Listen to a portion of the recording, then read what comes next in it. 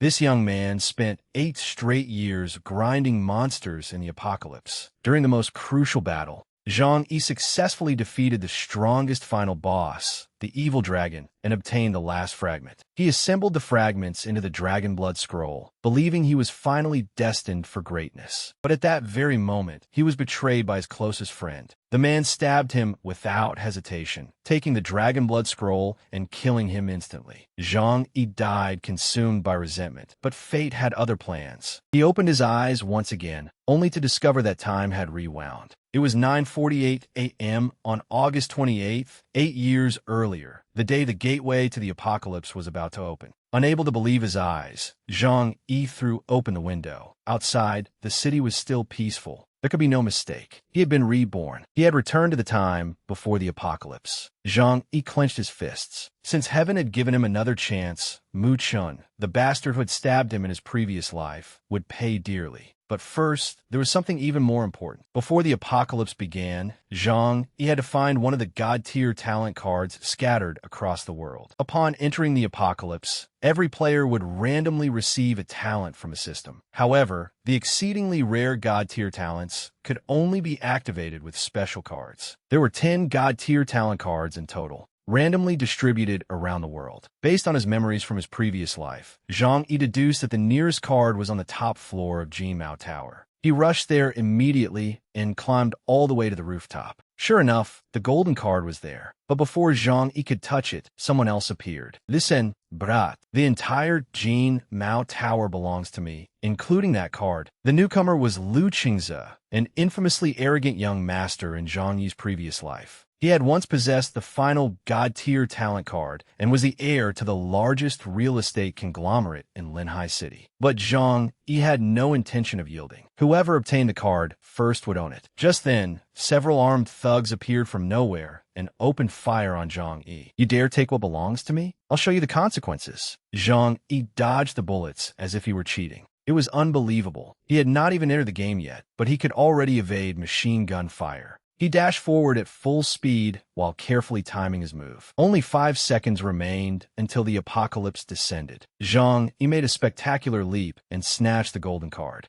Lu Qingze gritted his teeth, seized a gun from one of his men, and prepared to deal with Zhang Yi himself. Brat, don't even think about stealing my card. The bullet left the barrel. But Zhang Yi's luck held, just as the bullet came within inches of him. The apocalypse officially began, and the scene before him instantly transformed. A status window appeared before him. Do you wish to enter the apocalypse? Zhang immediately selected yes, and his body gradually vanished. At that very moment, countless others were entering alongside him. When Zhang Yi opened his eyes, a colossal altar stood before him, with his god-tier talent card floating above it. Zhang Yi was already familiar with this magnificent sight. He calmly walked forward and reached out to touch the card. A beautiful little sprite immediately appeared. Zhang Yi's player profile had been successfully registered. He was player number 8857. The little girl introduced herself as Zhang Yi's personal system sprite. The god-tier talent card had unlocked the ability Make It Mine. Its name sounded rather odd, but it was an extraordinarily powerful ability. It allowed its user to copy another player's talent, with a cooldown of 1 hour. The system sprite then presented Zhang Yi with 3 races to choose from: the Otherkin race, the Beast race, and the Human race. Zhang Yi considered his options. In his previous life, he had chosen the Human race because it granted 20% additional reputation, the most important resource in the apocalypse. Wait, you seem to be carrying something else. The system sprite reached toward Zhang Yi and pulled out something that stunned even him. It was the Dragon Blood Scroll, the treasure Mu Chun had stopped at nothing to obtain in his previous life. Despite dying and being reborn, it had remained in Zhang Yi's possession. When the system detected the Dragon Blood Scroll, a 4th option was unlocked: the Hidden Dragon race. Zhang Yi simulated WD. Everything had gone so smoothly from the very beginning that he could not tell whether it was a blessing or a curse. He stepped through the gate belonging to the Dragon race and began the true login process. Zhang Yi entered a waiting room known as a spawn point. Many other players were also completing their login procedures there. As expected, everything was exactly as he remembered. Everyone was excitedly marveling at how realistic this world felt. But not a single one of them knew that once they entered, no one would ever be able to leave. While waiting, Zhang Yi checked his profile. Apart from his talent and race, all his attributes remained at their base values: strength, intelligence, endurance, agility, and vitality.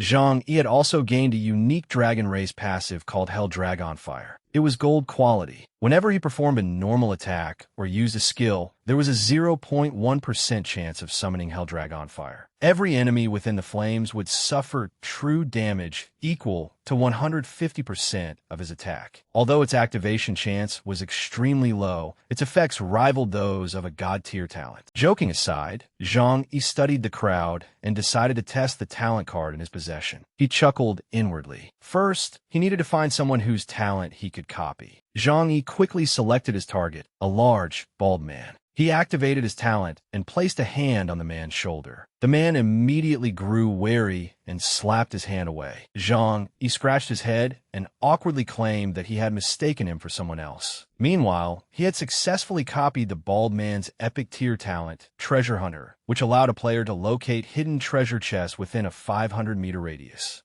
Zhang Yi grinned broadly. His luck was incredible. His first random choice had possessed an epic tier talent. At that moment, the spawn point opened. A voice came over the loudspeaker, welcoming all players to the apocalypse. Before the announcement even finished, the bald man impatiently moved toward the exit. Seeing this, Zhang Yi stepped forward to stop him. "Don't act rashly, buddy. It's dangerous outside." But the man refused to listen and mocked Zhang Yi for being a coward. After shoving him aside, the bald man charged outside. "Everyone, watch closely and learn from me." Unfortunately, no one wanted to imitate what happened next, because his leap carried him straight into a giant spider's mouth. The bald man died so quickly that no one had time to react. Then the system announced that he could not be resurrected. He was truly dead. Only then did the players at the spawn point begin to panic. Everything was unfolding exactly as it had in Zhang Yi's previous life. A new status window appeared before every player, displaying their first quest and information about Safe Zone number 886, District 8, known as Hope Town. Their main objective was to reach Hope Town, where their safety would be guaranteed. They had 4 hours to complete the quest. The reward was one resurrection opportunity, but failure meant permanent death, just like the bald man. The problem was that monsters surrounded the spawn point. These were all new players, and none of them knew how to defeat the creatures. Zhang Yi remained calmer than anyone else. He reached up and took down an emergency glass-breaking hammer. In his previous life, someone had desperately used this object as a weapon, only to discover that it was a disguised green-quality weapon. The discovery had made countless other players burn with envy. This time, Zhang Yi found it first. Sure enough, the moment he picked it up, the glass-breaking hammer transformed into a dagger. It had been forged from a meteorite found in the frozen wastes and was quite useful. At the same time, thanks to the treasure hunter talent he had copied from the bald man, Zhang Yi discovered another hidden treasure chest inside the spawn point and immediately pulled it out of its hiding place. Inside was a green-quality dragon's breath potion. With his new weapon in hand, Zhang Yi charged out to fight the monsters. The new players watched with both amazement and envy. "Look at the weapon in that guy's hand. It's green quality. He must be cheating." Several players began shouting, and everyone's attention turned toward Zhang Yi. However, they all believed the young man was merely courting death. Even if he possessed a legendary weapon, he was still only a new player. How could he possibly handle so many giant spiders? Moreover, the spiders were extremely ferocious. The gap in strength was considerable, forcing Zhang Yi to fight while retreating. When he finally found an opening, he pulled out the dragon's breath potion. Zhang Yi carefully timed his throw and hurled the uncorked potion into the giant spider's mouth. A massive blaze instantly erupted. Zhang Yi immediately gained 2 levels, 50 coins, and a health potion. Even he had not expected the dragon's breath potion to be so effective. It would be wonderful if he could find a few more. Meanwhile, the crowd at the spawn point erupted into chaos. After seeing Zhang Yi defeat the giant spider in one move, they became even more convinced that he was cheating. That kid must have an extraordinary background. Should we ask to join his party? Night had fallen. Following the map's directions, Zhang Yi began making his way toward Hope Town. Suddenly, he heard rapidly approaching footsteps. and immediately became vigilant. A man rushed over and grabbed him. "Please, save my daughter." A monster dragged her into the forest. Zhang Yi looked toward the forest. Many players had died there in his previous life, but it also concealed quite a few valuable treasures. Still, there was something strange about this man. Despite his suspicions, Zhang Yi followed him into the forest. However, the forest was enormous, and after turning around, Zhang Yi discovered that the man had disappeared. "Forget it. It's none of my business." He continued walking deeper into the forest, unaware that a pair of eyes was still watching him. Not long afterward, Zhang Yi found a little girl holding a lollipop. The kind-hearted Zhang Yi was about to lead the child out when a beautiful, seductive, purple-haired woman with a voluptuous figure appeared. But Zhang Yi was in no mood to admire her beauty. No matter how he looked at her, she was clearly an enemy. Even more suspiciously, the man who had asked for his help was standing behind her. "Well done. You brought me another victim." The purple-haired woman was clearly speaking to the man. Zhang Yi immediately realized that he had fallen into a trap. At that moment, the system issued him a new quest: rescue the child lost in the dark forest and escort her to Hope Town. The time limit was 1 hour. Success would reward him with a ring, while failure carried no penalty. Zhang Yi remembered that several parties exploring the dark forest in his previous life had triggered this hidden quest. Its rewards and experience had made countless players green with envy, so he had no intention of missing this opportunity. The moment Zhang Yi accepted the quest, the woman's body transformed. She was actually a spider demon. The child beside Zhang Yi screamed in terror at the woman's true form. He could only comfort her briefly before drawing the green-quality weapon he had just looted. Zhang Yi charged forward, but the spider demon was covered in armor. His physical attacks had no effect whatsoever, and the spider demon immediately retaliated. Zhang Yi barely managed to evade the attack. His system sprite warned him to abandon the quest. The spider demon, known as the Beauty Spider, was a level 20 boss. With his current strength, he could not defeat her. But running away was not Zhang Yi's style, and he wanted to save the child, so he stubbornly remained. Realizing she could not persuade him, the system sprite stopped trying. Abandoning the quest is the only way you can survive right now. I trust that you will make the best decision. Zhang Yi gritted his teeth. Don't decide my future so easily. Zhang Yi charged toward the spider demon again, and she prepared to meet him head-on. However, he had no intention of engaging her in close combat. Zhang Yi remembered seeing information on the World Channel in his previous life about a hidden treasure chest near this quest. After activating Treasure Hunter, Zhang Yi immediately spotted the hidden chest. He ignored the beauty spider's attacks and rushed toward it. She was surprised to discover that she was not his target. Before she could recover, Zhang Yi reached the treasure chest. "Congratulations! You have obtained the green-quality skill book, Chain Lightning." Zhang Yi grinned from ear to ear. As expected, he had obtained the hidden skill. Chain Lightning inflicted magical damage, which meant the spider demon's sturdy shell was no longer a problem. The beauty spider anxiously summoned a swarm of spiders. She wanted to tear Zhang Yi to pieces, while he hurriedly absorbed the skill book. After learning the skill, he immediately put into practice. Chain Lightning electrocuted the beauty spider and sent her convulsing to the ground. The battle ended even faster than expected. Zhang Yi received a new epic tier weapon,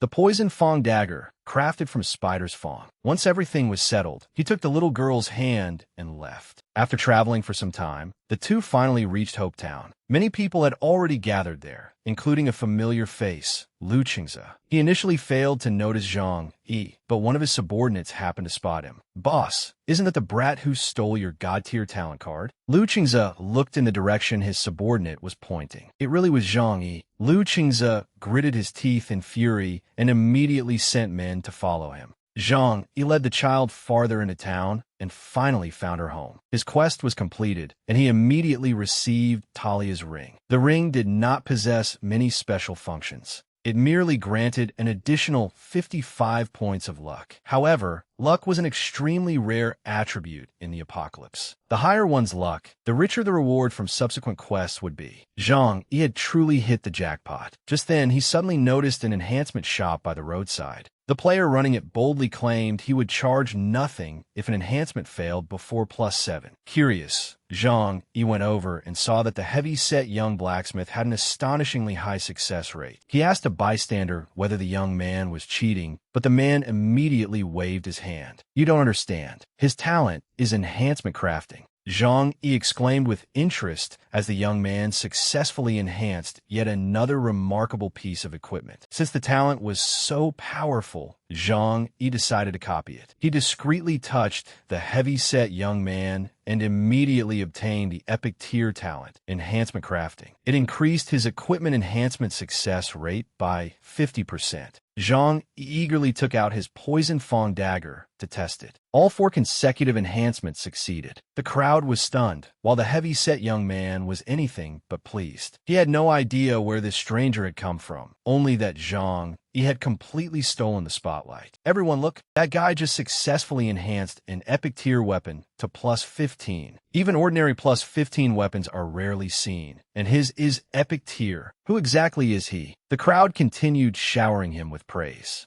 Suddenly, Zhang Yi's ears began ringing and his vision went dark. The system sprite had to warn him that his stamina was nearly depleted. Zhang Yi had no choice but to rest at the tavern ahead. Once he recovered, he could continue leveling. Zhang Yi went to the nearest tavern and rented a room. Everyone in the tavern was discussing the latest news from the World Channel. "Have you heard? Someone completed a hidden quest in the Dark Forest. They say he even has an epic tier weapon." Zhang Yi knew they were talking about him, but he did not let it go to his head. Luck might be a form of strength, but he was determined to rise through his own abilities. Lying lazily in his room, Zhang Yi planned to reach level 20 as quickly as possible and advance his class. He could choose from 7 classes: Knight, Warrior, Assassin, Mage, Archer, Cleric, and Beast Tamer. Only then could he learn even more powerful skills. When he met Mu Chun again, he would make that traitor pay dearly. The next morning, Zhang Yi went out for a walk, but he kept feeling as though someone was following him. "Stop sneaking around. Come out." As soon as he finished speaking, the stalker appeared. It was none other than Lu Qingze, who had come with a heart full of hatred. He had also brought many subordinates, clearly intending to reclaim the God tier talent card. Zhang Yi was forcibly placed in PK mode. This suited him perfectly, as he wanted to test the chain lightning skill he had just learned. He confidently activated the skill, but no lightning appeared. The system warned him that he had been silenced, preventing him from using any skills. A triumphant expression appeared on Lu Qingze's face. The silence effect lasted 2 full minutes, so he believed victory was already his. A burly warrior charged forward and attacked first. However, his attack felt like a mosquito trying to bite through steel. "What's happening? We can't even make him bleed. His equipment is too powerful. We don't deal enough damage to hurt him." Lu Qingze gritted his teeth and cursed his subordinates for being useless. He then drew his weapon, intending to attack personally. Zhang Yi recognized it at a glance as a green quality bow.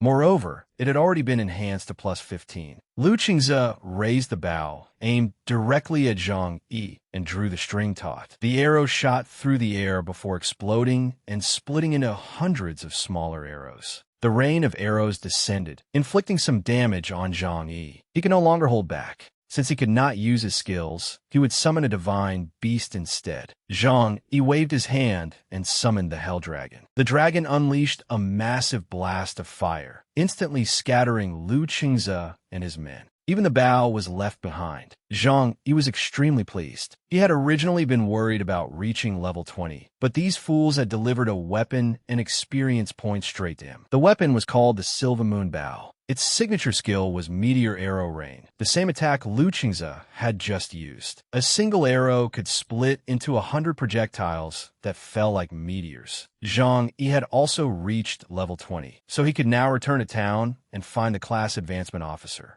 When Zhang Yi returned to Hope Town, Lu Qingze and his men were sitting dejectedly by the resurrection fountain. Players with remaining resurrection attempts would automatically revive at the nearest resurrection fountain after death. Carrying the Silver Moon Bow, Zhang Yi swaggered over and thanked Lu Qingze with an extremely smug expression. This infuriated Lu Qingze. "Just you wait, brat. One day, I'll make you pay twice over." Zhang Yi treated Lu Qingze's curses like dogs barking in his ears and paid them no attention. He headed straight for the class advancement officer. I want to unlock class advancement. Once his level had been confirmed, the class advancement hall immediately opened, and Zhang Yi stepped inside. Although he was not a Libra, choosing among the 7 classes still gave him difficulty. Beast Tamer was the least popular class among players. Although Beast Tamers could summon creatures to fight and absorb damage for them, raising those creatures was no easy task. From the moment they began raising a creature, Beast Tamers had to devote their own resources to it. Resources were always scarce in the apocalypse, leaving many Beast Tamers unable to develop further during the later stages. In the end, they would fall behind and be eliminated by other players. At present, only knights and beast tamers could cooperate with the dragon race. Zhang Yi felt that knight was also a decent choice, but the class was far too inconsistent. In his former life, many knights suffered crushing defeats whenever they lost a duel in the later stages. Beast tamers were different. Others might not be suited to the class, but Zhang Yi possessed a god-tier talent, and his resource-gathering speed was 10 times that of ordinary players. Later in the apocalypse, he could also use his dragon race identity to obtain a powerful dragon companion, creating a well-rounded team with healing, defense, and damage. With that thought, Zhang Yi walked toward the man representing the Beast Tamer class.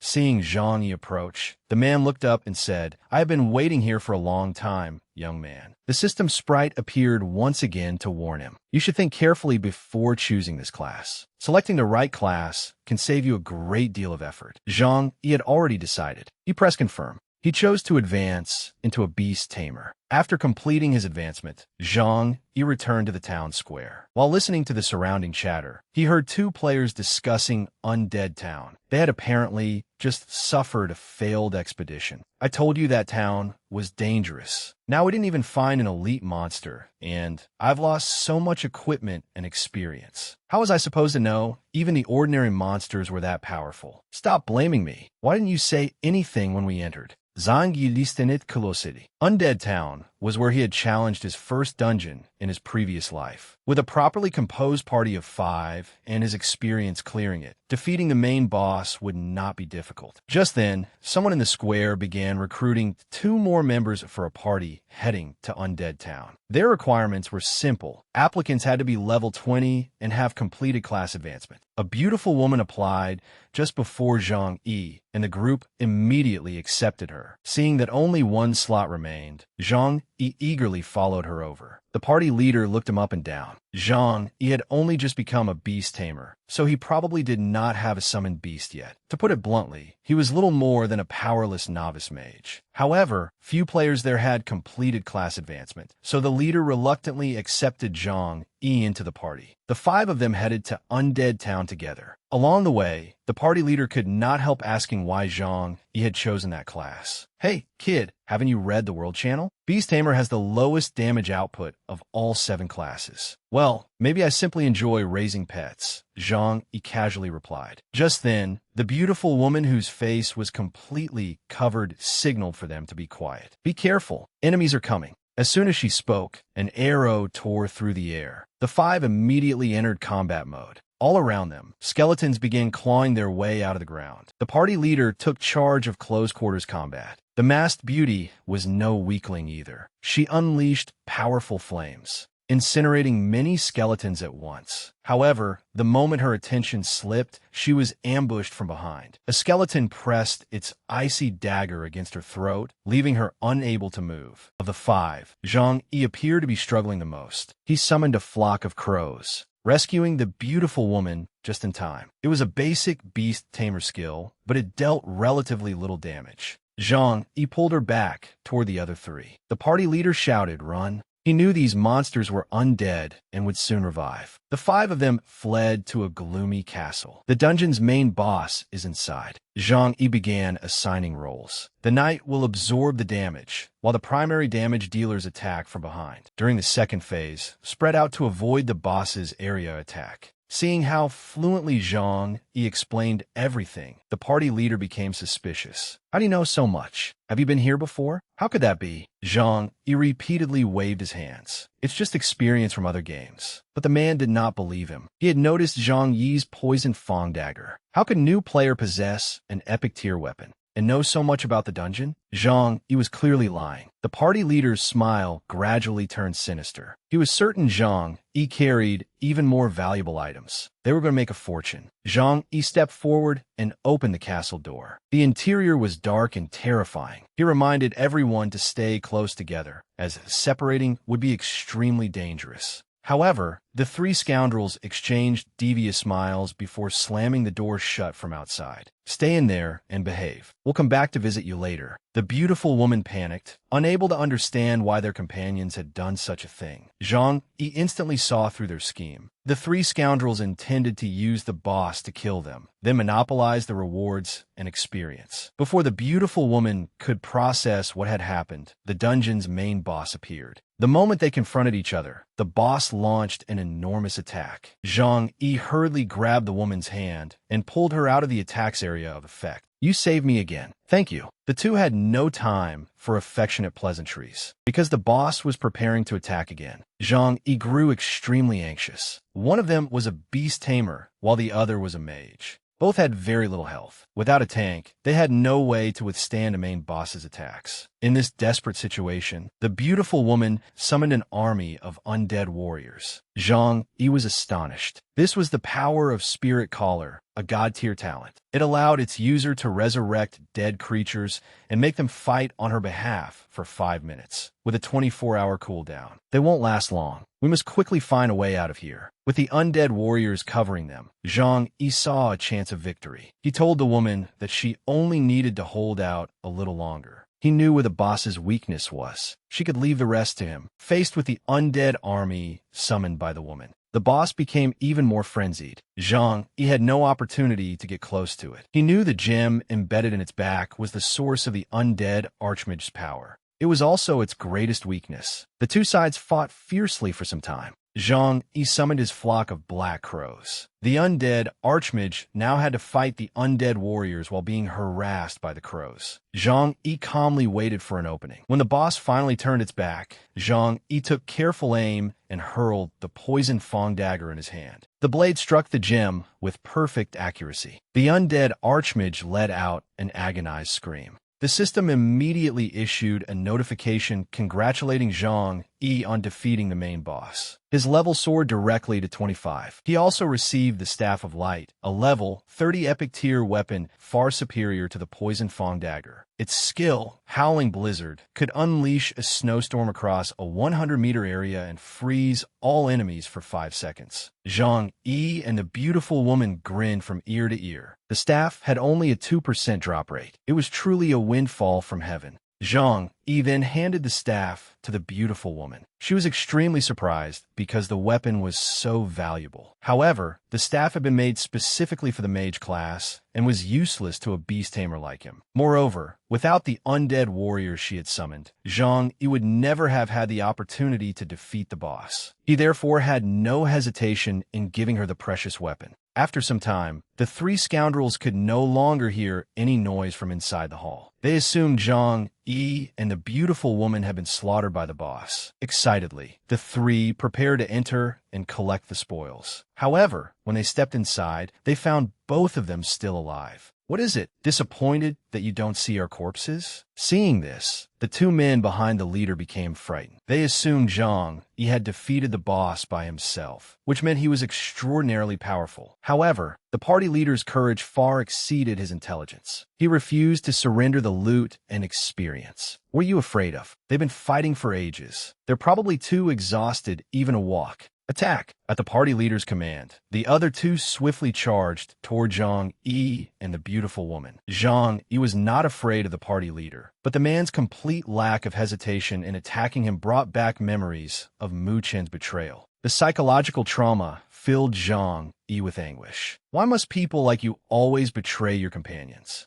Zhang Yi took the beautiful woman's hand and successfully copied her god-tier talent, Spirit Caller. Without hesitation, he summoned the undead archmage. Under Zhang Yi's control, the ferocious boss charged toward the three traitors. Before they could react, their bodies were frozen solid and then shattered. Such was the painful end awaiting those three greedy fools. Worse still, they had no resurrection chances left. In other words, they were dead for good. The threat had finally been eliminated, but Zhang Yi passed out from sheer exhaustion. While unconscious, he seemed to see his father. It was a memory from when Zhang Yi was very young and had already displayed extraordinary gaming talent. His father promised to give him a new game once he surpassed him in the rankings. Unfortunately, Zhang Yi was now trapped in the apocalypse. He might never get to play the new game his father had promised him. When Zhang Yi finally awoke, he was back in his room at the tavern. A letter and a ring had been left on the table by the beautiful woman. "Thank you for saving me when I was in danger. By the time you read this letter, I will have left to search for my brother. This storage ring contains the equipment taken from those three men. You may need it someday. I believe that if fate permits, we will meet again." Han Yeru. Her name was as lovely as she was. Zhang Yi gripped the ring tightly and examined its contents. Those three bastards had stolen plenty of equipment from other players, and not a single item inside was a duplicate. His equipment problem was now solved. All Zhang Yi still needed was a beast. He opened the map. According to his memories, the fog to the north concealed the Dragon Emperor's tomb, the only dungeon below level 40 where beasts could drop. But the dungeon would not be easy to clear. This time, he needed to choose his teammates carefully. Running into more bastards like the previous three would cause serious trouble. However, that was easier said than done. The next day,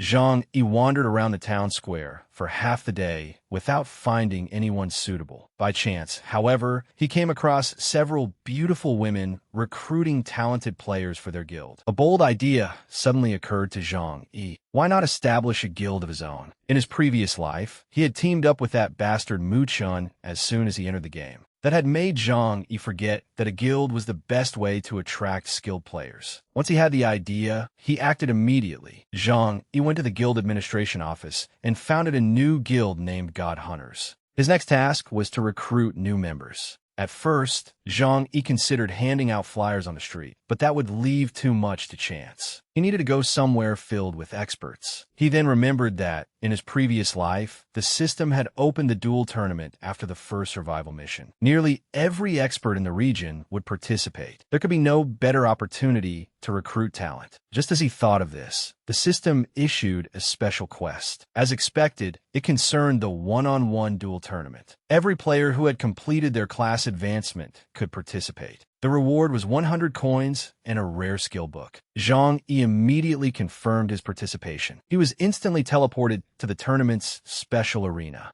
Zhang Yi looked around from the spectator stands. It seemed he had slept for quite a while. The other players had reached an average of level 30, while he was still only level 25. He would never make it far at this rate. He first needed to find a way to level up quickly. Go, get him! The commotion nearby attracted Zhang Yi's attention. A duel was taking place between a mage and an assassin. The assassin appeared to have the advantage because the mage had not moved at all since entering the arena. But just as the assassin prepared to deliver the finishing blow, his body froze and hung suspended in midair. My God, where did that guy get an epic tier skill? The assassin had been restrained by the mage's shadow imprisonment. It allowed the user to immobilize an enemy and inflict dark damage. The duration and damage increased with the skill's level. The assassin struggled helplessly in midair, but he refused to lose. He even offered the mage a deal worth 1 million yuan. If the mage surrendered, he would transfer the money into his account as soon as they escaped the apocalypse. 1 million was no small amount, but the mage merely smiled bitterly. Back then, if he had possessed 1 million yuan, his company could have remained afloat instead of going bankrupt. His family would not have been torn apart, nor would he have been driven to the brink of taking his own life. But now, whether it was 1 million or 2 million, money had lost all meaning. They had entered the apocalypse. He no longer wanted to lose, and he certainly would not surrender to someone weaker than himself. I will never let my life end in failure again.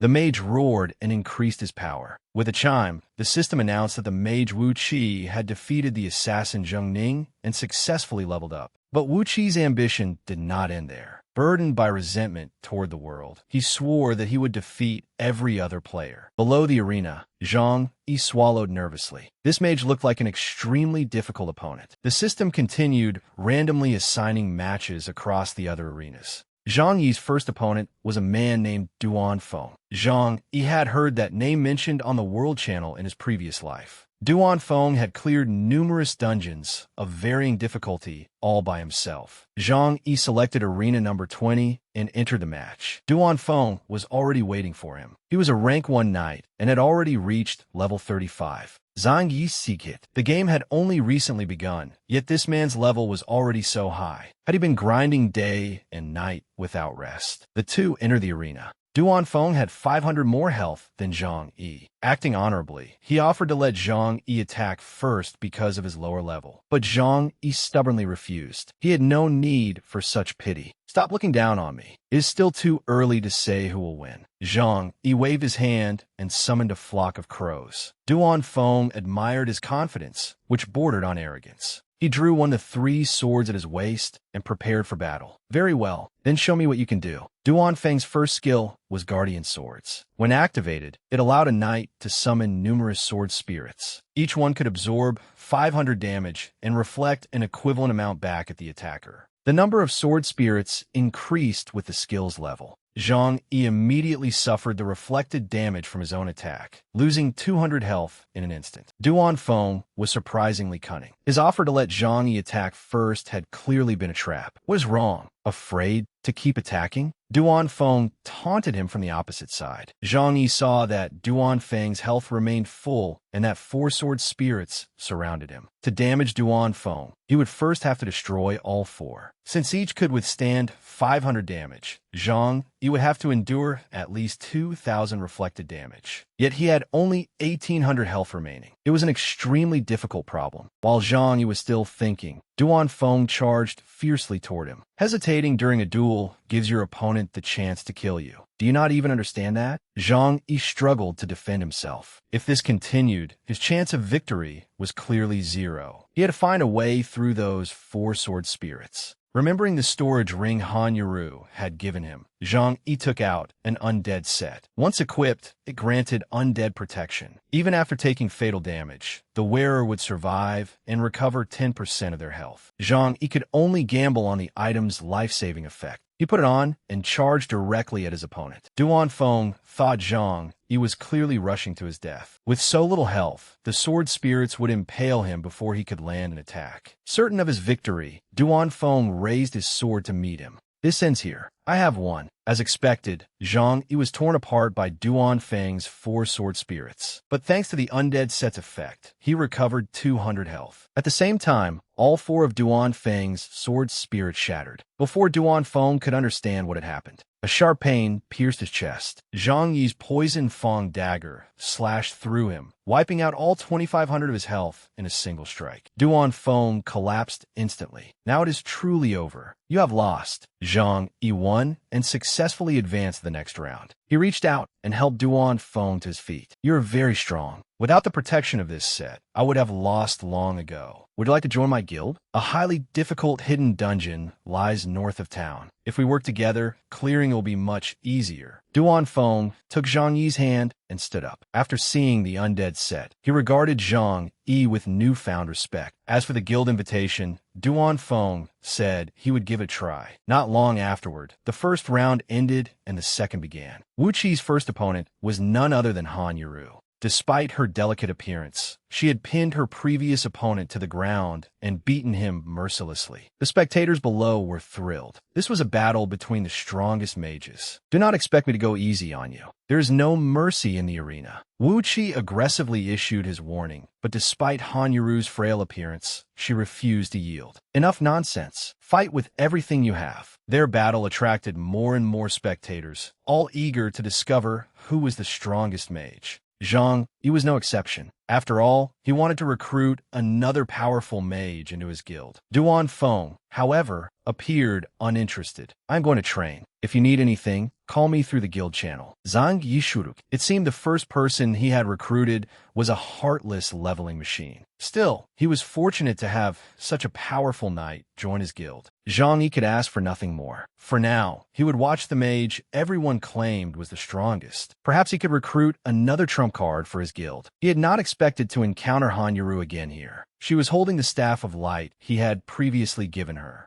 Her presence was several times more imposing than when they had last met. "That is an excellent staff, but it will belong to me soon." Wu Qi's arrogant confidence infuriated Han Yuru. She confidently opened the battle with Meteorite Rain. Upon activating the skill, Han Yuru summoned countless blazing rocks that rained from the sky. Each inflicted 500 damage and could set the target ablaze. The spectators exclaimed in amazement. "My God, that female mage is incredible. No way. Is Wu Qi already finished? Why is he not fighting back? I expected an exciting match, but this is boring. What a waste of time." Zhang Yi held his breath as he studied the battle. Han Yuru clearly appeared to have the advantage, yet for some reason, he had an ominous feeling. Sure enough, a massive explosion suddenly erupted in the arena. Zhang Yi stayed in confusion. Both fighters had vanished from the arena. He was too astonished to speak. What skill had Wu Qi used? Even Zhang Yi had never seen it in his previous life. When the two finally reappeared, Han Yuru lay defeated at Wu Qi's feet. He held her staff in his hand and admired it with satisfaction.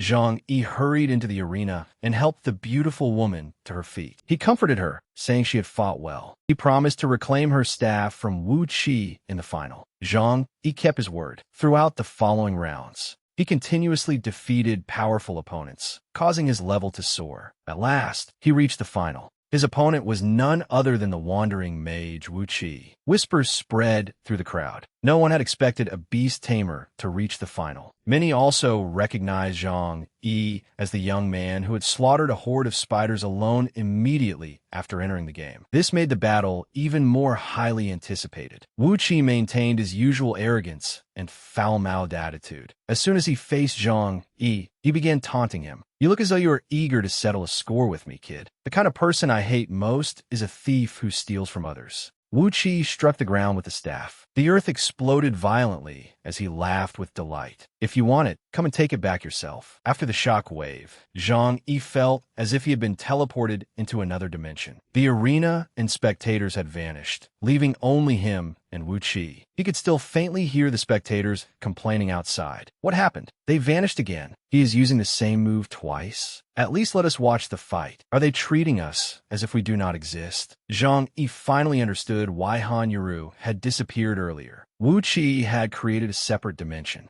This was Wu Qi's legendary tier talent, the Isolated Realm. Upon activation, it created a separate dimension that swallowed the opponent for 5 minutes. Within it, the creator's damage increased by 30%. "You cannot defeat me in this realm," Wu Qi declared confidently. Dying here consumed resurrection chances just as it did outside. Even after resurrecting, the victim would return to the same realm and remain trapped. Zhang Yi tried to gain the initiative and attacked first, but he had no chance of getting close to Wu Qi. Therefore, he could not copy his talent. Han Yuru's Spirit Collar was also useless in this realm. After evading Zhang Yi's attacks for a while, Wu Qi snorted coldly and mocked him for his foolishness. "You refuse the easy way, so now you will suffer." He then attacked with a dark arrow, instantly inflicting 700 damage. Zhang Yi gritted his teeth. His opponent had used only a basic spell, yet it had wiped out 1/3 of his health. At this rate, he would die after 2 more hits. But at that moment, Zhang Yi had a bold idea. If he died in this realm, he would resurrect here as well. Under Wu Qi's astonished gaze, Zhang Yi turned the dagger around and stabbed himself. Zhang Yi had 1 resurrection remaining, so he immediately returned to life. His bold plan was to use Spirit Collar to summon the body he had just lost. "Are you playing games with me?" Wu Qi exclaimed in shock. "Playing games? Even if it costs me a resurrection chance, I will not let you off." There were now 2 Zhang Yis, and he also summoned another large flock of crows. They disrupted Wu Qi's attacks. Even if he had 3 heads and 6 arms, he could not deal with them all. As time passed, Wu Qi's realm approached its limit, making him increasingly desperate. Wu Qi was beaten to his knees, but he had not yet lost. While Zhang Yi was distracted, Wu Qi summoned a black sword and tried to stab him from behind. Fortunately, the undead duplicate Zhang Yi had summoned with Spirit Collar blocked the attack. Although the duplicate vanished, Wu Qi was nearly out of health. The sneak attack infuriated Zhang Yi even further, and his fists showed no mercy. He beat Wu Qi so badly that the mage screamed for his parents. The realm finally reached its time limit and shattered, but the battle had already been decided. Before the spectators could witness anything, they learned that Wu Qi had been defeated. Everyone believed he deserved that outcome. After all, he had arrogantly stolen a young woman's weapon earlier. Amid the crowd's cheers, Zhang Yi became the champion of the first duel tournament. They had also shattered the prejudice that beast tamers were inherently weak. Zhang Yi had kept his word and reclaimed the Staff of Light for Han Yuru, deeply moving her. His reward for the quest was a treasure chest. It contained a random level 35 epic tier item. His level 20 Poison Fang dagger was no longer powerful enough, so Zhang Yi eagerly opened the chest, only to receive a sword combining fire and ice. With such an excellent weapon, sacrificing one resurrection opportunity had not been a waste after all. Zhang Yi cast a contemptuous glance at Wu Qi, who lay unconscious on the ground. Do not think the apocalypse gives you the right to do whatever you want. I suggest you become a decent person from now on. Zhang Yi stepped down from the arena and was immediately surrounded by a crowd. He returned the staff to Han Yuru and invited her to join his guild. Since she was searching for her brother, having guild members help her would likely make the search faster. Naturally, Han Yuru did not refuse. However, immediately afterward, requests to join Zhang Yi's guild began skyrocketing. Everyone wanted the protection of a powerful guild leader like him. Faced with that situation, Zhang Yi could only grab Han Yuru's hand and flee. This was the first time so many people had chased him. Anyone unaware of the circumstances might have thought they were debt collectors. As for the guild, Zhang Yi felt that he should not recruit people indiscriminately. He still lacked a dedicated healer, but with himself, Duan Feng, and Han Yuru, they should have enough strength to clear the Dragon Emperor's tomb. While he was lost in thought, a man appeared beside them without warning. Zhang Yi's vigilance instantly reached its peak. He stepped in front of Han Yuru, bristling like a protective mother hen. "Who are you? What do you want?" "Azure Dragon, why are you here? Where's my brother?" Han Yuru suddenly exclaimed from behind him, her voice filled with surprise. Zhang Yi immediately felt like an idiot. It turned out this man was an acquaintance of Han Yuru. Before her brother left on business, he had instructed Azure Dragon to protect his younger sister. For that reason, Azure Dragon followed them to the Dragon Emperor's tomb dungeon. When the three arrived at the dungeon entrance, Duan Feng was already waiting. "Not bad. We have only been apart for a short while, yet you won the championship and recruited 2 powerful teammates." Duan Feng clicked his tongue in admiration. "You seem to be in a good mood. You even leveled up again." Zhang Yi praised him in return, and the two began trading compliments shamelessly. Their 4-person party was successfully formed, and they entered the dungeon together. None of them knew that a stranger was monitoring their every move. They were about to enter the dungeon. "Inform the boss that he can come now." The 4 of them proceeded inside. 2 rows of meticulously carved soldier statues lined the first corridor. They looked almost lifelike, but after observing them for a while, Han Yuru sensed that something was wrong. The eyes hidden behind the soldiers' helmets seemed to be glowing. Before she could voice her suspicions, the stone and dirt covering the statues began falling away on their own. Zhang Yi immediately signaled his companions to retreat. It was now obvious that both rows of soldiers were monsters. As a knight, Duan Feng took the front line in battle.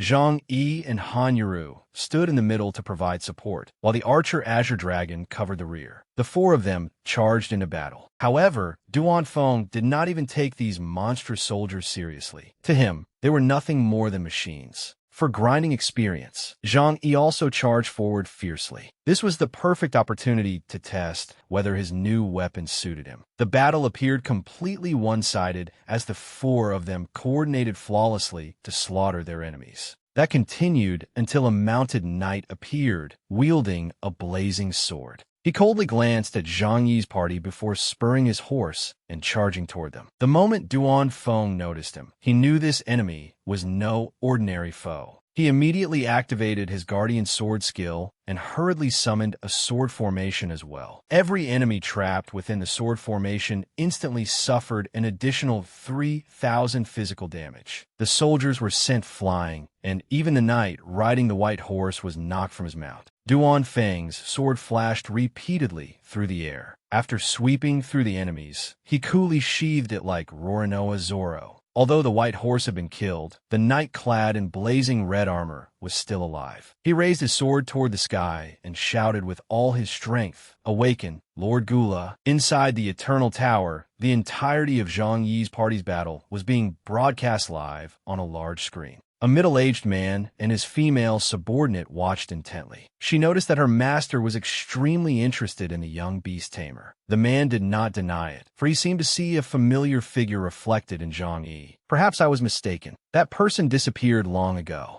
Years ago, this very man had pushed that person into a bottomless abyss, allowing the flames to consume him and deny his soul any chance of peace. If my guess is correct, that person was Zhang Yi's father. Seeing Zhang Yi's party progress so smoothly through the dungeon, the man gave a devious smile. "It seems I need to make things a little more difficult for you." After the man interfered, the dungeon truly became more difficult. Summoned by the red-armored knight, Dragon Emperor Gula appeared. Moreover, it absorbed the strength of its fallen subordinates and evolved into a level 2 Dragon Emperor. Zhang Yi had never encountered this in his previous life, but danger always came with opportunity. If they defeated this level 2 Dragon Emperor, the monster egg it dropped would surely be even rarer. Defeating it, however, was another matter entirely. Under the Mad Dragon's relentless attacks, all 4 party members rapidly lost health. Azure Dragon realized that none of them would survive if this continued. Zhang Yi immediately ordered everyone to scatter and run in different directions to evade the Dragon Emperor's attacks. He then borrowed Duan Feng's Guardian Sword to withstand the Mad Dragon. As expected of the boss of such a difficult dungeon, it continuously breathed fire.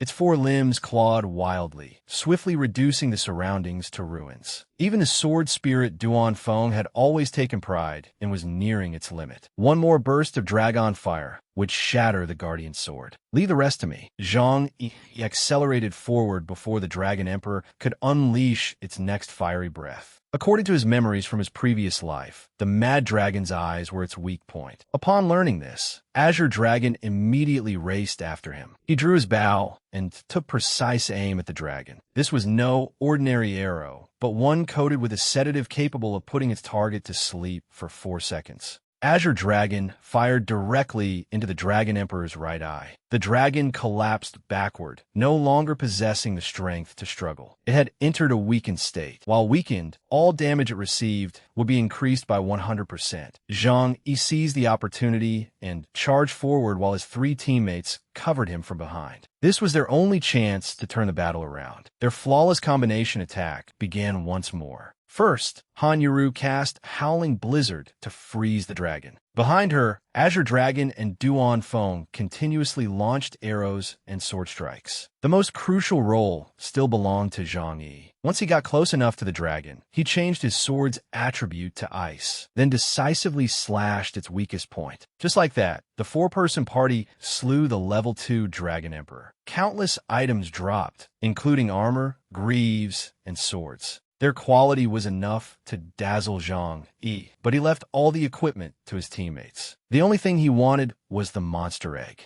While everyone was excitedly looting the items, a group of strangers suddenly charged into the castle. The moment they appeared, they launched a rapid attack on Zhang Yi. "Watch out!" Azure Dragon shouted before rushing forward and shielding Zhang Yi with his own body. Duan Feng and Han Yuru quickly closed in, but Azure Dragon had already suffered a fatal wound. Zhang Yi remained stunned, unable to understand what had happened. Where had these people come from? Why had they attacked? And why had Azure Dragon taken the blow for him? "You once saved the young lady's life. I have now repaid that debt on her behalf." Azure Dragon's body gradually faded away. Since he still had a resurrection opportunity, opportunity, he would return to the fountain in Hopetown. Before disappearing completely, Azure Dragon warned Zhang Yi that if he dared let Han Yuru get hurt, he would never forgive him. Zhang Yi gritted his teeth as fury surged through him. He had just finished killing a dragon and had not even collected all the loot before being ambushed. "Who are you? Why did you attack us?" Zhang Yi roared, drawing his sword and preparing to fight. The strangers all revealed equally treacherous smiles. "Zhang Yi, I told you that one day I would make you pay double. Today is the day you settle your debt." Zhang Yi had wondered who it was, but it turned out to be an old acquaintance. Young Master Lu had come to settle the score. "Lu Qingze, you again?" Zhang Yi felt sick merely looking at him. Duan Feng placed a hand on his sword, but Zhang Yi stopped him. This was his personal grudge, and he wanted to settle it himself. Before that, however, he had something to do. Zhang Yi cut open his palm, then dripped his fresh blood onto the monster egg. A majestic aura immediately emerged. Zhang Yi could clearly sense that this was a dragon race egg. It seemed his luck had not run out. Dragons were the rarest type of monster in the entire apocalypse. Zhang Yi did not dare delay any longer. Using his blood as a medium, he immediately formed a contract with the monster, still inside the egg. Once the contract was established, the eggshell began to crack. A tiny dragon emerged. Its trembling little body looked utterly harmless. Zhang Yi, Duan Feng, and Han Yuru all stared blankly at it. "Are all beast tamers monsters this harmless looking?" Duan Feng asked doubtfully. After 2 seconds of stunned silence, Lu Qingze burst out laughing. Looking at the little dragon, which resembled a toy, he felt he could crush it with one hand. The dragon might have been small, but it still had its pride. Being mocked immediately after birth caused its fury to erupt. Lu Qingze continued laughing and ridiculing Zhang Yi's supposedly useless monster. In response, the baby dragon opened its mouth and spewed a massive torrent of flame. Several of Lu Qingze's subordinates were instantly incinerated, leaving only him and one other survivor. The two of them immediately fled together. Even Zhang Yi could not believe that such a harmless-looking monster possessed such overwhelming offensive power. He picked it up, placed it on his shoulder, and turned to Duan Feng and the others. "It is over. Let's head back." Unfortunately, their leader had escaped. Who exactly were those people? Han Yuru could not contain her curiosity. Zhang Yi was already very familiar with Lu Qingze, but the men he had brought were undeniably strange. They all wore bizarre clothing resembling that of the otherkin race. Zhang Yi did not know how Lu Qingze had brought them there, nor did he understand the meaning of the strange marks on their bodies. The three of them returned to Hopetown together. Azure Dragon was already waiting for them. He became extremely excited upon seeing that Zhang Yi had brought back a little one. Azure Dragon tried to pet it as though patting a dog's head. But the little dragon had a fierce temperament. It immediately bristled and prepared to breathe fire again. At that moment, the system issued a new warning. Because players from Zone 886 have slain Dragon Emperor of Greed Gula in the hidden dungeon within the Dragon Emperor's tomb, Gula's comrade, the world boss Golden Skeleton General, will arrive at Hopetown ahead of schedule. All players in Zone 886, please prepare for battle.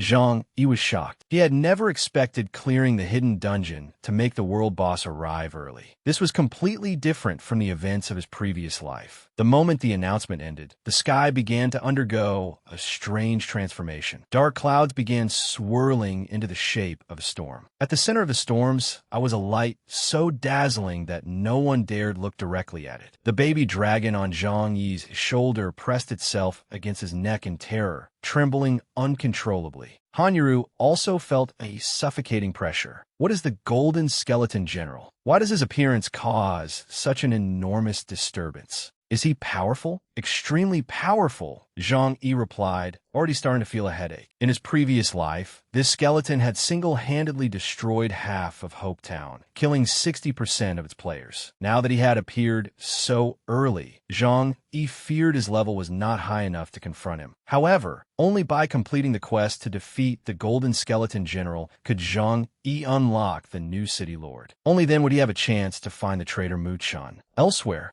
Another mysterious figure made his appearance. He seemed to be either a wealthy heir or someone with immense authority. His subordinates had brought him 2 monster eggs, but he was displeased because one was missing. They did not dare conceal the truth. So they reported that a beast tamer from Zone 886 had slain the Dragon Emperor before them, taken the final monster egg, and formed a contract with a black dragon that hatched from it. The mysterious figure smiled sinisterly after hearing this. Zone 886? How interesting. Very well. All of you may leave. With that, he carried the 2 monster eggs into his room. Astonishingly, countless other monster eggs had been arranged neatly throughout the chamber. The Golden Skeleton General made an extraordinarily dramatic entrance. He was, in fact, a gigantic skeleton. The Skeleton General and Gula had been close friends, and he had come today to avenge his fallen companion. Countless fireballs fell like meteors around him, and lower-level undead creatures emerged wherever they struck the ground. The situation rapidly descended into chaos. The players in Hopetown were terrified. The Skeleton General was a level 50 world boss. Having him appear at such an early stage of the game was practically a death sentence. However, danger always came with opportunity. If they defeated the Skeleton General, their levels would soar, and they could collect countless pieces of top-grade equipment. Following his dramatic debut, the system officially distributed the quest information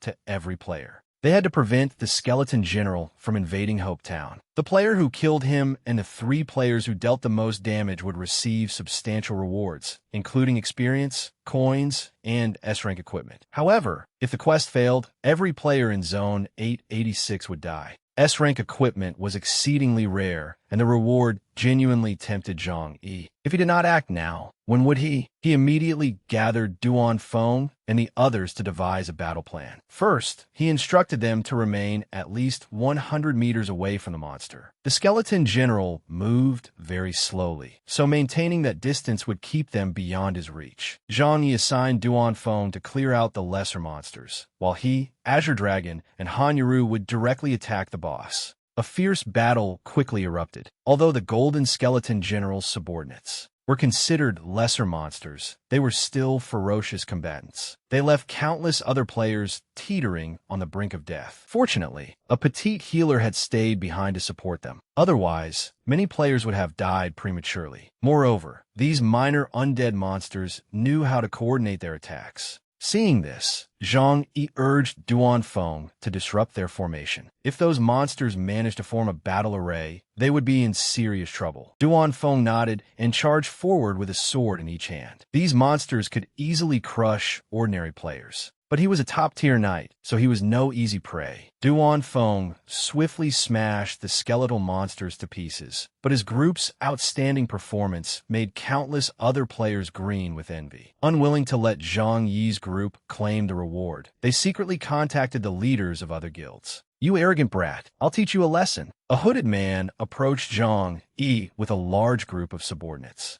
Although Zhang Yi was busy fighting monsters, he sensed that someone behind him was plotting something. Before he could react, however, he was ambushed. When he turned around, he saw those bastards lined up in 5 orderly rows. They clearly intended to overwhelm Zhang Yi with sheer numbers and force him to abandon the Golden Skeleton. "Idiot, do you really think you could defeat the Golden Skeleton by yourself? You're not helping at all. You're only getting in our way." The leading man mocked, treating Zhang Yi as if he were nothing. Zhang Yi had no idea where these people had come from or which guild they belonged to, but he had no time to argue with them. If you want the reward, rely on your own strength. Isn't the boss standing right in front of you? He had planned not to argue, but he simply could not keep his sharp tongue in check. The skeleton, standing nearby, found the humans bickering extremely irritating. In its eyes, every creature labeled human was a fool unworthy of life. It let out a long, savage laugh and raised its weapon. "Since you are so eager to be reincarnated, allow me to send you on your way." The Golden Skeleton immediately brought its weapon crashing down. Heaven and earth seemed to shake, and the low-level players were blasted away. Zhang Yi realized he had wasted far too much time arguing with those strangers. He hurried back into battle, but he was no longer alone. At some point, the petite healer had begun fighting alongside him. I noticed your party was missing a healer, so I stayed. I think I can help you. Zhang Yi stared in surprise for a few seconds before thanking her. In the next instant, Azure Dragon's terrified scream nearly startled Zhang Yi into logging out. Han Yuru's left leg had become trapped. Meanwhile, the skeleton wielding the enormous sword was slowly approaching. If Han Yuru could not maintain a safe distance from it, she would undoubtedly die. Seeing the beautiful woman on the brink of death, Zhang Yi's face instantly turned pale. The skeleton had drawn extremely close, and Han Yuru was already within its attack range. Stop struggling, insignificant human. Death is now your only destination. It raised its sword, just when the enormous blade seemed certain to cleave Han Yuru's slender body in two. Someone saved her at the critical moment. This time, the hero saving the beauty was not Zhang Yi, but another refined man who was even more handsome than him. Yuru, get some rest. Leave the rest to me. No one knew what relationship they shared, but the man addressed Han Yuru with great familiarity. The skeleton froze momentarily before bursting into laughter. Another reckless brat has come to throw his life away. It had not even used a third of its strength so far, so it naturally did not take the man before it seriously. The man, however, showed no fear. He even wanted the skeleton to unleash its full power. He wanted to see just how powerful a so-called world boss truly was. Gripping his massive blade tightly, the man crouched and shot through the air. His blade moved like lightning, repeatedly slicing across the skeleton's body as though he intended to fillet the monster. Unfortunately, it was nothing but dry bones and had no flesh to carve. That dazzling blade dance stripped 50,000 HP from the golden skeleton, but the extraordinarily durable creature still had another 150,000 HP remaining. Seeing that the man's full technique had removed only a quarter of its health bar, the skeleton laughed smugly. To it, the barrage of slashes had felt like nothing more than a light scratch. The monster's hearty laughter only further ignited the man's fighting spirit. Do not get confident too soon. That was only my warm-up. He then tore off his elegant suit, revealing a muscular body. I offer my blood in exchange. Grant me even greater power. The man entered Berserker form, a special combat state available to the warrior class. Once activated, it consumed 1% of his HP every second while increasing his strength by 10%.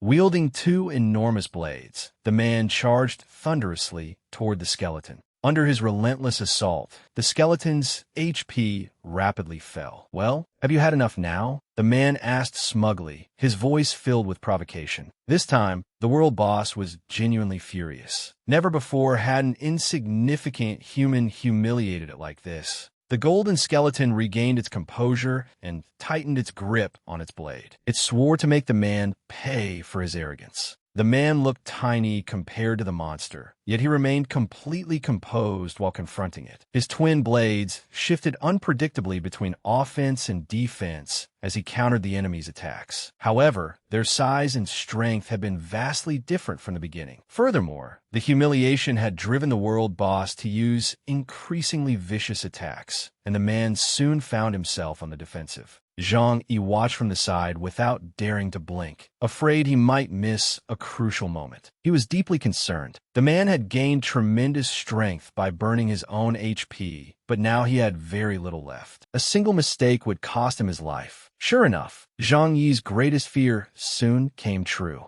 The golden skeleton gathered all its strength and unleashed a critical blow. The man's HP plummeted instantly. It quickly dropped to 1. Strangely, however, not only did he remain alive, but his vitality and imposing aura remained undiminished. Keep going. Damage this pathetic is barely an inch. I can take plenty more. The man continued attacking his opponent with his sharp tongue, successfully driving the skeleton into a frenzy. The fact that he could remain alive was clearly related to his talent. The man also possessed a god-tier talent card, from which he had obtained Undying Body. Its user could become invincible for 60 seconds, gaining immunity to all damage while it was active. Its cooldown was 24 hours. The skeleton refused to believe it could lose to a human. Its blade swung wildly. An ordinary person would have been reduced to minced flesh long ago, yet the man remained standing as firmly as a mountain. Even Zhang Yi was beginning to fear him. This ability was absurdly powerful, allowing him to withstand the golden skeleton's attacks all by himself. The man simply allowed the skeleton to continue attacking him, waiting until the monster had exhausted all its strength. Only when the skeleton was panting from exhaustion did a cunning smile appear on the man's face. Now, it is my turn to strike back. He joined his two blades together, transforming them into one massive saber. Moving as lightly and nimbly as a swallow, he surged forward and slashed fiercely through the skeleton's enormous body. He then left berserker form and returned to his usual refined appearance. Zhang Yi knew the battle had finally been decided.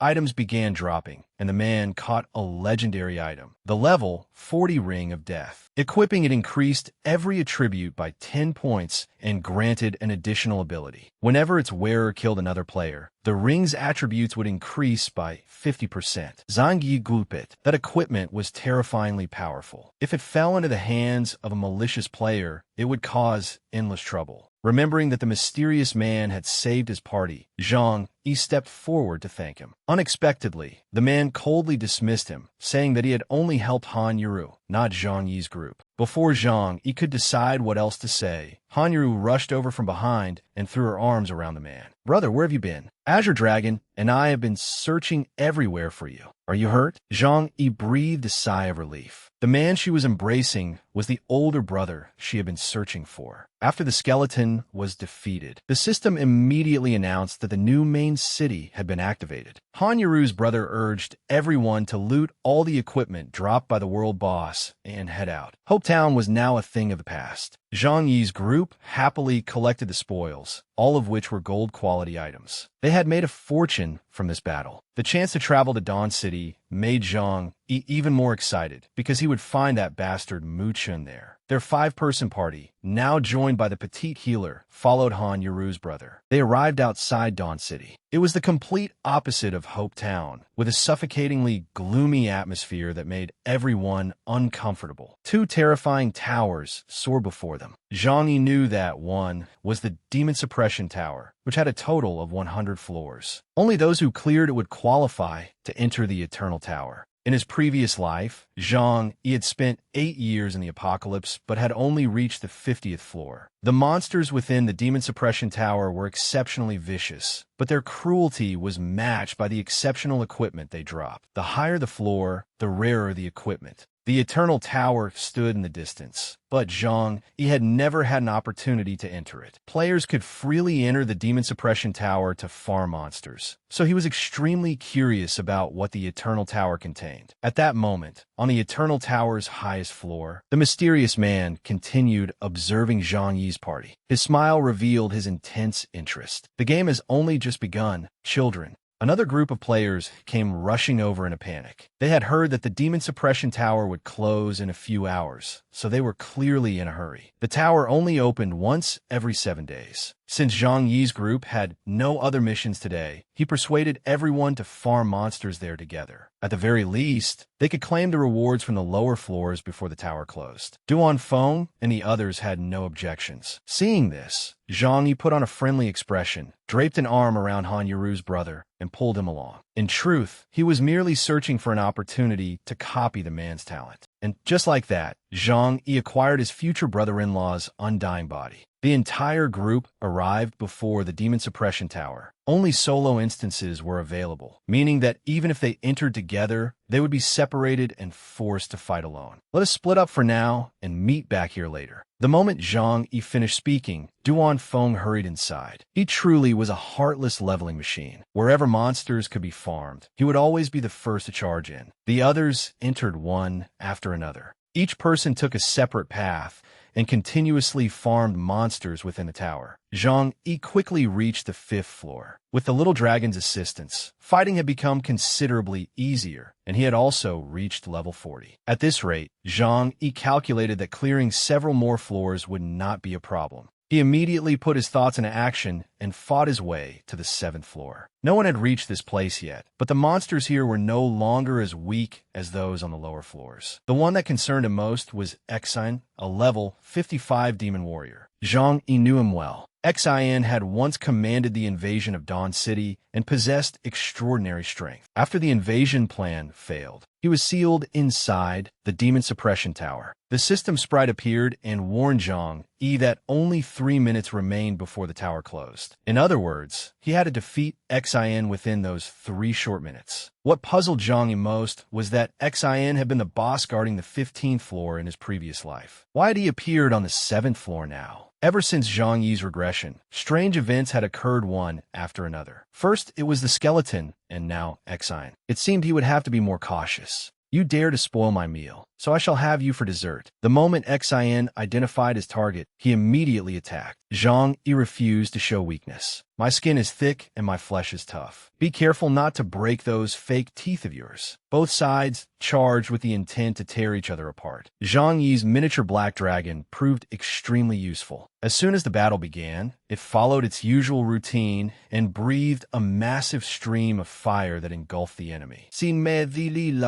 That degree of heat could not stop him. Instead, it drove the demon warrior into an even greater frenzy. The flames burned for more than a minute, yet Xin remained as unmoved as a rock. Zhang Yi had not expected him to emerge completely unharmed after burning for so long. Zhang Yi charged with his Frostfire sword, while Xin closed in with his mighty battle axe. When their weapons collided, Xin suffered no serious injury, but Zhang Yi coughed up a mouthful of blood. In the blink of an eye, his HP had fallen to just over 20%. At that moment, the system issued another warning. The Demon Suppression Tower would close in 10 seconds, and all players were advised to prepare themselves to avoid unnecessary harm. Zhang Yi planted his sword in the ground and struggled to catch his breath. For some reason, Xion's attack power was far greater than Zhang Yi remembered, forcing him to suffer badly. Fortunately, this beating was about to end. Zhang Yi straightened and boldly pointed his sword at his opponent. This is your last chance. Come at me. Xian thought Zhang Yi must have lost his mind. Even in that condition, he still dared to issue a challenge. Not wanting to disappoint him, Xian immediately charged forward, intending to split Zhang Yi in half. However, the moment Xion's axe descended was also the exact moment the Demon Suppression Tower closed. Despite using all his strength, Xion struck nothing but air. Zhang Yi had already been expelled from the tower. Do not be disappointed, big guy. I'll come back and fight you again next week. Despite his bravado, Zhang Yi sighed in relief once he was outside. Fortunately, time had run out. Otherwise, that demon warrior would have killed him. Duan Feng and the others had also emerged, but Han Yuru looked extremely worried because her brother had not appeared. Azure Dragon hurriedly comforted her. Do not worry. Your brother is so powerful that he probably did not encounter any danger. Perhaps something came up and he left ahead of us. Zhang Yi enthusiastically agreed, finally helping her relax a little. At that moment, a new mission arrived. It was a special event called the Guild War. Intended to encourage interaction between guilds, the competition would take place in Energy City. The champion guild would receive a generous reward, a transportation device. It was one of the rarest items in the game. Although useless in combat, placing it in the right location could earn a fortune through transportation fees. Coincidentally, it could also help Zhang Yi locate Muchen more quickly. There were still 4 hours before the competition began, so Zhang Yi used all his persuasive charm to invite Azure Dragon and the Petite Healer to join the three of them. After fighting together in the last few battles, they had already developed some rapport. Qinglong needed to accompany and protect Han Yuru, so he naturally agreed. The other girl did not have a team yet, so she immediately agreed as well. Just like that, Zhang Yi's Godslayer Guild gained 2 new members, Qinglong and Xiao Qiao. All 5 positions on the team were now filled. Zhang Yi planned to put on a spectacular performance and show the other guilds what they were capable of. Meanwhile, Han Yuru's brother.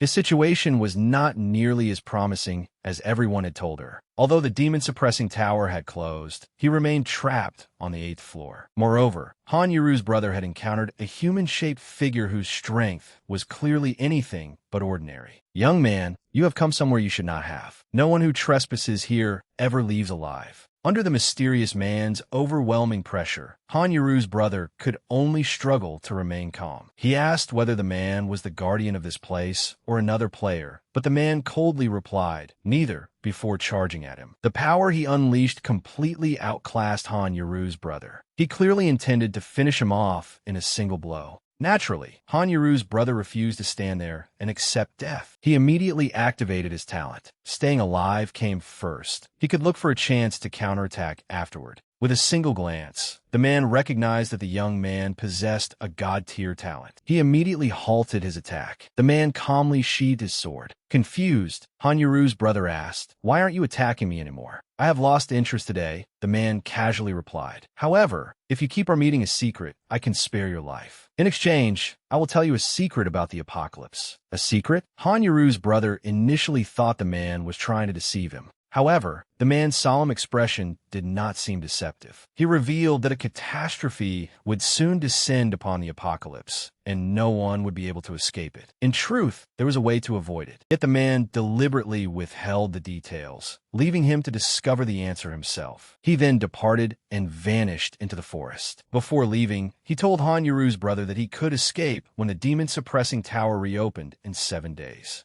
Left alone, Han Yuru's brother sank into thought. The man had stopped the moment he saw his god-tier talent. Could the coming catastrophe be connected to the god-tier talent cards? Meanwhile, outside, Zhang Yi had assembled all 5 members and was ready for the upcoming competition. They arrived at Energy City. Players who died here would not lose their chance to revive or drop any equipment. The only penalty was losing 20% of the crystals they had collected. After the 4-hour time limit expired, the organizers would rank each guild according to its remaining crystals, and the results would immediately be announced. Crystals were distributed at fixed locations, and sites containing large quantities were guarded by powerful boss-tier monsters. Anyone wishing to obtain more crystals would first have to defeat those monsters. Zhang Yi was in no hurry to fight. First, he organized their strategy for the competition. They only had 5 members and were at a numerical disadvantage, so they needed to secure crystal sites close to one another. That way, they could quickly provide reinforcements when attacked. Aside from that, there was nothing else to consider. Once they split up, they simply had to collect as many crystals as possible. After finalizing their plan, the 5 of them split up and headed in different directions. Han Yaru, Shi Yaqiu,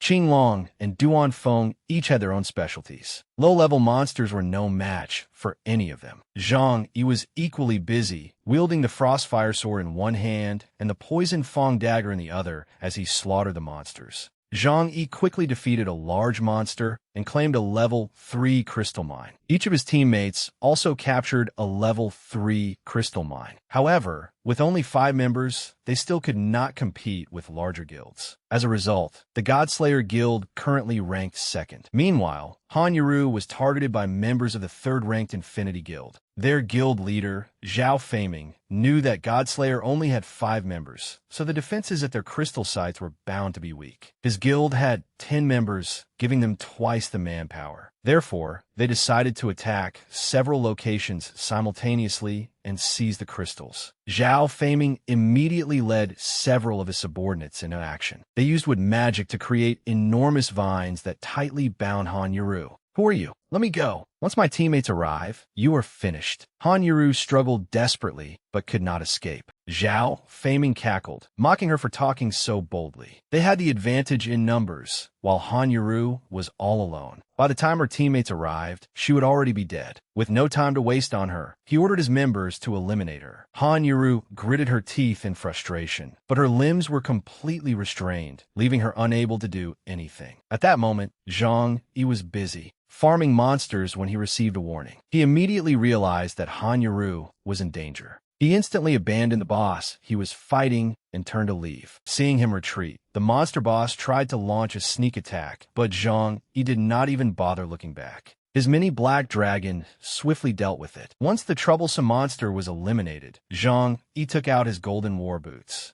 He had looted them from his battle against the skeleton. He left the mini black dragon to guard the crystal mine while he rushed to rescue Han Yuru. The golden war boots increased Zhang Yi's movement speed by 100% for 20 seconds. Han Yuru, do not be afraid. I am coming. Of all possible enhancements, protecting a girl was clearly the strongest. Feiming casually played with the dagger in his hand, spinning it several times before pressing it against Yuru's throat. He laughed smugly. What a pity to ruin such a beautiful face. Did you not say you had companions? Why can I not even see their shadows? Feiming was about to continue when he suddenly noticed something unusual. Zhang Yi had arrived. Feiming waved his hand and ordered his underlings, capture him. However, Zhang Yi moved so quickly that they were sent flying before they could even touch his clothes. Zhang Yi landed calmly and approached the guild leader. So many of you ganging up on one girl. Have you no shame? Feiming arrogantly demanded. Who are you to lecture me? How dare you attack my men? The next second, enormous wooden trunks suddenly erupted from the concrete. Feiming poured more power into his attack and roared, "That is what you get for meddling in my business." The mighty trunks surrounded Zhang Yi, but a single sweep of his sword easily cleared every obstacle. In an instant, Zhang Yi closed the distance. Feiming cried out in horror, "Damn it, he is too fast." Zhang Yi calmly declared, "Your fate is to die beneath my sword." As Feiming's anguished scream rang out, the system interface suddenly appeared before Zhang Yi. System notification. Player Zhang Yi has defeated player Zhao Feiming and received 500 crystals. After dealing with everyone, Zhang Yi hurried over and freed Yuru from the vines. He took her hand and asked with concern, "Are you all right? Did they do anything to you?" Yuru stammered, and no. Fortunately, you arrived in time. Just then, a figure approached while applauding. What a splendid scene, a hero rescuing a beauty. The speaker was Situ Yen, leader of the Peerless Heroes Guild. He smiled and greeted her. "It has been a long time, Ms. Han Yuru. I never expected us to meet here." Situ Yin raised an eyebrow and looked at Zhang Yi. "Brat, step away from her. She belongs to me." Yuru hurriedly explained, "Ignore him. He is a scoundrel who constantly harassed me in the real world." Zhang Yi silently listened, then took Yuru's hand and led her away. Naturally, Situ Yin would not let them leave so easily. He drew his sword and blocked Zhang Yi's path. "How about a duel? If I lose, I will give you 10 level 3 crystal mines." He narrowed his eyes menacingly. "But if you lose, you must hand Han Yuru over to me." Zhang Yi knocked his sword aside, looking impatient. "Move. I have no interest in playing with an ostentatious peacock like you." Feeling belittled, Situ Yin furiously roared, "Tenfold attack speed. You ungrateful brat. You refused my courtesy, so now you will face the consequences. You have no right to refuse me." The technique he activated was tenfold attack speed. It was a legendary tier talent that temporarily increased his attack speed by 1000% for 1 minute, with a 2-hour cooldown. Waves of sword strikes flew toward them. Zangyu Pulet Yarobakir. Watch out. The next second, he leaped forward to counterattack and told the woman behind him, 7-star slash. "Once I deal with him, I will take you away." Situ Yin sneered contemptuously. "Neither of you is going anywhere." He unleashed another ultimate attack, sending a barrage of swords directly at Zhang Yi. They moved so quickly that the sword in Zhang Yi's hand was knocked away. Zhang Yi froze in surprise, with no time to retaliate. These swords, am I seeing things? Situ Yin seized the opening, charged forward, and mercilessly drove his sword through Zhang Yi's body. He grinned smugly. "Sorry, but I possess a legendary tier talent." Witnessing this, Yuru's eyes instantly filled with tears, and she cried out in panic, "Zhang Yi!"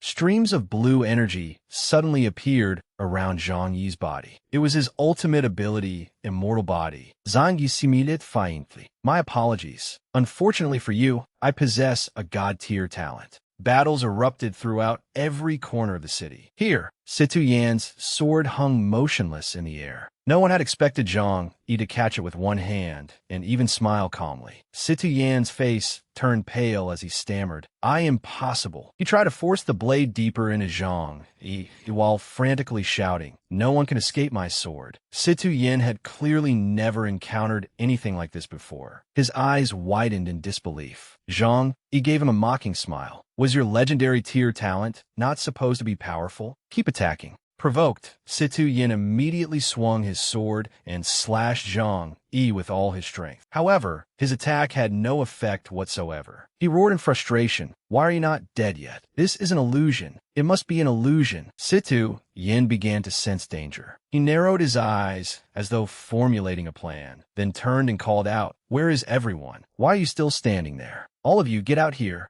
The moment Situ Yin finished speaking, a thunderous explosion erupted at the base of a nearby building. His fellow guild members suddenly appeared and awaited their leader's command. "Attack him." Zhang, he stared coldly at him. "Is this the fair duel you promised?" So you had people waiting in ambush all along. Embarrassed and enraged, Situ Yin loudly retorted, "Enough talk. No matter what happens, I will defeat you today." The men behind him entered formation and simultaneously activated their skills. Zhang, he remained completely unfazed. Their arrival was perfect. He had been worried about not having enough crystals, but now he would not need to hunt them down individually. The next second, their combined attacks struck Zhang Yi's position. As the smoke slowly cleared, he remained standing firmly in place. He laughed and taunted them. "That is not enough. Keep going." The members of the Peerless Heroes Guild recoiled in shock. What is going on? He blocked all those attacks with his body alone. His body is like a bottomless abyss. Someone even cried out, "A monster! That man must be a monster." Zhang Yi smiled faintly and launched his counterattack. "If you are finished, then it is my turn." He activated his next skill. An enormous creature opened its mouth and unleashed a torrent of flame. Area attack. Hell Dragon Fire. With a single strike, Situ Yan's health bar was nearly emptied. Situ Yan still had enough strength to talk back. "Do not think I will give you the crystals just because you defeated me. Keep dreaming." He continued ranting. "The Peerless Heroes Guild will be the final victor." Zhang, he had no desire to listen and punched him directly in the face. Situ Yan's health instantly dropped by 500 points. The system interface immediately displayed a notification. Player Zhang, he has defeated player Situ Yan and received 1,000 crystals.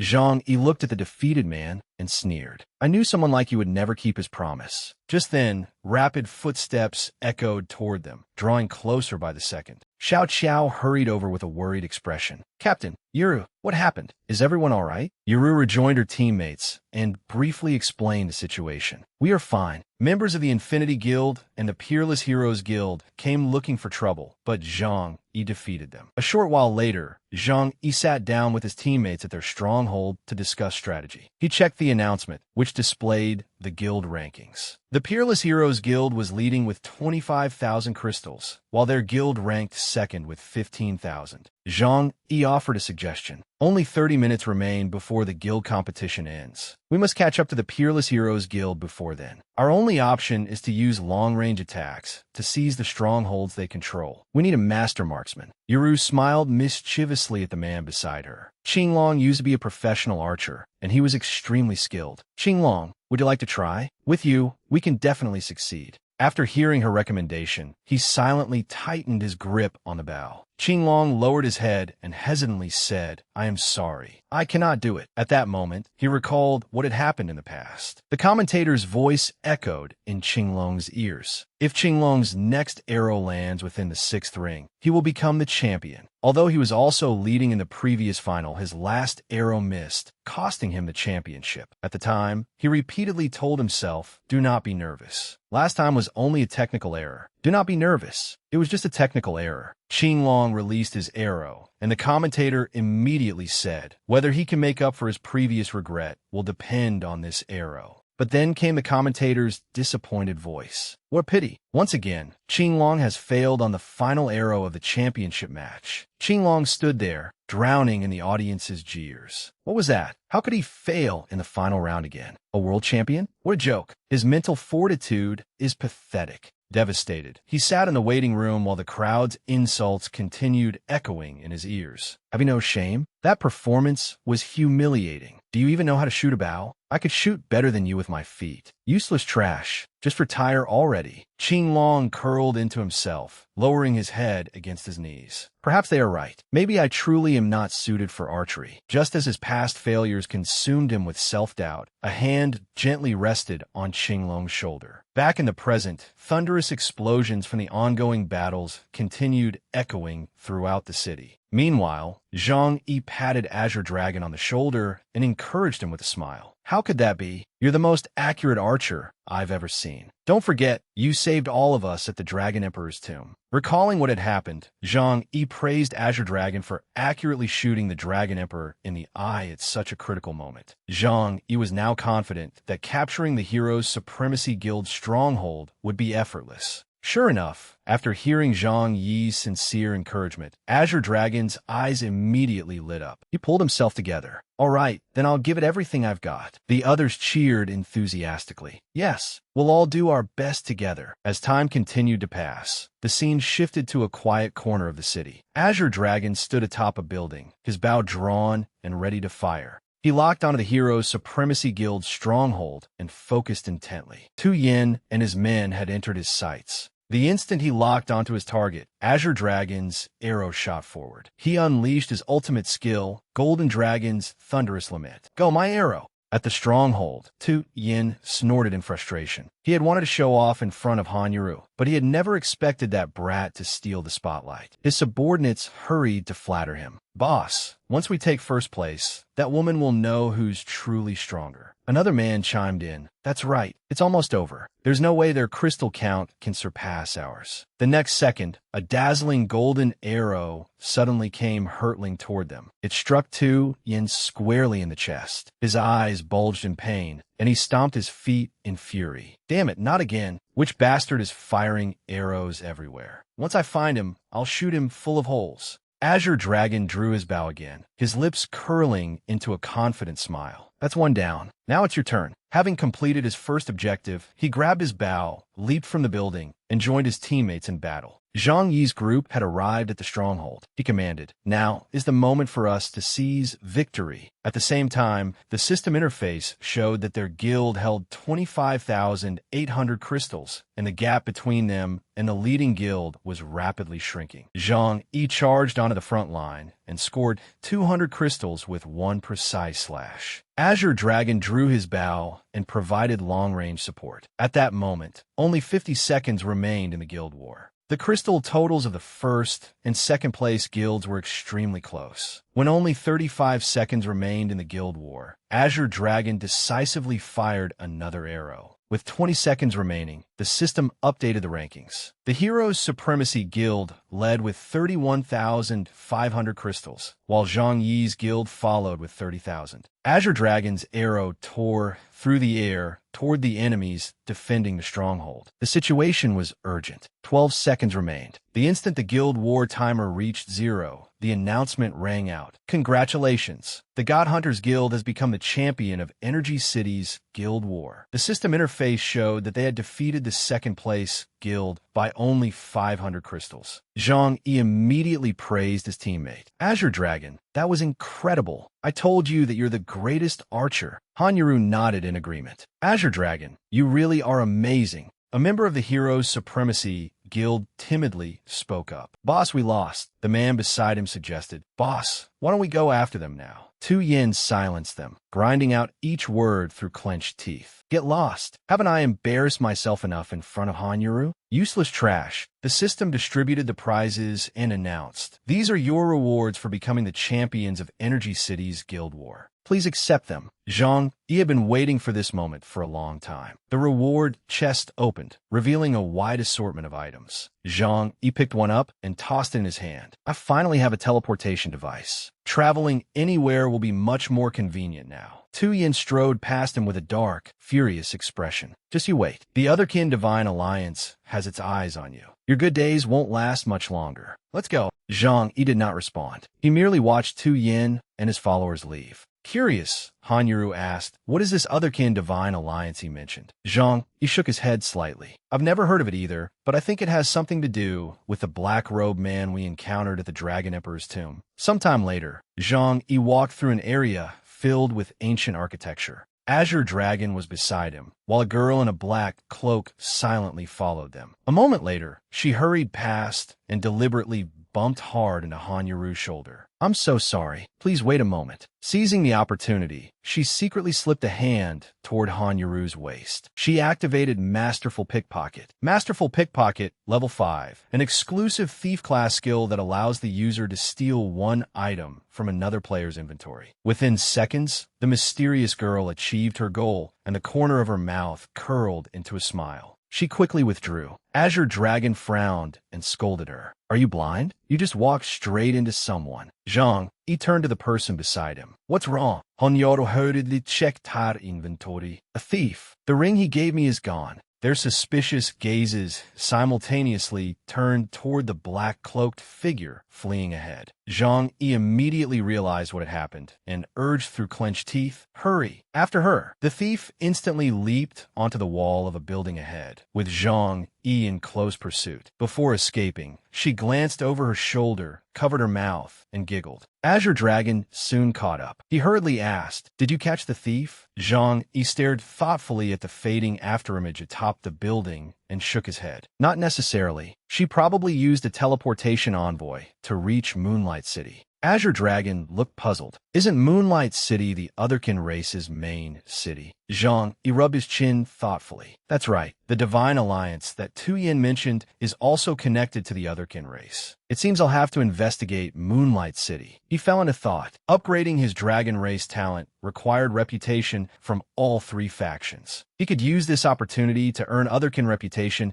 and also search their main city for Muchun. After making up his mind, Zhang Yi turned and instructed, "You and Yuru's group should stay here for now. If 8 Wastelands suddenly returns and can't find you, that would be troublesome." Han Yuru readily agreed. "All right, be careful on your own." Azure Dragon assured him, "Go ahead. I'll protect the young lady, so don't worry." Zhang Yi stared at the teleportation device in his hand and thought, "First, I need to establish a teleportation point. Then I can use this device directly next time." Inside the teleportation space, he said, "Please teleport me to the Otherkin race's Moonlight City." The attendant immediately replied, "Yes, brave warrior." Zhang Yi soon arrived in Moonlight City. The system announced that he had reached his destination and deducted 100 gold coins. He thought, the teleportation fee is outrageous. 100 gold coins disappeared just like that. Suddenly, a miserable cry for help came from nearby. "Help! Someone, please help me." Zhang Yi glanced over in confusion. It's already so late. Why is someone still calling for help? It seems Moonlight City isn't very peaceful either. The cry came from an alley.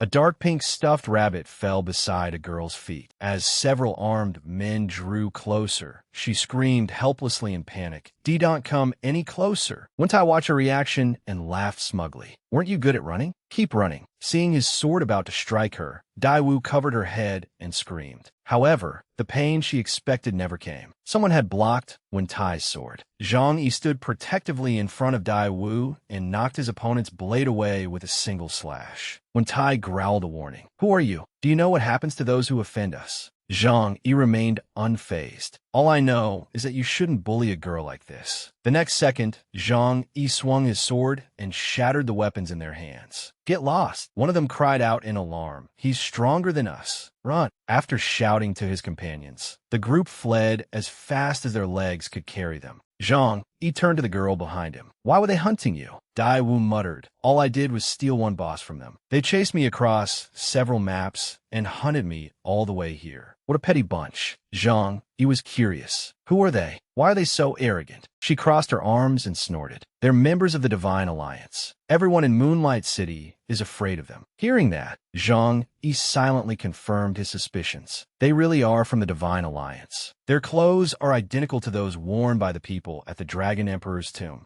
Zhang Yi did not want to get further involved, so he turned and continued onward. "You should hurry home. It's late, and it's dangerous for a girl to be outside alone." Hearing footsteps behind him, he frowned slightly. "Why are you following me?" Daiwu looked intently at Zhang Yi with glistening eyes, her voice filled with unease. "What if those people come back? I am scared." Without saying anything, he turned and kept walking, merely waving for her to follow. Understanding his gesture, Daiwu happily hurried after him. "I won't cause you any trouble, so don't worry. I know Moonlight City very well. From the look of you, this must be your first time here. If you need anything, I can help." At an inn in Moonlight City, Zhang Yi handed money to the receptionist. "1 room for me." He then added, "Actually, make that 2. He arranged a room for Daiwu and waved goodbye outside her door. After entering the other room, Zhang Yi threw himself onto the bed and happily spread out his arms. Nothing beats lying on a bed. Time passed. When the room sank into darkness, someone quietly opened the door from outside. Zhang Yi had already gone to bed and was sleeping soundly with his eyes tightly shut. Daiwu silently approached his bedside with a sinister smile. She pulled out a dagger and grinned smugly. 10,000 gold coins are about to be mine. Seeing Zhang Yi still fast asleep, she raised the dagger and stabbed without hesitation. However, Zhang Yi suddenly turned over, and the dagger plunged into the mattress beside him.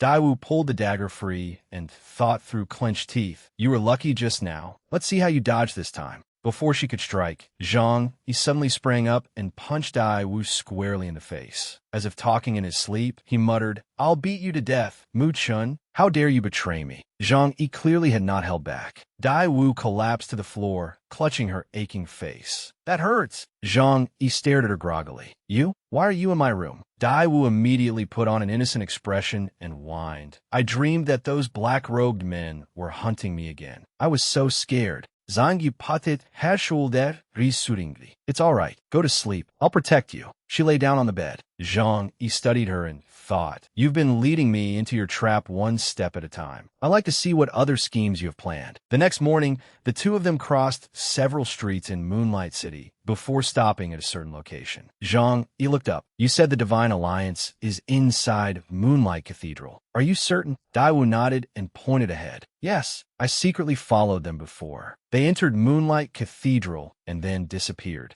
A figure had been secretly following them. At some point, he appeared behind her and muttered, This girl is beautiful. A hand then stealthily reached toward Daiwu's waist. However, Zhang Yi noticed in time and seized the man's wrist. He was stunned when he saw the man's face. Mu Chen. Mu Chen's eyes widened in shock. Who are you? How do you know my name? Zhang Yi did not answer. His face betrayed no emotion as the energy inside him erupted. He punched Mu Chen in the face with all his strength. You're not worthy of knowing who I am. Zhang Yi's punch sent Mu Chen staggering backward into a wooden stall. A crowd quickly gathered and began whispering. Good heavens, Mu Chen is always the one beating other people. I never thought I'd see him get beaten today. Someone else gloated, a villain getting what he deserves. How amusing. Mu Chen's face was covered in dust, leaving him in an extremely sorry state. He gritted his teeth and growled, You reckless bastard. How dare you hit me? Daiwu glanced at Zhang Yi and warned him, That man is a local tyrant. He's not someone you should provoke. Zhang Yi did not care in the slightest. He snorted coldly. So what if I hit him? Zhang Yi sated inyardly. You betrayed your friends in the past, and now you're bullying the weak. Mu Chen rose and drew his sword, his face full of arrogance. Player Mu Chen activated stealth, and his figure gradually became indistinct. He smirked. Brat, do you know whose territory this is? I'm going to kill you today. The moment he finished speaking, his body vanished without a trace. Zhang Yi was briefly startled by the sight. An assassin's stealth attack. It can conceal his entire body and presence, allowing him to hide in the shadows and deal a fatal blow. Suddenly sensing something, Zhang Yi's eyes flashed with vigilance. Careful! Just as Zhang Yi predicted, Mu Chen's sword slashed toward him the next second. Zhang Yi quickly retreated, but the blade still grazed the side of his face and left a cut. It's that move again. This is how he ambushed me before. He immediately recalled the past. The sensation of that sword piercing his body remained vivid. Zhang Yi's eyes widened as those painful memories resurfaced, but he quickly regained his composure and made up his mind. This time, Zhang Yi summoned his weapon and focused intently, ready to fight. He braced himself and unleashed a powerful slash. I won't give you another chance. Mu Chen was horrified and could hardly believe it. How can he know the rhythm and position of my attacks? He can't even see me. Zhang Yi stared coldly at him. Even if you were reduced to ashes, I would still remember every one of your moves. He charged forward and delivered a devastating kick to Mu Chen. Mu Chen was unable to resist and took the full force of the attack. He crashed to the ground, his body bouncing repeatedly before landing heavily. Zhang Yi approached and pointed his sharp blade down at him. Looking coldly from above, he mocked, Didn't you want to kill me? Come on, then. Let me see what else you can do. Mu Chen stubbornly snapped. Who are you? Panic filled his mind. What terrible luck. How did I run into someone so powerful? Zhang Yi had no intention of wasting any more time. He silently raised his sword, his gaze icy. Go repent in hell. Just then, the ground behind Mu Chen suddenly liquefied, and a mysterious figure emerged. The figure unexpectedly restrained both of Mu Chen's arms and dragged him away. In an instant, both of them sank underground and vanished, leaving only crooked black marks behind. Zhang Yi realized something was wrong. It's those black-robed people again. Damn it, they're taking Mu Chen away. He immediately gave chase. You're not getting away. Not long afterward, the scene shifted to an ancient-looking structure. Zhang Yi hid behind a wall and surveyed the area. That shadow disappeared here. Beside him, Dai Wu explained, "This is Moonlight Cathedral, the place you were looking for. It's the Divine Alliance's headquarters." She frowned and warned him, "It's extremely dangerous inside. They may have deliberately lured you here. Do you really intend to enter?" Zhang Yi had already made up his mind and nodded. "I have a reason. I must go inside." Dai Wu extended her hand, revealing 2 illusion pills in her palm. "If you charge in so recklessly, the Divine Alliance will definitely notice you. I have a better idea." Zhang Yi was surprised and asked suspiciously, "You even carry something like that around with you?" Dai Wu replied softly, "When traveling alone, I naturally need a few things for self-defense. These are essential supplies for any journey." Their targets arrived. Zhang Yi quickly seized 2 passing guards. They struggled and shouted, "What were you doing?" Before they could break free, Dai Wu forced them to take the drug. She barked, "Shut up and go to sleep." The guards fell unconscious, and Zhang Yi and Dai Wu quickly changed into their uniforms and disguised themselves. Without wasting another second, the 2 of them headed straight into the church. Episode 7, Moonlight Church. Mu Chen slowly regained consciousness. Where am I?" An unfamiliar figure appeared before him. The man laughed loudly. "Are you angry that some brat who came out of nowhere beat you into such a miserable state?" Mu Chen immediately became vigilant. Frowning, he demanded, "Who are you? Why did you bring me here?" The man did not bother answering. He stood there with his hands in his pockets, smiling frivolously. "A prisoner has no right to ask questions. Starting today, you will stay here obediently. Otherwise, you will not even know how you died." Disguised as a guard, Zhang Yi casually entered the church and called out, "Hey, we are here to take over your shift. Go get some rest." The 2 guards believed him completely. "Great, we are exhausted. We need to catch up on some sleep." One of them even reminded the newcomers, "Be careful and do not fall asleep on duty." However, after taking only a few steps, they turned around and whispered to each other. One of them suddenly approached Dai Wu from behind, startling her. "Wait, this is not the shift change time. Who exactly are you?" Before he could finish, Dai Wu waved her hand and released a large cloud of hallucinogenic powder. The 2 guards could not dodge in time and were immediately struck. One of them only managed to utter a single word.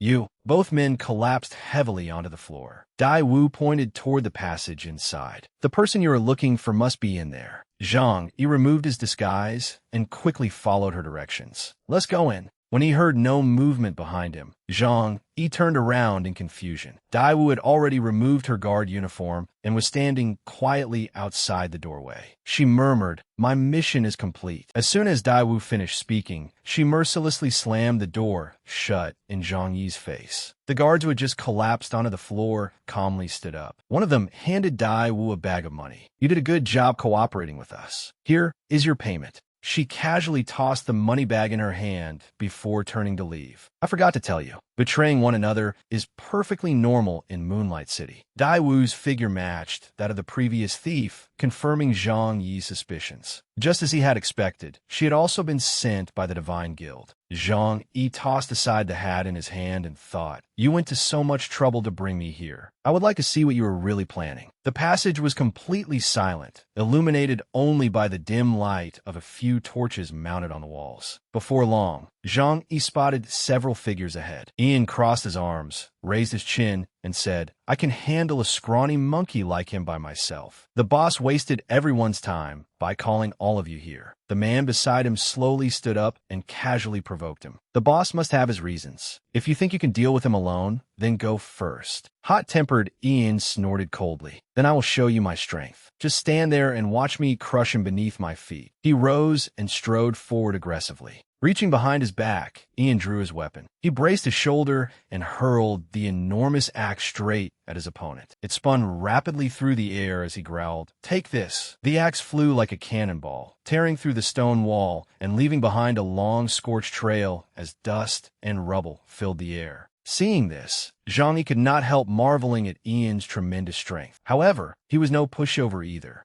With a wave of his hand, Zhang Yi activated a counterattack skill, Crow Swarm Summoning. The corners of his mouth curled upward. After the skill had leveled up, it could summon twice as many black crows as before. Naturally, Ian could not be defeated by a single move. Just before the axe struck the ground, he leaped up and caught its handle in midair. The next second, Ian charged forward and swung the axe down at Zhang Yi. You think you can defeat me with a move like that? Dream on. Zhang Yi dodged in time, but Ian refused to let him escape and launched a relentless series of attacks. Zhang Yi quickly adapted, drawing the sword at his waist and changing its elemental attribute. He plunged the sword into the floor. A wave of freezing air erupted, instantly covering the ground in ice. Upon seeing what Zhang Yi had done, Ian's eyes widened in alarm. This is bad. Ian tried to stop, but the icy floor was far too slippery. Unable to regain his balance, he immediately fell flat on his back. Ian staggered to his feet, his head spinning. Zhang Yi stuck out his tongue and mocked him. Top-heavy people like you never have a stable center of gravity. Humiliated and enraged, Ian shouted, You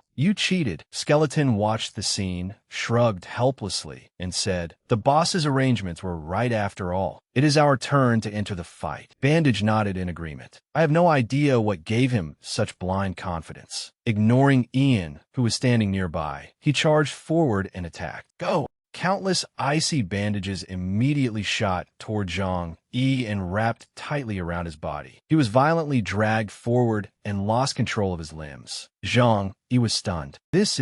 Bandage successfully restrained his opponent, and Skeleton attacked without hesitation. Bone Barrier Orb. Seeing the spiked sphere hurtling toward him, Zhang Yi inwardly cursed. This is bad. My entire body is restrained. I need to break free immediately. At that critical moment, he shouted, Summon. A brilliant blue light flashed. Little Black. Radiant blue energy spread across the entire area, and Little Black appeared within the summoning formation. Bandage could not believe his eyes. He cried out in shock. A Tier 1 Dragon King. How can an ordinary beast tamer possess such a powerful beast? Little Black opened its mouth and unleashed scorching flames, easily incinerating the icy bandages restraining Zhang Yi. Realizing the situation had turned against him, Bandage clenched his fists and muttered, Damn it, we underestimated him. Before he could react, Zhang Yi tightened his grip on his sword. Flames erupted and enveloped the blade. The blazing sword pierced straight through Bandage's chest. Zhang Yi shouted, Break! Bandage collapsed, and Zhang Yi calmly said, You did not lose because you underestimated me. You lost because I am too strong. Zhang Yi walked over and stroked his beast head. Little Black, it has been a while. I did not expect you to have advanced to Tier 1. Across from him, Bandage had grown wary. He asked Ian, What should we do now? Our intelligence never mentioned that this brat possessed a Tier 1 black dragon. Ian replied grimly, What else can we do? We can only charge. With no other choice, they rushed forward. Zhang Yi, now holding the upper hand beside Little Black, Zhang Yi unleashed his ultimate skill. Immortal Body. Ian stared wide-eyed at the scene before him, his body momentarily freezing. Zhang Yi and Little Black charged into the encirclement of the three opponents. Zhang Yi spun around and swung his sword in a blazing arc. Stay down, all of you. Ian raised his axe to block, but he was far too slow. In an instant, Zhang Yi closed the distance, and Ian's enormous axe snapped in half. Zhang Yi and Little Black worked together seamlessly. His sword swept through the air as flames erupted, scattering all three opponents and sending them flying. In mere moments, all three men had been defeated by Zhang Yi's sword and lay sprawled across the floor. Ian was still struggling to rise when another figure appeared. That is enough, Ian. All of you, stand down. Unwilling to concede, Ian tried to persuade him. Boss, just give me a little more time. I can definitely. Callow glared at him in warning. I said stand down. If you keep fighting, you will be the ones who die. Since their leader had spoken, Ian could only obey. He braced his hands against the floor and forced himself to stand.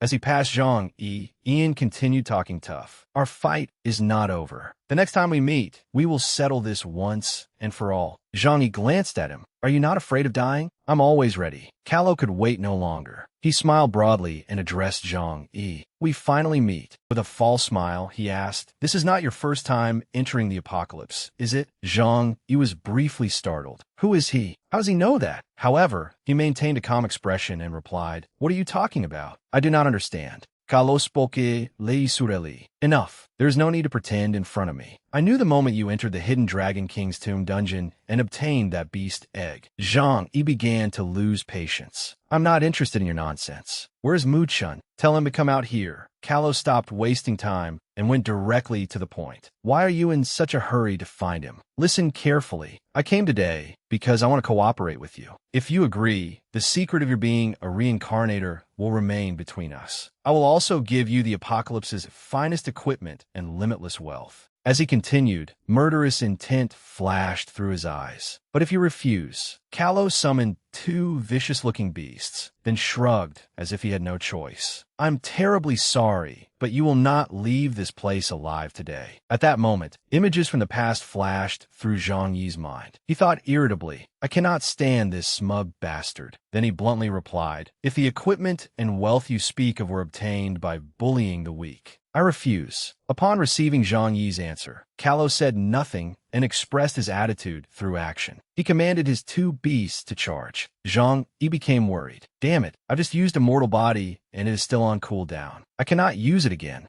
He secretly took out an item while calculating his options. I do not know how strong my opponent is. Fighting him under these circumstances will put me at a disadvantage. He remembered the preparations he had made before coming to Moonlight City. By setting a teleportation beacon in advance, he could use a teleportation device to return there later. Zhang Yi immediately felt relieved. Fortunately, I set a teleportation beacon in Dawn City before coming here. The moment the beasts opened their mouths and launched their attacks, Zhang Yi activated his teleportation device. Their attacks struck empty air, blasting the frozen floor into countless fragments. Kalos snorted coldly. I will let you go this time. You will not be so lucky next time. He turned to look behind him. Now do you understand why a complete stranger would want to kill you? He is a reincarnator. The two of you must have been enemies in the past. Muchen's mouth fell open in horror. Kallo raised his eyebrows and continued. Do you think he will let you go so easily? Hearing this, Muchen panicked so badly that he collapsed to the floor. His lips trembled anxiously. What should I do? He is definitely going to kill me. Kallo approached him step by step, manipulating the terrified man.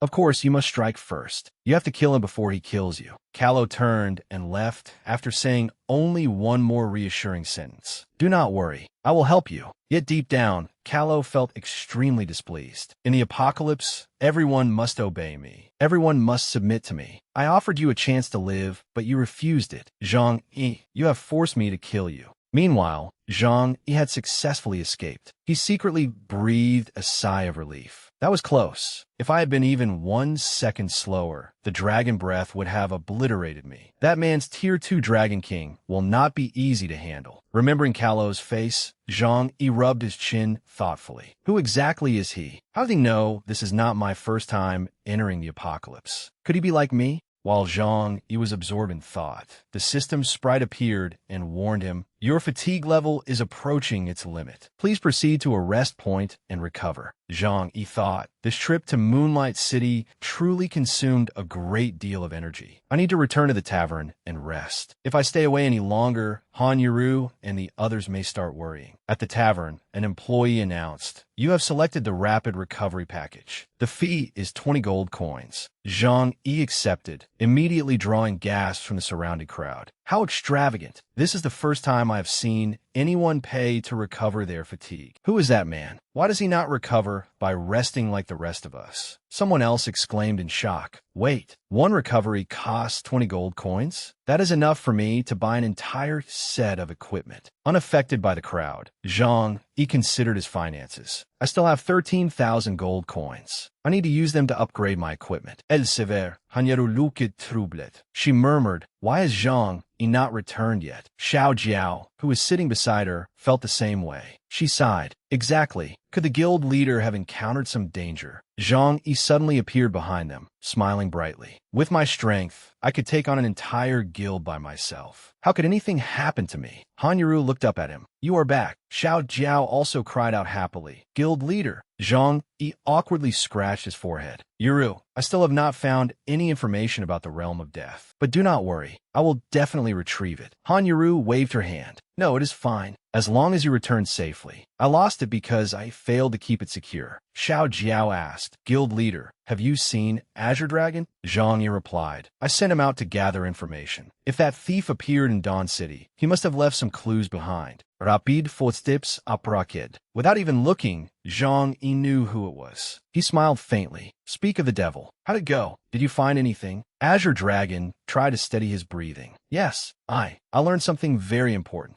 He hurriedly explained, the auction. The young lady's stolen ring will appear at tonight's auction. Several faces immediately flashed through Zhang Yi's mind. He murmured, the auction? If the realm of death has been put up for auction, the thief who stole it may also reveal himself. Zhang Yi thought, I can also purchase some equipment at the auction and strengthen myself. The next battle certainly will not be easy. After careful consideration, he set out with his companions. Let us go see the auction. On stage, the female announcer declared, Dear players, our monthly auction is about to begin. We have battle pets, equipment of every level and type, and rare items waiting for all of you. Han Yaru turned to Zhang Yi and asked in confusion, Are you not coming inside with us? Zhang Yi waved his hand and smiled awkwardly. No, Yaru, you all go in first. I need to handle something, but I will join you soon. He turned and headed in another direction. If I remember correctly, there is a general store here with many valuable items on its secret menu. Even in my former life, very few people knew about it. After walking a short distance, he spotted a sign reading, Everything General Store. Zhang Yi similait faintly. There it is. When the clerk saw a customer approaching, he greeted him. What would you like to buy?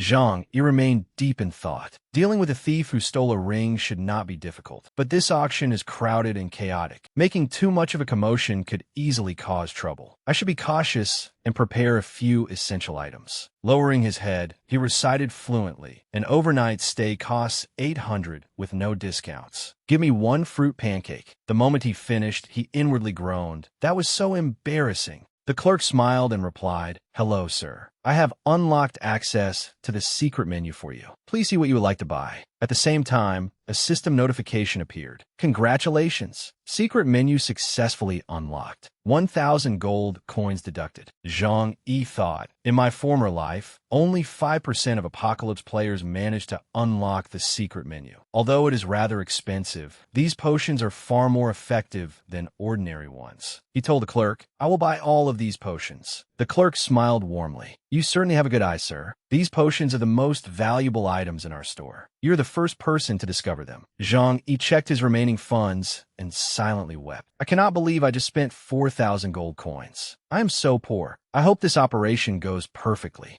Zhang Yi returned to the auction hall, but suddenly grew suspicious. Why is it so quiet? Is this not the auction? Did I come to the wrong place? The staff member on stage introduced the goatskin scroll with a smile. The starting bid is 100 gold coins. Would anyone like to bid? If not, we'll move on to the next item. The crowd immediately began shouting, Take that piece of junk away. Bring out something useful. Many others joined in. Exactly. Auctioning this garbage is just wasting everyone's time. Zhang Yi found a seat and casually asked Yuro, Has the bidding for the Ring of Death begun yet? She shook her head and explained the situation. Not yet. They're currently auctioning a goatskin scroll of unknown origin. His interest was suddenly piqued. He looked toward the stage and saw the staff member wearing a regretful expression. What a shame. If no one wishes to bid, we can only move on to the next item. Zhang Yi froze. Good grief. Isn't that the Dragon Race's hidden quest scroll? In my previous life, the major clans and guilds nearly killed each other over it. With that thought, he quickly raised his hand. Wait, 100 gold coins. I'll take it. The crowd immediately sneered. Here comes an idiot. A typical fool with more money than sense. He's spending 100 gold coins on a scroll without even knowing what it does. Many spectators agreed. Exactly. Isn't he just buying a roll of toilet paper? It's completely useless. I wouldn't take it for free. It would only waste space in my inventory. Delighted that someone had finally bid, the staff member declared, 100 gold coins, going twice. 100 gold coins, going 3 times. So,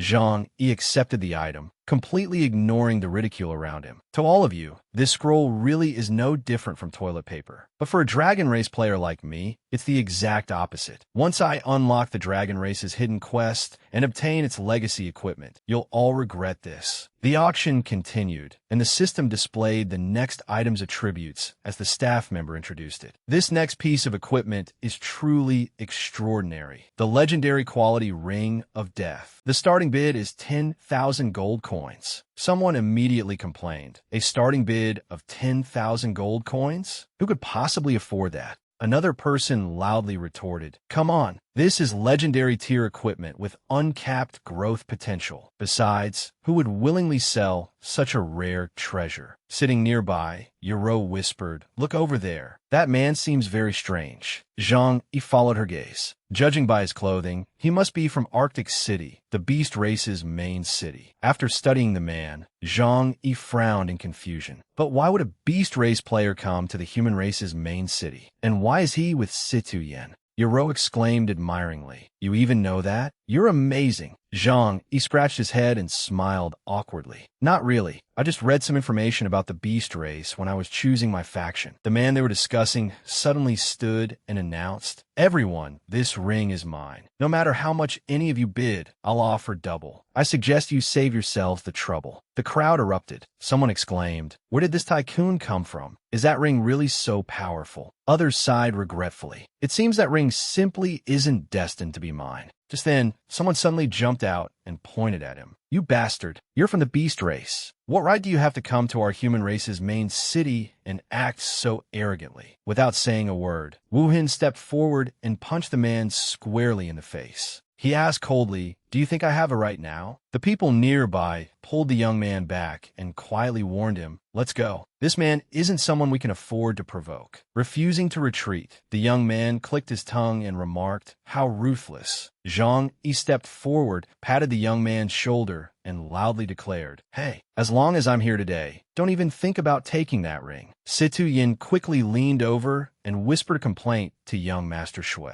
"That's Zhang Yi, the man with the god-tier talent I told you about. Since he's so blind to his own position, you should teach him a lesson." Sure enough, Wu Hin immediately became furious and clenched his fists. "Anyone who dares oppose our blood sect of Arctic City has only one path: death, even if he possesses a god-tier talent." Zhang Yi quietly instructed his teammates behind him, "Duan Feng, Azure Dragon, stir up some trouble and buy me as much time as possible. The more chaotic it gets, the better." Naturally, they did not refuse. Azure Dragon smiled. "No problem." Duan Feng folded his arms and eagerly added, "Guild leader, causing trouble is what we do best." As soon as he finished speaking, he immediately riled up the crowd. "Everyone, this is human race territory. Are you really going to let beast race players run wild here?" Azure Dragon enthusiastically added fuel to the fire. "Exactly. If word of this gets out, how will we ever show our faces in Dawn City again?" The people around them cheered in agreement. "That's right. If we don't fight back, won't we just become their punching bags?" The crowd grew increasingly agitated. "Wasn't the lesson you just received enough?" Azure Dragon took the lead and issued a challenge. "I've disliked you for a long time. Why are you wearing fur in this heat? Aren't you afraid of getting a heat rash?" From behind him, Duan Feng shouted, "There's no point wasting words on them. Charge!" Tensions instantly reached their peak, and the two sides plunged into a brawl. "Damn it, I've been playing this game for years, but this is the first time I've met someone so eager to die. Come on then, who's afraid of whom?" Zhang Yi poured the potion in his hand into his mouth. It was an advanced invisibility potion. Once consumed, it immediately rendered the user invisible for 3 minutes, during which no one could detect them. Watching the chaotic crowd, he took out 2 more bottles, an advanced smoke potion and an advanced combustion potion. Zhang Yi saw that the moment had arrived. "Now!" He threw both bottles into the crowd, then pretended to panic and shouted, "There's a bomb! Everyone watch out!" The crowd became even more chaotic, grabbing and pummeling one another. "Damn it, they're actually using explosives. Fight them to the death. Kill those beast race players." Seizing the opportunity, while invisible, Zhang Yi crept toward the staff member holding the item tray. "No one is taking this ring today, except me." Without making a sound, he successfully took the ring. With the urgent matter settled, Zhang Yi looked toward Wu Hin and Situ Yin with a wicked smile. Still invisible, he walked behind Wu Hin and thought, "Weren't you arrogant just now? It's my turn to beat you." Without anyone knowing how it happened, Wu Hin suddenly fell flat on his face. Situ Yin hurried over. Young Master Shui, are you all right? I'm coming. Wu Hin struggled to sit up, clutched his head, and cursed. Which suicidal bastard did that? Show yourself. Zhang Yi changed targets and launched a sneak attack on Situ Yin, kicking him. I can't stand that boot-licking face of yours. Situ Yin fell and landed on top of Wu Hin, who ambushed me. Wu Hin roared irritably. Damn it, which bastard is trying to die now? I'll kill you. Just then, the system announced that only 10 seconds remained before the invisibility potion wore off. Zhang Yi had no choice but to stop. The potion is about to expire. I need to get out of here quickly. I'll spare you two for today. He activated Golden Speed. In the blink of an eye, he vanished. Taking advantage of the chaotic crowd, Azure Dragon and Duan Feng approached and kicked Wu Hin several times. Beaten black and blue, Wu Hin could only roar in frustration. There's someone down here. Can't you see me? Stop stepping on me. Situ Yin wailed miserably. I'm from the human race. You got the wrong person. By the time the invisibility potion wore off, Zhang Yi had successfully escaped. He sent a message through the guild channel. Mission accomplished. Everyone, withdraw immediately. Meet me in the alley outside the auction house. A short while later, all the members had gathered. Yaro asked worriedly, are you all right? You suddenly disappeared just now. I thought something had happened to you.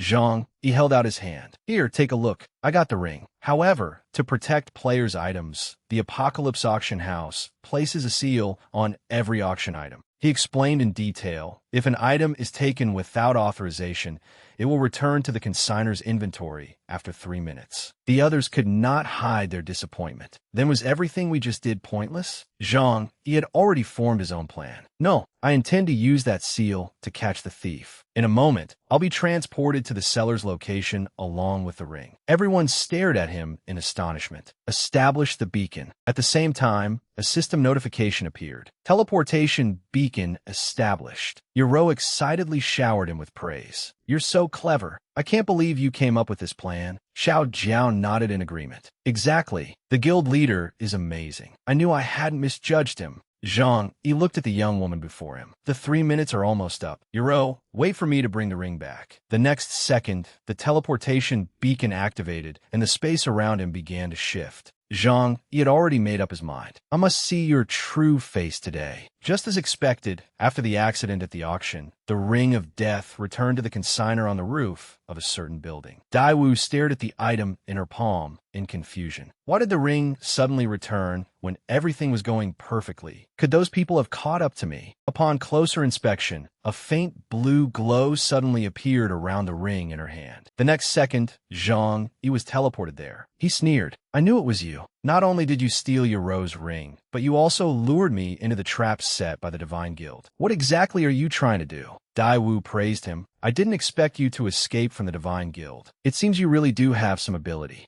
After speaking, she stuck out her tongue and made a face, clearly showing no fear at all. Zhang Yi quickly chased after her. Hey, stop running. Return the ring of death. You're going to explain everything to me today. Daiwu ran while provoking him. Dream on. Catch me first, then we'll talk. Zhang Yi stayed close behind her and soon grabbed her cloak. The black garment fell away, fully revealing her appearance. Zhang Yi loudly declared, I won't let you escape so easily this time. Just as he had promised, he steadily closed the distance. He was only a short step away from catching Daiwu when a massive axe suddenly came flying toward them, blasting dirt and stones into the air. Wu Hin emerged from behind a ruined wall. He had tracked them down and roared furiously. I thought you were good at running. Go on, keep running. Zangi Inyard Li Jursit. This is bad. It's them. I forgot that the beast race possesses the beast hunting tracking skill. As far as he knew, they could detect an enemy's aura and hunt them down from thousands of miles away. Wu Hin snarled in fury. You've walked right into my trap. I was already looking for that woman to settle the score. I never expected to find the two of you together. Perfect. I'll deal with you both at once. Zhang Yi glanced at the woman beside him. Exactly how many people have you offended? Why do both the otherkin and beast races hold grudges against you? Divu gave an awkward smile. It's only a little misunderstanding. Just a misunderstanding. She wrapped her arms around Zhang Yi's arm and spoke coyly. My dear big brother, you wouldn't abandon me at a time like this, would you? Zhang Yi snapped back. Who's your big brother? He still held a grudge over how she had deceived and ambushed him before. You certainly didn't treat me like your big brother back then. Seeing the two of them behave so intimately Wu Hin's blood boiled. He immediately unleashed the beast race's ultimate skill, Raging Stampede. This is unforgivable. How dare you flirt in front of me? Together. Young Master Shui channeled his power, condensing a rhinoceros with a massive horn that charged toward Zhang Yi. Zhang Yi looked behind him, only to discover that the young woman had already vanished. He felt somewhat resentful. 1 second ago, she was calling me her dear big brother. The next second, danger appeared, and she ran faster than anyone. Young Master Shui laughed loudly. That's what you get for provoking me at the auction house. Zhang Yi was sent flying. Clutching his chest and gritting his teeth, he was inwardly alarmed. That hurts. This big guy's attack is incredibly powerful. A beast tamer's base defense is still far too low. One blow took away so much of my health. Seeing Zhang Yi's miserable state, young Master Shui said, "Brat, hand that woman over and kneel to admit your mistake. Then I might consider sparing your life." Before he had even finished speaking, Wu Hin charged forward with his weapon. Still denying it? I saw the two of you embracing with my own eyes. Zhang Yi refused to back down and immediately argued. Which I saw me being intimate with her. You can eat carelessly, but you can't speak carelessly. Be careful, or I'll sue you for slander. Young Master Shui seemed to lose his mind. He shouted again. I clearly saw everything the two of you were doing. He recalled following the trail with his heightened senses. Why is there such a familiar scent here? It seems to belong to one of those women who escaped. When he saw Zhang Yi and Dai Wu acting intimately, he became furious. So that's how it is. You're acting lovey-dovey right in front of me. Do you think I can't catch you, shameless lovers? In young Master Shui's twisted imagination, Dai Wu was pressing her voluptuous figure against Zhang Yi. The thought made him even angrier. If I hadn't arrived in time, who knows how far the two of you would have gone? Zhang Yi looked at him helplessly. I'm truly impressed by your imagination. He then channeled power into his hand, and a sword instantly appeared. Zhang Yi was switching his attributes. He immediately leaped forward and slashed fiercely at young Master Shui.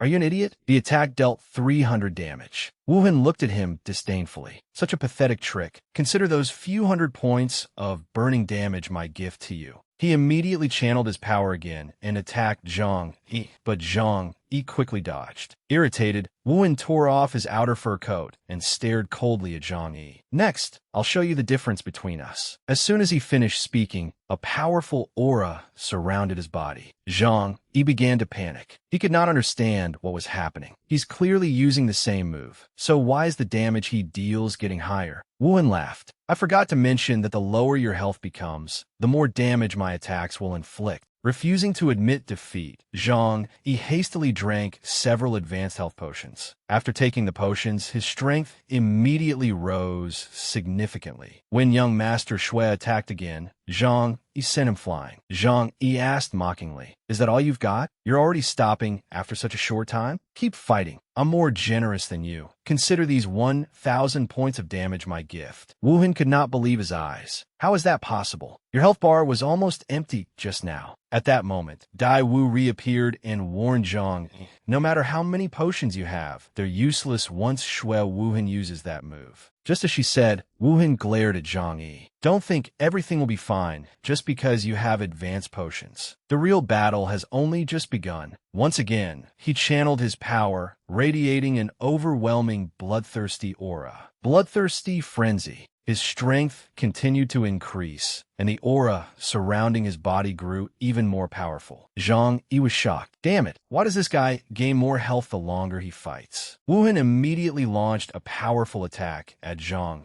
drastically reducing his health with a single blow. Zhang Yi was secretly astonished. I never imagined that the epic tier talent Bloodthirsty Frenzy could absorb the health loss through attacks and convert it into the user's own health. Wielding his axe like a god of death, Wu Hin stared at him. Brat, today I'll show you what happens to anyone who offends our blood sect. Zhang Yi realized that his original plan of using potions to win a battle of attrition was now completely useless. He smiled faintly. Do you really think your bloodthirsty frenzy is invincible? Seeing Zhang Yi drink a strength potion, Wu Hin scoffed. You still want to drink more? Stop dreaming. No matter how many restorative potions you consume, they'll all become mine in the end. Zhang Yi ignored him and drained the potion in one gulp. The moment it passed down his throat, he charged forward and shouted, Now watch carefully. Wu Hin refused to concede so easily. Gripping his massive axe, he roared, "You still don't believe me? Then let's put it to the test." His weapon slashed into Zhang Yi. Wu Hin sneered contemptuously when he saw Zhang Yi seemingly enjoying the blow. Yet there was no fear in Zhang Yi's eyes. Instead, Zhang Yi tightened his grip on the axe lodged against him. This left Wu Hin utterly astonished. He stared blankly. "You must have taken the wrong medicine. You've gone insane."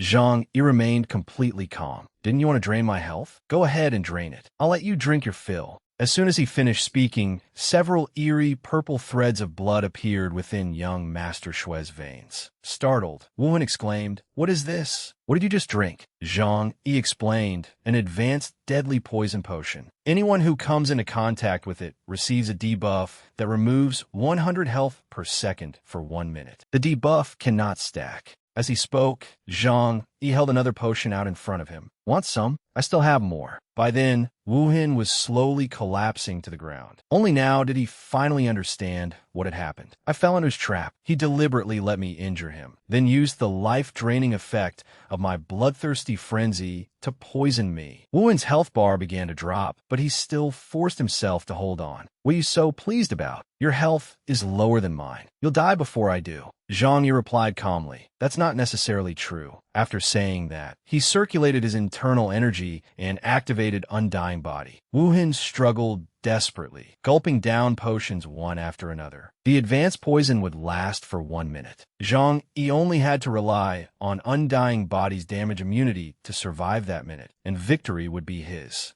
Zhang Yi moved closer to him. "Your potions aren't working fast enough. By the time you drink 1 bottle, you've already lost the health restore by 2. I still have an advanced potion here." Hearing this, Wu Hin lunged forward to snatch it, but Zhang Yi immediately pulled it back. "You want it? Then you'll have to pay." As the pain in his body worsened and his health continued to fall, Wu Hin grew alarmed. He had only 1 resurrection left, something he had risked his life countless times to earn. Resurrection chances could not be bought with money and could only be obtained through survival missions. Who knew when the next survival mission would be announced? With no other choice, he gritted his teeth. "How much? I'll buy it." Zhang Yi was delighted. He leaned close to Wu Hin's ear. "The original price was 150 gold coins, but since we've become acquainted through fighting, I'll give you a discount. 50,000. Wu Hin was stunned. 50,000? That's robbery. 50,000 is enough to support 500 members of a major guild. 48,000. That's all I have." Zhang Yi promptly agreed. "Fine, 48,000. Wu Hin was so aggrieved that he nearly cried. He agreed immediately? Why didn't I offer less? Zhang Yi laughed ignarely. Making money from these foolish beast race players is surprisingly easy.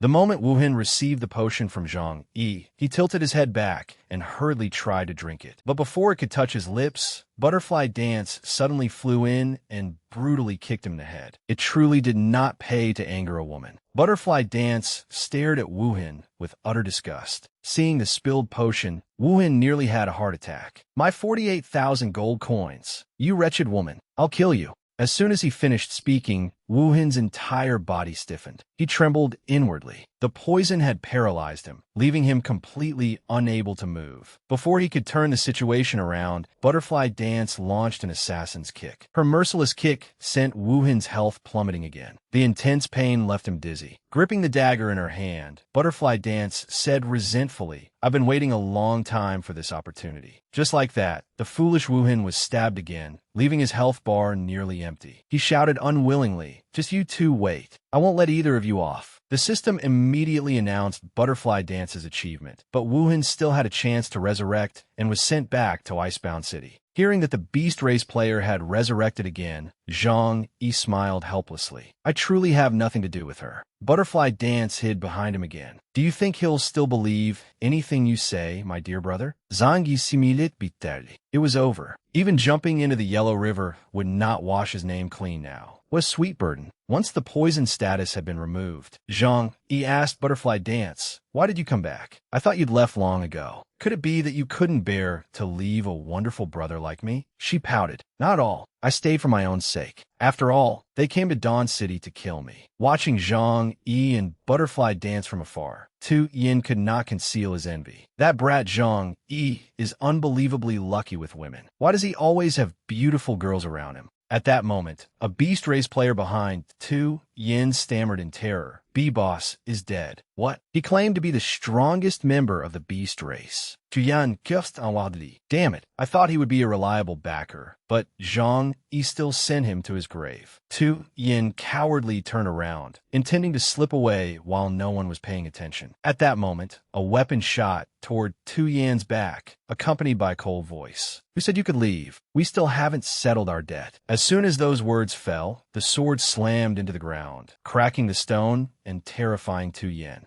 Zhang Yi immediately sprang forward with his gold great speed. He knocked the beast race players aside, and in an instant his sword was pressed against Tu Yan's throat. Tell me the beast race's true reason for coming to Dawn City. Tu Yan was so frightened that his voice trembled. All I know is that they wanted to find that woman and retrieve a card. I don't know anything else. Zhang Yi was startled. A card? What kind of card could make the beast race pursue someone all the way into a human race capital? Could it be? At that moment, Butterfly Dance interrupted them. Are you talking about this? I took it from my assassination target in Icebound City. Aside from looking pretty, this useless card doesn't seem to do anything. She held the card in front of them. It radiated brilliant golden light and closely resembled a god-tier talent card. The two men stared at her with their mouths agape. It did not merely resemble one. Was that not an actual god-tier talent card? Zhang Yi began calculating inwardly. Whether ordinary, epic tier, or god tier, every player could possess only one talent. That was probably why she could not activate this god tier talent card. It seemed she still did not know the truth. Zhang Yi's thoughts suddenly halted, and his expression darkened. Wait, she just said she obtained it by killing someone. It seemed the rumors from his previous life about god-tier talent cards were likely true. He imagined himself cunningly snatching one from Tu Yan.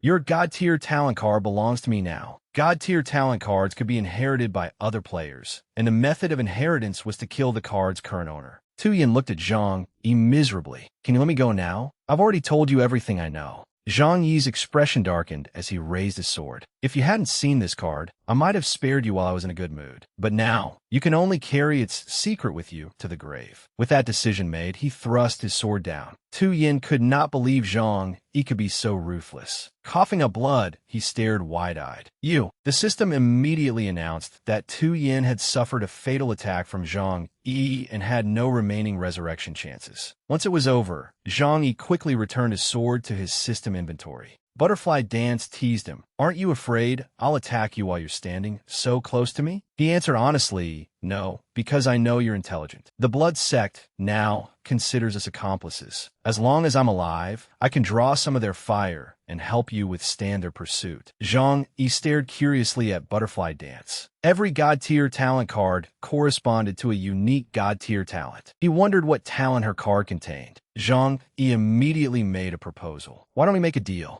Give me the Ring of Death and that card, and I'll forget everything that happened between us. Butterfly Dance took out the card and a ring, holding them before him. Do you truly want this? After pausing, she leaned closer to Zhang Yi's face. And is this ring really so important that you chase me all the way here? Or is it because this ring belongs to that woman? He answered without hesitation, I promised to bring this ring back, so I will. Butterfly Dance said, fine. I'll give your ring back to you, all right? But this card is mine. With that, she turned away as if afraid he would snatch it. Once everything was settled, Zhang Yi did not linger, but he left her with a final warning. As your trading partner, I'll kindly advise you not to tell anyone about this golden card. Butterfly Dance also offered him some advice. Then I'll tell you this. Leave this place as soon as possible. The Blood Sect won't let this go. Sooner or later, they'll come to Dawn City for revenge. Without turning around, Zhang Yi's gaze became dangerous. Thank you for the advice, but don't worry. That big fool isn't a match for me. Elsewhere, everyone marveled at the beast race players. As Xiao Jiao circulated her internal energy, she said, these beast race players are incredibly vigorous and tough-skinned. Azure Dragon added, they can take a beating, but they're also despicable. They actually attacked us while the guild leader was away. Hanyaru, meanwhile, looked worried. I wonder how things are going on the guild leader's side. Before she could finish, a beast race player launched a vicious surprise attack from behind.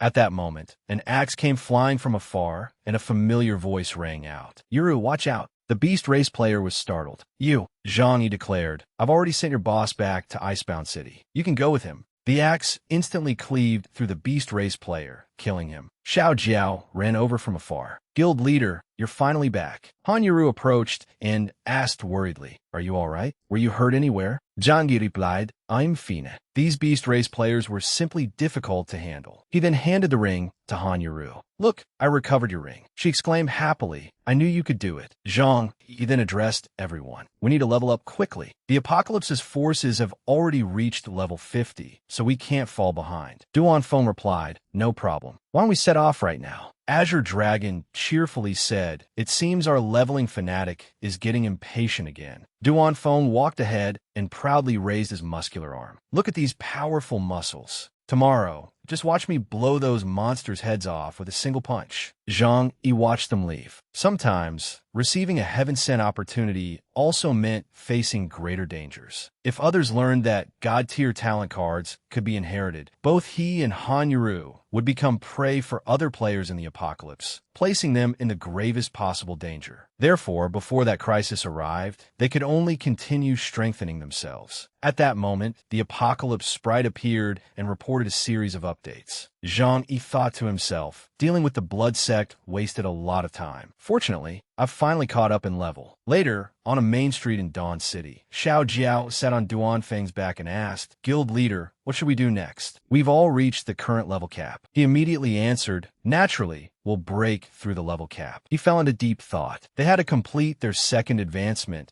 as soon as possible before they could continue leveling. If he wanted revenge, his current level 50 abilities were not enough. Han Yuru and the others also needed to grow stronger. The scene shifted to the entrance of the class advancement hall, where a massive hammer struck the ground and stunned the crowd. Everyone began clamoring. Another person was sent flying. This second advancement trial is far too difficult. Azure Dragon sat down beside the fallen player as the crowd discussed the trial. The required score for the second advancement is far too high. No one has reached 20,000 points yet. I wasted the 100 gold trial fee for nothing. Wasting gold is one thing, but this is basically paying someone to beat you up. The girl who had just sent the young man flying stepped forward. "Does anyone else want to try?" This was Dawn City's trial arena. Kiki raised her head proudly. "Does anyone else wish to challenge the trial?" Zhang Yi stepped forward. "I want to try." Looking at the girl before him, he continued, "In the Apocalypse, victory doesn't depend solely on statistics. Skill matters too. This time, I'll open everyone's eyes." Kiki pointed toward the sky. "Do you see the thing above you?" As soon as she finished speaking, the mission panel appeared with all the trial's information. This girl was the examiner for the second advancement trial. Kiki continued, "That is the scoring automaton for the second advancement trial. You have 10 minutes. Only by raising the number above its head beyond 20,000 can you pass." Zhang Yi sprang forward using his gold grade speed. "Then let's begin." He charged directly at Kiki. Unperturbed, she slammed her hammer into the ground. Handsome, a frontal assault isn't a wise choice. He was incredibly fast. Zhang Yi rushed forward. "Do you think I'd be foolish enough to engage a warrior in close combat without being certain of victory?"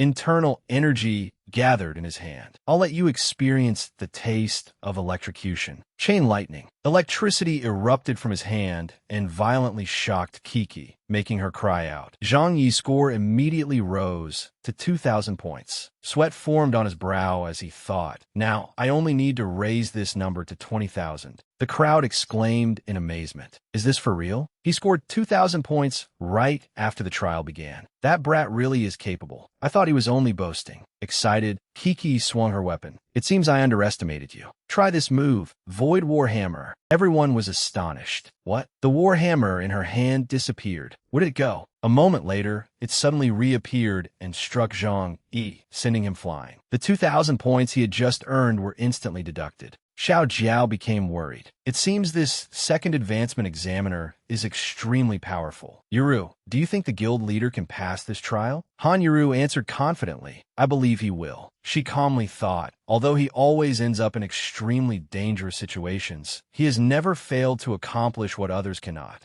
Zhang Yi panted heavily as he stood upright amid the thick smoke. He summoned a flock of blackbirds and declared, "You caught me off guard once, but I won't give you another chance." His sharp eyes carefully analyzed the situation. "In my previous life, I challenged this Void Warhammer trial 200 times and never passed. But those countless attempts also gave me a great deal of combat experience. Once he synchronized his vision with the birds, Zhang Yi's eyes shone brightly. He and Kiki stood opposite each other as powerful light surged around them. Kiki's warhammer struck toward him. Zhang Yi confidently said, "I'll dodge." As expected, he successfully evaded the blow and received 1,000 points. Kiki was stunned. How could he predict where I would summon it? A warning echoed in Zhang Yi's mind. Behind you, to the left. His score continued to rise. Zhang Yi simulait confidently. Now it's my turn to attack. He calculated inwardly, directly behind me. As long as I share the vision of my summoned blackbirds, I can easily earn 20,000 points simply by avoiding her attacks. Zhang Yi's score rapidly accumulated. Kiki anxiously scanned her surroundings. She thought, it must be those black ravens. As soon as the thought crossed her mind, she attacked and shouted, "Void Warhammer Storm." The Crimson Warhammer once again swept toward Zhang Yi. His birds panicked and scattered in every direction.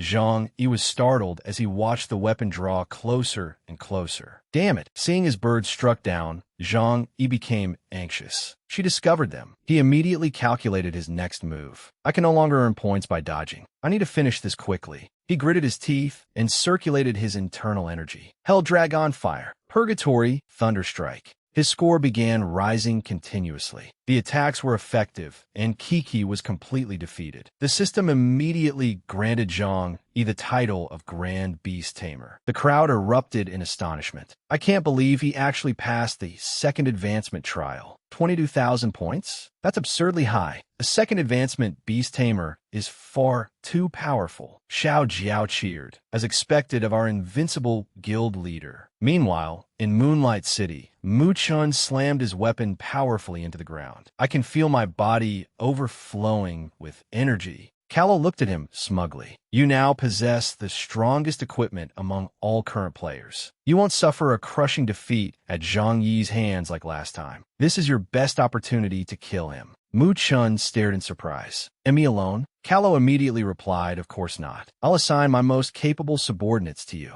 They've fought Zhang Yi before, so they can help you deal with him. Come out. He looked at the approaching group and ordered, I've replaced all your equipment, and you've gained many levels over the past few days. I hope you won't disappoint me again. Furthermore, during this operation, you must obey Mu Chen's every command. Dongfang immediately replied, yes. We will complete the mission. Ku also answered, understood. Callow then handed an item to Mu Chun. Take this scroll. It may help you at a critical moment, but remember, it can only be used once. Mu Chun accepted it and replied, understood. He then led the others away. Let's depart for Dawn City. Kahlo smugly stroked his dragon, a sinister look on his face. Zhang Yi, I'll show you what happens when you oppose me. Meanwhile, in Dawn City, Yoro asked cheerfully, well, the barbecue restaurant I recommended is delicious, isn't it? Xiao Jiao exclaimed excitedly. It's delicious. This is the best barbecue I've ever eaten in the apocalypse. Seeing how much she liked it, Zhang Yi said, tomorrow, I'll take everyone for special second advancement training. Don't forget, Xiao Jiao, jump for joy. We'll finally complete our second advancement, just like the guild leader. Azure Dragon walked over and whispered, Guild Leader, I heard that after completing your second advancement, you can use powerful second advancement class skills. When will you demonstrate them for us? Zhang Yi calmly replied, all right, I'll show everyone the next time we enter a dungeon. He then thought with satisfaction, I've gained so many new skills in such a short time. That should be enough to study for now. When he saw one particular skill, Zhang, he could not help marveling. It removes control effects and terrifies the enemy at the same time. This skill is incredible. As everyone walked along, chatting happily, several familiar figures suddenly blocked their path. Mu Chun called out, Zhang Yi, I finally found you. Zhang Yi was secretly surprised. Aren't those people beside him members of the Divine Guild? Why are they with Mu Chun? Nevertheless, he said calmly, Mu Chun, instead of cherishing the last few days of your life, why did you suddenly come here seeking death? Mu Chun roared angrily, Brat, you escaped last time, but you won't be so lucky today. I'll make you pay. He then turned toward the Divine Guild members. The four of you only need to stop the others. Zhang Yi is mine. Bandage glanced at Duan Feng. That swordsman is mine. You can divide the rest among yourselves. Duan Feng snorted coldly. Such arrogance. Show me what you can do. As soon as he finished speaking, they drew their swords and charged at each other with astonishing speed. Facing Duan Feng, Bandage could not help exclaiming, "What a fast sword!" After their very first exchange, Bandage raised his hand, sending strips of cloth shooting into the distance. Duan Feng asked disdainfully, "What's wrong? Are you trying to run?" As the two fought, Shadow gathered his power. Now my turn to strike. He immediately launched a surge of dark power toward Zhang Yi. Zhang Yi was on guard, but he never expected Shadow's true target to be Xiao Jiao. Yoro shouted anxiously, "Xiao Jiao, don't be afraid. We're coming to save you." Startled, Xiao Jiao screamed, "Help! Save me!" Azure Dragon lunged after her in alarm. "My lady, be careful. There's an ambush ahead." Seeing everyone thrown into chaos, Zhang Yi anxiously tried to rush over, but his body would not move. Looking down and seeing his legs bound by Shadow's power, he thought in alarm, "What's happening? Why can't I move?" Mu Chun seized the opportunity and charged forward. "Your companions are all gone. Now you're alone, and you've been immobilized by Shadow's control skill." In an instant, he appeared behind Zhang Yi. "Let's see what other tricks you have left." As soon as he finished speaking, Mu Chun tightly gripped his sword and thrust it forward. However, he never expected Zhang Yi to use Demon Substitute. Mu Chun froze in disbelief. Zhang Yi appeared behind him and said, "Did you really think I would let you stab me in the back again?" Zhang Yi immediately gathered power in his hand. Chain lightning. A moment later, Mu Chun was struck by a massive electrical current and paralyzed. Yet Zhang Yi was surprised to see him completely unharmed. How could he take my chain lightning without suffering any damage? Mu Chun quickly turned around. "My equipment is the finest available to any current player. You think someone like you can hurt me?" He lunged forward smugly once more. "Taste the power of Celestial Star Purgatory." Before Zhang Yi could react, his dragon moved in front of him and blocked the attack. Zhang Yi stayed in shock. "Xiao He." After recovering from his surprise, Zhang Yi sighed in relief. "Thank goodness you were here, or I would have been pierced full of holes." He then immediately shouted an order. "Xiao He, unleash winged chaos." The overwhelming force quickly swept toward Mu Chun. Zhang Yi declared with satisfaction, "This is what you call giving someone a taste of his own medicine." Struck so suddenly that his head spun, Mu Chun ground his teeth in fury. Zhang Yi asked scornfully, "How does it feel to experience that whirlwind yourself?" Standing before his enemy, Zhang Yi said, "A beast tamer's beast evolves along with its master's class advancement. I've already completed my second advancement, while you're still only a first advancement assassin. That is the difference between us." Mu Chun stammered in disbelief.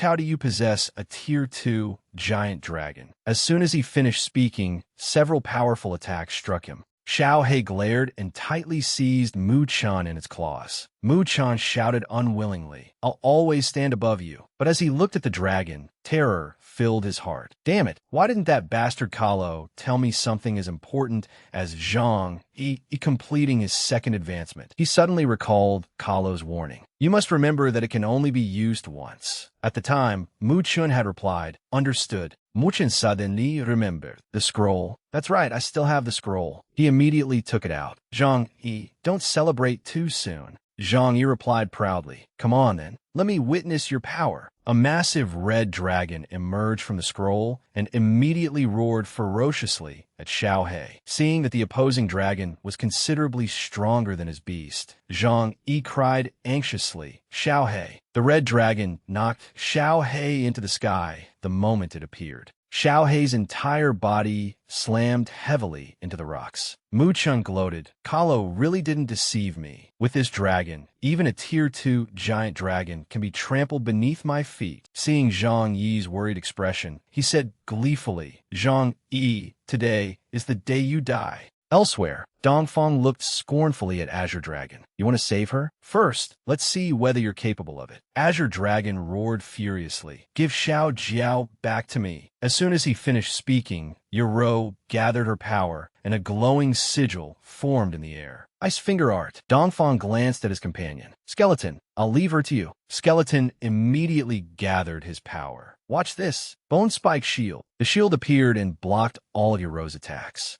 The spikes then continued shooting toward the pair. Seeing them, Azure Dragon's eyes turned cold. If you want to bully my lady, you'll have to get past my arrows first. Azure Dragon immediately raised his bow and took aim. The moment his arrow flew, the ground shattered in front of Skeleton, knocking him down. Realizing that the situation was turning against them, Shadow gritted his teeth and gathered his power. Dodge this! Taking advantage of the enemy's confusion, Xiao Jiao immediately escaped. Jiao! Shadow cursed furiously. Damn it, she got away. We can't let her escape. He immediately attacked with Shadow Prison, but Yoro blocked it while comforting Xiao Jiao. Don't be afraid. You're safe now. Holding Xiao Jiao tightly, Yoro shouted, Duan Feng, how are things on your side? He replied, don't worry. I'll end this battle quickly. Bandage yelled, I'm the one who will end this battle, not you. Duan Feng's entire body was instantly wrapped in bandages, seemingly trapped within a tightly bound cocoon. However, he quickly used his sword intent to slice the cocoon apart. Don't celebrate too soon. I haven't accepted defeat yet. Faced with the incoming attack, Bandage immediately covered his face with both hands. When Duan Feng landed, Bandage suddenly vomited blood. He could not understand what had happened. Duan Feng calmly sheathed his weapon. Did you think the other two swords at my waist were merely decorations? Duan Feng immediately landed beside Azure Dragon. That's one dealt with. Only 3 remain. Shadow stepped forward. Don't celebrate yet. Our plan has already succeeded. Skeleton was somewhat startled. I didn't expect Bandage to be sacrificed. Their strength truly cannot be underestimated. Meanwhile, the ground beneath Zhang Yi's feet suddenly trembled before an explosion erupted. He stared in confusion. What's going on? Jiao exclaimed anxiously. Oh no, something has happened on Zhang Yi's side. We've all fallen into their trap. Their true target is Zhang Yi. People nearby shouted in outrage. What kind of madman is causing this? Can't people even eat in peace? This is supposed to be a safe zone. Mu Chen laughed maniacally. Keep running. Let's see how long you can flee. Chase him.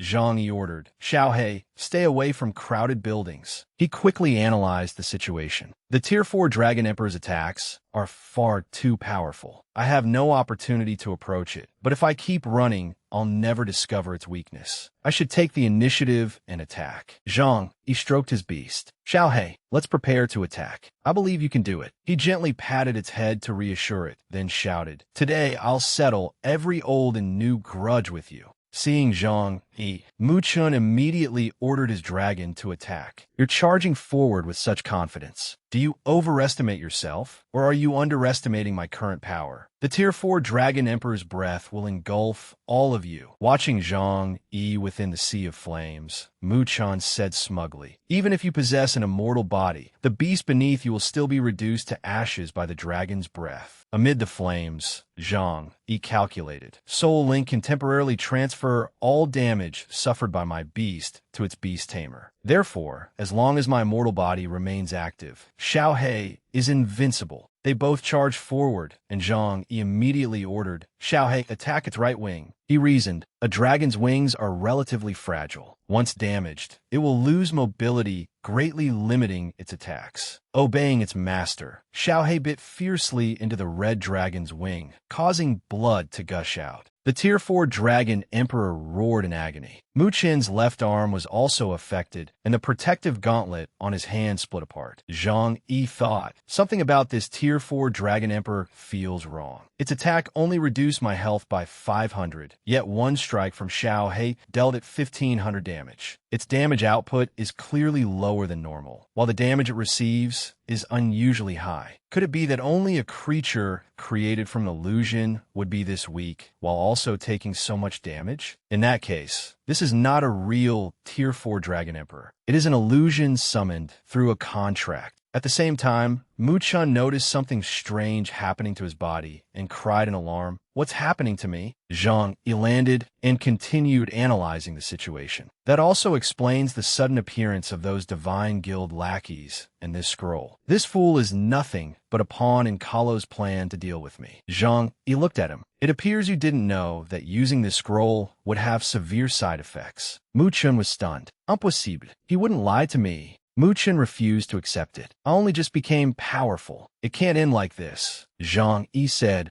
Look at your aged body. That is the price of recklessly activating the summoning contract. Don't you understand even now? From beginning to end, you were merely a pawn being used by someone else. Upon learning the truth, Mu-chan roared, "No, even if I die, I'll drag all of you down with me." He gathered his power once again. Come fort. I offer all my power to the great dragon emperor. Zhang Yi was shocked. That lunatic. He plans to merge with the Tier 4 dragon emperor's illusion. Mu-chan raved. I'll turn this entire city into hell and force everyone to submit to my power. The crowd below descended into chaos. Everyone run. A madman is killing people indiscriminately. Zhang Yi looked at Mu-chan with contempt. You're on the verge of death, yet you still refuse to repent. I must have been blind not to realize what scum you were. Even after being given another chance, you still chose to become a villain. Standing atop his dragon, Mu-chan shouted, Zhang Yi, so what if you're a regressor? Do you think you can kill me again? This time, you'll still die by my hand. Zhang Yi gritted his teeth. He has completely lost his mind. He's become utterly insane. Zhang Yi began forming a plan. As long as I completely destroy that scroll, I can sever the connection between the user and the illusion, causing the illusion to disappear. He then climbed down from his dragon's back. Xiaohei, move forward and cover me. Zhang Yi drove the sword in his hand forward with tremendous force. Break! Seeing his body slowly disappear, Mu-chan panicked. No, I won't be defeated. However, Zhang Yi's dragon suddenly collapsed. He anxiously ran over. Xiaohei. Nearby, Xiao Jiao stared in horror. Good heavens, why are there so many casualties here too? Those divine guild members are despicable. Duan Feng cursed angrily. Damn it, we should have punished them mercilessly. Sooner or later, we'll settle this debt with them. Yero ran over to Zhang Yi. Zhang Yi, are you all right? We arrived too late. She suddenly stopped when she saw his beast. Xiaohei.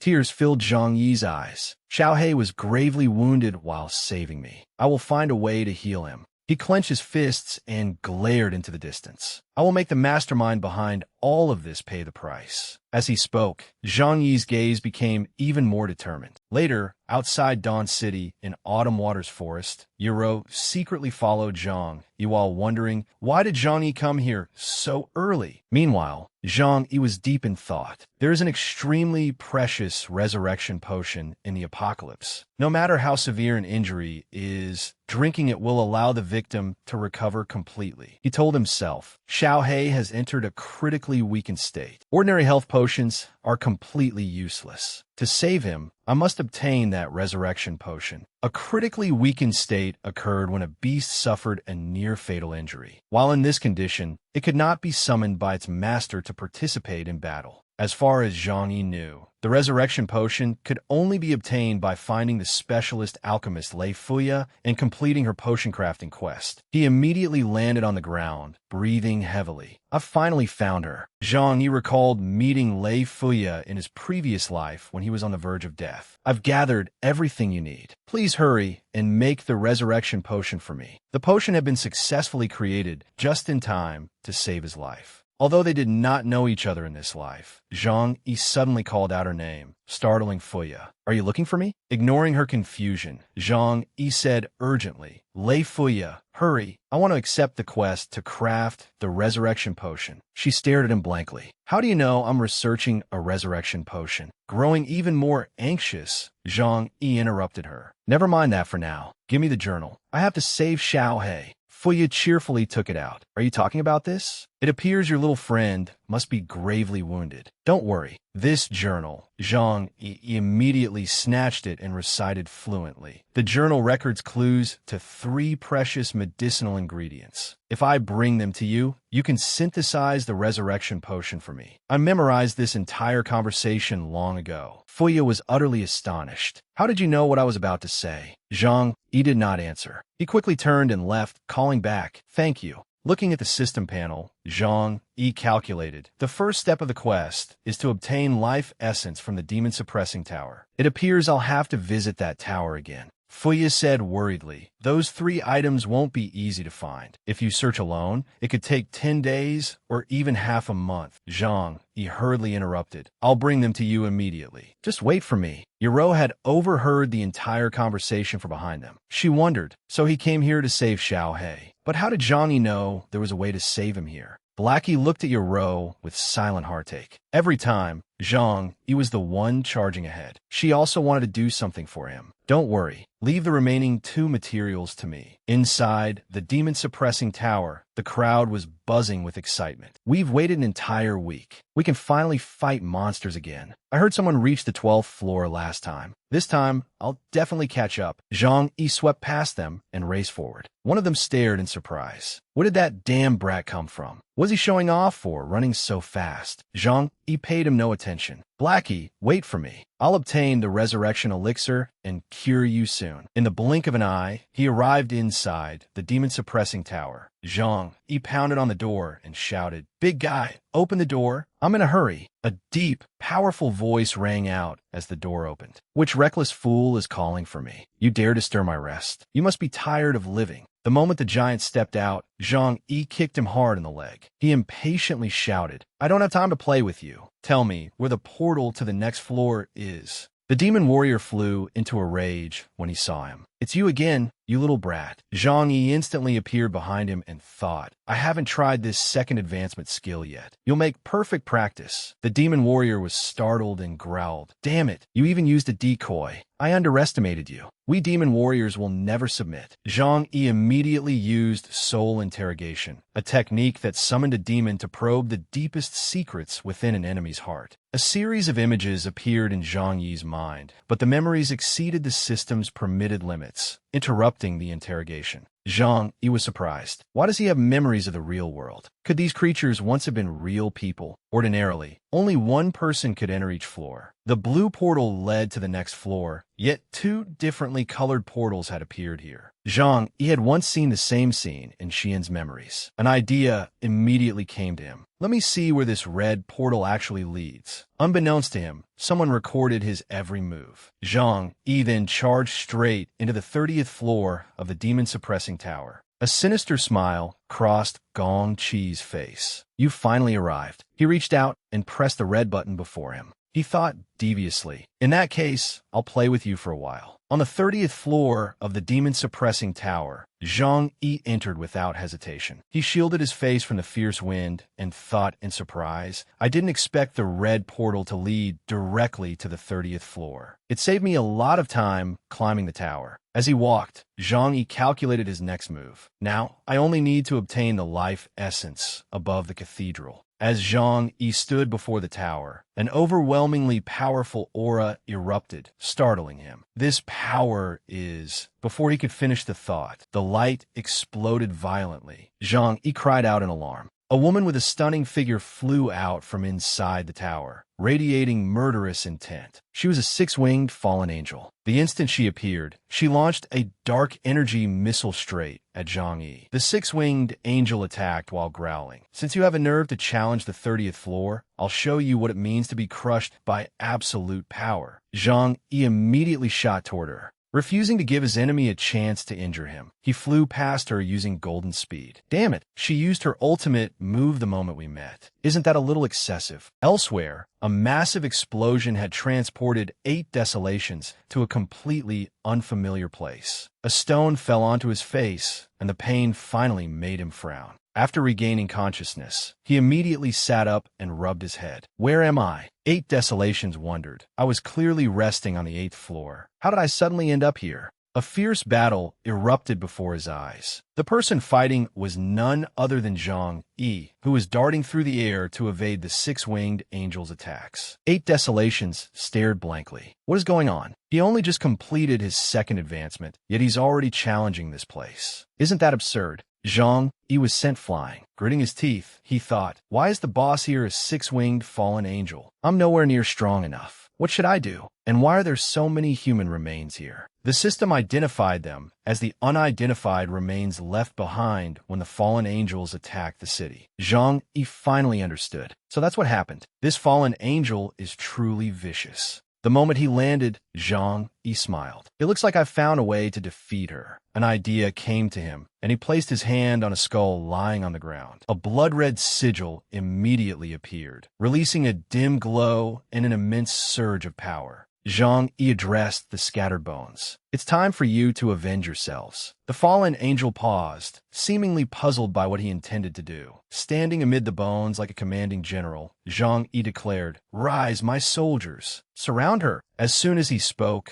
the skeleton's eyes glowed crimson, and they charged toward the six-winged angel. As she flew through the sky, skeletal hands suddenly burst from the ground and seized her legs. The fallen angel was startled as she watched Zhang Yi soar upward. She shouted furiously, "So you intend to use these souls to hold me back? Your true objective is the life essence. Give up. I won't let you have your way." The fallen angel immediately gathered her power. "Descend, my lightning." She glared at Zhang Yi and shouted, "S-rank spell, Domain of Thunder." It summoned a magical storm that lasted 10 minutes, dealing 500 magical damage to every nearby enemy once every 3 seconds. The instant she finished speaking, lightning blasted forward. Naturally, the skeletons were no match for her. The six-winged angel glared at Zhang Yi. "You next." Zhang Yi had not expected her to eliminate the skeletons so quickly. Zhang Yi grew tense as the fallen angel swung her sword at him. "Your game ends here." Seeing her prepare the finishing blow, Zhang Yi gritted his teeth. "This is bad." At that critical moment, a tremendous force struck her, blasting a massive hole through the fallen angel's abdomen. Feathers scattered everywhere. The fallen angel looked behind her. "How could you possibly kill me?" She was shocked to discover another player on this floor. At the same time, a system warning sounded. "Body critically damaged. Connection will be terminated." She cursed inwardly. Damn it, controlling an NPC body through data transmission still isn't stable enough. Consider yourselves lucky today. Before disappearing, she left them with one final warning. "We'll meet again soon." Once the danger had passed, Zhang Yi asked in confusion, "8 desolations. Why are you here? Didn't I enter a solo dungeon?"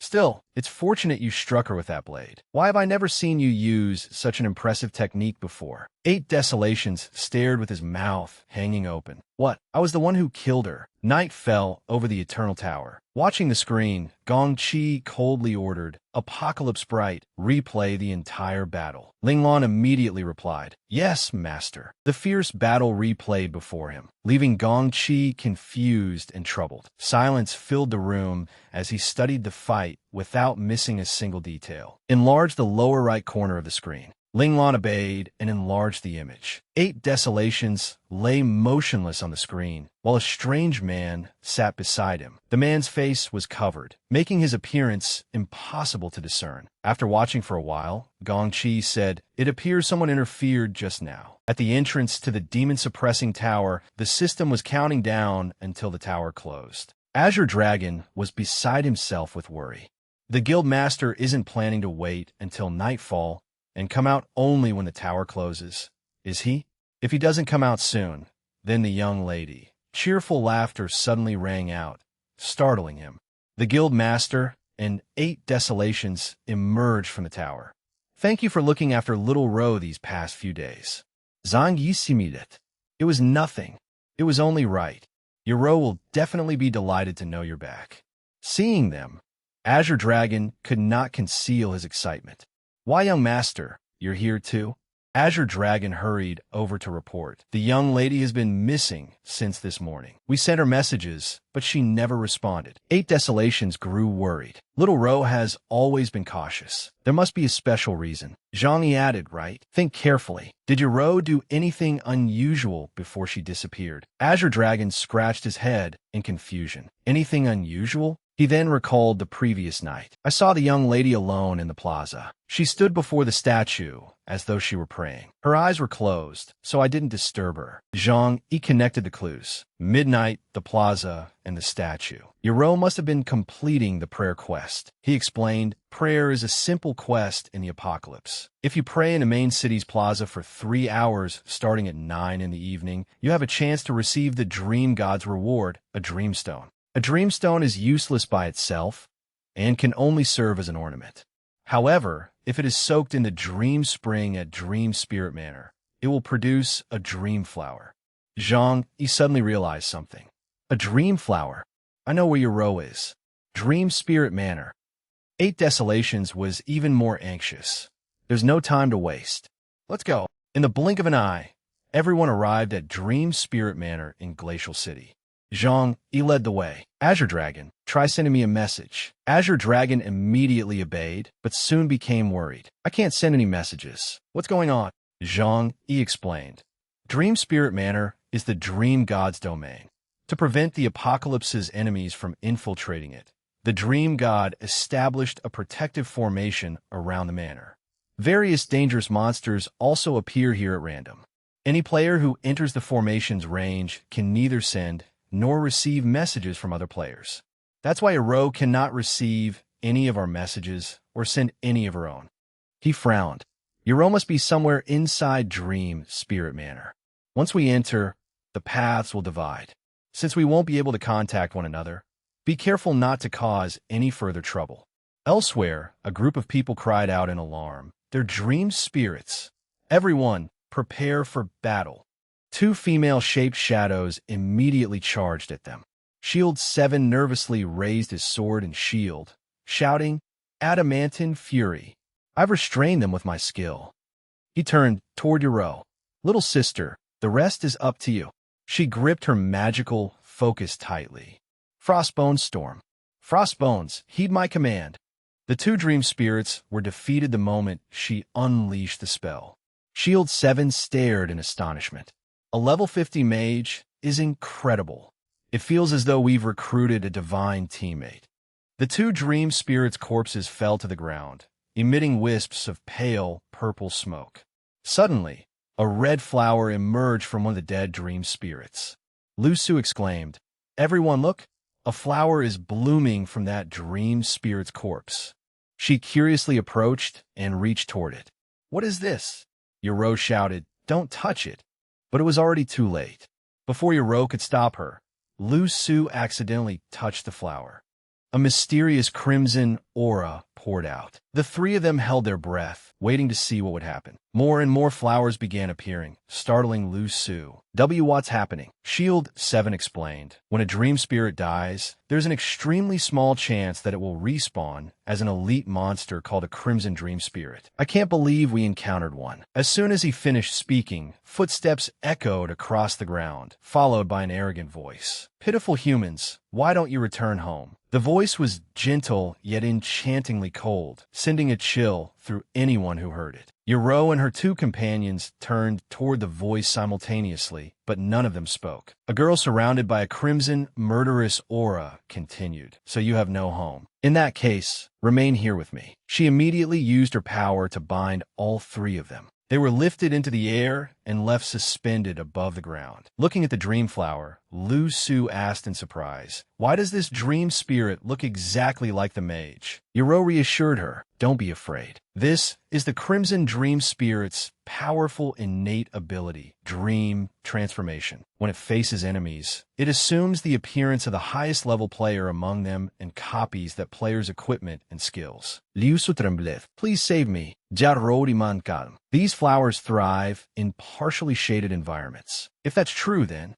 she paused, pulled a purple, crystal-like spirit stone from her clothing, and threw it into the middle of the red flowers. She explained to the other two, These flowers fear light, so use an intense light against them. Seizing the opportunity, Lusu gathered her power and shouted, Watch this. Radiant sunlight. A brilliant region of sunlight appeared, allowing her to break free. This was an exclusive cleric skill that summoned light over a designated area, restoring 500 health for 10 seconds. It had a 10-minute cooldown. The group breathed a sigh of relief, and Lusu smiled brightly. We're saved. Their joy was short-lived. 3 razor-sharp arrows suddenly flew toward them from the distance. Jaro reacted swiftly. Watch out! She grabbed Lusu and threw herself aside, knocking over the dream flower. A group of strangers shouted, Get out of my way! Brothers, the Crimson Dream Spirit belongs to whoever claims it first. Charge! Ero felt a growing sense of unease. This is bad. The intense light must have attracted the nearby players. They're clearly here for the Crimson Dream Spirit's reward. Lu Su snapped. We were the ones who spawned this Crimson Dream Spirit. What right do you have to steal it? Yaro whispered, don't provoke them. Let's remain here and observe the situation. It would benefit us if they weakened the Dream Spirit first. A fierce-looking man with 2 sharp fangs declared, wherever the Blood Gate goes, outsiders must withdraw. The newcomers immediately began slashing indiscriminately. Move! Get out of the way! This Crimson Dream Spirit belongs to the Blood Gate. The other players panicked. Run!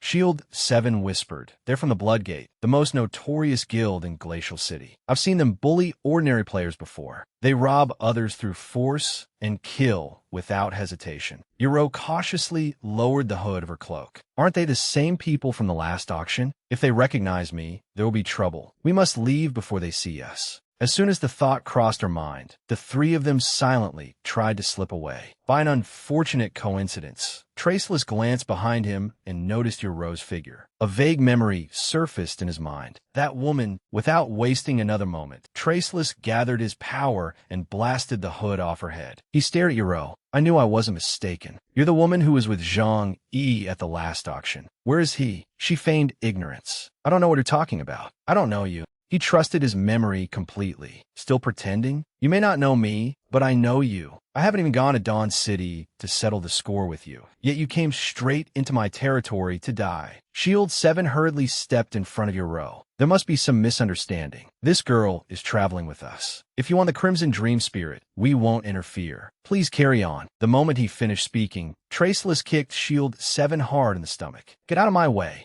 The tremendous kick sent Shield 7 flying. His body slammed into a large boulder, and pain surged through him. Traceless said coldly, I haven't even taken revenge yet, and you think you can leave? Dream on. Lu Su could no longer restrain herself. Hey, we only came here to clear a dungeon. Don't think the Blood Gate can bully people however it pleases. Traceless tightened his grip on his weapon and sneered. So you think we've gone too far? He swung his weapon and shouted, then go wait for us in the underworld. Jaro. Unable to endure it any longer, Yaro charged forward and activated her god-tier talent, Spirit Caller. The crowd was furious. Isn't the blood sect going too far? That girl never even provoked him. Exactly. Didn't she already agree to give him the Crimson Dream Spirit? Forget it. That's just how the blood sect operates. They're vicious bullies who abuse their power. Let's get out of here. Yaro unleashed a burst of power, and the 2 young women she had summoned forcefully blocked the incoming attack. Traceless swung his weapon wildly with a smug grin. Your man is truly useless, leaving you to risk your life alone. Why not come to me instead? Refusing to back down, Yaro shouted in disgust and attacked. Flame Ball. But within seconds, Traceless appeared directly in front of her. You're courting death. He slashed at her, then immediately charged again. Since you've refused my toast and chosen punishment instead, don't blame me for showing no mercy. Zhang Yi had just reached the main gate of Dream Spirit Manor when he froze in surprise. What's going on? Why does everyone look like they're fleeing a disaster? He immediately stopped someone and asked, what happened up ahead? Why is everyone running out? The young man hurriedly answered, it's the Blood Sect. They killed a lot of players while fighting over a Crimson Dream Spirit. I heard they've even captured a beautiful girl.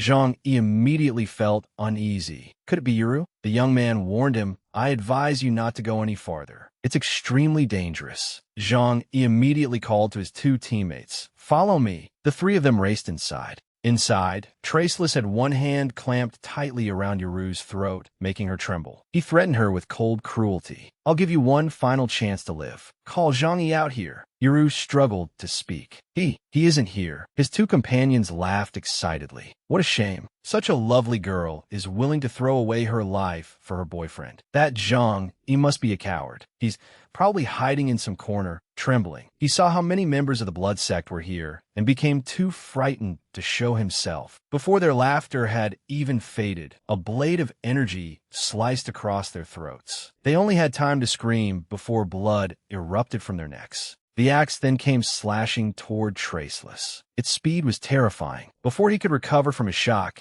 Zhang Yi's icy voice rang out. You dared to touch her? Seeing his beloved being mistreated enraged Zhang even further, and his punches grew more powerful. You must be tired of living. With a single blow, he sent Traceless crashing to the ground. His subordinates shouted in alarm. "Boss!" Lying in Zhang Yi's arms, Yuru apologized. "I'm sorry for making you worry." He gently reassured her. "It's all right. Wait here for a moment. I'll deal with these blood-sect bastards first." Despite his bruised face, Traceless continued sneering. "Zhang, you still don't understand the situation. This is blood-sect territory." He then shouted, "Seize them both. I'm going to torture them mercilessly." Blood-sect lackeys immediately surrounded Zhang Yi. But suddenly, the blood-sect members at the rear were sent flying through the air before crashing to the ground. 8 Desolations rushed in, wildly swinging his sword. "How dare you bully my little sister? I'll butcher every last one of you dogs."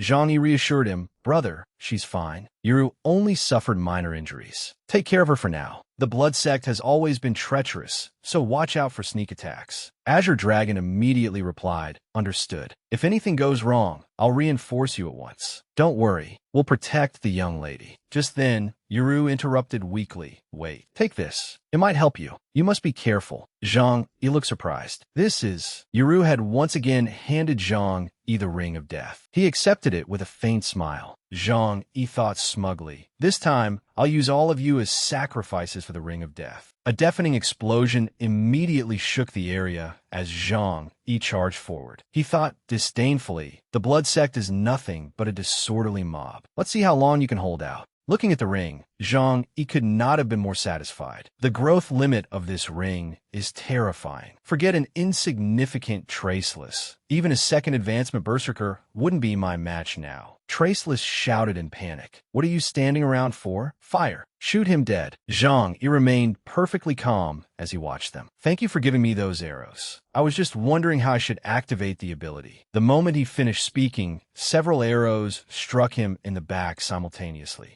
At the same time, Zhang Yi activated his passive ability and declared proudly, "Now, experience the wrath of the demonic dragon. Little Black, come forth. Help Dragon Fire." The blood sect members screamed in agony. "It's too hot. Boss, save me." Traceless had no choice but to activate Bloodlust and Berserk again. He growled, "I refuse to believe he became this powerful in only a few days. He only defeated me last time because he was lucky. He must be bluffing again." He immediately charged forward. "I'll avenge my blood sect brothers." But before he could even reach Zhang Yi, his axe abruptly snapped in two. Traceless stared at his broken weapon in shock. Only when he saw the sword pointed directly at his head did he become truly frightened. "What are you planning to do?" "The Blood Sect is the #1 guild in Frost City. If you dare harm me, the Blood Sect will never let you go." Zhang Yi replied calmly, "I've already killed you once. Do you really think I'd be afraid to kill you a second time? There is no evil the Blood Sect won't commit. If one of you comes, I'll kill one. If your entire guild comes, I'll destroy your entire guild." Overwhelmed by his presence, Traceless screamed in terror, "Save me." The instant he finished speaking, his head flew from his shoulders. Zhang Yi said coldly, "Be a better person in your next life." With no resurrection chances remaining, Traceless was now truly dead at Zhang Yi's hands. The remaining lackeys were quickly eliminated as well. Azure Dragon reported, "Guild leader, all the Blood Sect members have been dealt with. What should we do with this elite monster? It looks like killing it would grant us a considerable reward." Zhang Yi replied, "Don't kill it yet. Yuru, you obtained a dream stone through prayer, didn't you? Try giving it to her." Yuru immediately answered, "All right." She handed the stone to the Dreamflower spirit. After absorbing it, the spirit was deeply moved. "The faithful have brought the Dreamstone back to this place. Brave warriors, please follow me." Azure Dragon looked astonished. "Guild leader, did you secretly read a strategy guide before the game opened today? How do you even know this?" He looked toward the Dreamflower spirit. "Where is she taking us?" Zhang Yi replied, "Just follow her. She'll lead us to the Dream Spring." Following the Dreamflower spirit, everyone arrived at a secluded spring. She immediately called out, "Slumbering soul, please awaken." As soon as she finished speaking, the water began to stir. A fair-skinned woman emerged from the blue depths. "Chosen one, you have finally arrived." This was the Dream Goddess, one of the 10 great gods of the apocalypse, corresponding to the 10 god-tier talent cards. Her glowing feet slowly settled upon the water. I have waited here for far too long. Standing atop the lake, the dream goddess gazed directly at Zhang Yi's group, so long that I have forgotten how many years have passed. She placed her hands behind her back, and a blue flower appeared beside her. As the first players to find this place, I will grant you a special reward. Surrounded by mist, the flower slowly floated toward Yuru. She stared at it in wonder. This is the flower of dreams I've been searching for.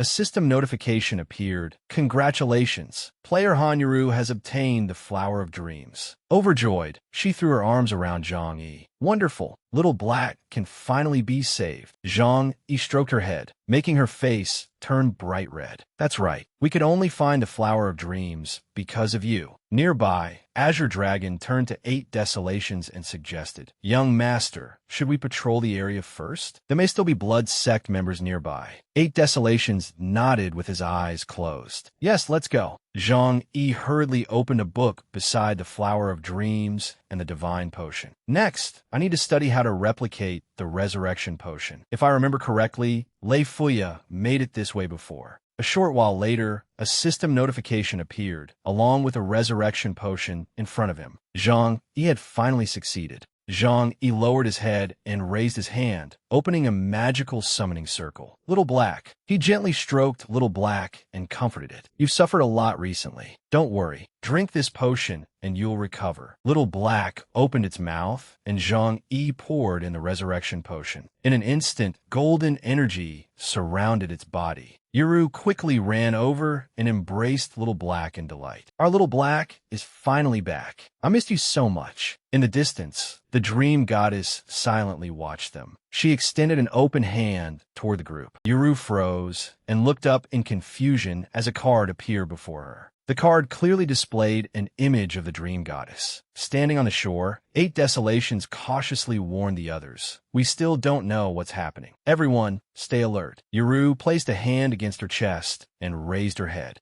A vision appeared, showing an army attacking the gates of a great estate. The dream goddess spoke sorrowfully. 1,000 years ago, the demon race invaded the continent. Dream Spirit Manor was the only peaceful land untouched by the invasion. A group of figures surrounded an enemy. Begin the sealing. To resist the demon race, the 10 great gods swore to fight to the death. Together, they sealed the demon king. Bound tightly in sealing chains, he smiled sinisterly. Everything you are doing will only delay your deaths. The dream goddess sat nearby, trembling. The images of the other 9 gods gradually disappeared. After that great war, the other 9 gods vanished one after another, and no one knew where they went. I, too, unknowingly fell into a deep sleep. The vision faded. Floating in the air, she looked at Zhang Yi's group. What you're seeing now is merely an illusion I created before falling asleep. Its purpose was to wait for the chosen warriors to find me and awaken me. Yuru kept one hand against her chest and slowly stepped forward. The dream goddess vanished. Only flickering lights remained upon the water. A blue system notification appeared. The dream goddess has vanished. Legendary hidden quest. After sealing the demon king, the 10 great gods disappeared one after another. Find a missing dream goddess. Still staring ahead, Zhang Yi failed to notice what was behind him. It seems we've been drawn into the quest. Everyone, prepare yourselves. A moment later, as if sensing danger, he suddenly glanced back. A group of ferocious demon warriors charged toward them with raised blades. Watch out! The demon warriors rushed at Zhang Yi's group and attacked. Holding her weapon high, Yuru shouted, "Let me stop them!" Zhang Yi drew his sword and joined the battle. "Leave the remaining 2 to me."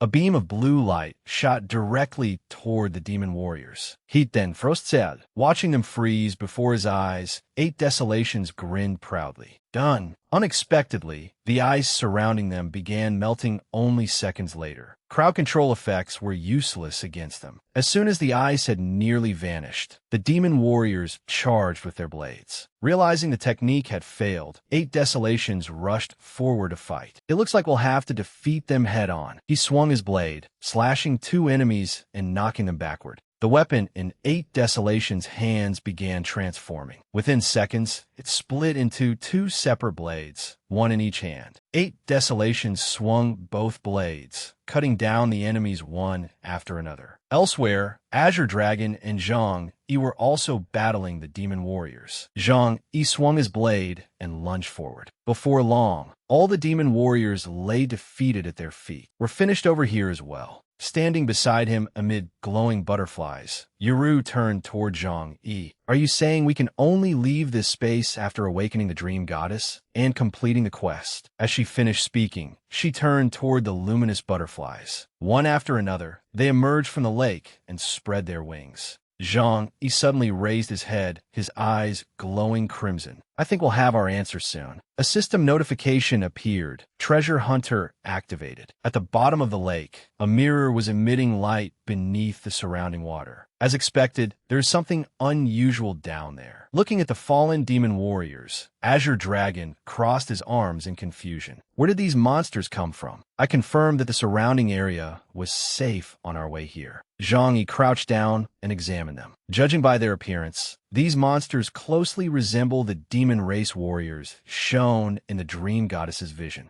Standing nearby, with one hand on her chin, Yuru asked in confusion, but wasn't the demon race already suppressed? Why would they appear here? Zhang Yi raised his hand and extended his palm, sensing the surroundings. These butterflies also seemed to have appeared out of thin air. He suddenly stood and addressed everyone. Could it be that we were never truly inside Dream Spirit Manor? Perhaps we were brought into the dream goddess's dream. Yuru stared at him in confusion. Her dream. Zhang Yi lowered his head and continued explaining, a dream doesn't have to follow the game's basic rules. That's why suppressed demon race warriors can appear from nowhere, and the butterflies can endlessly duplicate themselves. Zhang Yi recalled the image of the dream goddess. Only the dream goddess could contain the data of multiple players and transfer them together into the same instance. That's why she asked us to find her and awaken her. Without hesitation, Zhang Yi plunged straight into the water. Everyone, follow me. Let's investigate. Water warding spell. The other three quickly swam after him into the depths. The water warding spell was an exclusive mage skill that granted the whole party the ability to move freely underwater for 3 minutes. Zhang Yi stopped and pointed ahead. Look, the butterflies are flying toward that palace's stone gate. After observing it, he smiled and offered a guess. That is most likely an entrance leading somewhere else. Let's go. Suddenly, Yuru fell silent and looked around. Something made her eyes widen in alarm. Wait, there seems to be something at the bottom of the lake. A mass of tentacles shot out from among the rocks and tightly wrapped around her, clinging to her like glue. An octopus-like monster seized Yuru with its tentacles. They completely enveloped her body and squeezed so tightly that she could barely struggle. Zhang Yi quickly swung his blade and severed all the tentacles. Yuru, get behind me. A system notification appeared. Water warding spell duration remaining 30 seconds. The four of them stared at the monster in alarm. Its regeneration is too powerful. 8 Desolations raised his voice in warning. This is bad. The water warding spell is about to expire. We can't waste any more time fighting it. We need to leave. Seeing that little time remained, Zhang Yi told the others, I'll hold it back. You three go open the gate.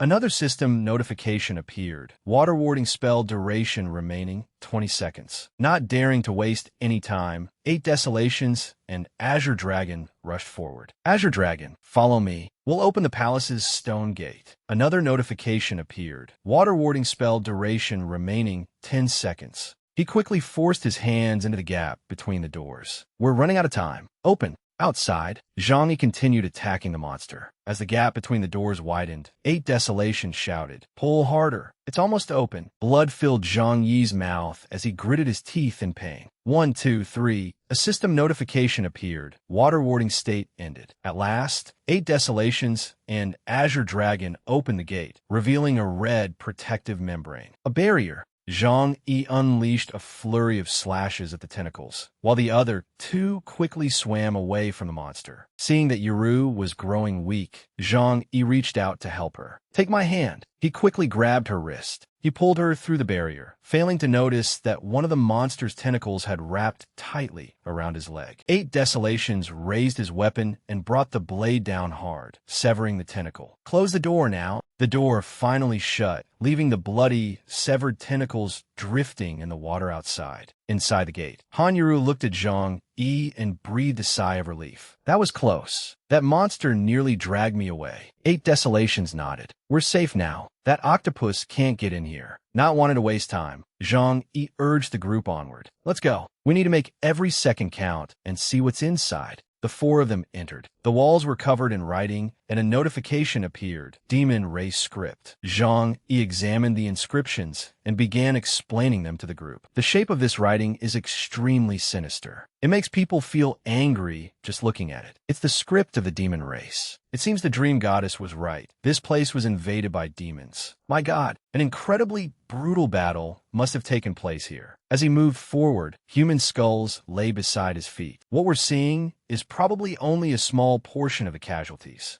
8 Desolations and Azure Dragon followed them inside. The scene was utterly bizarre. A demonic invasion? Could this be connected to the impending catastrophe in the apocalypse? 3 dark silhouettes appeared in the gloom. Before long, the apocalypse will face another great catastrophe. No one will be fortunate enough to escape. As if she had discovered something, Han Yuru pointed ahead. "I'll look over there." A flight of stairs stood before the group. At the top was a stone platform wrapped tightly in chains. Isn't the person chained to that altar the dream goddess? Just as Zhang Yi had suspected, it was indeed the dream goddess. Her slumber did not appear to be an accident. A far greater conspiracy might be hidden behind it. Suddenly, the chains began moving and snapped forward. A woman sat upon a black throne. "You 4 insignificant reptiles." Her eyes glowed crimson as she bared her sharp teeth and demanded, "Do you know whose territory you have entered?" The dream spirit slowly descended from her throne and walked forward, surrounded by a crimson aura. "I never expected you to make it all the way here." She raised a hand to the dream goddess's neck. "Nor did I expect that after all this time, you would still refuse to accept your fate." She seized a brilliant blue butterfly and held it tightly in her palm. "You were the one who brought them here, weren't you?" The dream spirit's expression darkened. Leaning close to the dream goddess's ear, she whispered, "Do you realize that you have doomed these young people? I would love for you to watch these reptiles die because of you."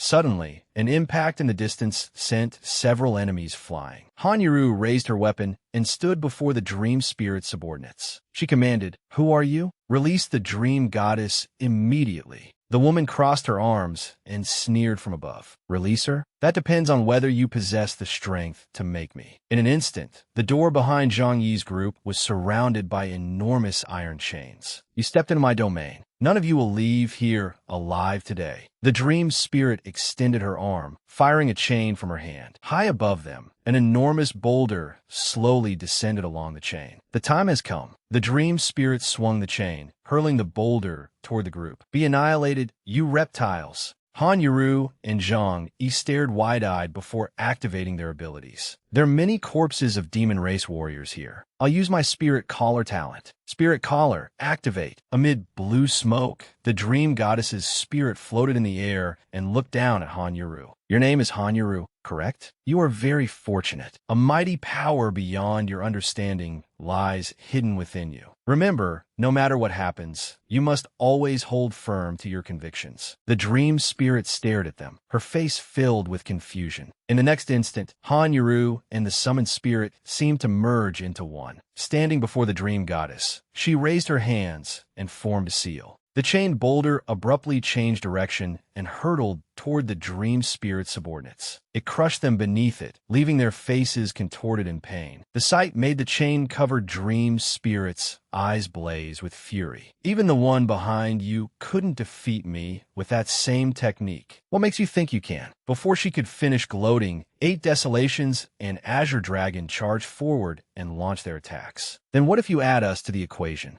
I'll help too." Golden Lament. Neither of them hesitated as they rushed at the dream spirit. She extended an arm toward them. "You seek death." Soul-locking chains. Chains wrapped several times around Azure Dragon's wrist, making it difficult for him to move. 8 Desolations suffered the same fate, his arm tightly bound. What the hell is this? Seeing their expressions, the dream spirit smiled triumphantly. Since you've come here, you can all become my puppets. Anyone struck by my soul-locking chains will submit to me. Within seconds, both men's eyes turned crimson, making them look like puppets. 8 Desolations suddenly bared his teeth and turned his red eyes toward the others without saying a word. 8 Desolations charged directly at Zhang Yi's group. My favorite spectacle is watching close companions slaughter one another. Let the show begin. He raised his weapon overhead and brought it down toward Han Yaru. Brother, what's wrong with you? 8 Desolations' actions made her stare up at him in stunned disbelief. It's me, Yaru. Suddenly, something intercepted his weapon, producing a shower of crimson sparks. It was none other than Zhang Yi, wielding his blade. He stood before Han Yaru and protected her. 8 Desolations, wake up! Without holding back, 8 Desolations unleashed a relentless series of slashes at Zhang Yi. The dream spirit watched with delight, smiling smugly. He is now my puppet. He obeys my commands, and mine alone. 8 Desolations continued swinging his blazing crimson blade at Zhang Yi without mercy. Get out of my way! Zhang Yi lost his footing and was knocked backward, forcing him to plant his blade into the ground to steady himself. Meanwhile, 8 Desolations charged toward Han Yaru.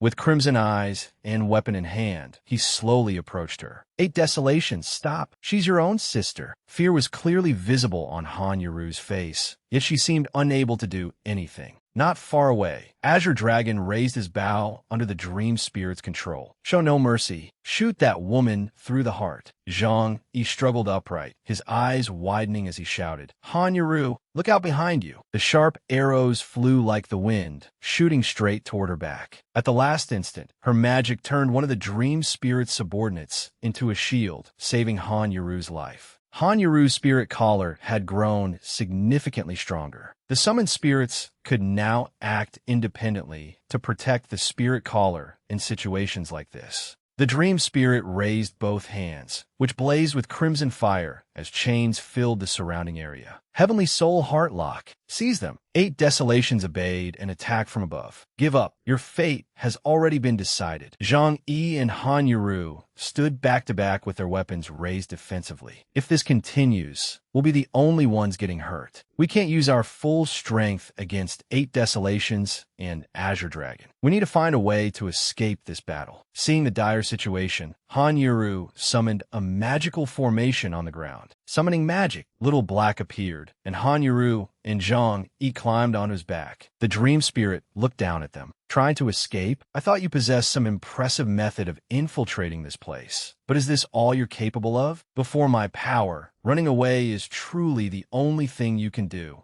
She raised her hand toward them, launching a sharp-tipped chain. Fate-locking arrow. I will make you watch as every companion around you betrays you, one after another. The chain struck Little Black directly, triggering a violent explosion and knocking him out of the air. Wounded, Little Black curled up on the ground. Zhang Yi rose from the thick smoke and searched for Han Yaru. Han Yaru, are you all right? She lowered her head and stammered, I am fine. It's only a minor external injury. The dream spirit slowly approached Zhang Yi and lifted his face with one hand. Your beast and companions will all become slaves of the Demon King. You will not escape either. Despite the scratches on his face, Zhang Yi smiled faintly and replied, Is that so? The dream spirit's eyes widened in confusion. Little Black suddenly appeared behind the dream spirit without warning. Opening his enormous mouth, he swallowed her whole. We did it. With the dream spirit defeated, the sweat-covered Zhang Yi fell into thought. 8 Desolations and Azure Dragon were controlled because she bound them with her fate-locking chains. I couldn't let those chains touch Little Black. A sharp-tipped chain suddenly shot toward the large rock on the ground. Zhang Yi shouted, Little Black, reinforce your left wing.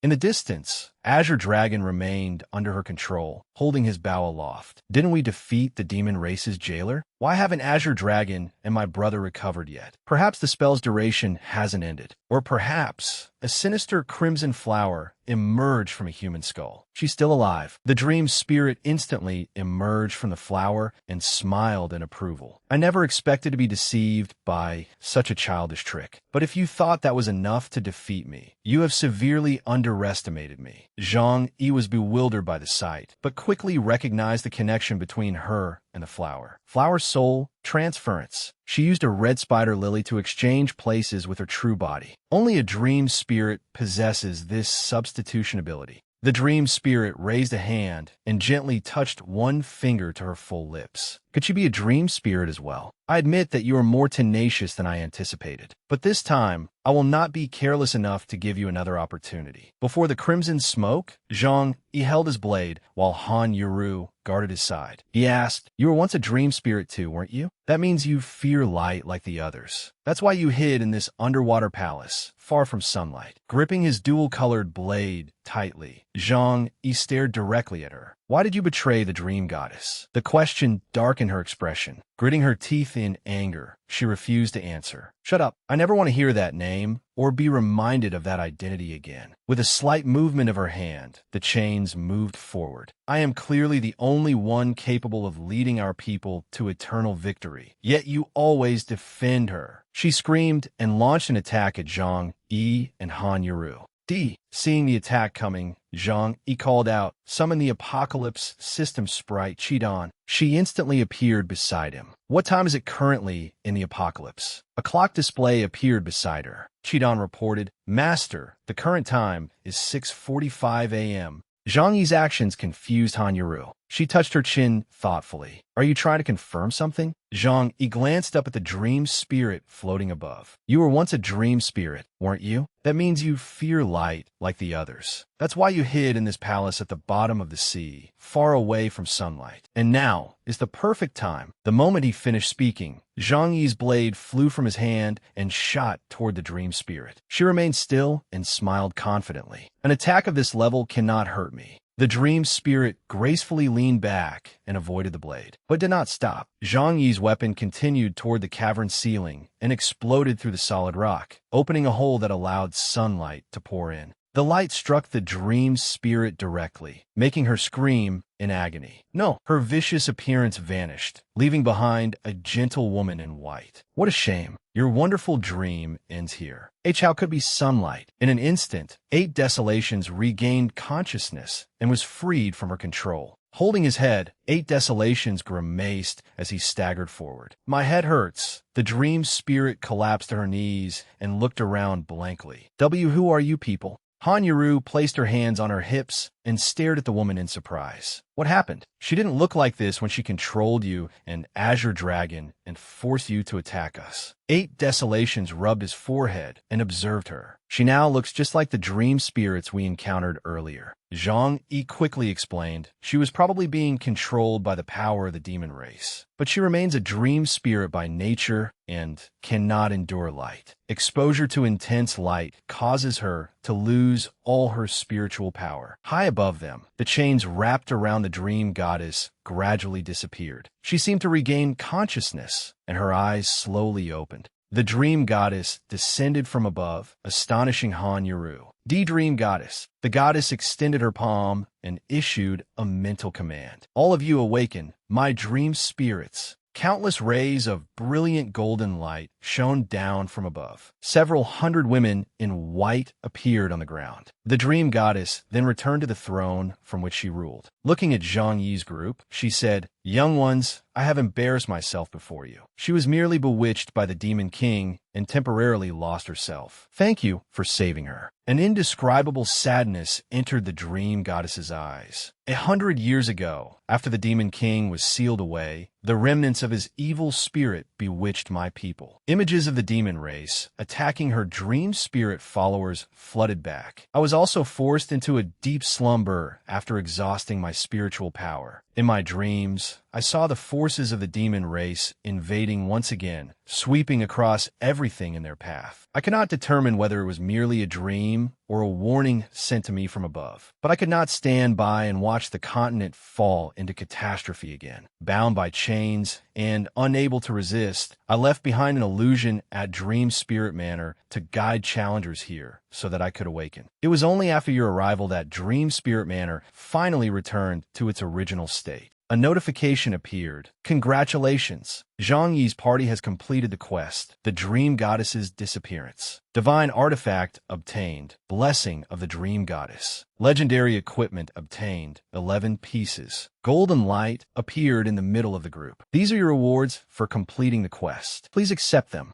Zhang Yi crouched beside the equipment and said, "There's so much equipment. Even if we include Duan Feng and Little Jiao and give everyone one item, there'll still be plenty left. You too. Come and see which ones you want." 8 Desolations touched his chin thoughtfully. The Dream Goddess's armor looks good. Azure Dragon simply pointed. "That Dream Goddess's bracer is mine." The Dream Goddess then looked at Han Yuru. "Han Yuru, come to me." Han Yuru appeared confused. "The Dream Goddess?" The Dream Goddess took the weapon Han Yuru had used to attack and defend herself, then handed it back to her. A notification appeared. Item, Blessing of the Dream Goddess. Level, 50. Type Staff. Attribute bonus, 20%. Additional skill, Power of Blessing. All party members receive a 20% increase to all attributes. Is this for me? A golden card floated from the Dream Goddess's hand toward Han Yuru. It would be more accurate to say that it chose you. Your talent card was originally formed from my power. It contains the purest power of the Dream Goddess. You are another version of me, so who could be more suited to receive it? Zhang Yi watched with his eyes wide in astonishment. No wonder Han Yuru's spirit caller talent is so similar to the Dream Goddess's ability to summon dream spirits. So God-tier talent cards are formed by condensing the power of the gods within the apocalypse. Floating in the air, the Dream Goddess looked at Han Yuru and offered to help them. "You have already spent much time helping me, so I will first send you out of this place. However, I have one more presumptuous request. In my place, and for the sake of the apocalypse, please find and awaken the remaining 9 gods as quickly as possible. If the great catastrophe truly descends, please believe that whatever I can do for the apocalypse, you can do as well." Stars glittered across the blue sky as a gentle breeze blew over the vast estate nestled among the towering mountains. Dream Spirit Manor. The Dream Goddess transported Zhang Yi's group out of the underwater palace. They stood there and looked around. Why does this place feel completely different from before? It used to look so gloomy. Perhaps this is Dream Spirit Manor's original appearance. Its previous state must have been caused by the demon race's influence. Suddenly, a wounded young woman appeared, clutching her chest. She gasped for breath. As if sensing something, Han Yuru turned around and saw the badly injured Lu Su raising a hand and pleading for help. Han Yuru cried out in alarm. Lu Su, what happened to you? Hurry, run." One of the red-robed beast race players pointed at Zhang Yi's group and reported, "Grand Elder, young Master Shui was killed by them." The others began whispering among themselves. "These people clearly have no respect for our blood sect." The Grand Elder clenched his fists, bared his sharp fangs, and ordered all of you attack. Capture them. Zhang immediately realized they were from the Blood Sect and had come to avenge Shui Wuan. Supporting Liu Su with one hand, Yoro looked up at them. "You committed evil first, yet you still dare to act so arrogantly." She swiftly raised the weapon enchanted by the Dream Deity. Dream Deity's blessing. That weapon in her hand is the Dream Deity's divine artifact. They found the Dream Deity. The Grand Elder stood with his hands on his hips and ordered his men to charge with their swords. "She's just a little girl. Our blood sect searched for the Dream Deity for years without finding a trace. That is obviously a fake meant to frighten us. Blood sect attack." But they all fell beneath the razor-sharp blades of Ba Huang and Zhang Yi. "Open your filthy eyes and see for yourselves whether this divine artifact is fake." Yoro and Qinglong follow behind them. The power of the blessing increased every party member's attributes by 20%. The strange sight made the Grand Elder frown and break into a cold sweat. She truly obtained the Dream Deity's divine artifact. He stared at the weapon in her hand, which radiated a brilliant blue aura. It seemed none of them would escape alive. Standing opposite him, Zhang Yi aimed his 2 colored blades straight ahead and shouted, "Why haven't you surrendered yet?" The Grand Elder's remaining subordinates began to panic. "Grand Elder, what should we do? All our men have fallen. As long as we survive, we can always rebuild. Perhaps we should." Before one of them could finish, the Grand Elder seized him by the throat. "Grand Elder, you." He grabbed both Beast Race players and drained the red energy from their bodies. "The Blood Sect actually raised spineless cowards like you two. You might as well become sacrifices for me." Red smoke swirled endlessly around the Grand Elder. "Brothers, come forth." A red-eyed figure suddenly emerged from the smoke, hovering in midair. On the ground, a group carrying stone tablets on their shoulders surrounded Zhang Yi's party. "Everyone, be careful. It's an ambush." The red-eyed Grand Elder bared his fangs in a smug grin. "You killed so many members of my blood sect. If I do not avenge them, how could the blood sect ever show its face again?" The group suddenly slammed the stone tablets on their backs into the ground. Two red-eyed beast race players raised their hands. "Today, either you die, or we do." They sliced deep wounds across their palms, spilling blood everywhere, then pressed their hands against the stone tablets. Blood flowed over the stones. "Prepare to die. Activate the blood sacrifice formation." Within seconds, all the stone tablets activated, and an 8 trigrams array enveloped Zhang Yi's group. "What kind of skill is this?" "It looks like a formation skill that requires several people to activate together. We must be extra careful." Zhang Yi looked up and saw a brilliant light descending along the chains. Not wanting to waste any time, Zhang Yi pointed ahead and instructed the others, "Stay here for now. I'll go ahead and see if there's a way out." Ba Huang nodded beside him. "All right, I'll search the other side." Yoro called after them, "Be careful, both of you. If you find nothing, come back." A short while later, Zhang Yi reached the rocky boundary with his sword in hand. Red mist and glowing characters floated there. This must be the boundary of the blood sacrifice formation. He swung his blade directly at the boundary. Break! But the blade's power had no effect and was reflected back at him. A gigantic image of the Grand Elder appeared above the stone tablet, laughing triumphantly. "You cannot escape. Once trapped by this spell, no one can leave the blood sacrifice formation." When the two returned, Yoro asked, "How did it go?" Zhang Yi wiped the sweat from his brow. "No good. This formation's barrier cannot be forcibly destroyed with spiritual power." Ba Huang sighed and nodded. "He's right. Every method I tried ended in failure." Outside the blood sacrifice formation, the Grand Elder pointed at a beast race player beside him. "Strengthen the blood sacrifice formation." More and more blood flowed over the stone tablets, and a horde of vengeful spirits of unknown origin emerged from beneath the ground. They surged toward Zhang Yi's group in an endless wave. "Everyone look, those things are surrounding us." The 4 of them raised their weapons and charged into battle, while Zhang Yi dodged the incoming attacks. Yet the more vengeful spirits they killed, the more appeared, leaving the entire party in dire straits. "Stop wasting your strength. The number of vengeful spirits in this formation will continue increasing. You can never kill them all." After a while, Zhang Yi leaned on his blade, drenched in sweat and gasping for breath. So the true power of the blood sacrifice formation lies in its endless vengeful spirits. They continuously drain the enemy's vitality and spirit until the victim is slowly tortured to death. Suddenly, a woman rushed at Zhang Yi from behind. "Watch out!" She wrapped her long, razor-sharp claws around Zhang Yi's neck. Then Yuling leaned close to his ear and whispered, "Handsome, you will never escape from the palm of my hand." She clung tightly to Zhang Yi and refused to let go. "Why not remain in this formation with me? I am so terribly lonely." Zhang Yi became furious, gritting his teeth as he struggled. "I want nothing to do with you vengeful spirits. Damn it, these spirits are truly troublesome." Nearby, a blazing red blade slashed horizontally through the smoke. Ba Huang swung his blades at the vengeful spirits. "What do we do? There are more and more of them. If this continues, we will not be able to hold out much longer. We must find a way to break this formation." He gritted his teeth and anxiously surveyed the surroundings. Those 4 stone tablets must be the key to the formation. We can escape only by destroying their outer shells.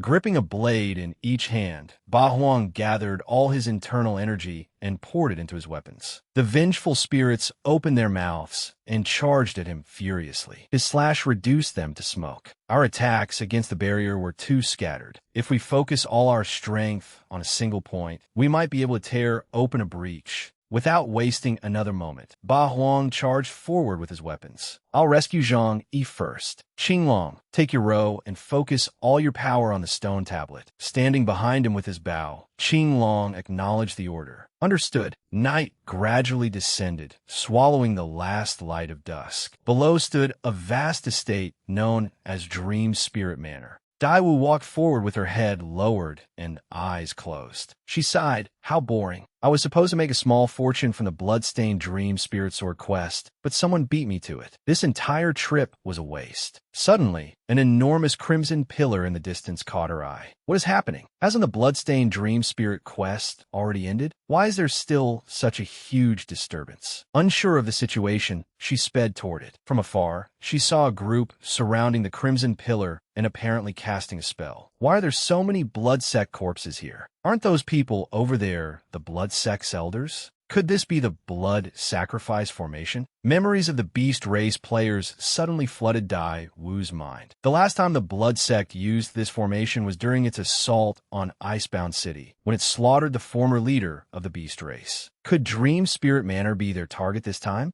Back inside the Crimson Sphere, a beam of golden light pierced straight through the inner barrier. It was Zhang Yi, struggling to break free from the illusion created by the vengeful spirit Yuling Zhang Yi. How did the blood sect capture him? Wait, he can actually break through the blood sacrifice formation. If I cooperate with Zhang Yi, perhaps we can wipe out the blood sect in one strike. Seeing the strained expression of an old man helping the Grand Elder maintain the formation, she deduced this formation is sustained by the vitality of those old men. If even one of them falls, the formation will be affected. Once it collapses, they will certainly suffer a backlash. Seizing the opportunity, Dai Wu kicked off the ground. Now, she twisted through the air, soaring over the heads of those maintaining the formation. Dai Wu launched a flying kick at one of them, making the Grand Elder's eyes widen in shock. He spread his arms wide as golden streams of energy enveloped the blood demon formation below. Dai Wu looked down with a smile and unleashed her ultimate move. I have helped you break the formation. The rest is up to you. She activated her stealth skill. Inside the blood sacrifice formation, the vengeful spirit Yuling was startled by the red energy before her. Her eyes widened in pain as she clung to Zhang Yi. The power of the vengeful spirits has suddenly weakened. Zhang Yi seized the opportunity, grabbed Yuling, and hurled her away. Thick streams of red energy erupted from her body, causing her unbearable pain. No, my body. From behind, Ba Huang called out to Zhang Yi, how are you? Are you hurt? Zhang Yi quickly answered, I'm fine. The formation has been broken. Now, it is our turn to strike back. The blood demon formation began trembling violently. Ba Huang gritted his teeth anxiously. This is bad. The formation is about to collapse. Zhang Yi looked at him and urged, we must get out of here immediately, or we will be trapped inside this formation forever. The ground began sinking as huge rocks crashed down. Yuro, everyone, hurry over here. This place is collapsing. Qing Long and Yuro supported Liu Su as they fled. A deep fissure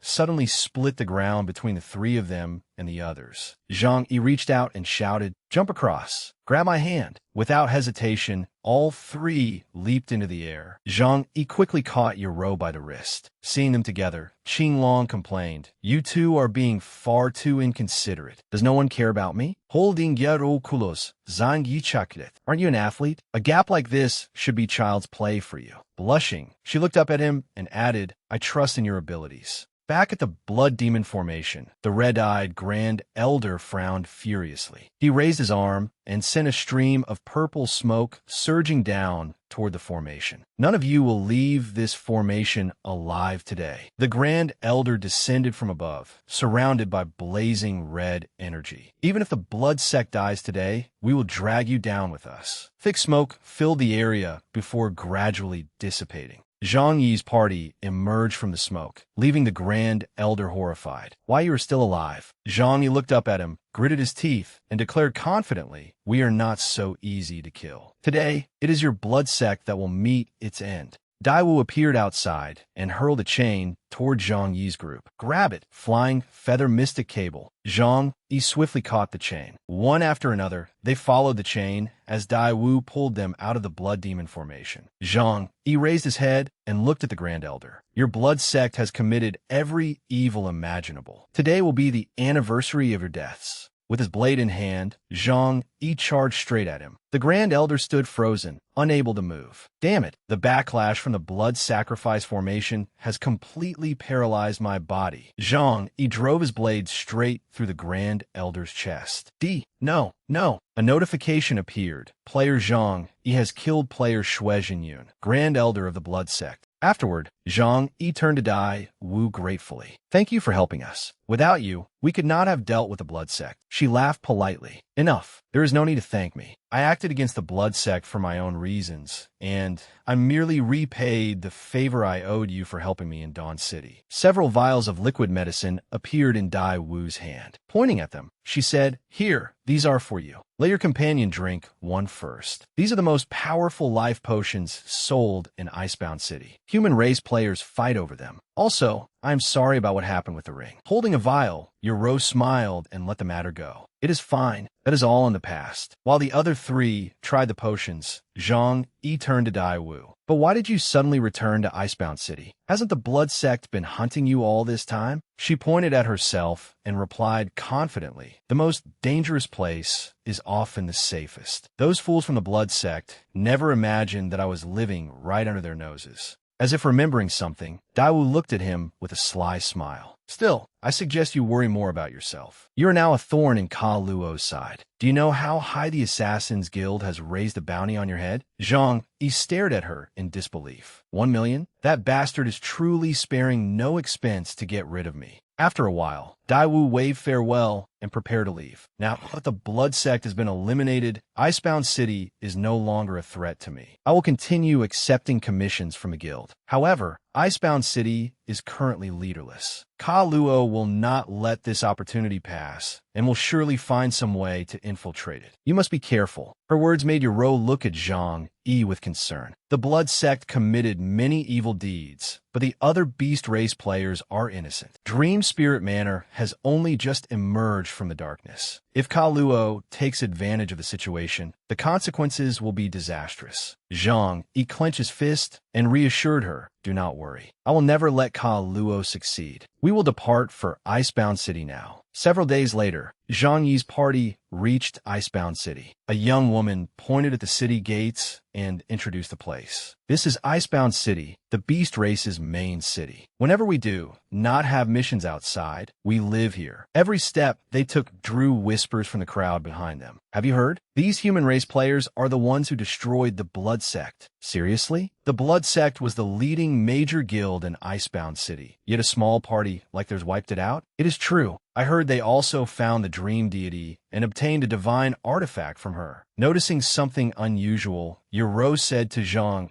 Ever since we entered the city, these beast race players have been secretly watching us. Even if they know we eliminated the Blood Sect, no one else should know about the divine artifact. Qinglong told them. Before setting out, Zhang Yi had instructed Qinglong to enter the city ahead of them and win over the residents. I told Qinglong to enter the city before us and spread the news that our guild had destroyed the Blood Sect and obtained the Dream Deity's divine artifact. That would pave the way for our arrival and stabilize the people. Otherwise, these beast race players would not be easy to handle. Yaro Kurikut Hertongu in admiration. You are so clever. Zhang Yi glanced at the crowd behind them and understood that strength alone determined one's status here. If he wanted to rule Icebound City, he would first have to expand his guild's power and raise it to the top of the city's rankings. Elsewhere, Liu Su pointed ahead and introduced the building to Zhang Yi's group. We have arrived at the Guild Administration Association. This is the headquarters of Icebound City's Guild Administration Association. A green-skinned woman came out to welcome them. I did not expect human race guests to travel such a long way here. The seductive woman hurried over and clung to Zhang Yi's arm. Whatever you require, just say the word. We provide every service you could possibly desire.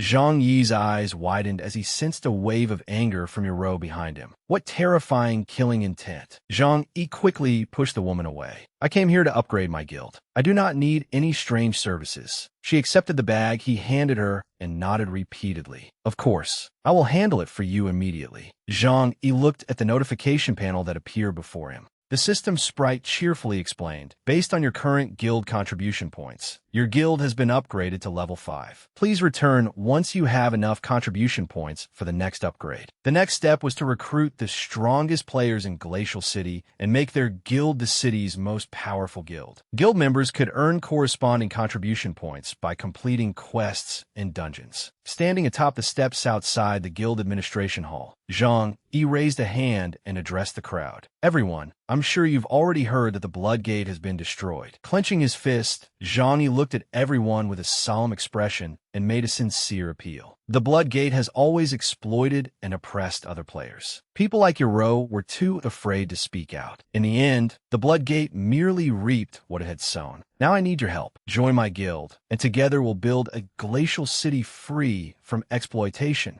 The people below exchanged glances and discussed it for a long while. One of them raised his hand. Save me a spot. When the Bloodgate attacked me at Dream Spirit Manor, members of your guild bravely stepped forward to protect me. I trust them. Zhang Yi's group soon attracted a large number of new guild members. We're nothing like the Bloodgate. Our guild's only ideals are peace and love. Save me a spot, too. A stream of people rushed up the steps. Add me, too. Not far away, a man surrounded by an illusory purple haze watched Zhang Yi's group. Zhang Yi, I've finally seen what you're capable of. Beneath a star-filled sky, inside the Lion King's Pride Tavern in Glacial City, amid pounding music and tables laden with food, everyone held a feast for Zhang Yi's group. The combat power of our Hunting Gods Alliance has surpassed the Carefree Pavilion. We are now officially the #1 guild in Glacial City. Let us raise a toast to our guild leader. Everyone raised their mugs of barley ale and cheered. Long live the Hunting Gods Alliance. Long live the guild leader. Suddenly, Qinglong appeared outside the door and gestured for Zhang Yi to come over. Standing across from him with anxiety written all over his face, he said, Guild leader, something strange has happened in the city. Zhang Yi looked confused. What happened? Qinglong quickly recounted what had occurred when he went to buy potions. Ma'am, could I have some health potions? I'm very sorry, but everything in the shop is sold out. Please come back next week after the stock refreshes.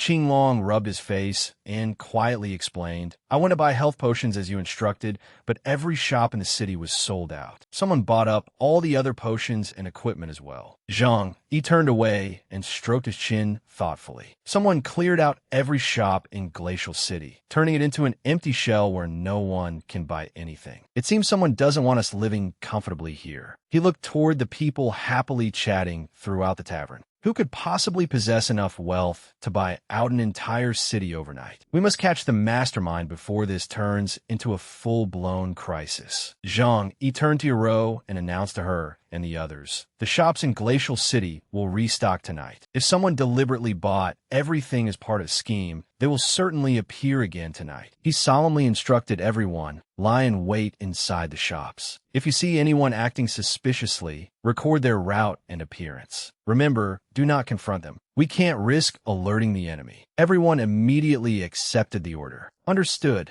Suddenly, Daiwu appeared in the distance, chasing after a priest. Leave those items behind. Realizing something was wrong, Zhang Yi glanced back and called out instructions before running after her. Everyone, continue with the original plan. I'll go see what's happening. The priest pulled out a handful of tiny bombs and hurled them toward the group without hesitation. You wanted these items, didn't you? Then take them. Don't blame me for showing no mercy. The bombs flew straight toward Daiwu and began flashing with warning lights. She stared at them in shock. Those are bombs. A few seconds later, a massive explosion erupted. What bastard is throwing bombs everywhere? Don't you know fireworks are forbidden inside the main city? I'll blow every last one of you to pieces. Within the smoke, Zhang Yi wrapped his arms around Dai Wu to protect her. After seeing him fall to the ground, she hurriedly asked, Are you all right? Looking up at her, Zhang Yi asked in confusion, Who were you chasing? Why would they throw bombs inside the main city? Still sitting on top of him, Dai Wu explained, Those two entered the city and immediately began sneaking around in search of shops. I followed them for a while and discovered they intended to buy out all of Glacial City's stock. Just as I expected, Zhang Yi turned toward her. It was them. They must have slipped in from another city.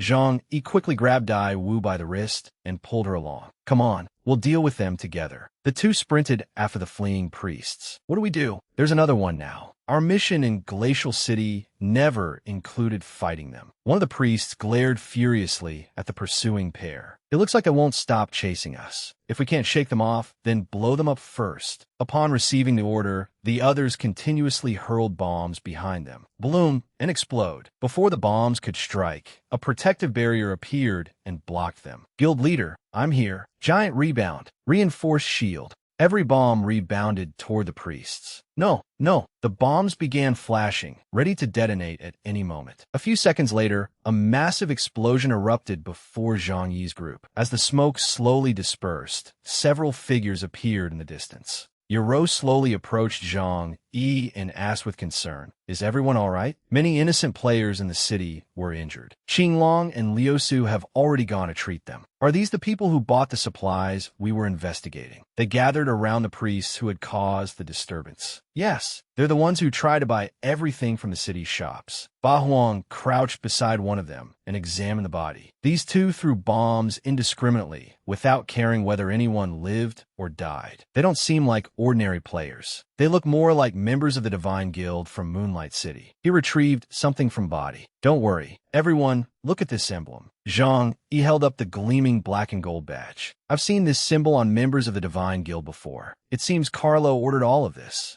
Handing the emblem to Yoro, Zhang Yi said, "Yoro Bahuang, I'll have to ask you two to remain in Glacial City for now. If anything unexpected happens, help keep the situation under control. I'm going to Moonlight City to find out what Carlo is plotting after going to so much trouble." Yoro rested a hand beneath her chin and warned him, "Be careful in Moonlight City. After all, that's Carlo's territory." Daiwu appeared from behind them and raised her hand. "I'm going too. Don't forget that I've dealt with Carlo before." She crossed her arms and puffed out her cheeks angrily. He even dared to set his sights on Glacial City. We must teach him a lesson. Later, beneath a full moon, they arrived at a massive tower in Moonlight City. Outside the city gate, two guards raised their swords to block their path. "You two, what are you doing here?" Zhang Yi immediately took out the black and gold emblem. Zhang Yi held the emblem high and ordered, "Are you blind?" The guild leader sent us outside the city on a mission. Daiwu placed her hands on her hips and added, "That's right. If you delay the guild leader's plans, you'll lose your heads." Upon seeing the emblem, the two guards quickly bowed and allowed them through. "Please forgive our poor memories. You may enter." Once inside, Daiwu turned to Zhang Yi with admiration. "Not bad. Where did you learn to act like that?" Zhang Yi calmly replied, "I'm nowhere near as talented as you. The very first time we met, you sent me straight into a tiger's den." Farther inside, a group of priests were carrying armfuls of supplies.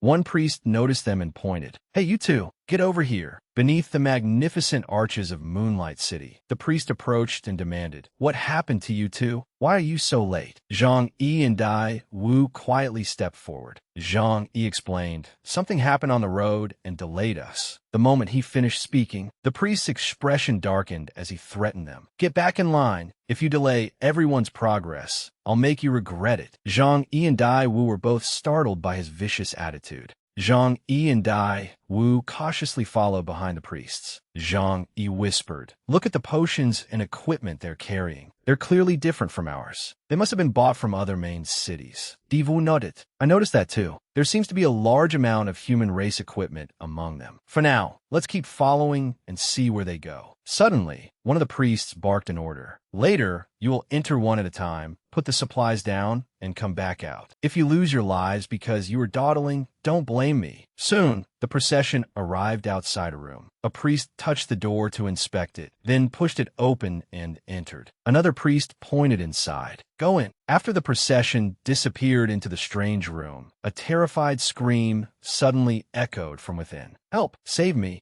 The priest lowered his head and revealed a mysterious smile. "It was only an accident. Keep going inside." With only a faint light shining through the doorway, Zhang Yi and Dai Wu timidly followed the others in. Suddenly, two bottles of red potion were hurled into the darkness ahead of them. Frightened, Dai Wu clung to Zhang Yi's arm. "This is terrifying." Behind their priest masks, both of them stared ahead in shock. Zhang Yi immediately realized what they had found. The scene before them was horrifying. In the deathly darkness, two magical beasts were ravenously devouring their food. Countless pairs of vicious, blood-red eyes stared at Zhang Yi and Dai Wu as hordes of starving magical beasts watched them hungrily. Zhang Yi stopped before the beasts and stared in astonishment. Carlo is actually raising so many magical beasts here. He immediately raised an arm to protect Dai Wu and warned everyone around them, "Don't panic. Even if you're afraid, don't show it. We must not agitate these magical beasts. Once they smell your fear, they'll immediately identify you as prey and attack." As soon as he finished speaking, a magical beast opened its jaws and roared ferociously. Zhang Yi quickly figured everything out. So Carlos sent those black-robed men to other main cities to buy up all their supplies just to raise these magical beasts. He's converting resources into EXP to level them up and make them mature rapidly. Carlo truly will stop at nothing. Magical beasts raised this way have no real bond with their master. They can easily go berserk and lose control. Suddenly, slow footsteps approached them and came to a halt. Zhang Yi and Dai Wu turned in alarm. It was Carlo. He looked at them with a proud bearing and a confident smile. A priest beside them immediately began flattering him. "Guild leader, what brings you here?" Carlo casually replied. "I came to inspect the progress of your magical beast breeding." Ignoring Zhang Yi and Dai Wu, Carlo and the priest continued forward. As they walked, the priest reported, "At the current rate, it will take approximately another 2 weeks before all of them are fully raised." Behind the iron bars, an enraged magical beast let out a ferocious roar. The next moment, the magical beast opened its jaws and breathed a stream of blazing red fire toward Carlo and the priest, terrifying the latter. As the priest covered his head and dodged, Zhang Yi seized the opportunity. Still disguised as a priest, he rushed up behind Carlo with a golden card in his hand. He completed his task before Carlo could even react. A system notification appeared. He had successfully copied the God-tier talent, Magnate. It increased all drops and quest rewards by 100 times. Zhang Yi thought, "No wonder he has so many gold coins and could acquire so many magical beasts. What I earned from 100 rewards would only equal one of his." As the beast attacked Carlo, a weapon immediately materialized in his hand. The Silver Dragon Flute, a legendary tier item exclusive to beast tamers. Carlo raised an eyebrow and sneered. A bunch of worthless creatures, standing calmly among the magical beasts. He brought the flute to his lips and began to play. It was no ordinary flute. Its music could control magical beasts. Zhang Yi could hardly believe his eyes. That's actually the Silver Dragon Flute. Its music is said to control even powerful ancient dragons, but its dungeon drop rate is incredibly low. Only a handful of beast tamers have ever obtained it. It seems Carlo's god-tier talent has helped him tremendously. After finishing the melody, Carlo lowered the flute and sternly instructed the priest. "The knights are all waiting for your magical beasts. Continue accelerating their growth. If you delay my plan to besiege the city, I'll feed you to them." The priest hurriedly replied, "Yes, yes. Don't worry, guild leader." Immediately afterward, Dai Wu rushed into Zhang Yi's arms. Flustered, he asked with concern, "Are you all right? We've uncovered the truth, so let's get out of here." She anxiously replied, "I never want to return to this horrible place again." Unfortunately, Carlo had somehow appeared behind them. The two immediately tried to run, but his expression darkened. "You two stop right there."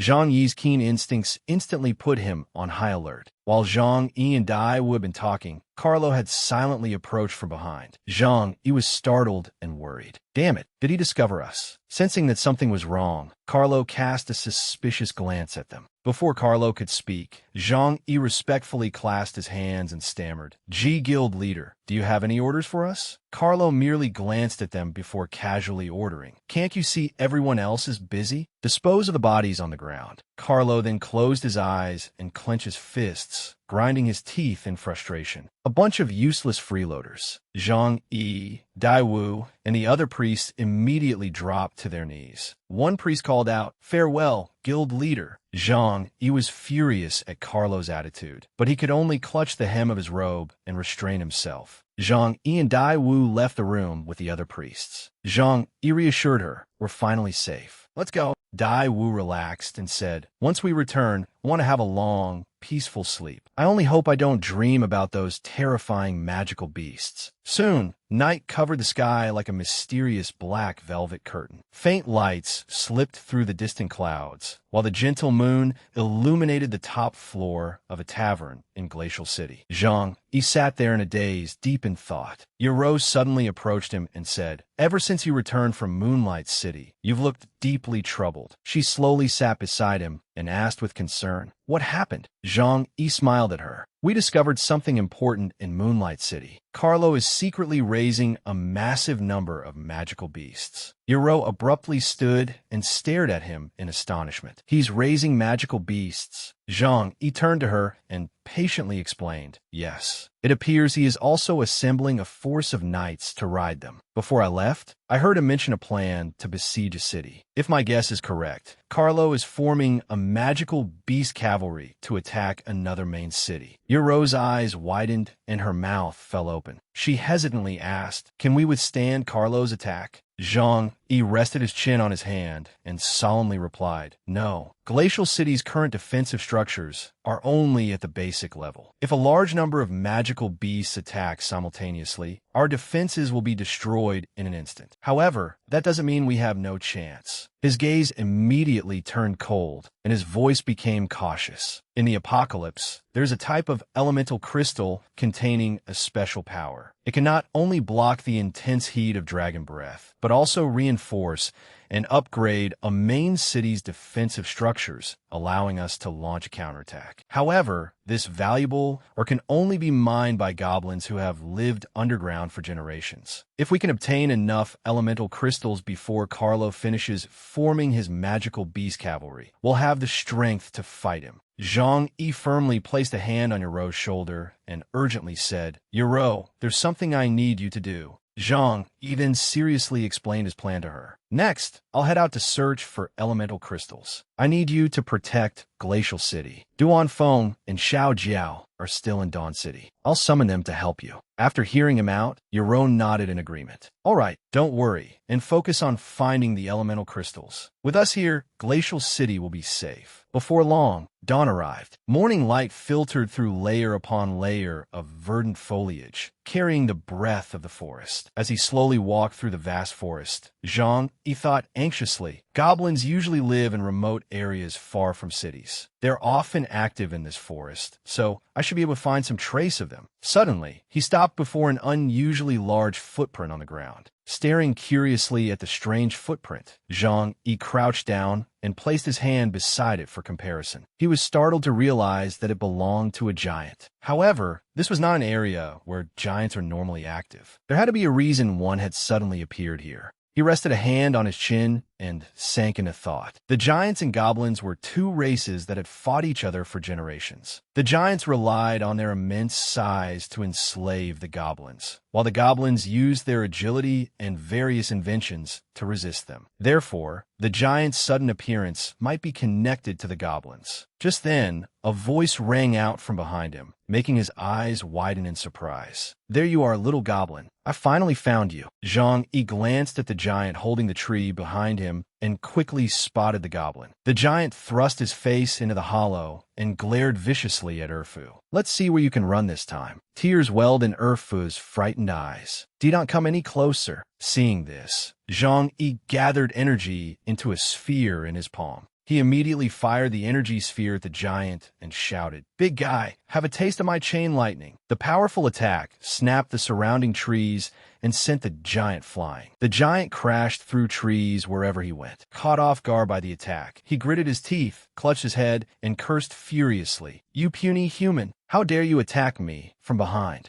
Zhang Yi merely smiled smugly and taunted him. So what? I can't stand bullies like you who use their size to prey on the weak. The giant gripped the tree trunk tightly and threatened him in fury. You ruined everything. I'll teach you a lesson. The moment he finished speaking, he ripped the ancient tree from the ground, roots and all. The giant's strength was so tremendous that the earth cracked, sending dirt and stones flying everywhere. Curled up inside the hollow, Erfu felt the violent shaking and squeezed her eyes shut in fear. Without hesitation, the giant hurled the ancient tree straight at Zhang Yi. Fortunately, Zhang Yi dodged in time. He thought, a giant's overwhelming strength comes from its enormous size, but its weakness is equally obvious. After attacking, the giant frantically searched for Zhang Yi through the thick cloud of dust. Where did he go? Before the giant could react, Zhang Yi flashed behind him like lightning, gripping his sword tightly. The giant glanced over in alarm. That was his weakness. He was not agile enough. Too fast. Too dangerous. Zhang Yi decisively struck the giant with a powerful slash, catching him defenseless and making him howl in pain. In an instant, the giant was completely defeated, and a system notification announced Zhang Yi's new level. After hearing it, Zhang Yi exclaimed, "Damn, the god-tier talent I copied from Kalo is absurdly powerful. Not only does it greatly increase my leveling speed, but even defeating an ordinary monster rewards me with a huge amount of gold." As he looked into the forest, surprise briefly crossed his face. It was Erfu. She poked her head out of the tree hollow and looked at him, still visibly frightened and wary. Zhang Yi gently extended his hand and reassured her, "It's safe now. You can come out." Seeing the warm smile on his face, Erfu relaxed slightly and asked, "Are really?" Finally reassured, she carefully placed her hand in Zhang Yi's. Overwhelmed by gratitude, Erfu burst into tears. Wiping her cheeks, she choked out, "Thank you for saving me." After she finished crying, she adjusted the crown on her head. Zhang Yi suddenly leaned closer and gently asked, "Little goblin, is that an elemental crystal you're wearing? I'm searching for that kind of mineral. Could you sell it to me?" Erfu immediately recoiled in alarm and hurriedly refused. "No, this crown is extremely important to me. I can't give it to you, but if you escort me back to the goblin encampment, I can ask my tribespeople to sell you their surplus crystals." A system notification immediately appeared, displaying a new quest and its completion reward. Zhang Yi pointed at himself and smiled warmly. "All right, don't worry. I'll escort you home safely." As morning light glimmered through the layers of green leaves, Zhang Yi turned to Erfu and asked, "Don't goblins usually travel in groups? Why are you out here alone? It's dangerous outside. Aren't you afraid the giants might catch and eat you?" Looking at him, she stammered, "I only came out to search for clues about our guardian deity. Once we find our deity, it will protect us. Then we won't have to fear the giants or spend every day hiding from place to place." Zhang Yi immediately fell into deep thought, silently resting his chin on his hand. The goblin's guardian deity has also disappeared. Could this be connected to the demon race's invasion? They suddenly stopped before a green magical barrier in the forest. Erfu announced loudly, "We're here." Confused, Zhang Yi scratched his head. "We're here." Erfu reassured him as she approached the barrier. "Don't rush. Just watch." Erfu held up the green crystal hanging around her neck. The moment she raised it, brilliant green light radiated from within and magical butterflies flew toward her. The butterflies were there to verify her identity. Erfu raised 2 fingers and smiled as they scanned her face. Once her identity was confirmed, a magical circle immediately appeared beneath her feet and began swirling violently. Zhang Yi quickly jumped into it as well. Erfu looked over in surprise as Zhang Yi gradually vanished. In an instant, the magical circle transported them into another dimension, leaving the forest silent as though nothing had happened. After teleporting, the two arrived in a vast cavern filled with sharp mineral formations, mining equipment, and weapons. Erfu calmly explained, "We normally mine minerals here and transport them to various cities to sell." Zhang Yi examined their surroundings and asked, "If you sell all these minerals, shouldn't you be able to earn a great deal of money?" Erfu hurriedly explained in embarrassment, "Not at all. Ordinary minerals aren't worth much. Only the elemental crystals you need are somewhat valuable, but they're extremely rare, and our mining yield is very low." Suddenly, Erfu's stomach growled. She blushed, held her stomach, and fell speechless with embarrassment. Seeing that she was hungry, Zhang Yi approached with a fragrant roasted chicken leg. "I brought this roasted chicken leg with me. You can have it." Erfu beamed. "Really? Thank you." Holding the chicken leg, she took a large bite, her face overflowing with happiness. As she devoured it, the two continued walking deeper into the cavern.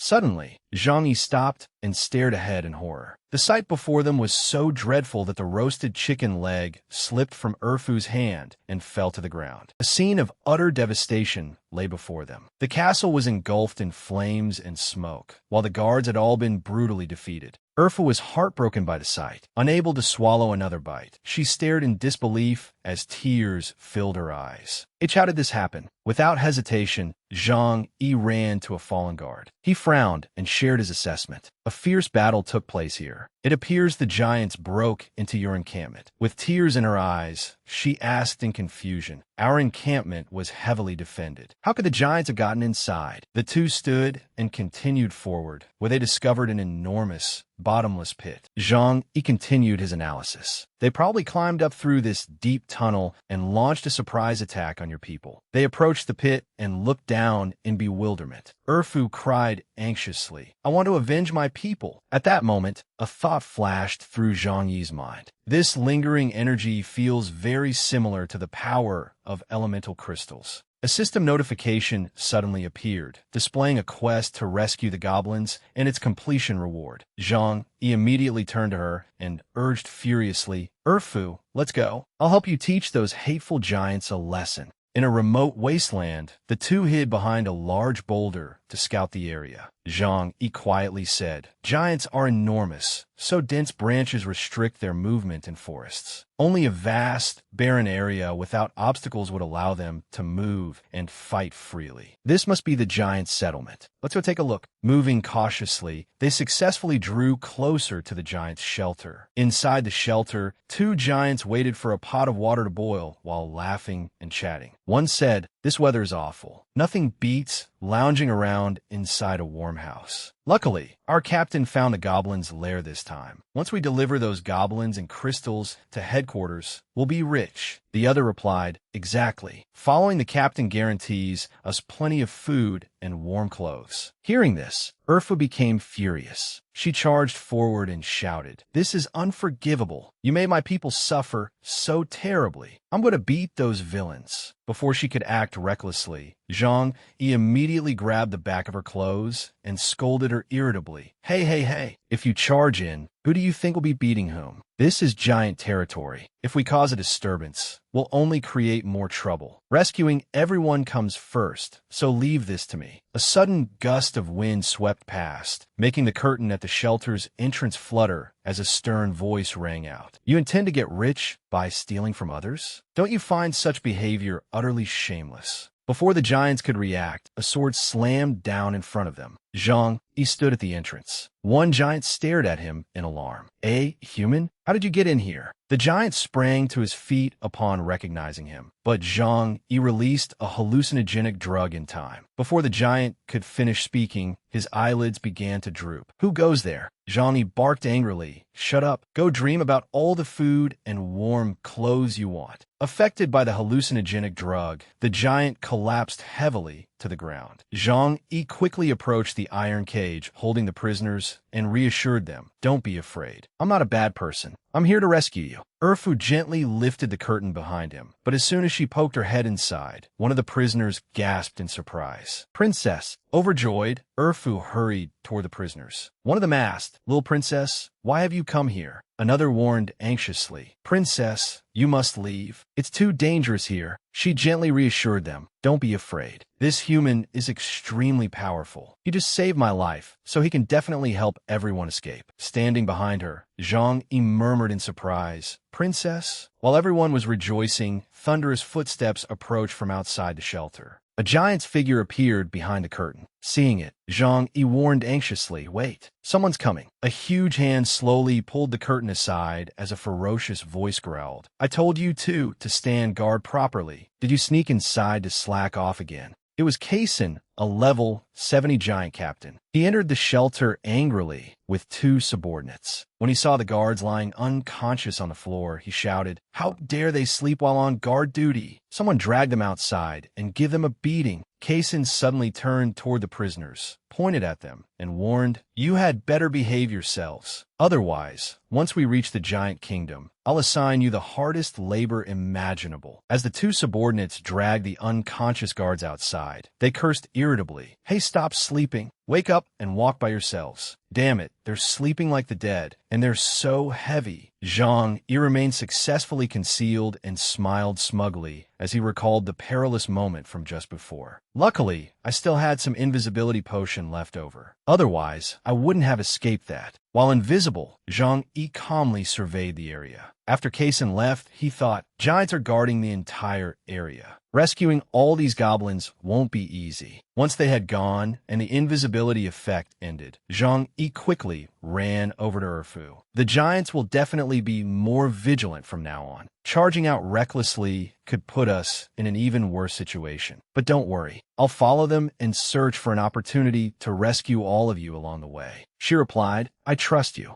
Urfu carefully took something out and decisively passed it through the bars to him. It was a goblin communicator. Urfu smiled and explained, "This is a communicator used by the Goblin tribe. Take it so we can remain in constant contact. My people, and I will coordinate with you." One prisoner agreed, "That's right. We'll follow the princess's decisions." Another enthusiastically declared, "The giants destroyed our homeland. We'll fight them to the very end." Before long, the giants reached a desolate canyon, unaware that Zhang Yi was secretly following them. Those giants wandered around this canyon for 2 hours, and now they've remained in one place for more than an hour. It seems Kaysen has noticed something. If I can't make him lower his guard, I'll never discover the location of the giant's stronghold. For the moment, Zhang Yi was safe. He gently jumped down behind a large boulder so that he could respond if necessary. A moment later, he tossed a small pebble toward one of the giants, successfully drawing his attention. However, it was not only that giant. Every giant nearby noticed the sound. Kaysen immediately shouted, "Stop hiding and get out here. Do you want me to crush you with this boulder?" Realizing he had been discovered, Zhang Yi awkwardly scratched his head, revealed himself, and forced an embarrassed explanation. "I'm just passing through. I'll leave right away." One giant frowned in confusion, while another cried out in alarm, "Captain, that's the man who used the hallucinogenic drug to knock us unconscious." Kaysen stared coldly at Zhang Yi with bloodshot eyes and asked in a low voice, "Brat, why have you been following us this entire way?" Although Zhang Yi became slightly wary at the sight of his expression, he maintained a provocative tone. "I thought you were all brawn and no brains. I didn't expect you to notice me following you." The moment he finished speaking, Kaysen flew into a rage. He leaped high into the air, clenched his fist, and roared furiously, "You're courting death. I hate it when people call us all brawn and no brains." In a flash, Kaysen descended and launched a devastating punch at Zhang Yi, shattering the surrounding earth and sending rubble flying everywhere. Fortunately,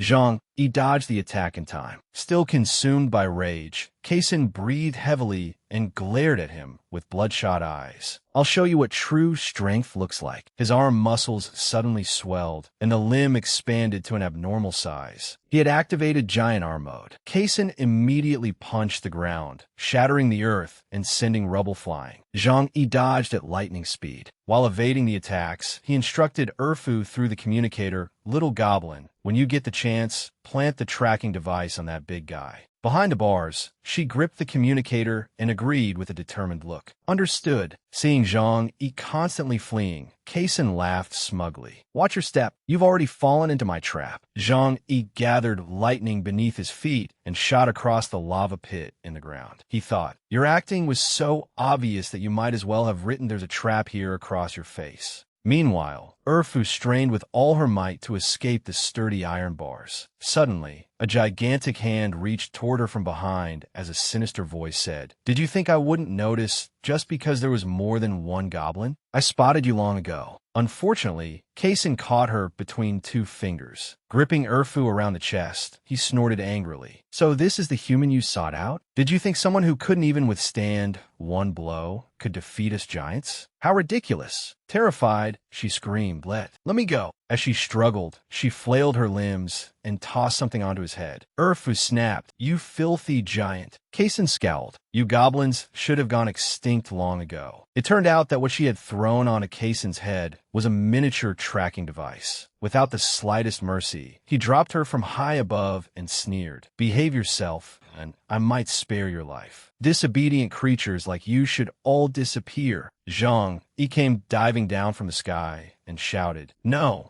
But Kaysen immediately raised his fist to block Zhang Yi's path. Caught off guard, Zhang Yi failed to dodge and took the full force of the blow. He was hurled into a rocky outcrop, sending dust and debris everywhere. Urfu was now clinging desperately to the edge of the cliff. Tears welled in her eyes as she trembled in fear. Suddenly, she looked up and froze, her eyes widening in horror. Unbelievably, Kaysen had reached the cliff and was now facing Urfu. He taunted her with delight. "You truly are a naive and stubborn little goblin. But don't forget, killing your kind has always been as easy as crushing an ant." Without hesitation, he flicked his finger, knocking her straight off the cliff. Astonishingly, Zhang Yi leaped over from the opposite cliff and caught her. He quickly reassured her, "Don't be afraid. I'm here to save you." Looking down the cliff, Kaysen smiled with satisfaction and muttered smugly, "No one can withstand the flames of the Earth's core. Stay down there and wait for death." He then turned toward the other giants and ordered loudly, "Let's go. We're returning to the Giant Kingdom to report the completion of our mission."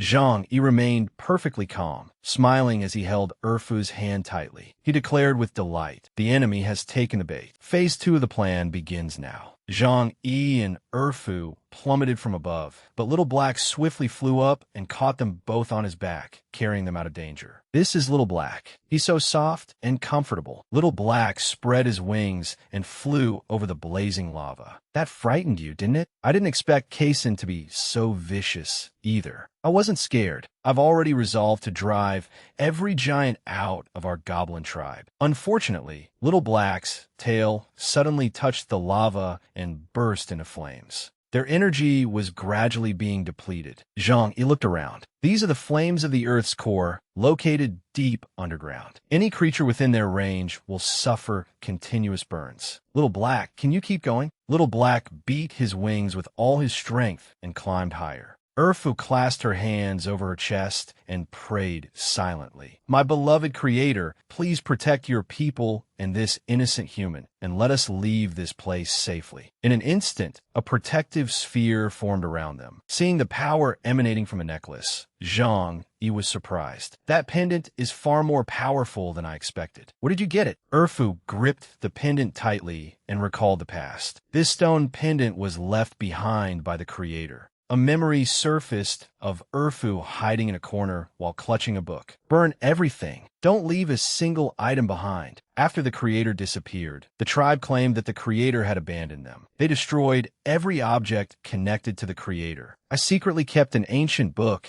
and this pendant. I believe the Creator will always protect us." Back in the present, the protective barrier was suddenly struck by a bolt of red fire. A lava scorpion appeared outside the barrier, greatly alarming them both. "It's a lava scorpion. The extreme heat here has bred countless lava creatures. Their attacks are far deadlier than those of ordinary monsters. Hold on tight. We're accelerating." "All right." Without hesitation, Little Black spread his wings and flew across the sea of lava. He shot upward and safely escaped to the surface. Looking down from the sky, Zhang Yi turned to Erfu and remarked, "Without Little Black's help, escaping the flames of the Earth's core would have been extremely difficult. By the way, can the tracking device you planted earlier show us Kaysen's current location?" Holding a device, she smiled proudly. "Of course. This is our Goblin tribe's most advanced tracking device. I hid another component in that giant's hair. Look, it seems they've left the ravine and are heading toward the desert." Erfu raised the device, which projected an image of their exact location. They've only been gone a short while, yet they're already moving non-stop. Their travel speed is astonishing. Kaysen must believe we died in the flames of the Earth's core. If we follow them now, we'll definitely find the Giant Kingdom. Elsewhere, an endless desert stretched in every direction. The Giant Kingdom. It seems this is the giant's hidden kingdom. Standing beside a group of giants, Kaysen folded his arms and barked, "Haven't you eaten? How could moving so little cargo take half a day? Hurry up." Hidden behind a cliff, Zhang Yi noticed Erfu's anger and reassured her. "There must be more than 100 giants here. If the two of us charge in recklessly, we'll only be walking into a trap. Give me some time. I'll find a way to rescue everyone." The giants proceeded deeper inside. "I heard you were ambushed by a human on your way here."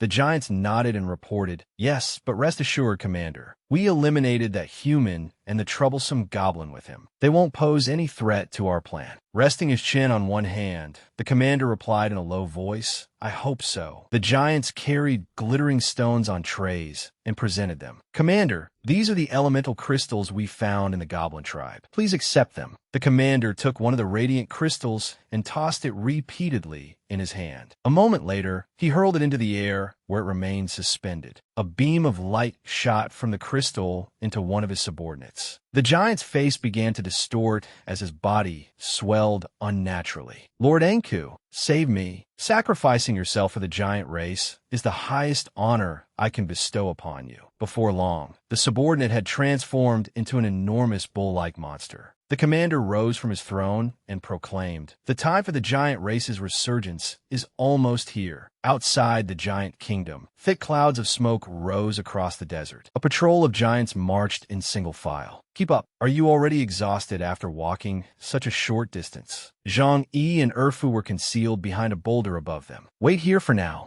I'll deal with Kaysen. One of the giants looked back and warned, if we're late for the patrol shift, none of us will escape punishment. Hearing that, Zhang Yi clenched his fist and smiled confidently. Judging by the time, they should be here soon. Resting her cheek on her hand, Erfu looked at him in confusion. Who's coming? In the next instant, Zhang Yi vanished before her eyes. Zhang Yi plunged toward the giants below. You'll find out soon enough. Within seconds, he landed directly in front of the giant patrol. Captain, it's that human again. Zhang Yi straightened his clothes, looked up, and greeted them. Hey, Stonehead, we meet again. The giant stared at him and exclaimed, I can't believe you escaped the flames of the Earth's core. Why are you alone? Where's that little goblin? Don't tell me she was burned to ashes. You truly have no fear of death. You even dared to come to our giant kingdom. You got some nerve. Zhang Yi remained calm and smiled. Don't get so worked up. I only came here to thank you in person. He raised an arm glowing with golden magic, infuriating Kaysen. If you hadn't led the way, I never would have found this place. Provoked by Zhang Yi, Kaysen charged at him furiously. You're courting death. His gigantic arm swung forward. A flock of blackbirds emerged from the smoke and surrounded Zhang Yi, forming a sturdy barrier. Summoning art, sand crow flock.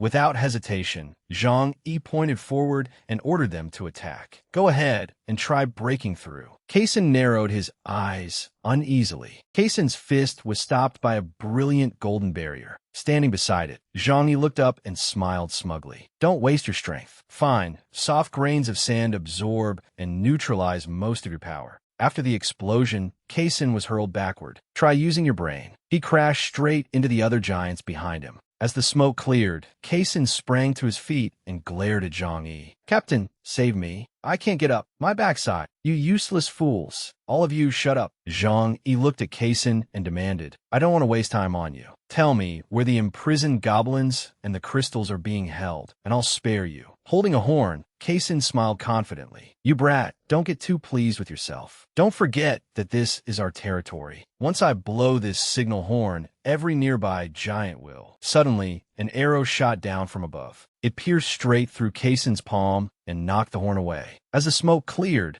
human silhouettes appeared. Guild leader, we're here. Duan Feng and 3 of Zhang Yi's companions looked at him with smiles. At last, we can have a proper battle. Waiting in the city nearly made me grow mold. We also took care of every giant nearby on our way here. Their status panels appeared. Duan Feng, level 60, second advancement knight. Xiao Yao, level 60, second advancement cleric. Seeing all 4 of them, Zhang Yi closed his eyes with satisfaction. Your timing is perfect. Earlier, beneath a clear and sunny sky, Zhang Yi had raised his hand and opened a blue communication panel. Yoro, I've encountered a large number of giants in the desert and need everyone's support. I'll send you my location. Also, tell Azure Dragon to disguise himself as me and remain in the city with Butterfly Dance to handle affairs, in case unrest breaks out in Polar City. Yoro looked at the blue panel with a serious expression. Understood. I'll make the arrangements immediately. Be careful and wait for us. Emerging from the smoke, Kaysen angrily raised his glowing red arm. Bah, a giant arm. Trash will always be trash. Do you think piling a heap of garbage together will make any difference? Today, I'll defeat every last one of you. He slammed his fist into the ground.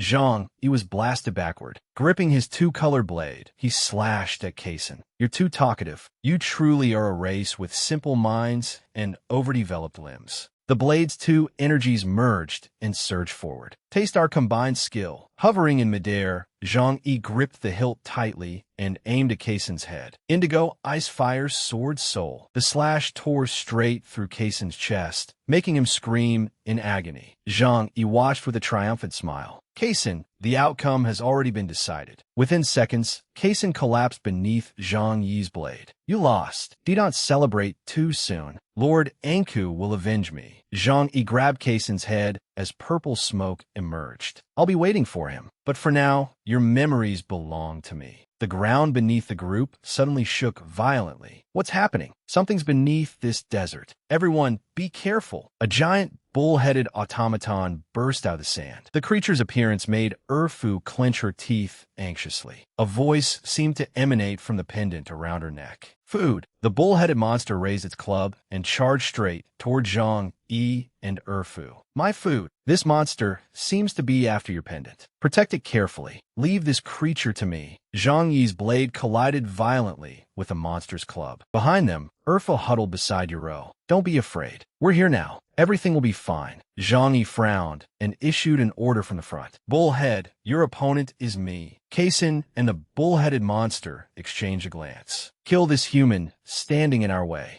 The bull-headed monster raised its arm, gathering a surge of green energy before hurling it forward. Zhang Yi leaned aside to evade it. The blast sliced straight through a boulder, astonishing him. This bull-headed monster seems much stronger than Kaisin. The other four raised their weapons and charged from behind him. Yuro, Duan Feng, let's attack. Let's go. Zhang Yi swung his blade forward. Indigo Ice Fire's sword soul. His attack suddenly stopped and spiraled in a circle. The bull-headed monster was protected by a barrier that hurled Zhang Yi backward. Elemental Energy Shield. So this is the power of an elemental crystal. The force of the attack was so overwhelming that Zhang Yi and Yuro had to shield their faces. That bull-headed monster was modified using the power of an elemental crystal. Its defensive ability is extraordinarily high. We'll need even greater power to defeat it. I need you to buy me 5 minutes. Don't worry. Leave it to us. Ba Huang, Yuro, and Duan Feng moved forward to hold the line while Zhang Yi opened his blue interface. Dragon God Stance, a skill evolved through the fusion of my second advancement, Mighty One Stance, and Dragon Race Evolution. If we can endure these 5 minutes, victory will be ours. Everyone must hold out. 4 minutes and 58 seconds remained. Ba Huang and Yuro surrounded the bull-headed monster and attempted to suppress it. This is bad. Its defense is too high. Everyone be careful. The bull-headed monster slammed its palm onto the ground, releasing a burst of green light. Get out of the way. Xiao Yao was ensnared by the green light and became unable to move. This sand. I can't move my body at all. Duan Feng and Yuro were trapped as well. Yuro shouted an urgent warning to Zhang Yi behind her. Zhang Yi, watch out. A hand emerged from the ground and struggled to break free. 3 minutes and 40 seconds remained. The bull-headed monster advanced toward Zhang Yi, who was forming hand seals, while Erfu trembled beside him. You're next. Despite her fear, Erfu stood in front of Zhang Yi to protect him. I won't let you get near him. Don't you want the pendant around my neck? Then come after me. Red energy surrounded Zhang Yi and Erfu. Zhang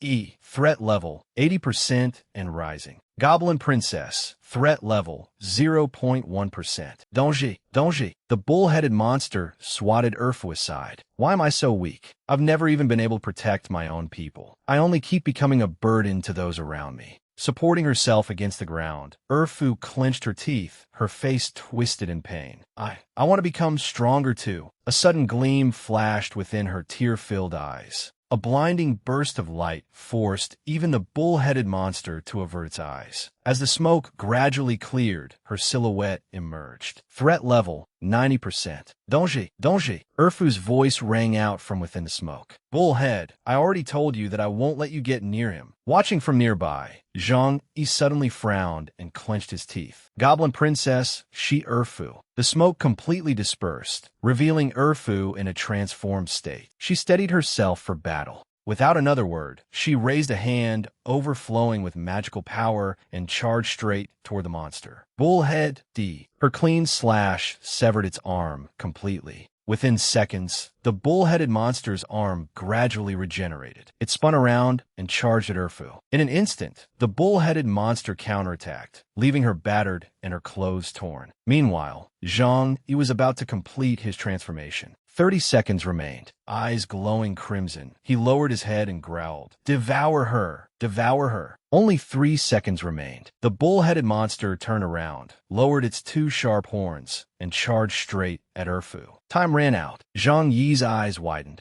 He reached out and grabbed one of the bull-headed monster's horns. A dragon coiled around Zhang Yi's body. Dragon God form, you are not allowed to touch her. Its eyes glowing red and its face drenched in sweat, the monster analyzed his power. Threat level exceeds the calculable range. Impossible to calculate. How can this be? Unwilling to waste time, Zhang Yi raised his hand. The dragon tail behind him lashed the bull-headed monster and sent it flying. It seems your elemental energy shield can only withstand one dragon god fist. The bull-headed monster crashed heavily into the ground, its entire body covered in wounds. Error. Body critically damaged. Recovery impossible. Disintegration imminent. Inside the palace, the giant commander slammed his hand against his throne in fury. Pass down my order. Apart from those guarding the goblins, all remaining forces are to advance to the front line. Attack with everything you have. The bull-headed monster gradually vanished into the smoke.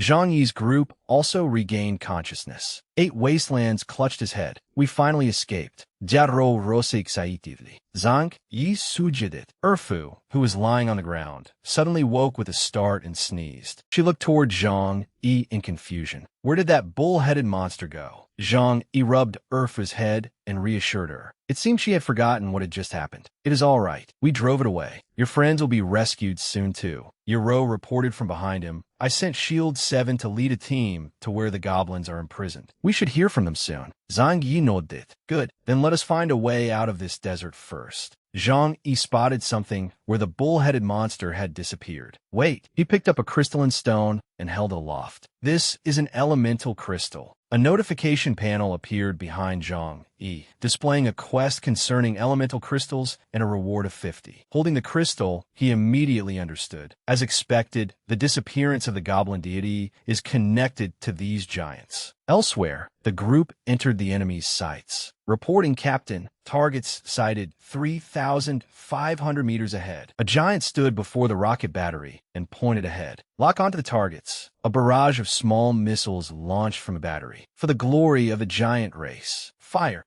Zhang Yi looked up and saw the incoming missiles. This is bad. The giants have begun their attack. Get down. Explosions erupted all around them as Zhang Yi and the others rushed forward. Guild leader, something enormous seems to be approaching. Hearing the report, Zhang Yi looked back in astonishment. A gigantic ship carrying Erfu's subordinates had appeared nearby. Princess, hurry aboard. With help from Erfu's subordinates, everyone climbed aboard one after another. Everyone get on the ship. At last, they all set foot safely on deck. Erfu's subordinates anxiously crowded around her. Princess, are you hurt? I'm fine. What about everyone else? Were they all rescued? Every last one. Remembering something, Zhang Yi turned and asked one of them about Shield 7. The goblin hurriedly explained, Captain Shield 7 is still fighting the giants. He ordered us to bring the goblins here and reinforce you first, guild leader. The ship raced across the vast desert. Maintain constant communication. But how can this warship travel across the desert? Where did you get it? Asked about the ship's origin, Erfu raised her hand proudly. This is the latest invention of the goblin race, the Desert Voyager. Unfortunately, its former base of the 7th Guard Station was seized by those hateful, wicked giants.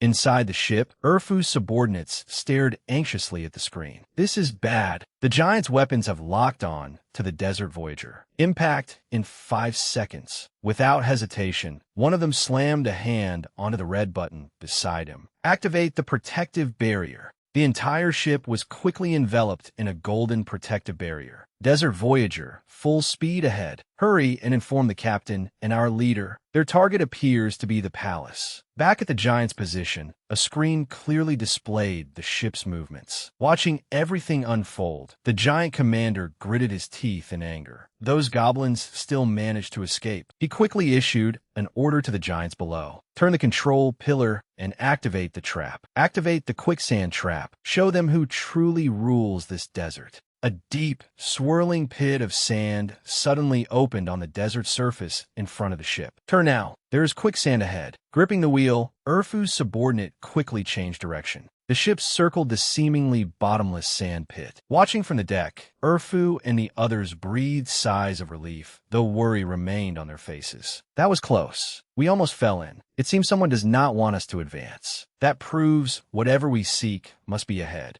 To keep the ship safe, Zhang Yi raised his hand and shouted, Summon Raven Flock. A flock of black ravens spread their wings and soared above the ship. Erfu's subordinate kept steering the ship forward. I will report the locations of the quicksand pits. Turn left, then right, and continue straight ahead. In only a few seconds, the ship avoided countless deep sand pits. Dodge another one. Excellent. Full speed ahead. Suddenly, a pyramid-shaped tower emerged from the desert, crowned by a brilliantly glowing stone. Two giants stood guard before the tower's entrance. The tracker shows that our target remained here for a long time. This must be their main stronghold. But such a huge palace is guarded by only two giants. It may be a trap. I will go inside and investigate. Wait here for news from me. If the giants attack, take the goblins and leave immediately. Do not wait for me. All right, I will establish a defensive formation here. Leave this place to us. As soon as the assignments were made, Yoro hugged Zhang Yi tightly from behind. Wait! Tears filled her eyes as she looked at him with deep concern. You must be careful. I do not want to see you get hurt again. When Zhang Yi approached the entrance, the two giant guards moved to block him. Human, who gave you permission to approach this place? I'm going inside. You cannot stop me. Suddenly, Duan Feng and 8 wastelands charged forward with their weapons and stood protectively before him. Brother, you have taken the spotlight long enough. It is our turn now. Time is short. Leave these two giants to us. The palace is your battlefield. Zhang, he was rather surprised. All right, I am counting on you too. Bare-chested, Duan Feng charged straight at a giant guard with his sword. Activate warrior form. Come on, use all your strength and fight me. In an instant, the giant guard was trapped within a magical formation. His body seemed to petrify before shattering into pieces. Peerless sword formation complete. Taste the power of the new skill I learned after my second advancement. With their assistance, Zhang Yi rushed through the entrance. I will end everything as quickly as possible. I will not disappoint you. A moment later, Zhang Yi entered a vast chamber alone. A shattered blue stone floated in the air before a wall-like barrier. This is the magical crystal I saw in the giant's memories. The giant commander suddenly appeared behind Zhang Yi, holding someone in his grasp. Welcome, my uninvited guest. He hurled Zhang Yi's companion to the ground. Is this man your subordinate? Seeing him, Zhang Yi shouted furiously, Shield 7. The commander laughed with delight. Soon, you will end up just like him. Blood poured from Shield 7's mouth as Zhang Yi held him. Guild leader, Zhang Yi quickly cut him off. It is all right. Rest for now. Leave the rest to me. Gripping Shield 7's arm, Zhang Yi glared at the commander through clenched teeth. I will make him kneel and beg for mercy. The commander sneered contemptuously. Kneel! The commander crouched down, clenched his fist, and looked up at Zhang Yi. You trespassed on my territory, killed my people, and released those goblins. What makes you think I will give you that chance? Without another word, the commander drew his sword and raised it high. Anyone who stands in the way of the giant race's rise must die, whether they are goblins or arrogant humans like you. He brought the blade down with tremendous force upon Zhang Yi's position. Amid the rubble and billowing smoke, a familiar figure appeared. Strength without accuracy is useless. It was Zhang Yi. He immediately leaped into the air and charged at the commander. Aim more carefully next time. Gripping his sharp blade and carefully studying his opponent, Zhang Yi analyzed the situation. A giant's legs support the weight of his entire body. If I seriously injure them, I can restrict his movements. Zhang Yi swung his blade directly at the commander's leg. As though he had anticipated Zhang Yi's plan, the commander pulled his leg back. Do not compare me to the giants you encountered before. I am the king of the giant race. He then kicked Zhang Yi with tremendous force. Zhang Yi was sent flying and crashed into the ground. As the smoke cleared, his figure vanished, leaving the commander bewildered. Where are you? Zhang Yi suddenly shot upward from beneath the commander, blade in hand. Demonic substitute. Before the commander could regain his composure, Zhang Yi descended from above and slashed at his head. I am right here. The strike shattered half of the commander's mask. You refuse to surrender? The commander raised his arm and absorbed energy from all the giants behind him. All giants, offer me your strength. Let this foolish human witness the consequences of angering me, the king of the giant race. Watching the streams of red energy around them, Yoro gripped her weapon anxiously. What is that? It is terrifying. I do not know, but I have a bad feeling. Zhang, nothing must happen to you. Waves of energy transformed into red mist and gathered around the commander. Human, behold the power of the giants. He lowered his head and stared at Zhang Yi. You will not escape this time. Something beneath the ground restrained Zhang Yi, preventing him from moving. Without wasting words, the commander clenched his fist and charged at the immobilized Zhang Yi. Die alongside those wretched goblins. His punch was so powerful that it shattered all the surrounding stone and earth. A familiar voice came from within the shattered rocks. "Is that all?" Enraged, the commander slammed another punch into the ground. "I only need to mock you once. Let us see how long you can survive beneath my fists." Beneath the ground, Zhang Yi shielded his forehead with one hand and thought, "Immortal body has a limited duration. I must find a chance to counterattack. How can I defeat him?" Gritting his teeth, he anxiously examined the notification panel. The requirements for upgrading his Dragon Race faction were extremely demanding, consuming reputation from the human race, beast race, and otherkin race. However, a successful upgrade would grant him a powerful Dragon Race skill. Values appeared on the blue panel. Human race reputation, 2000 of 2000. Beast race reputation, 2000 of 2000. Otherkin race reputation, 1800 of 2000. Thanks to his previous accumulation, his human and beast reputation already met the upgrade requirements. He needed only another 200 Otherkin reputation. If 8 Wastelands and Duan Feng defeated the 2 giants at the entrance, it would be enough. Breaking free of his thoughts, Zhang Yi raised his head and looked at the commander. "Therefore, what I need to do now," he raised his fist and struck back, "is endure." Meanwhile, outside the entrance, Duan Feng and 8 Wastelands continued attacking the giant guards. What is happening? Ever since that golden light appeared, their strength has suddenly weakened, and their movements have become unusually slow. Sensing the change in their power, Duan Feng shouted excitedly, "Their strength is fading. Finish them now." "No problem." The two immediately combined their attacks and cut through the giant guards. Combination skill, Sword Soul Tempest.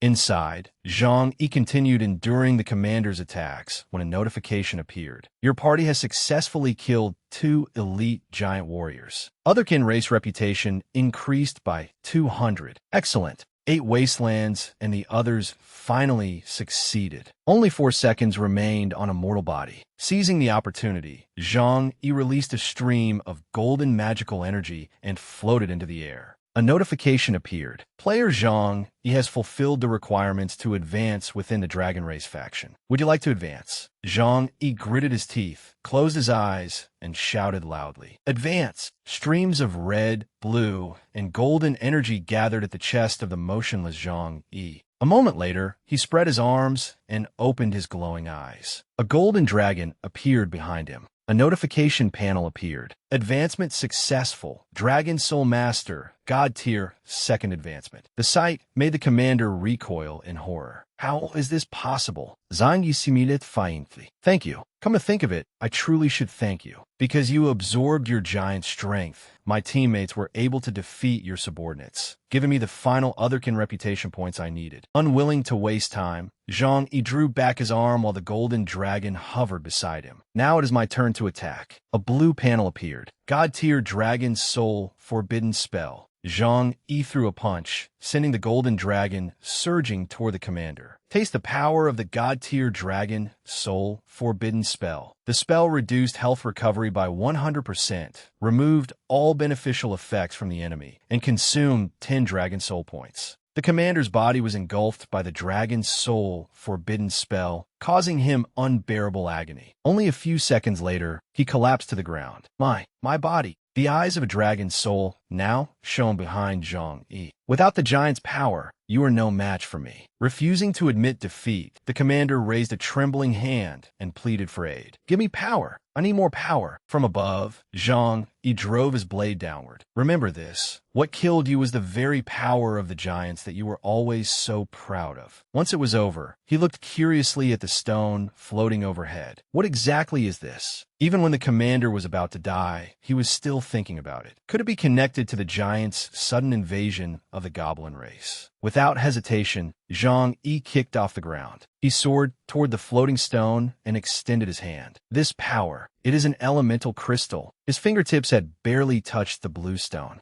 That when a surge of blue energy erupted around it and hurled Zhang Yi away. Outside the tower, a dense stream of blue energy erupted from its peak. Seeing it, Yoro widened her eyes in alarm. Could Zhang Yi be in danger inside? Without delay, Zhang Yi's companions rushed deep into the tower. Let us go inside and see. Upon finding Zhang Yi, Yuro immediately asked with concern, "Zhang Yi, are you all right?" Standing some distance away with a grave expression, he warned them, "Do not come any closer yet. Although the giant commander is dead, I cannot be sure there are no other dangers here." Unwilling to leave Zhang Yi in danger, she looked up and promised, "All right, we will find a way to rescue you." Erfu suddenly remembered something and touched her cheek. "I think I have seen this mechanism in an ancient storybook." Suddenly, the stone on Erfu's necklace began to move. It pulled her into the air as blue mist surrounded her. Jaro, sabeme. Everything happened so suddenly that Yoro could not grab her in time.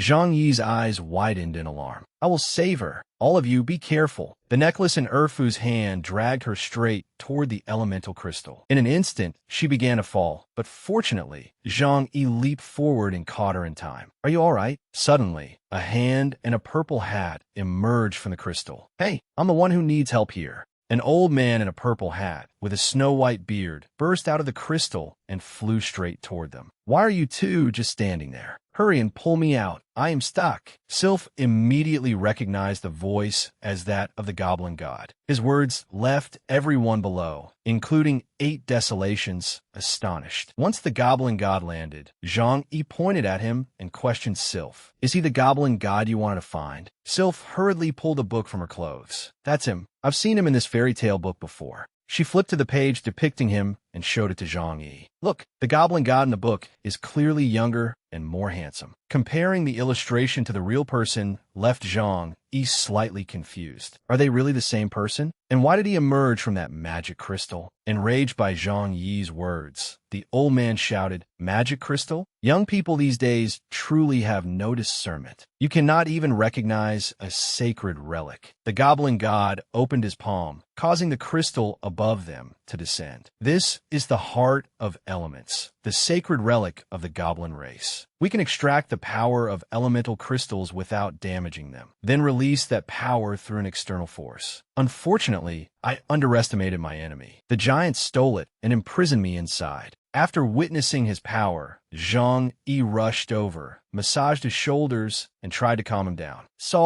"Please calm down." Standing beside the glittering crystal, Yoro marveled at its beauty. A notification gradually appeared. "Legendary hidden quest, the goblin god's riddle." Zhang Yi turned around. "The quest is complete. We can finally claim the reward." However, after reading the information, he became puzzled. "That's strange. We clearly found the goblin god. So why hasn't the quest been marked as complete?" Zhang Yi lowered his face and glanced behind him. "Unless..." He raised his hand, gently placed his palm on Sylph's head, and stroked her hair. "The leader of the giants has been eliminated, and your people have regained their freedom. I must take my teammates back for treatment first, so I'll be leaving now. Be good while I'm gone. We'll come back to visit you when we have time." Sylph stared at him with wide eyes and reluctantly said goodbye. "We must meet again." The two raised their little fingers and linked them together, sealing their promise. After leaving the tower, Zhang Yi placed a hand on Yoro's shoulder and instructed her, "Yoro, take Shield 7 back to Frost City and make sure he recovers properly. I still need to stay behind and deal with something." His words immediately made Yoro anxious. "Is something wrong?" Zhang Yi held his chin and reminded them of what had happened earlier. "Do you remember the Goblin God's riddle quest we activated before?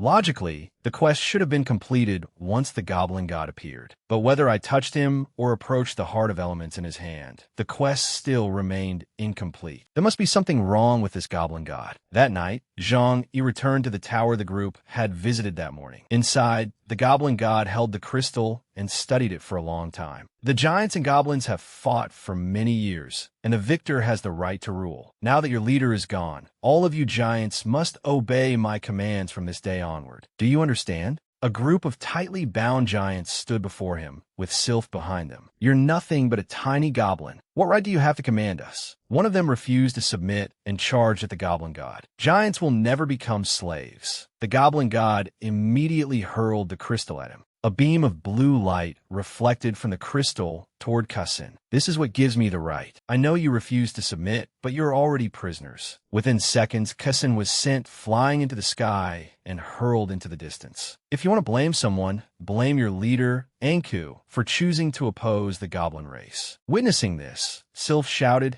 and ordered the goblin god to release them. She raised her arms to shield the giants and looked up at him. What are you trying to do? The goblin god narrowed his eyes at her. Sylph continued solemnly. Respected goblin god, I have always revered you. You once taught us to treat others with kindness. Could you please answer my question? Sylph's face and eyes were filled with seriousness. What is the difference between what you're doing now and what the giants did when they enslaved us? The goblin god narrowed his eyes warily and gripped the crystal. Lowering his head, he chuckled. Sylph, what has gotten into you? Why don't you ask our people outside how these giants tortured them? He walked over to Sylph and pointed at her forehead. You seem very close to those humans. Have they bewitched you and made you forget your identity as the goblin princess? Sylph replied, They saved me and our people from the giants. We were only able to defeat the leader of the giants because of Zhang Yi. The old man raised his head and angrily rebuked her. Silence. Humans are no better than giants. None of them can be trusted. He only saved you because he wanted the goblin race's elemental crystal.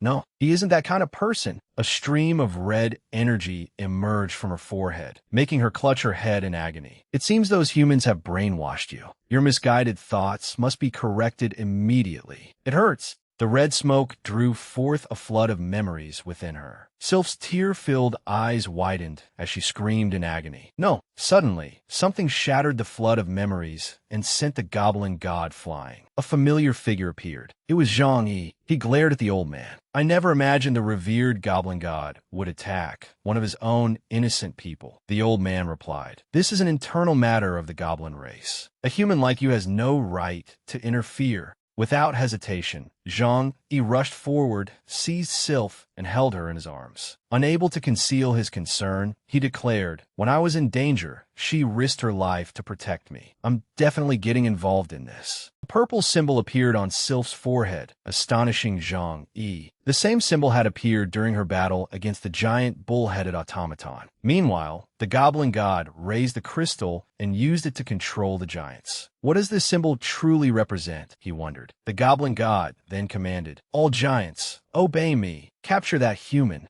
Under his control, the giants swiftly charged toward Zhang Yi and Sylph. Zhang Yi raised his head, observed them, and summoned his blade. He managed to take control of those giants so quickly. He swiftly thrust his blade into the ground, creating a thick wall of ice before the giants. None of you will get near us. Behind him, the goblin god raised his hand and sent the crystal hurtling toward Zhang Yi. It seems I'll have to deal with you myself. What happened next made Zhang Yi's eyes widen in astonishment. A massive layer of ice surrounded him and Sylph, leaving them no means of escape. Elemental confinement. The two were enclosed within a tower-shaped prison of ice. The heart of elements will erode your memories and drain your energy. You will die here in endless agony. Refusing to surrender, Zhang Yi swung his blade repeatedly, trying to carve out an escape route. I won't let you escape. Open up. Sylph clutched her head in pain as red smoke emerged from her forehead. It hurts. She collapsed, and Zhang Yi immediately knelt to comfort her. No, don't come any closer. I can't see anything. Sylph, don't be afraid. It's me. Zhang Yi's eyes became distant as he pondered the situation. Why is this so-called god trying to deal with Sylph? He just said the heart of elements would erode our memories. Could Sylph know a secret he cannot allow anyone to discover? He looked back at the trembling Sylph. I don't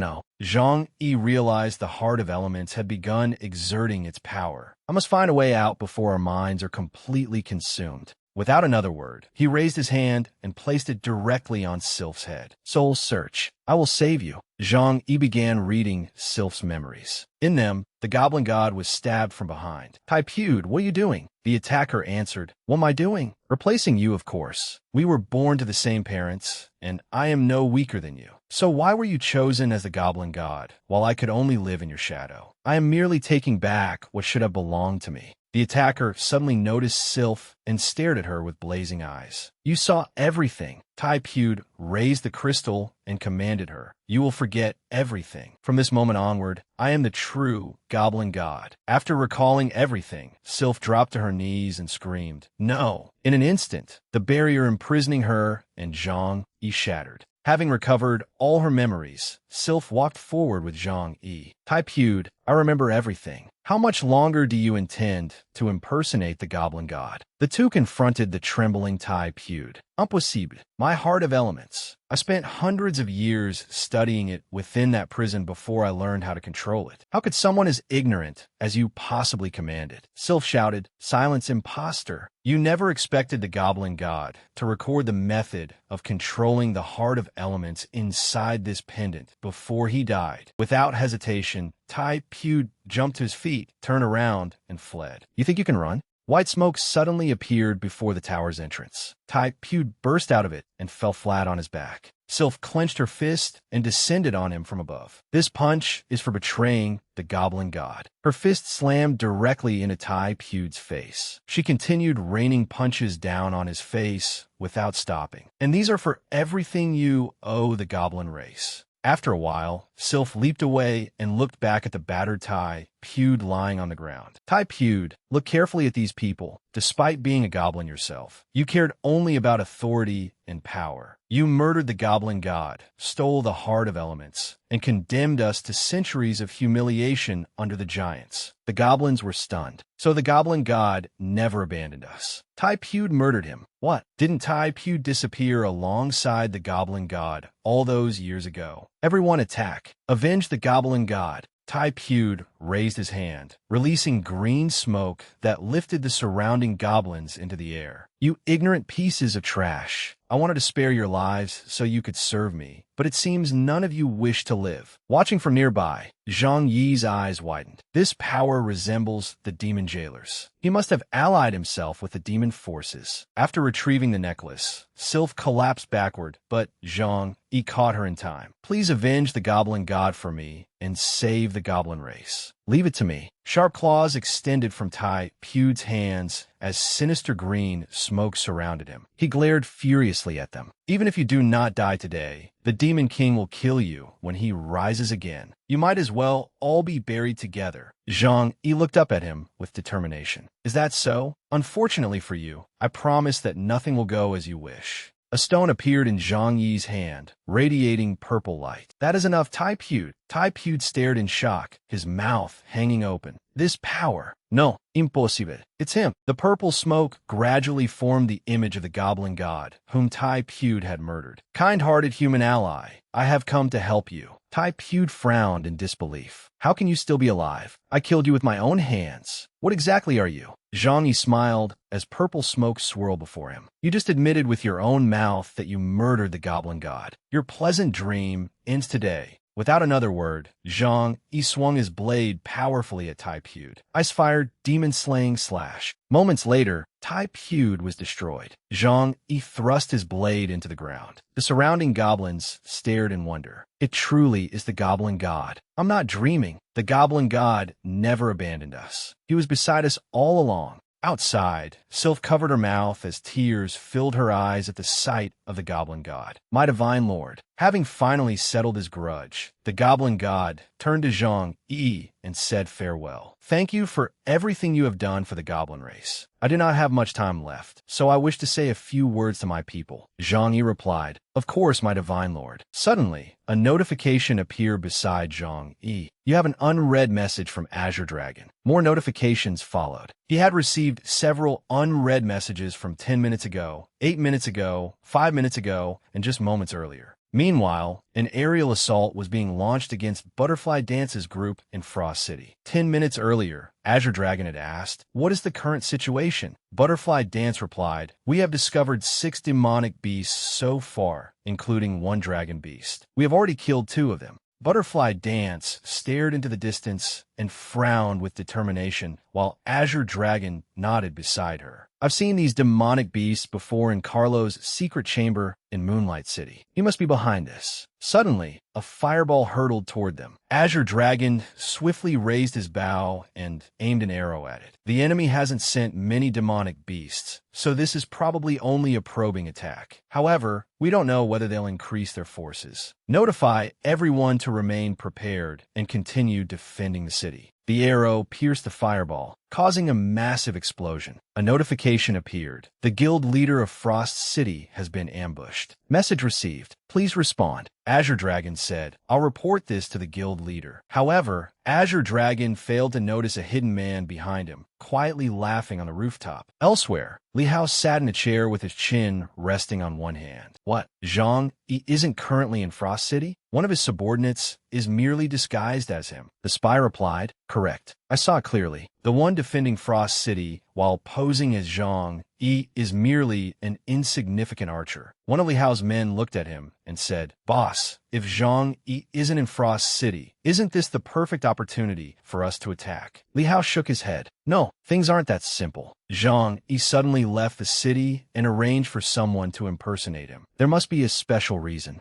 Suddenly, Li Hao clutched his throat, his eyes widening as though he were choking. Boss, are you all right? This has already happened several times. Li Hao stared into the distance, his pupils contracting. Why is the God-tier talent card reacting now? Could this be connected to Zhang Yi's sudden disappearance? Clutching his chest, Li Hao turned to the man behind him. I have something to deal with. I must leave immediately. Boss, what about the attack on Frost City? We will discuss all further action after I return. Until then, no one is permitted to attack. Li Hao mounted a winged beast and flew away from the building. The reaction from the God-tier talent card is pointing toward the desert region. Something must have happened there. Back with Sylph, she gazed tearfully at the smiling goblin god. Sylph, I have a very important responsibility to entrust to you. During this time, your kindness and perseverance have earned the recognition of the entire goblin race. Are you willing to continue protecting the people behind you? Even if the road ahead is treacherous and filled with thorns, will you promise never to abandon them? Sylph answered through her tears, I am willing. He gently stroked her face to comfort her, but the tears continued streaming from her eyes. Good child, do not cry, Sylph pleaded. My divine lord, it took me so long to finally find you. Please don't leave us. He replied, Good child, death is not something I fear. As long as the goblins can live happy lives, I can leave without any regrets. Golden smoke surrounded Sylph and lifted her into the air. Zangi Yuchit in Amazement. The goblin god's desire to protect his people was so powerful that a remnant of his consciousness survived until this day. In an instant, Sylph's appearance transformed, and she became a fully grown woman. Sylph, in the name of the goblin god, I formally pass my divine position on to you.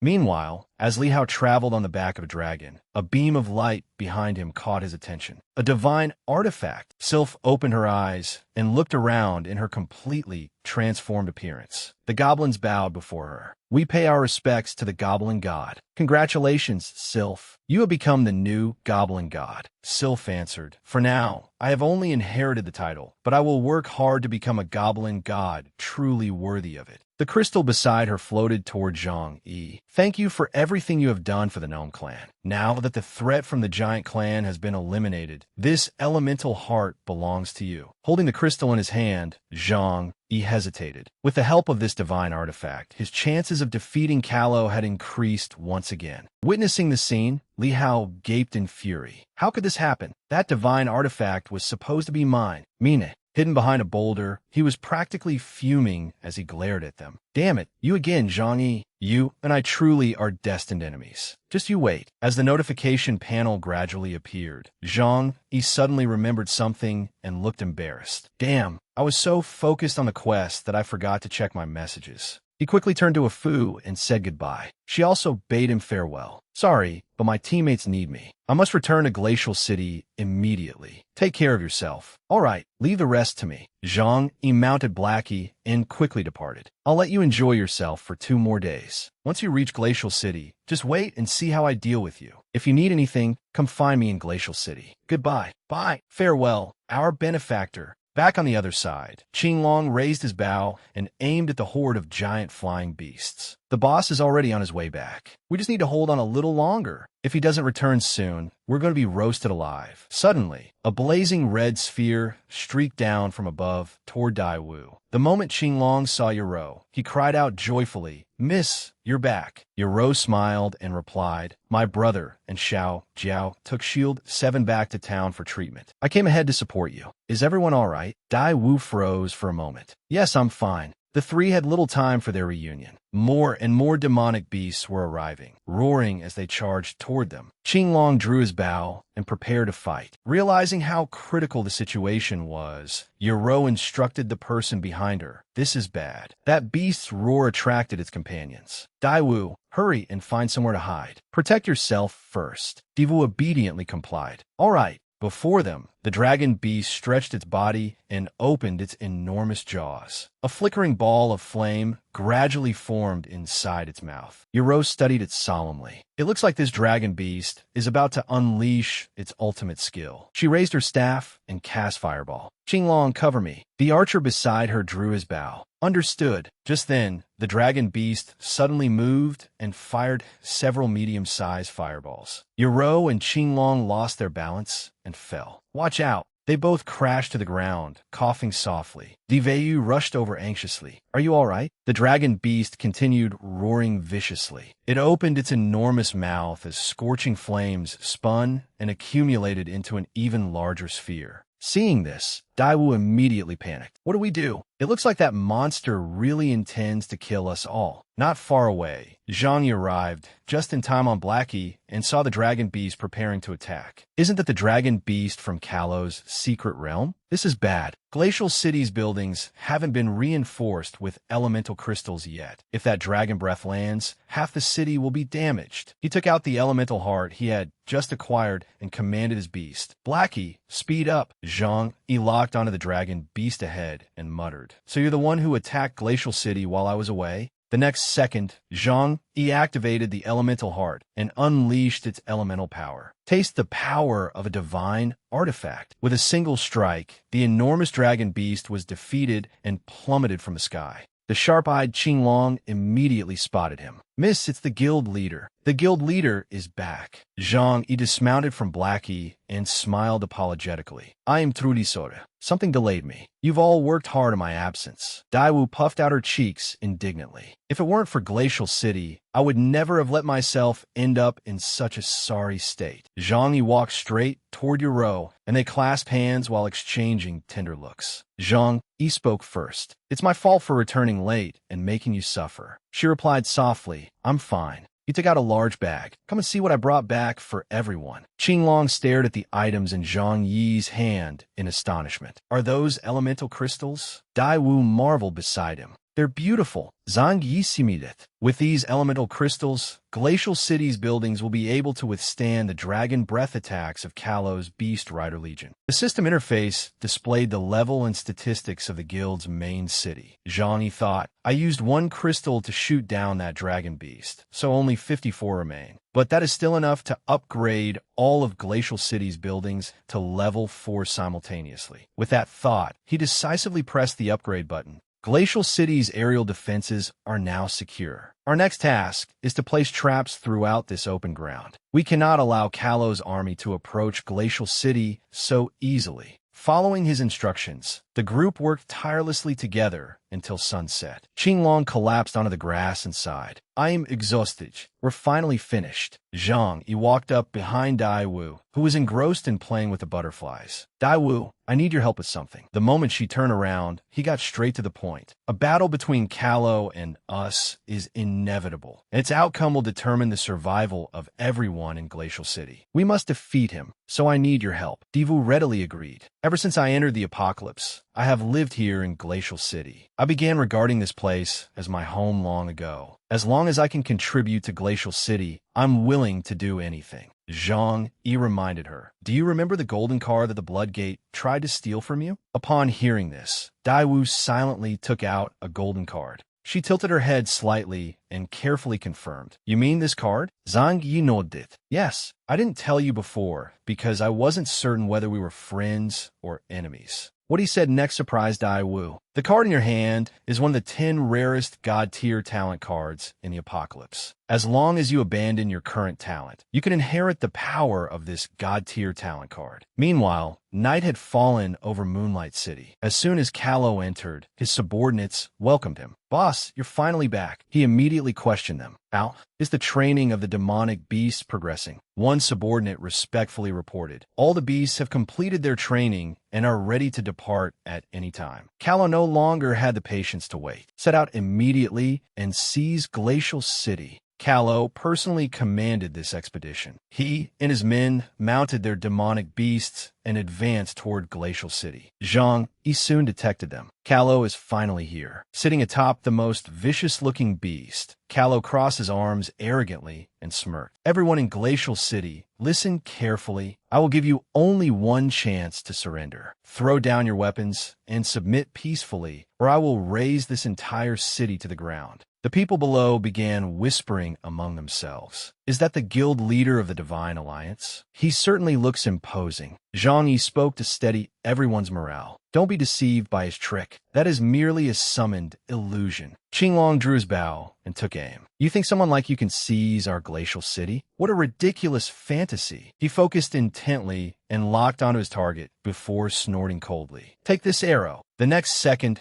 Qinglong's arrow shot into the sky, heading straight toward the center of the beast formation. His aim was flawless. The arrow streaked directly toward Kallo, who tilted his head to dodge it before catching it with a dark expression. Kallo gritted his teeth furiously. "You insolent fool. It seems you're all determined to die by my hand. Once my Rider Legion attacks, let's see whether you can remain so confident." He immediately issued the order to attack. "All forces attack. Raze Glacial City to the ground." Qinglong's expression turned grave as he looked toward Zhang Yi. Guild leader, he could not hide his anxiety. There are far more fireballs than last time, and the beast's dragon breath cannot be underestimated. Can our buildings truly withstand this? Zangi simidet risuringli. Don't worry, they definitely can. Just wait and see Kallo's expression. It will be quite entertaining. The next second, blue energy enveloped the city as Zhang Yi activated the elemental barrier. The beast's violent fireballs slammed into the barrier, producing thunderous explosions. Amid the thick smoke and dust, the beasts were scorched all over and tumbled unsteadily from the sky. Ing immediately panicked. "Boss, all our attacks were blocked. What do we do now?" Kallo clenched his fists and snapped. "What are you afraid of?" Refusing to give up, Kallo issued another order. "Increase the firepower. Send in the Ground Beast Legion." As soon as he finished speaking, the ground beasts were unleashed and surged toward the elemental barrier. Riding at the head of the formation, Ian commanded the charge. "Forward, seize Glacial City, and the guild leader will reward us generously. Kill them." However, they had barely advanced when his beast suddenly stopped short. The beasts and soldiers ahead of Ian abruptly fell into concealed pits. They all toppled over as he turned and warned those behind him, "Everyone, stop. There are traps in the ground." Qinglong chuckled gleefully. "We spent the entire afternoon digging those trap pits. Take your time and enjoy them." Standing atop the city wall and observing the situation, Zhang Yi ordered, "Notify Duan Feng's squad. Prepare to counterattack." His troops immediately obeyed, quickly firing several bombs. Purple mist then spread across the battlefield. One man collapsed right before Ian's eyes, prompting him to cover his nose and warn everyone nearby, "Cover your noses. This mist is poisonous." Ian glared furiously. "Zhang Yi, you dare play dirty with me?" The paralyzing poison mist was briefly explained. A paralysis bomb deals 100 damage to enemies upon impact and creates a cloud of poisonous mist that reduces enemy movement speed by 50%. While the enemy forces were in disarray, the city gates immediately opened. Duan Feng charged out with Xiao Jiao and another fighter. Show them that Glacial City is not to be underestimated. Leading the charge, Duan Feng confronted Ian and lunged forward with his sword. The moment Ian saw him, he growled, "You again? Today, I will avenge my brother." Duan Feng sneered. You think you can defeat me? Then I'll grant you the honor of dying beneath my blade." His nonchalant attitude infuriated Ian, who swung his axe and roared, "You must have a death wish." Duan Feng did not dodge. Instead, he directly unleashed a powerful skill in retaliation. Yoro approached Zhang Yi and muttered, "Why is my brother nowhere to be seen at such a critical moment? Even Dai Wu is missing. Come to think of it, I haven't seen her since yesterday." Zhang Yi reassured her softly, "Don't worry, they're both fine. I assigned your brother a secret mission." He then explained, "There's a river to the right of Glacial City that leads to Moonlight City. By traveling underwater, he can evade Kalo's surveillance and infiltrate the city. To capture Glacial City, Kalo is certain to move most of his forces out of Moonlight City. In other words, this is our best opportunity to seize it." According to Zhang Yi's calculations, Kalo had never met Yoro's brother. His sudden disappearance would therefore not arouse any suspicion. Combined with his abilities, he was the ideal person to complete the mission. Zhang Yi then added, "As for Dai Wu, she will be the key to determining whether we could defeat Kalo." Observing the battle from above, Kalo ordered his subordinate, "Hey Ying, take a squad of flying beasts and support Ian. Their ground forces appear to be in trouble." Hey Ying accepted the order. "Yes, guild leader." He then led the flying beasts directly toward Ian's legion. The moment Ian spotted the flying beasts, he laughed smugly. "Our reinforcements have arrived. You're finished now. Hey Ying, help me get rid of these pests." Hey Ying readily agreed. "Leave them to me. Hurry up. If we continue dawdling and fail to capture Glacial City, the guild leader will be furious, and we'll both be doomed." While fending off Duan Feng, Ian replied, "All right, stop nagging and get down here to help me." While the two sides remained locked in fierce combat, He Ying directed his beast to charge forward. The beast seized Duan Feng's sword in its jaws, and He Ying mocked him from its back. "I heard you treasure this sword more than your own life. I wonder what you'll do without it." He looked back and raised his chin provocatively. "If you're capable, come and take it back." Before He Ying could finish speaking, waves of pink and purple energy suddenly surged toward him. The attacks tore through the air and struck the beast, causing it to stagger in agony and release the sword from its jaws. He Ying swayed violently atop its back until he could no longer hold on. He was thrown off and crashed to the ground, coughing up blood from the impact. Dai Wu continued attacking and declared loudly, "Anyone who wishes to harm Glacial City must answer to me first." Ian furiously charged toward her. "You wretched woman, you're courting death." He suddenly stopped in confusion. Why did she suddenly turn into butterflies? Dai Wu's technique abruptly transformed, and countless butterflies surrounded Ian. Ian stared at them in confusion. These butterflies, the instant his attention slipped, a pink scythe appeared at his throat. Ian realized what it was, but it was already too late. A weapon. Dai Wu flashed past him, and behind her, her opponent's blood sprayed through the air. The system immediately announced her achievement. Dai Wu has slain Ian. Duan Feng nodded repeatedly like a spinning wheel, his mouth hanging open in shock. Damn, how did she suddenly become so powerful? He Ying struggled to sit up. After witnessing his companion's death, he silently vowed, "Ian, I will avenge you." He then quietly pulled out a vial of red liquid. He crushed the item, and the surrounding air was enveloped in crimson light. The demonic beasts became frenzied, roaring and running wild. The beast before Duan Feng snapped up one of the enemy soldiers in its jaws. Duan Feng immediately became vigilant. Careful, these beasts seemed to have gone berserk. Even the enemy soldiers panicked and fled. Run, these demonic beasts are even devouring their own people. The beasts formed a circle and completely surrounded Duan Feng and Dai Wu. Duan Feng clicked his tongue. There's still too many enemies. This will be difficult. Dai Wu shouted beside him. Then let's fight them to the bitter end. He Ying watched his handiwork with satisfaction. Enjoy the fury of these beasts. He then mounted a beast and escaped before reporting to Kalo. Guild leader, our ground forces have suffered devastating losses. Ian is dead. Moreover, a top-tier assassin has appeared beside Zhang Yi. Her abilities far exceed my own. Kalo replied coldly. Fine, I understand, he thought, as expected of a player who has entered the apocalypse for the second time. He prepared everything in advance. With that protective barrier stopping me, I have no chance of approaching the city. After considering the situation, Kalo loudly challenged Zhang Yi. Can you come out and face me like a man? What kind of man hides inside like a cowardly turtle while letting women fight in his place? Zhang Yi did not bother arguing. He silently waved his hand and summoned Blackie. He sneered and directly exposed Kalo's intentions. Stop pretending to be honorable. You're only provoking me into fighting outside because you cannot enter Glacial City or destroy the elemental barrier. Zhang Yi confronted Kalo directly. What's wrong? Are you that eager to join your dead subordinate?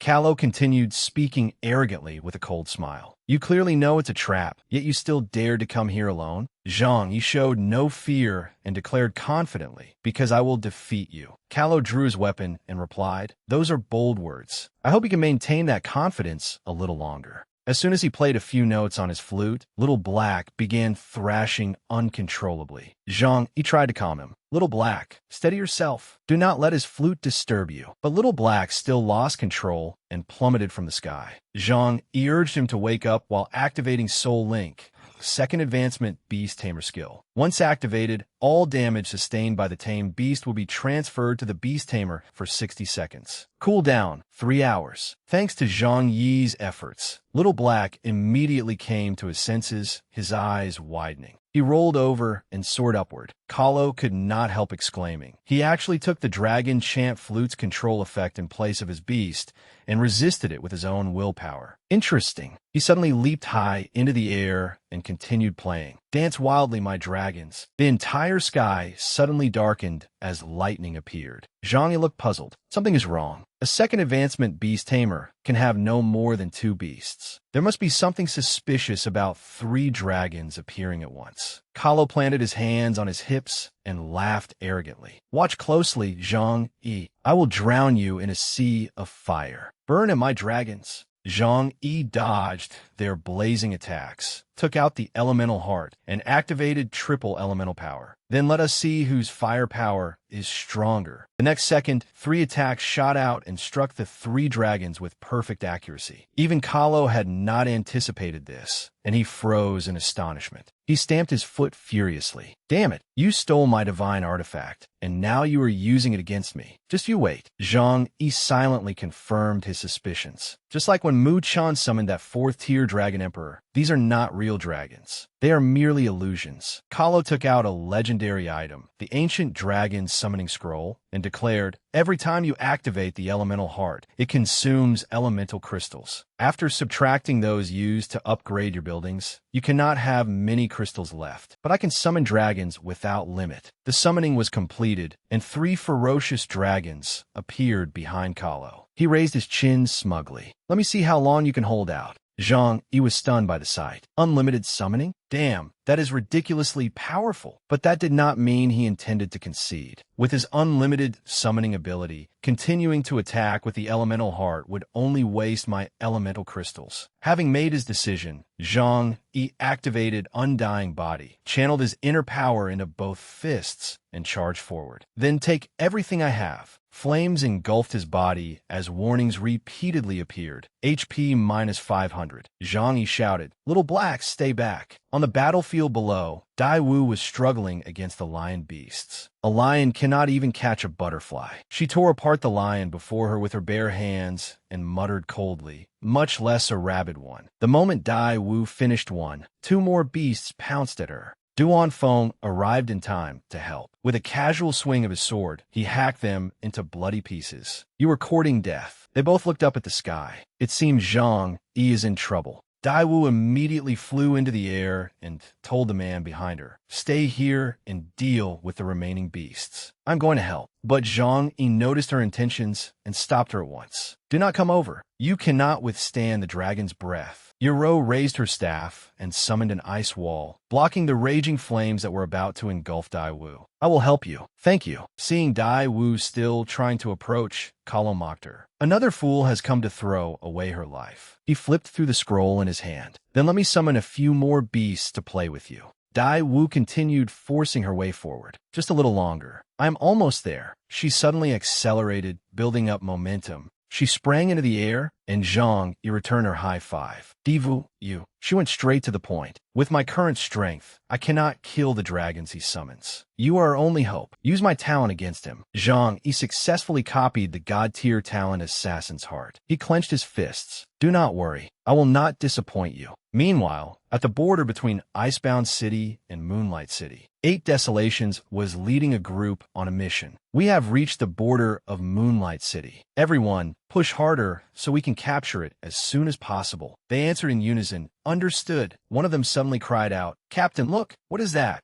Everyone hurriedly looked up and stared in astonishment. Is that an iceberg? How can it be flying? Even 8 Desolations was bewildered. Why did a floating iceberg suddenly appear? It is heading toward Icebound City. Realizing the severity of the situation, he immediately issued orders. Take 2 people and follow that iceberg. Keep me informed of the situation at all times. Everyone else, follow me and crush Moonlight City. No one dared to delay. Understood. Inside the iceberg, rows of human-shaped ice statues stood neatly arranged, completely unnoticed. The entire space was shrouded in silence. Upon closer inspection, a floating scroll could be seen hovering before every statue. Zhang Yi frowned, leaned to one side, and shouted, Little Black, take Dai Wu to your row. Leave everything else to me. Sitting arrogantly atop a dragon with his arms crossed, Kahlo taunted him. What is wrong? Do you think you are about to lose? So you sent your beast away with that woman before she could witness your humiliating defeat. A system notification appeared. God-tier talent Assassin's Heart has taken effect. Elemental Heart, refresh, complete. Zhang Yi held the Elemental Heart, undisguised triumph in his eyes. They're nothing more than a pile of cheap summoning scrolls. Let us see which is stronger, your unlimited summons or my unlimited ammunition. He channeled his inner power and unleashed triple elemental power, firing beams of light toward Kahlo's dragons. Now that Dai Wu has upgraded Assassin's Heart, it does not matter how many summoning scrolls Kahlo has or how many dragons he summons. To me, they're merely tools for farming experience. They're no threat at all. Only now did Kahlo begin to panic, cold sweat pouring from his body. Impossible. How can he use the Elemental Heart so recklessly? Zhang Yi hovered in midair, surrounded by elemental power. The heat lifted rocks and soil from the ground below. Kahlo trembled. Could he still have a huge supply of elemental crystals? Was everything he did earlier just an act? Zhang Yi raised the Elemental Heart and shouted, Why have you stopped? Were you not acting so mighty just a moment ago? The Elemental Heart fired 2 beams that pierced the 2 dragons behind Kahlo, making them roar in agony. He instinctively shielded his face and stammered, You. Kahlo looked around in terror as the 2 dragons were instantly defeated. Seeing him flounder, Zhang Yi said, Stop wasting your effort. No matter how many dragons you summon, the outcome will be the same. An illusion will always remain an illusion. Your fantasies can never become reality. Kahlo had barely screamed, No, when he and the dragon beneath him were swallowed by the Elemental Heart's explosive shockwave. A deafening explosion rang out, scattering the scrolls in Kahlo's hand. Zhang Yi stood before his battered, blood-spitting body and looked down at him. Kahlo, you have lost. Kahlo stared at him and smirked. Do you really think this means you have defeated me? How amusing. He then burst into laughter. Trembling, Kahlo clutched his arm and slowly sat up. By now, the gift I prepared for you in Icebound City should have arrived. Zhang Yi suddenly received a message from 8 Desolations. A colossal iceberg is flying toward you. It has already entered Icebound City's territory. Zhang Yi was filled with confusion after reading it. An iceberg? What is going on? The ground ahead was suddenly covered in snow. Zhang Yi was shocked. Snow. Kahlo spread his arms, looked behind him, and laughed. Zhang Yi, the day of reckoning has arrived for you and Icebound City. Zhang Yi spun around in alarm. A colossal iceberg towered behind Icebound City. Is that the iceberg 8 Desolations mentioned? Someone inside the city shouted, Euro, Duan Feng, get everyone inside the city immediately. Standing before the colossal iceberg, Euro replied, Understood. Holding a teleportation scroll, Kahlo laughed maliciously. Take your time enjoying this grand gift. Zhang Yi, standing nearby, gritted his teeth. A teleportation scroll? You think you can escape? He instantly charged forward and landed a brutal punch, interrupting the teleportation and knocking Kahlo down. Zhang Yi seized Kahlo by the throat and lifted him into the air. Even then, Kahlo showed no fear. Instead, he laughed loudly. Even if you kill me now, this iceberg will not disappear. I used 5,000 floating scrolls to transport it here from the frigid reaches of the apocalypse. Zhang Yi cursed. You lunatic! Huge chunks of ice began falling from the iceberg, but the barriers surrounding the city blocked them. Someone inside the city asked fearfully, "Do you think we are in danger?" Another immediately replied, "Do not worry. The elemental barrier could even stop a dragon's breath. It should be able to withstand a few chunks of ice." Suddenly, a massive chunk crashed onto the city, sending ripples across the barrier. A second later, the barrier could no longer hold. The huge chunk plunged into the city below. Everyone scattered to avoid the falling debris. The barrier has been breached. Everyone run. Meanwhile, Zhang Yi dragged Kahlo along and asked, "Has everyone returned to the city?" Yoro answered, "Yes, but the falling ice has smashed many holes through the elemental barrier." She paused and looked up anxiously. If the entire iceberg falls, Icebound City will be crushed into frozen rubble in an instant. Zhang Yi frowned as he stared upward. "Everyone, remain inside the city. I will find a solution."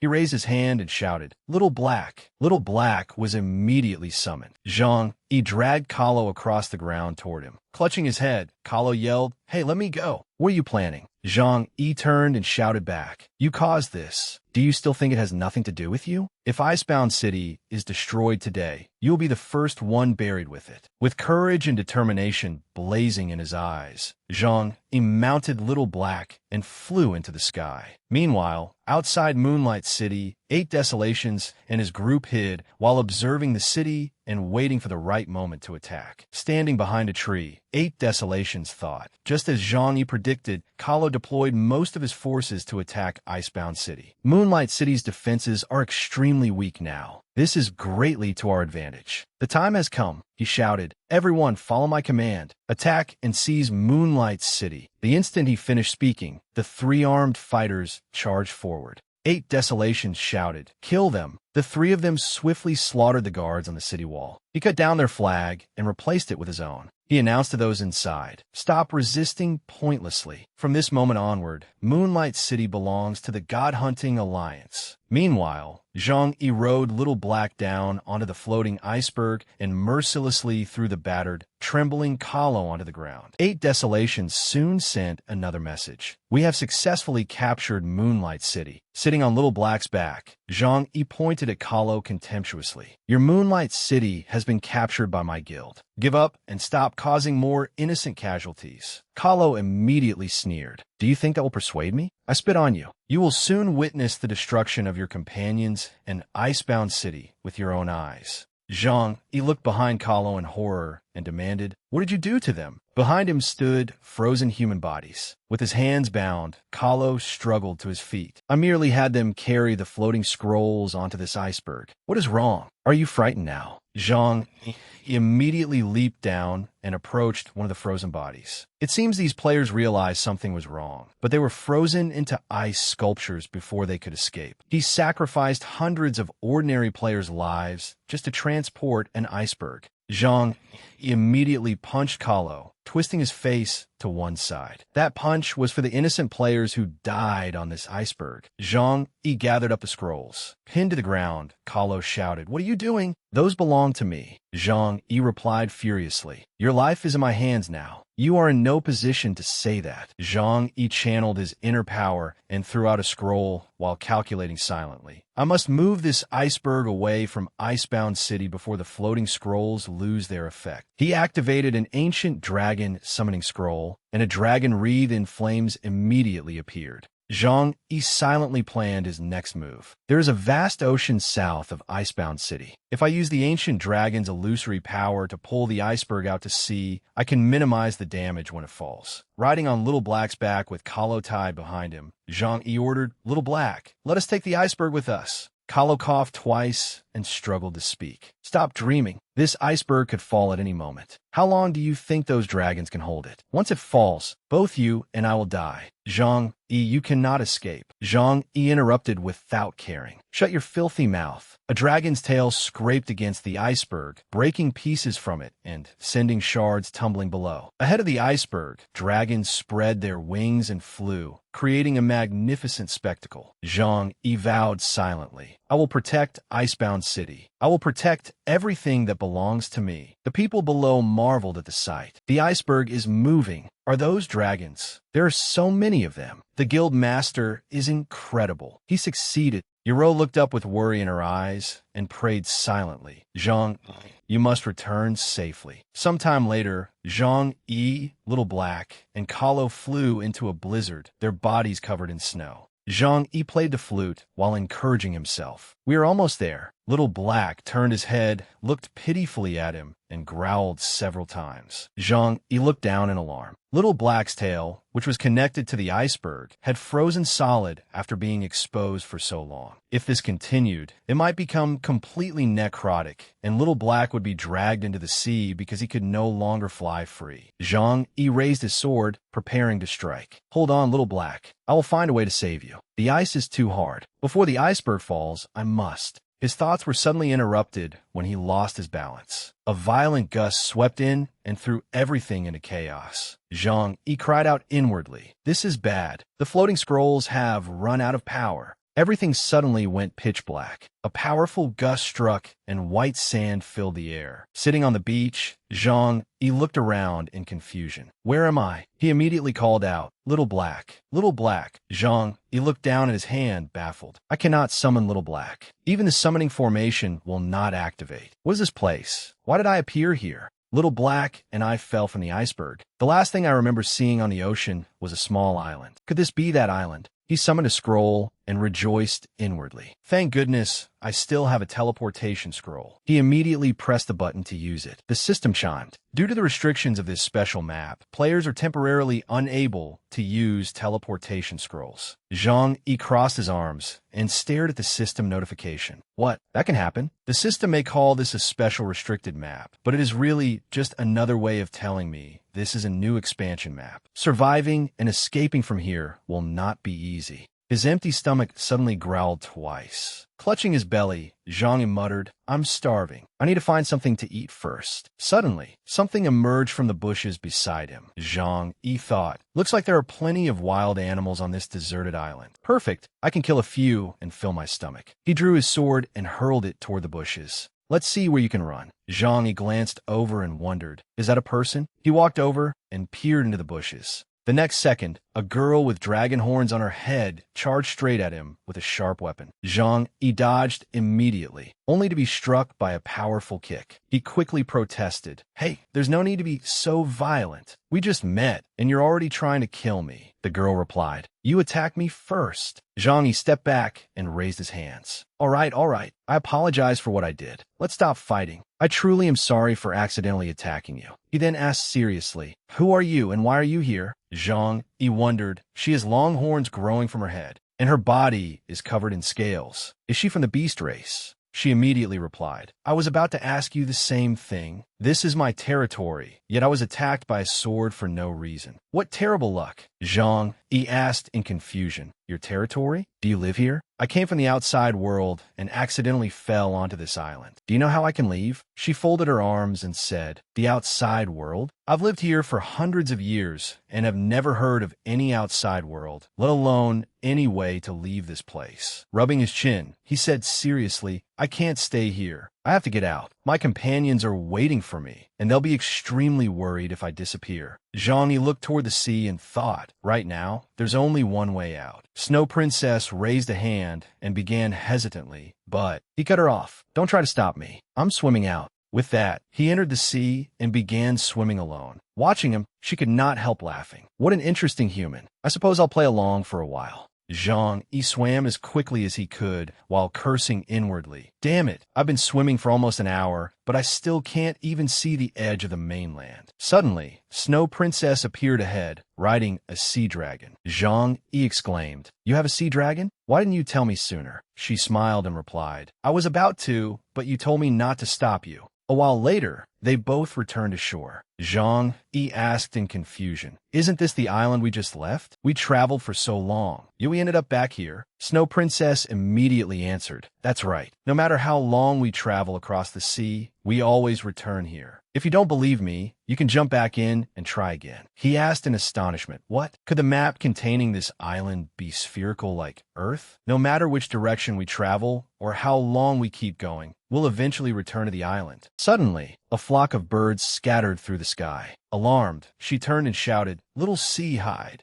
Little Sea quickly dove beneath the waves. Snow Princess grabbed Zhang Yi and pulled him forward. He asked in confusion, "What's going on?" She answered, "If you want to live, keep quiet." A slender, pale hand tipped with black nails appeared. Its owner was a seductive woman with wings and a pair of dragon horns. Deep within the forest of Dragon God Island, Snow Princess and Zhang Yi walked side by side. He looked at her and asked, "Who was that woman in black armor with horns like yours? Why do we have to hide from her?" Snow Princess replied, "I don't know much else. I only know that they're extremely dangerous and constantly patrol the island. If they find us, we'll die." Zhang Yu repeated in confusion, "D?" Snow Princess leaped onto a tree branch and explained, "Yes. Although we all belong to the dragon race, the race is divided into two factions, light and darkness. The person we just encountered belongs to the Dark Dragon Clan." Zhang Yi wondered, "The Dark Dragon Clan? This is the first time I've heard of such a faction in the apocalypse. It seems this island is hiding many secrets." She sprang onto another branch and said, "I have to go home now. Hurry and find somewhere to hide. If a dark dragon catches and eats you, don't blame me. I was kind enough to warn you." Rubbing his chin, Zhang Yi calculated, "I know nothing about this island. Acting alone would be far too dangerous. Following her may be the safest option." He began following Snow Princess. She turned around irritably and asked, "Hey, why are you still following me?" Zhang Yi immediately replied, "This island is so dangerous that I'll obviously be safer with you. You dragged me into this forest. If that dark dragon captures and tortures me until I reveal your identity, wouldn't that cause even more trouble for you?" Snow Princess turned away and pouted. "You humans are so cunning. Fine, stay close. I won't care if you get lost." She paused, then added, "Come on." Afterward, Snow Princess swiftly leaped away. A while later, they arrived at the Light Dragon Clan settlement. Snow Princess happily threw herself into Grandmother's arms and cried, "Grandmother, I'm back." Grandmother replied kindly, "Oh my, our Snow Princess has finally returned. I thought you were having so much fun that you'd forgotten to come home." She answered gloomily, "Of course not, but I ran into that vicious dark dragon today. Fortunately, I was smart enough to avoid her." Grandmother immediately scolded her. "You're not allowed to run around again. As punishment, you're forbidden from going anywhere for the next few days." As though suddenly remembering something, Snow Princess turned toward Zhang Yi and said, "Oh, this is the strange man I met on the beach today. He says he came from the outside world." Grandmother turned and asked, "And this gentleman is?" Zhang Yi broke into a sweat and raised a hand in greeting. "Hello, Grandmother." Grandmother immediately interrupted him. "You came from outside?" He immediately replied, "That's right. I fell into the sea, and when I woke up, I found myself here." Grandmother said, "The resemblance is truly remarkable. He looks so much like that person." Zhang Yi wondered, "The resemblance? Has someone else come here before?" Grandmother patted Snow Princess on the shoulder and said, "Snow Princess, wait here. Young man, come with me." A while later, the two reached the shore. Zhang Yi looked at Grandmother and asked, "Grandmother, you've lived on this island for so long, so you must know how to leave, right? I tried for a long time earlier, but I couldn't escape these waters." Grandmother replied, "There is indeed a way to leave the island, but it is extremely dangerous. I heard from Snow Princess that you encountered a dark dragon. To tell you the truth, those dark dragons rule the entirety of Dragon God Island. Every creature outside the Dark Dragon Clan must live in hiding. The route off the island is also guarded by those dark dragons. Our Light Dragon Clan has been trapped on this island for hundreds of years. We once fought desperately against them, but we were defeated." Grandmother turned away and said, "Young man, I hope you won't tell Snow Princess about the route off the island. That girl is stubborn and curious about everything. If she finds out, I'm afraid she'll put herself in danger. Zhang Yi answered seriously. Don't worry, grandmother. I won't tell her. Grandmother smiled. Good, let's head back. Your wounds haven't healed yet, so you should rest first. A while later, they returned. Grandmother said, Snow Princess, take your guests somewhere to rest. I also need to lie down for a while. She immediately replied, Yes, grandmother. Snow Princess curiously asked, Hey, what did grandmother secretly tell you? Why was she acting so mysterious? Zhang Yi awkwardly replied, And nothing. She only told me about a few things I should watch out for on the island. She immediately said, unhappily, Fine, keep it to yourself, you miser. Come on, I'll take you somewhere to rest. They arrived at a small house built in a tree. Zhang Yi looked up and asked in astonishment, We're sleeping in a tree? Snow Princess replied, That's right. It's easier to hide up there, so the dark dragons are less likely to find us. Zhang Yi climbed the tree and entered the house. He thought solemnly, I don't know how long it's been since I fell from the glacier. My most urgent task is to find a way off this island. The longer I remain here, the more danger your row and Polar Ice City may face. And Little Black, I hope he's safe too. Time passed quickly, and before long, the sun began to set. Sitting on the floor and looking at the items before him, Zhang Yi thought, This is everything I have left. I bought this clan feud scroll at an auction before, but unfortunately, I still haven't found a way to open it. Holding the glowing scroll, he wondered, why is it suddenly reacting? Could it be that I couldn't open it before because it only works on a special map? A quest window suddenly appeared. Hidden Dragon Race Quest, Dragon Hunter. Quest description. The world-destroying dragon god, Daluo, killed the Snow-White Heavenly Princess Dragon God. Her descendants placed a sealing barrier around Dragon God Island and left behind a division of the world-destroying Dragon God Legion to guard it. Follow the clues and destroy the world-destroying Dragon God Legion. Quest reward, Dragon Hunter attire, legendary tier equipment. Zhang Yi wondered, a hidden dragon race quest. Holding the scroll, he thought, this matches what grandmother told me earlier. It seems that if I want to leave this island, confronting the world-destroying Dragon God Legion is unavoidable. A brilliant beam of light descended from the sky onto a house in the darkness. Elsewhere, Lana stood rigidly and reported to someone bathing in lava. Commander, I discovered unusual traces on the island. It appears someone has infiltrated Dragon God Island. The woman opened her eyes and rose, surrounded by a murderous aura. She glanced behind her and said, It is the aura of the human race. This is the first time in hundreds of years that a human has entered Dragon God Island. Elsewhere, two figures, one standing and the other sitting, spoke on a tree branch. Are you certain you didn't see it wrong? The other replied, Absolutely. I previously found traces of the Light Dragon clan's activity here, so I've been keeping a close watch on this area for the past several days. That golden beam that just shot into the sky was definitely something unusual. The two immediately sprang into the air. Their leader shouted, Move! We cannot let them escape this time. The next second, they transformed into dragons, and two vicious evil dragons began spewing fire everywhere. The entire forest was engulfed in a sea of flames. A while later, the flames reached Zhang Yi's location, startling him awake. Outside the window, Snow Princess shouted in panic, Hurry, we have to go. Zhang Yi immediately sat up and asked, What happened? She hurriedly replied, It's the world-destroying Dragon God Legion. They found us. Outside, two evil dragons continued spewing fire. Snow Princess waved to him from below and shouted, Hurry and come with us. Zhang Yi said angrily, Those damned evil dragons. Zhang Yi shouted, You two ugly monsters. Do you think bullying the elderly and children makes you impressive? I'm right here. Come and get me if you dare. Snow Princess stammered in fear. Why you? He looked at her and said, Go, leave me behind. The two enraged, evil dragons breathed fire at him. Zhang Yi gritted his teeth and summoned the elemental heart. Just wait, I'm going to break your wings.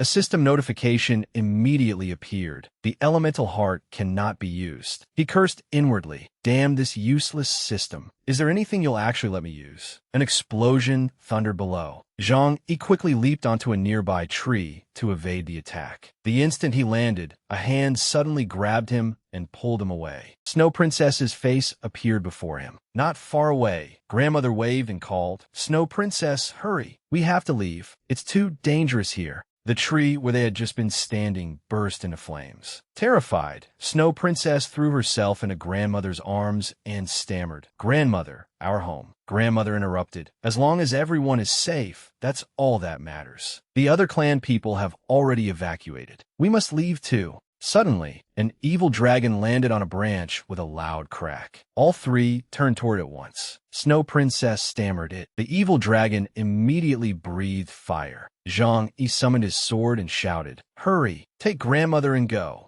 He leaped forward with his sword, aimed at the evil dragon, and cursed inwardly. "Damn it, when it rains, it pours. Of all times, I had to encounter these troublesome, evil dragons now." Before Zhang Yi could even touch it, the evil dragon knocked him away. The other evil dragon targeted Grandmother and Snow Princess. Gritting her teeth, Grandmother transformed into a dragon and blocked its path. The evil dragon roared furiously, "You old hag, you think someone like you can stop us?" With that, both evil dragons charged toward Grandmother. One shouted, "We'll tear you apart today." They lunged at her and began savaging her with their fangs. Tears streamed from Grandmother's eyes as she endured the agony. "Young man, take Snow Princess and go. Protect her." Snow Princess screamed in despair. "Grandmother, no." Grandmother shouted, "My Snow Princess, my good child, you must survive." Zhang Yi and Snow Princess gazed at Grandmother with tears in their eyes. Zhang Yi vowed inwardly, "I will avenge you, Grandmother." Grandmother recalled the distant past. "Long ago, I once saw a hero who looked very much like you.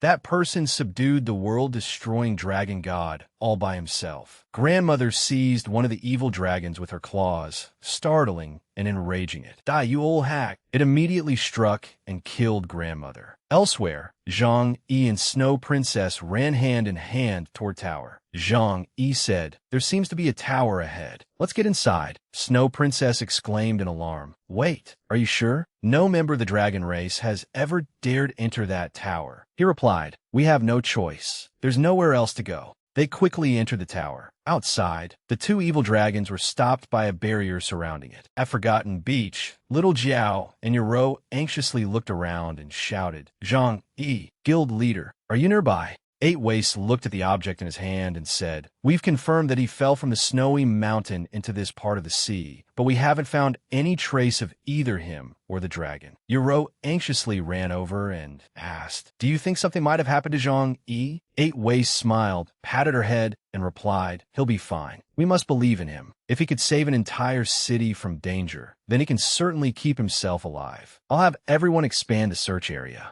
Yoro opened an image of Zhang Yi, her eyes filled with worry. "Zhang Yi, I miss you so much. You must come back safely." Inside the Dragon Race Prayer Tower, Zhang Yi and Snow Princess stood side by side behind the door. Zhang Yi patted Snow Princess's shoulder and comforted her. "I understand how you feel. I once lost the person dearest to me as well, but I believe they remain beside us in another way." "Do you remember Grandmother's final words? You must live well." She burst into tears and cried, "Grandmother." Then she threw herself into his arms. Zhang Yi said resolutely, "Trust me, I will avenge Grandmother for you." Placing both hands on Snow Princess's shoulders, he said seriously, "Wait here inside the tower. I'll go outside and check the situation. No one has broken in after all this time, so we must have lost those dark dragons." With tears in her eyes, she nodded. Zhang Yi gritted his teeth and reached for the door, but his body suddenly trembled. "We have to find your clan's people, reunite with them, and figure out how to leave this place as soon as possible." Zhang Yi's eyes widened in astonishment. Breaking into a cold sweat, he shouted awkwardly, "Why won't this door open anymore?" Suddenly, the door released a dazzling light, forcing them to shield their faces. Zhang Yi shouted, "Jadefu." The door seems to be disappearing. After a moment, he slowly opened his eyes.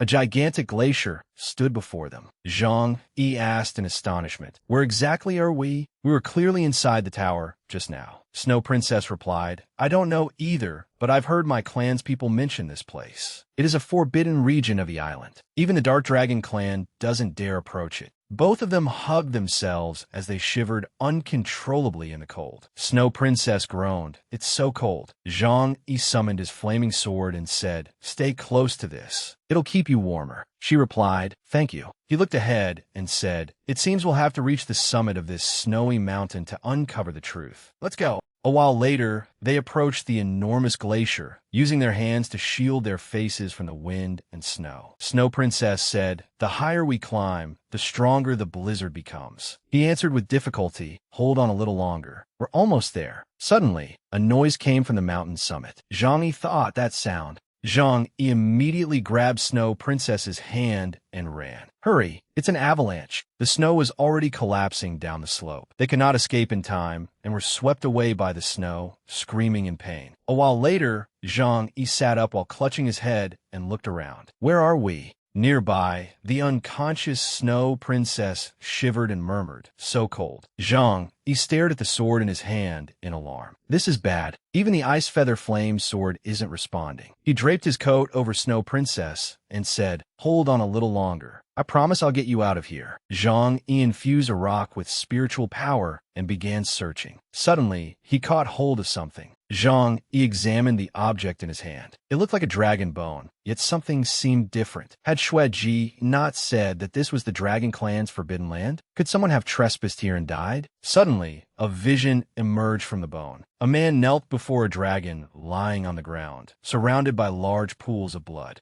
Immediately afterward, an eerie voice rang out. "You saw that, didn't you? If you want to survive on this snowy mountain, you must do as he did and use everything around you that can be used." Zhang Yi recoiled and shouted, "Who is speaking? Stop hiding and show yourself." The voice replied, "Who I am is irrelevant. What matters is that I can help you survive. Go, kill her. No one will ever know, and no one will blame you. Her blood can warm you, and her flesh can give you strength. Don't you want to reunite with your companions?" Then an illusion appeared. Yoro and the other 3 members of the group smiled at Zhang Yi. She happily extended her hand and said, "Zhang Yi, hurry back. Let us be together." The eerie voice continued urging him, "Eat her, and you can leave this place. Eat her, eat her." Zhang Yi seemed to fall under the voice's control. He raised his sword and aimed it at the neck of Xueji, who was trembling uncontrollably in her delirium. Curled up on the ground, she wondered where she was and why it felt so cold. At that moment, Zhang Yi came to his senses. Anxiously, he began shaking her awake. "Xueji, can you hear me? Wake up." Xueji unconsciously raised her pale, trembling hand, seemingly clinging to the last shred of her awareness.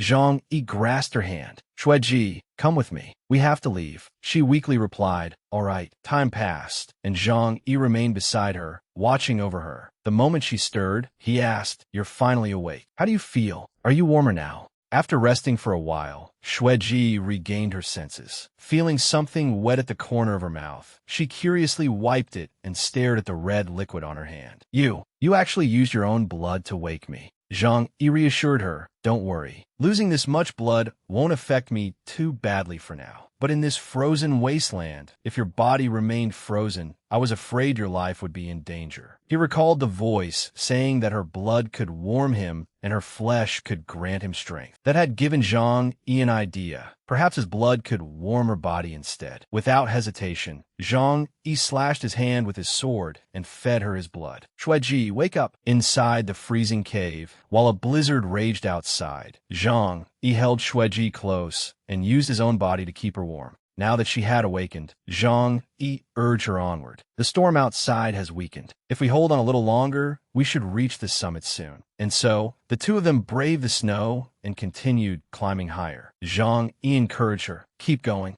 "Almost there," Xueji replied. "I can see the summit." After crossing countless obstacles together, Zhang Yi gripped the cliff face tightly. Only one more step. A short while later, they finally reached their destination. Zhang Yi exclaimed happily, "We made it at last." Xueji looked around and pointed at the strange horned statue before them, puzzled by what she saw. "What is that?" Her question also aroused Zhang Yi's curiosity. After examining it, he said, "Let's take a closer look." Studying the patterns, Zhang Yi speculated, "These runes don't resemble the noble script I saw before. They look more like the writing of your dragon clan. Have you ever seen them?" He kept talking, but Xueji remained lost in a daze. Zhang Yi looked at her in surprise. "Xu Yi?" At that moment, light poured from the runes. Before Zhang Yi could understand what was happening, a white dragon emerged from the radiance. Slightly frightened, Xueji immediately hid behind Zhang Yi and cautiously observed the situation. Staring at the dragon in astonishment, Zhang Yi asked, "Are you Tianji, the snow dragon god?" Shueji hurriedly interrupted. "You are the former leader of the Light Dragon clan."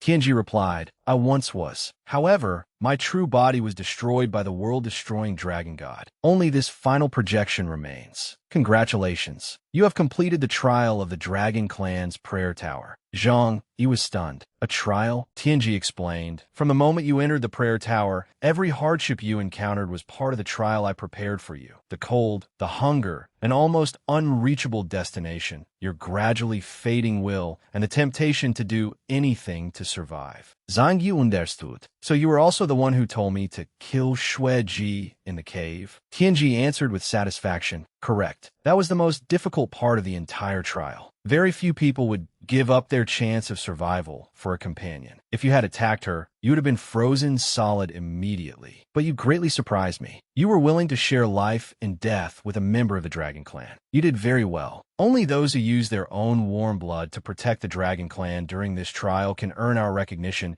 and become qualified to form a Dragon God contract with one of us. However, you must remember that the Dragon God contract has a time limit. A contract between a Dragon God and a Beast Tamer remains effective for no more than 3 years. After 3 years, regardless of what happens, the contract will end and the Dragon God must return to Dragon God Island." Zhang Yi fell silent. "I understand." He thought to himself that his power was restricted everywhere on Dragon God Island. Forming a Dragon God contract was his only way to defeat the world-destroying Dragon God Legion. He then turned to Shueji. "Are you willing to form a Dragon God contract with me? I will lead you in driving the world-destroying Dragon God Legion from Dragon God Island and restore the Light Dragon Clan's future. Together, we will also avenge your grandmother's death." Shueji answered without hesitation. "I agree." The two placed their hands together, initiating the contract. Fierce winds rose as glowing lines of the contract appeared and wrapped around them both. Shueji closed her eyes tightly. A massive white dragon descended from the sky and enveloped her. After completing her transformation, Shueji affectionately nuzzled Zhang Yi with her head. He marveled inwardly. So this is Shueji's true form.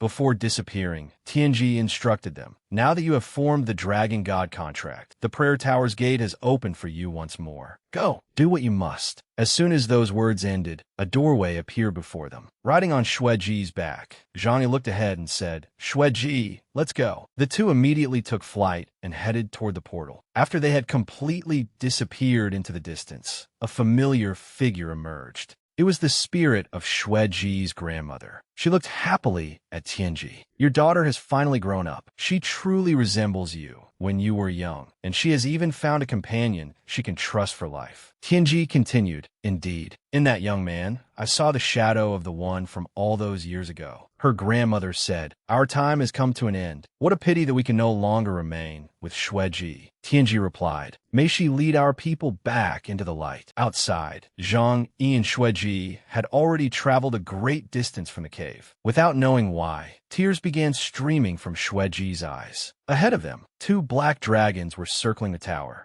Their claws viciously hammered against the barrier, but did not budge in the slightest. The 2 dragons snarled furiously. This damned barrier must be the work of the former Light Dragon God. Just then, the doorway inside opened, and dazzling golden light shone forth. Shueji emerged with overwhelming momentum and stood fearlessly before the 2 enormous dragons. Zhang Yi raised an eyebrow. "Shueji, let's show these black dragons what we're capable of." The 2 dragons charged viciously. "You reckless brat. If that barrier hadn't protected you, you would have followed that old woman to the grave long ago. Now that the barrier is gone, let's see how you resist us." Before they could gloat any further, Shueji rushed forward, opened her mouth, and unleashed a powerful blast of energy. Zhang Yi charged at the same time. "I will make you pay." Dragon God form. Gritting his teeth, he resolved, "Grandmother, I will repay your kindness right now." A golden dragon appeared, radiating an aura that soared into the heavens. It coiled around the 2 black dragons, terrifying them. Zhang Yi shouted, "You black dragons have committed countless atrocities. Now die."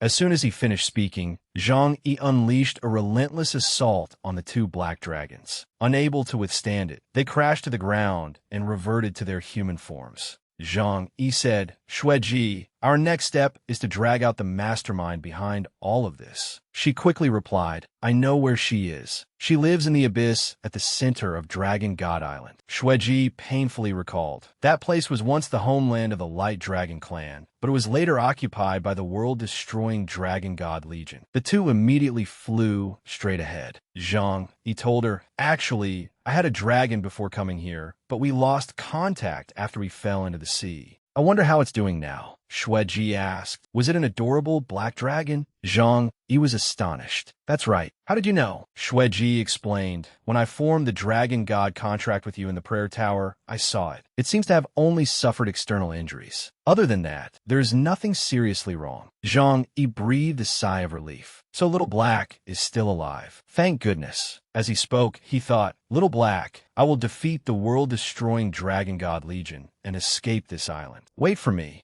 After they flew farther, a surge of black energy suddenly surrounded them. Zhang Yi raised both hands to shield his face and exclaimed in alarm, "What's happening?" A voice rang out from within the swirling darkness. "I never expected you to deliver yourself straight to my doorstep." Xueji hurriedly warned him, "I remember her voice. She is the leader of the world-destroying Dragon God Legion, the demon dragon, Witch Kana." As soon as Xueji finished speaking, an enchanting figure appeared. An arrogant young woman with dragon horns stared at them disdainfully. Kana looked at them. "I never expected an outsider from beyond this island to form a Dragon God contract with a descendant of the Light Dragon clan. You have certainly broadened my horizons. But if you think that alone will allow you to escape, then you have severely underestimated me." Zhang Yi gripped his weapon and charged forward. "Then allow me to show you the power of the Light Dragon clan." Once again, Zhang Yi attacked using Dragon God form, sending its power directly at Kana. Yet despite all his effort, she remained completely unruffled. "You think such pathetic tricks can harm me? How laughable." But the instant she finished speaking, Zhang Yi's sword stabbed straight toward her.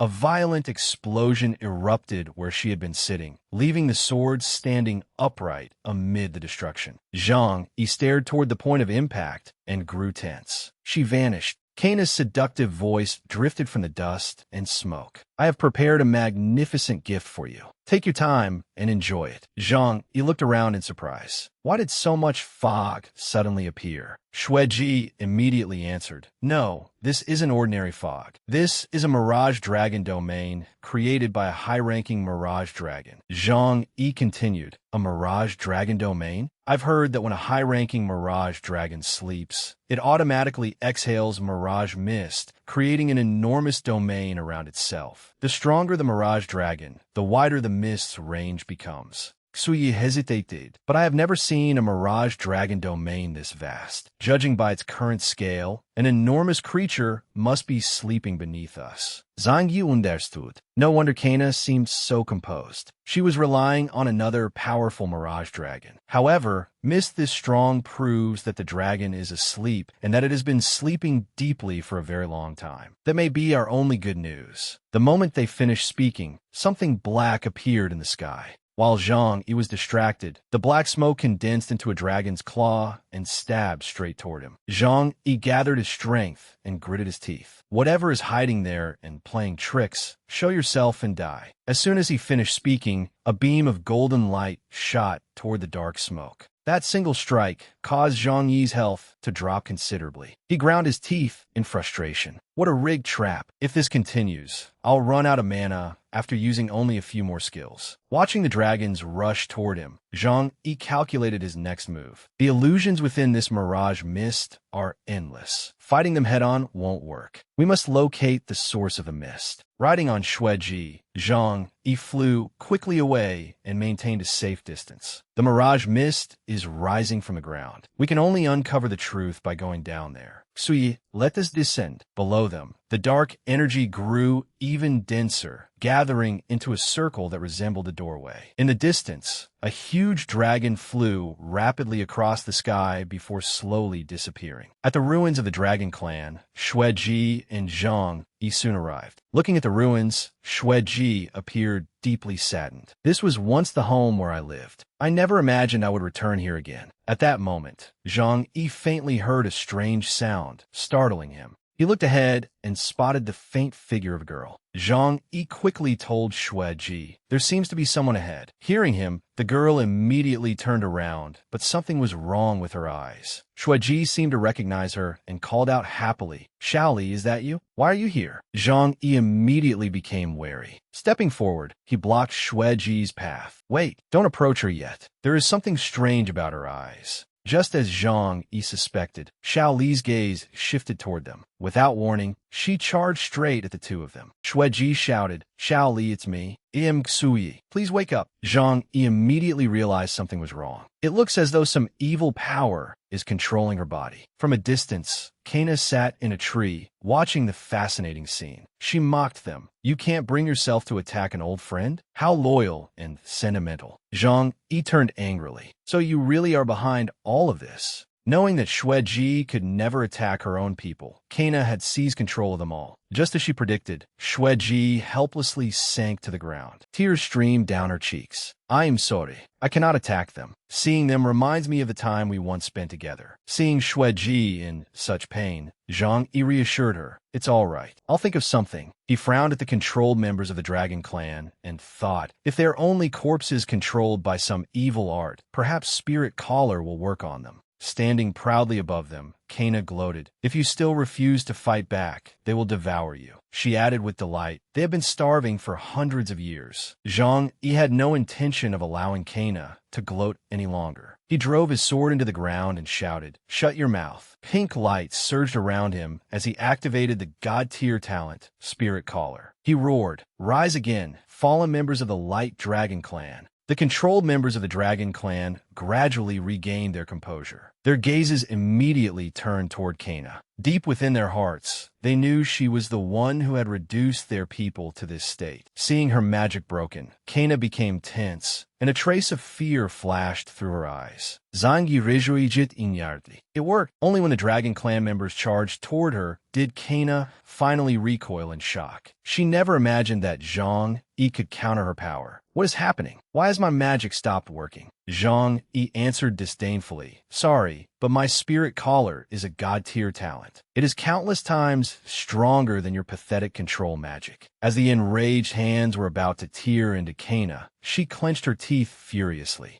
"You're courting death." Kana gathered her strength and blasted away all the Dragon Clan members attacking her. A vicious light blazed in her eyes as she said coldly, "In that case, all of you can be buried alongside these dead souls." Zhang Yi also charged forward. "Come on, Snow Princess." Snow Princess shouted, "Queen Kana, I will avenge our fallen clansmen." Her gaze was extraordinarily sharp, and the power she unleashed was even more overwhelming. Gripping the axe tightly, Kana swung it fiercely at Zhang Yi. As he dodged, he anxiously warned, "Snow Princess, watch out. Hidden weapons." A sudden burst of pain startled them both. "Snow Princess." Zhang Yi quickly looked over and realized what had happened. "Damn it, the hidden weapons were poisoned." Kana gloated, "You have been poisoned by the black dragon venom. You can no longer move. My next attack will crush your flesh and shatter your bones." As she finished speaking, a violent gale rose, and a demonic smile spread across her sinister face. Black dragon venom weakened anyone it afflicted and reduced their movement speed by 90%. Zhang Yi gritted his teeth and stared at her anxiously. "My body feels so heavy after being poisoned. It is almost impossible to control." Seeing his distress, Kana grew even more smug.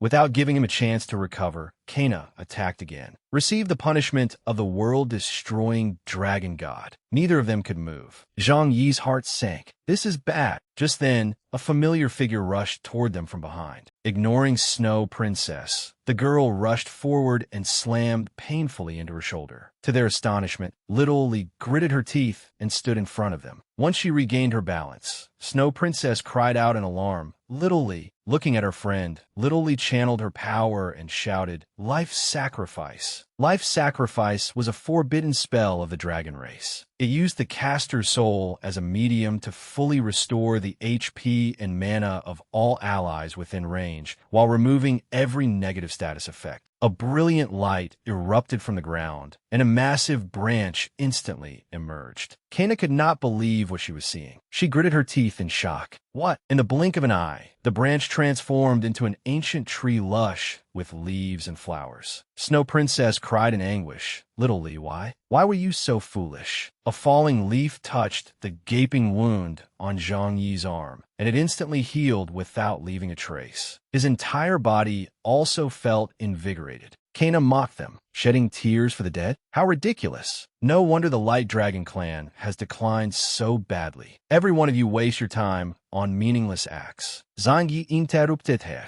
You are wrong. He reached out and touched a falling leaf. We, the living, are the ones who give meaning to the deaths of those who came before us. Whether they died courageously or tragically, we will carry their wishes with us and continue moving forward. Kana found his words amusing and gave a derisive laugh. Zhang Yi stared at her in solemn silence before saying, Queen Kana, now it is your turn. It is time for you to answer for every atrocity you have committed against the Light Dragon clan. Kana was already severely wounded. A cloud of dark energy began emanating from her body. Zangi Yachit had City. Try to run again? I will not let you escape so easily this time. He then spoke in a cold voice. Snow Princess. An ice dragon instantly appeared behind him. The two merged, and a pair of white wings sprouted from Zhang Yi's back. With his pure white wings, Zhang Yi now looked as valiant as a heavenly general. This was the dragon god form. After forming a contract with Snow Princess, he could wield the power of a dragon god. Zhang Yi immediately charged at Kana, catching her completely off guard. He lunged at her and declared, I have you now, Dark Dragon Witch Kana. Zhang Yi's hand tightened around Kana's throat. She cried out in terror, in my body. Zhang Yi silently analyzed the situation. Snow Princess was an ice element dragon god. Her dragon god power could freeze all things, allowing him to severely restrict an enemy's mobility in battle. It was the perfect choice for dealing with the witch Kana.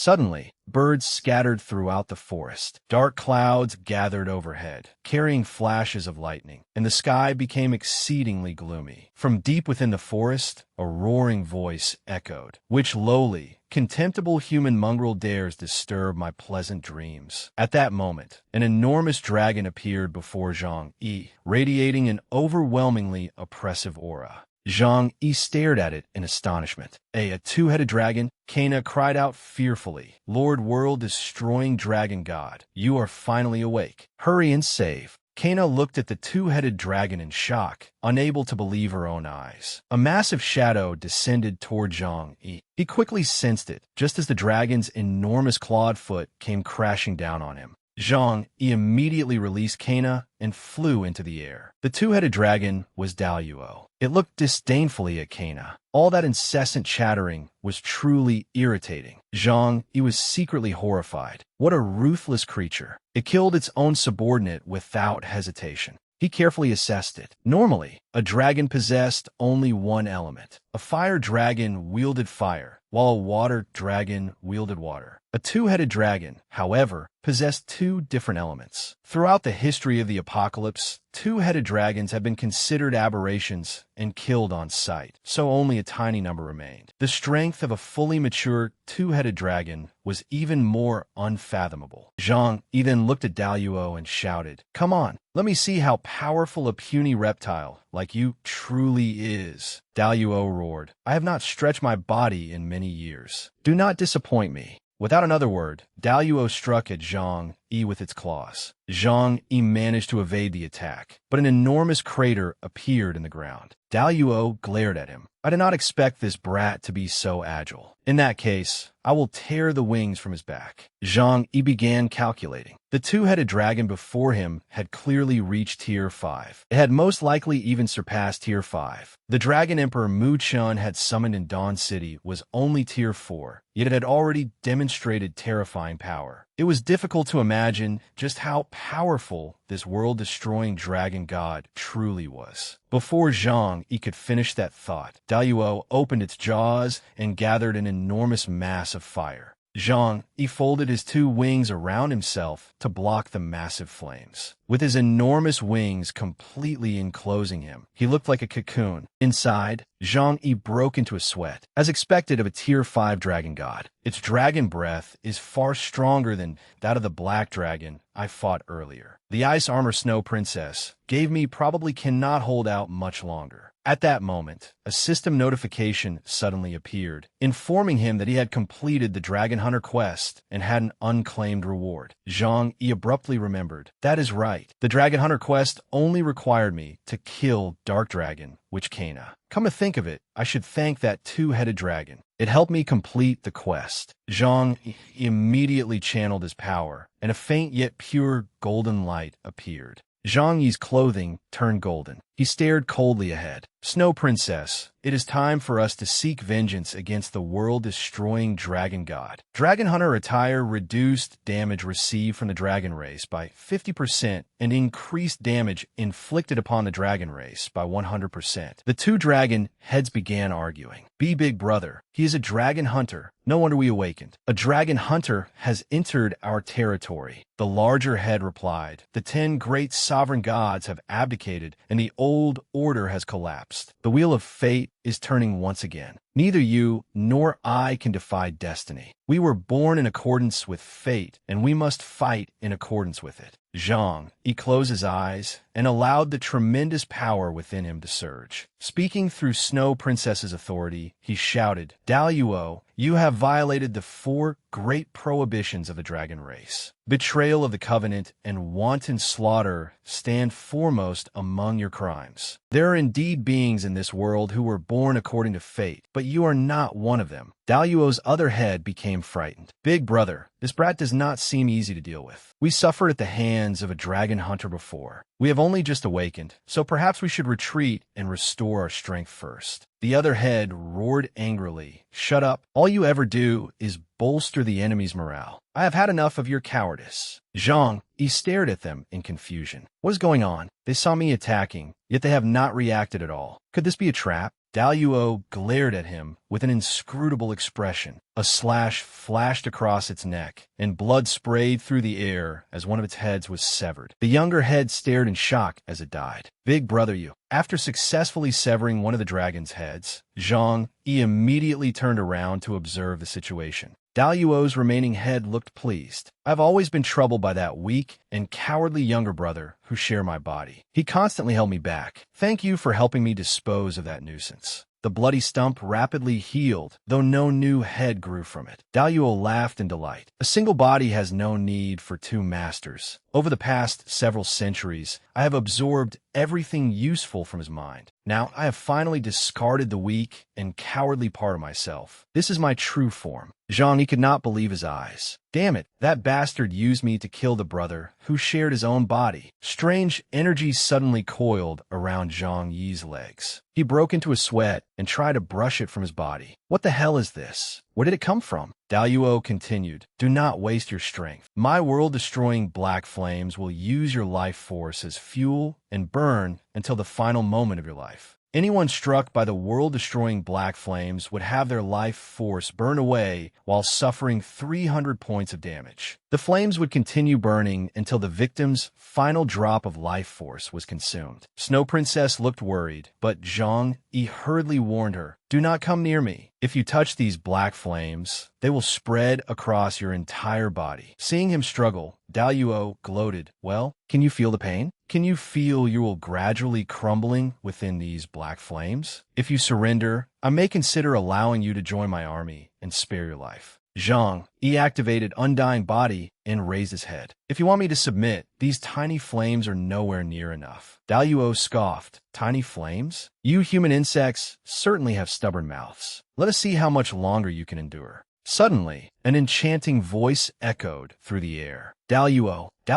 Hearing it, Zhang immediately became vigilant. What kind of power is this? Why can I suddenly no longer move? Daluo looked toward the distant figure and became frightened. That voice, it is the king. It immediately flew away. Consider yourself fortunate today. If the king were not summoning me, this would have been the day you died. Until we meet again, little reptile. Snow Princess hurried over and supported Zhang. It seems the presence of the black dragons on Dragon God Island has completely disappeared. Zhang Yi's entire body was weak. It appears that the world-destroying Dragon God was the source of every disaster on Dragon God Island. As long as it leaves, the island should return to its original state. As the two prepare to leave, members of the Light Dragon clan finally rushed over in alarm. Snow Princess, we finally found you both. Everyone was stunned when they saw Daluo's severed head. Is it a dragon's head? Snow Princess answered, it is the head of the world-destroying dragon god. Everyone cried out in amazement. You two really killed the world-destroying dragon god. No wonder all the black dragons on Dragon God Island were wiped out. Snow Princess, you two are incredible. Zhang, he scratched his head and stammered. Actually, the world-destroying dragon god.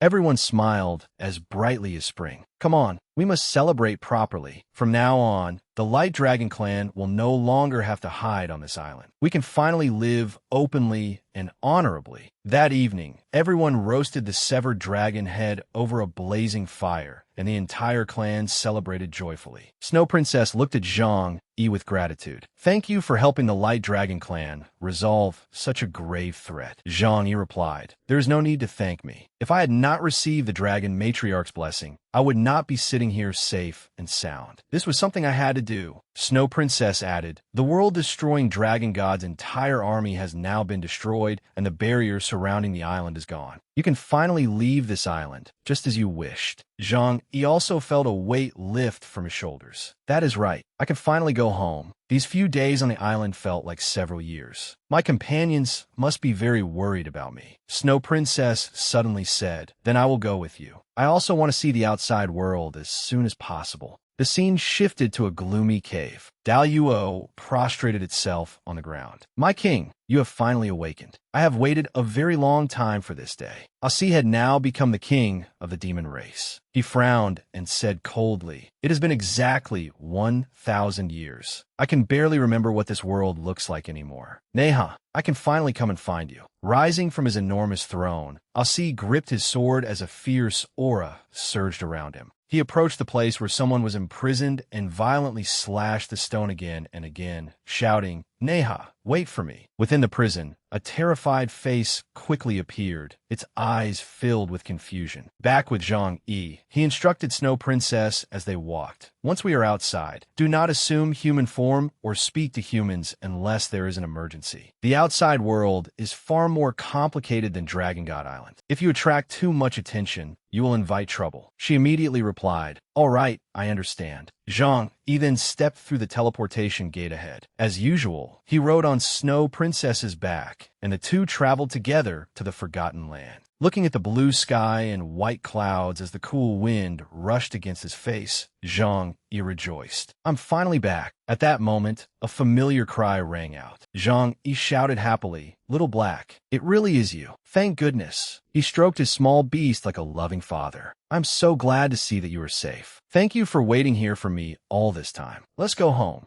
Elsewhere, Qinglong said to Yoro, young lady, many days have passed. We have searched the entire surrounding sea, but we still have not found any trace of the guild leader. Yoro anxiously replied, everyone must be exhausted after searching non-stop for so many days. Take them back to rest. I will remain here. Her resolve was unwavering. I will wait until Zhang Yi returns. As soon as she finished speaking, Zhang Yi waved from afar and shouted, Yoro, I am here. I am back. Upon seeing him, Yoro felt as though an enormous weight had been lifted from her shoulders. She cried out happily, Zhang Yi. The crowd erupted in excitement. It really is the guild leader. Yoro looked curiously at Snow Princess. But did the guild leader not have only one dragon, Little Black? Why does he have another dragon now? Snow Princess quickly landed, and Yoro could no longer restrain herself from rushing forward. Tears streamed from Yoro's eyes as she said sorrowfully, I thought you would never return. Do you know how worried I've been while you were gone? Zangi genti confortet her.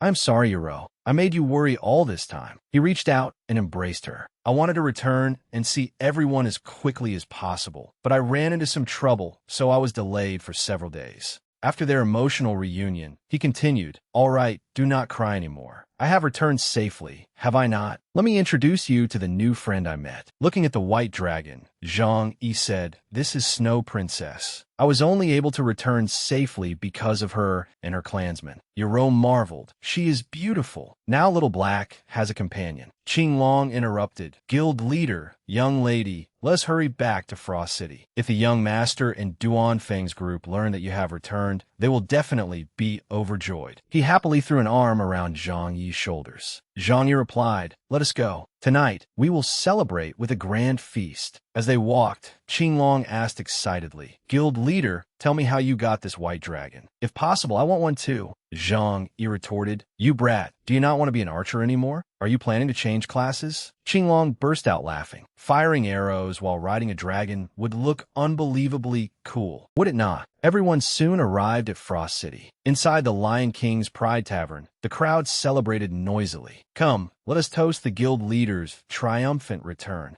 Butterfly Dance was still carefully reviewing the information when she suddenly shouted, Hey, everyone, open the World Channel. Something's happened. Following her warning, they saw a message, a God-tier talent card. The very thing you dream of possessing is currently in my hands. At 8 tomorrow morning, I'll be waiting for you at the summit of Mount Huzan. If you're 2 hours late, it's over. Yoro was also astonished. As she read, she said, A God-tier talent card? Azure Dragon exclaimed, Is this real or fake? Why would a talent card suddenly appear out of nowhere? Zhang Yi speculated. The appearance of a God-tier talent card means that a player who possessed one has died. Carlo's fate has remained unknown ever since he fell from the Ice Mountain, so this card most likely belonged to him. If this person obtained Carlo's God-tier talent card, secretly keeping it for himself would have been the best choice. Yet he deliberately made a huge spectacle of it and told everyone. That's extremely strange. But whether the news is real or fake, I think we need to go there and find out what he's planning. 8 Desolations agreed. Exactly. If this card falls into the hands of another ruthless man, the consequences will be unimaginable. Butterfly Dance hurried forward.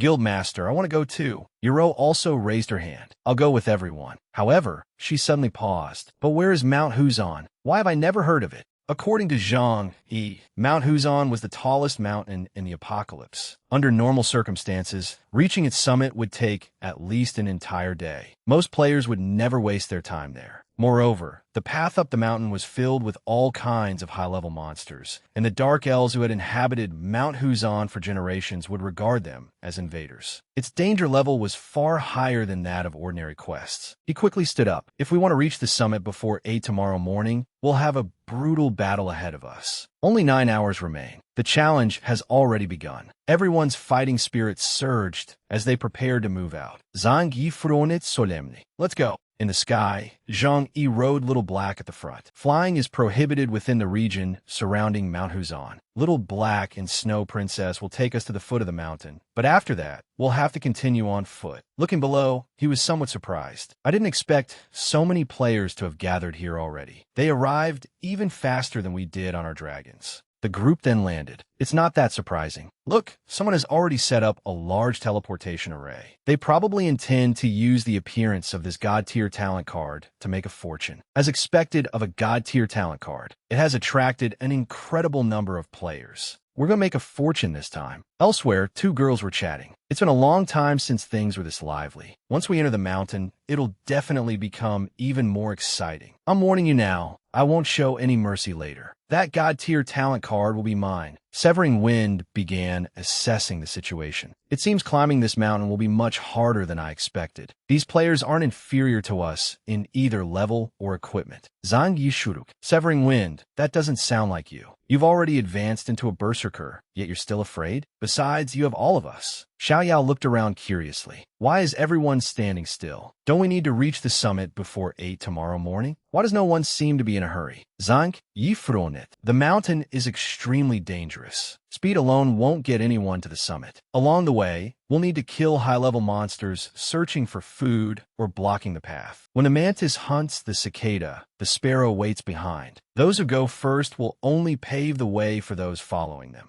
At that moment, a huge blade slammed into the ground, and a booming voice shouted, "Hey, you spineless cowards! What are you waiting for?" A burly man strode forward aggressively. At a critical moment like this, you're all trembling in fear and pinning your hopes on some unknown lucky fool. Even if a god-tier talent card were placed before you, none of you would deserve it. You should hurry home instead. A red-haired girl looked at him in disgust. Who is that? He's far too arrogant. Who gave him the right to lecture us? Her companion flinched. Hey, keep your voice down. That man once fought 7 opponents at once in the arena. He's Tyrant Blade, the man who defeated 7 players who had completed their second-class advancement. A young man hurriedly added, "That's right. His attributes are abnormally high. Both his attack and health are over 50% higher than an ordinary player's. Who knows what kind of potion he took?" Seeing everyone whispering about him, Tyrant Blade sneered. "Keep hiding in your shells. Later, you can follow behind me and survive on the scraps I leave behind." Zhang Yi observed him and silently thought, his attributes are higher than an ordinary player's? Interesting. The gathered players finally surged forward. Let's go. Only 8 hours remain.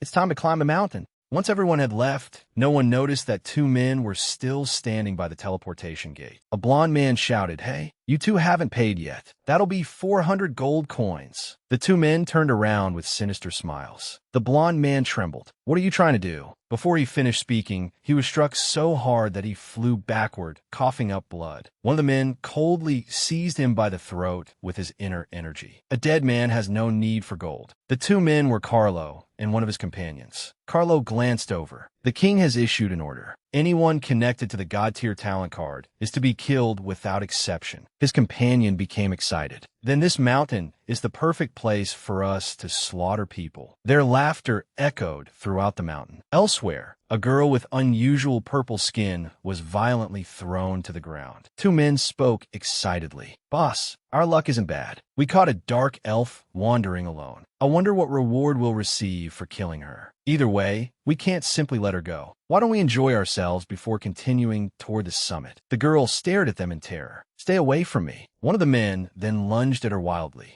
"You can't escape." Suddenly, however, the girl's gaze turned icy and her eyes began to change. In an instant, she fiercely struck the men attempting to attack her. They trembled. Red arrows suddenly shot through the air from an unknown direction. The men were simultaneously pierced by the arrows and killed with critical strikes. The girl's 2 companions had finally arrived. A pack of beasts disguised as humans dared to take advantage of one of us. Many humans have already entered the mountain. Everyone must remain vigilant. No one is allowed to travel alone. The Dark Elves then moved out together. The plan was carried out perfectly. "Continue the operation." The girl immediately replied, "Understood." Meanwhile, Butterfly Dance spoke while moving through the air. "Hey, did you hear some strange noises?" Azure Dragon immediately replied, "No. Perhaps this environment is affecting you psychologically. Try not to worry for now." Zhang, he placed his hand against a bloodstain on a nearby tree. He immediately shouted, "Stop! There were people here recently." He raised his hand, signaling everyone to halt, and there was a conflict. Looking into the distance, he deduced, these players probably entered the mountain not long ago. They died only a few minutes earlier, which means their killer may still be nearby. "Everyone, be careful." The group cautiously surveyed their surroundings. Unbeknownst to them, the purple-skinned Dark Elves were lying in ambush behind the enormous trees. At once, a volley of arrows shot toward Zhang Yi from afar. Fortunately, none of the arrows struck anyone. Zhang Yi immediately analyzed the attack. They blend into the darkness and specialize in archery. He then shouted, "Everyone watch out, they're Dark Elves."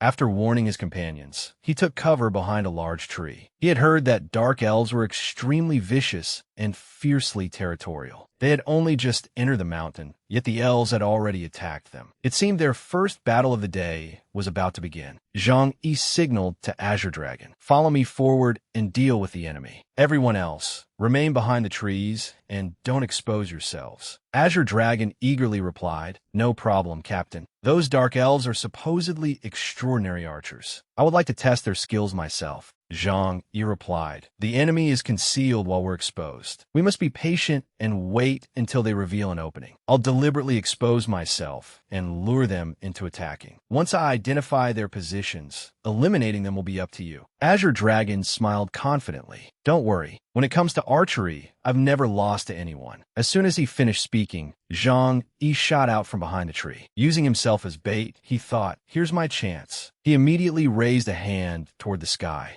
He summoned the three-eyed crow. The crow's vision appeared within Zhang Yi's mind, and he smiled triumphantly. "Found you!" He immediately shouted, "Azure Dragon, they're behind the dead trees, 45 degrees northeast of your position." Following Zhang Yi's directions, Azure Dragon instantly replied, "Understood." He drew his bow and thought, "Let's see where you can hide now." The instant the arrow was released, it pierced through the dark elves. The entire group panicked and retreated. Faced with Azure Dragon's overwhelming might, they seemed frightened. "What should we do? They appear to be extremely powerful." Their leader gritted her teeth. "Everyone, obey my command. Retreat." Severing Wind immediately tried to pursue them. "Don't run." But Zhang Yi stopped him. "Forget it. Don't pursue them. We came here solely for the God-tier talent card. If we keep getting entangled in unnecessary battles, we'll waste too much time." At that moment, Tyrant Blade descended from above. "Magnificent! What a spectacular battle! Such perfect teamwork makes me want to enjoy a proper fight myself." Zhang Yi became vigilant. "You again. What do you want?"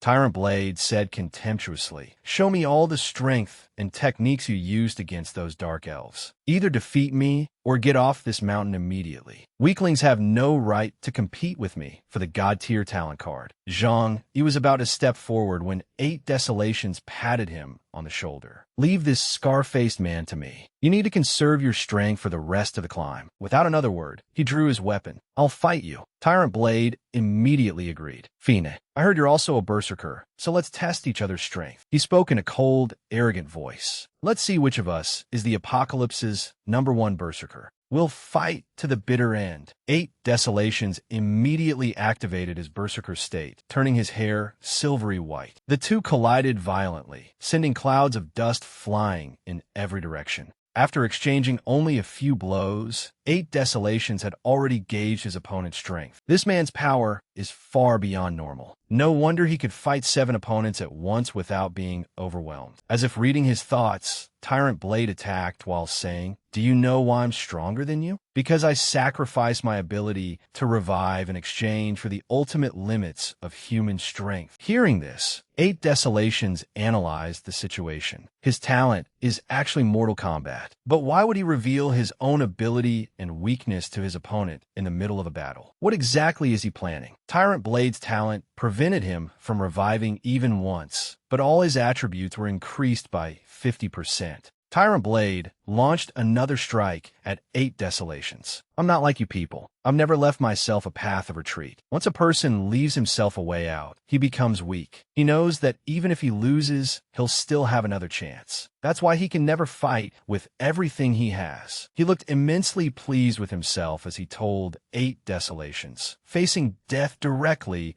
is the highest form of combat." Yoro anxiously shouted, "You can do it, but don't push yourself too far. You still have us." 8 Desolations reassured her, "Don't worry, little Ro. Has your brother ever lost before?" He frowned and thought, "No matter what, I can't lose in front of my little sister. That would be far too humiliating." Burn! A huge blaze was instantly summoned. The technique was called Burning 8 Desolations. Meanwhile, elsewhere on Mount Huzon, Carlos spoke. "What remarkable luck. Another pack of servants has delivered itself straight to our door. Hearing his words, the Dark Elves became furious. Attack! But before they could strike, a terrifying pressure of inner energy descended upon them. The man accompanying Carlo charged forward. He laughed excitedly and unleashed his technique as though he were merely playing with them. Looking at the Dark Elves, he smiled smugly. Congratulations. Very soon, all of you will become the king's servants. As he finished speaking, one of the girls felt as though her soul and strength were being drained away. She could no longer move.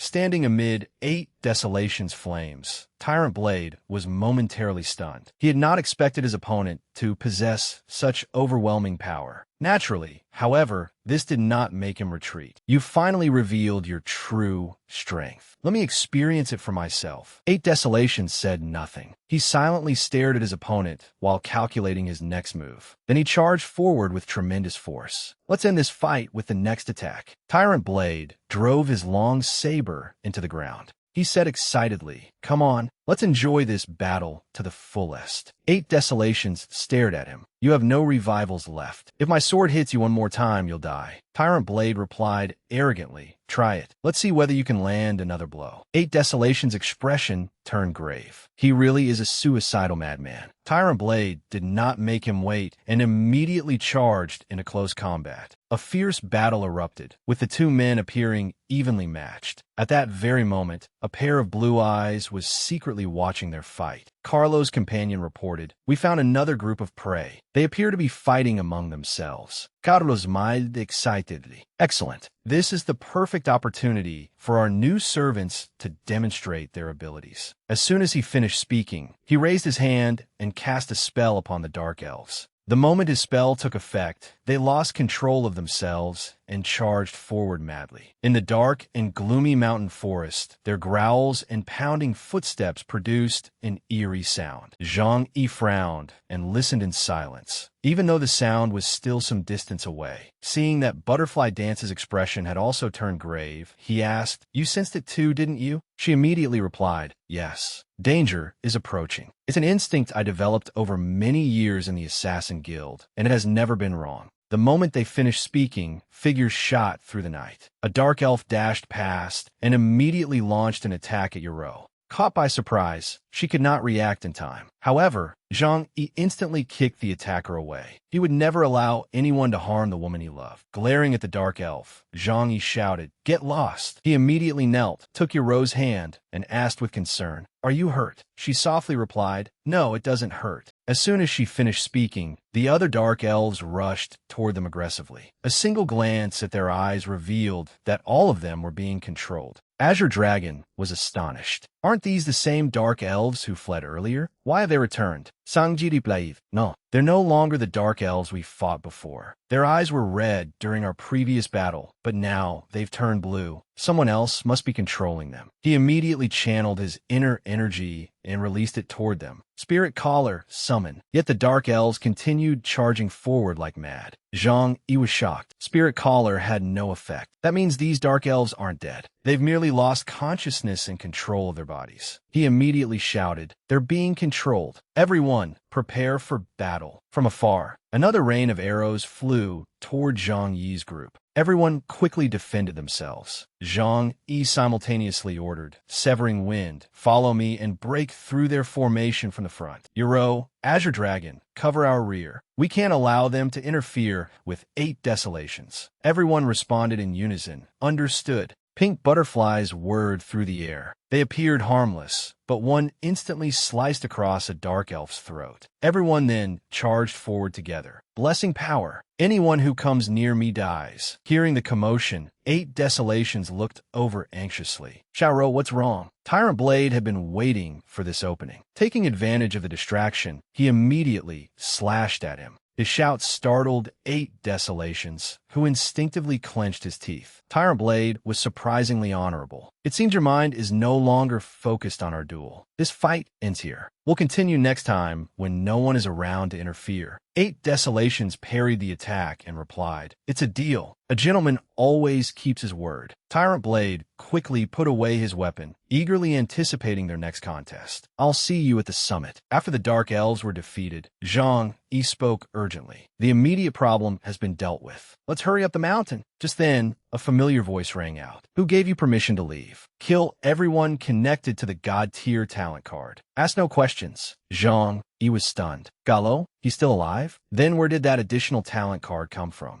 He froze and quietly observed him. Something's wrong. His eyes are blue too. It looks like he's also being controlled by someone else and has lost consciousness. Zhang Yi began thinking. If his orders are to kill everyone connected to the talent card, then, as soon as the thought occurred to him, he pointed at Tyrant Blade. Hey, you want the God-tier talent card, right? That guy has it. Tyrant Blade was stunned that Zhang Yi would pull such a dirty trick on him. He roared furiously, "Damn it, I showed mercy to your people, yet you dare stab me in the back." Zhang Yi grinned instead. "My friend, I have faith in your strength. Dealing with those half-human, half-ghost freaks should be no problem for you. Everyone, hurry and get out of here." At 7:51 a.m., Zhang Yi and the others were clinging to the mountainside like lizards. Zhang Yi shouted, "Keep going, everyone. We're almost at the summit." Although he had played dirty, he was still curious about how the violent brutes battle with Callow had turned out. After climbing until 7:55 a.m., Zhang Yi and the others finally arrived. We made it before time ran out. Looking into the distance, he saw another group that had arrived ahead of them.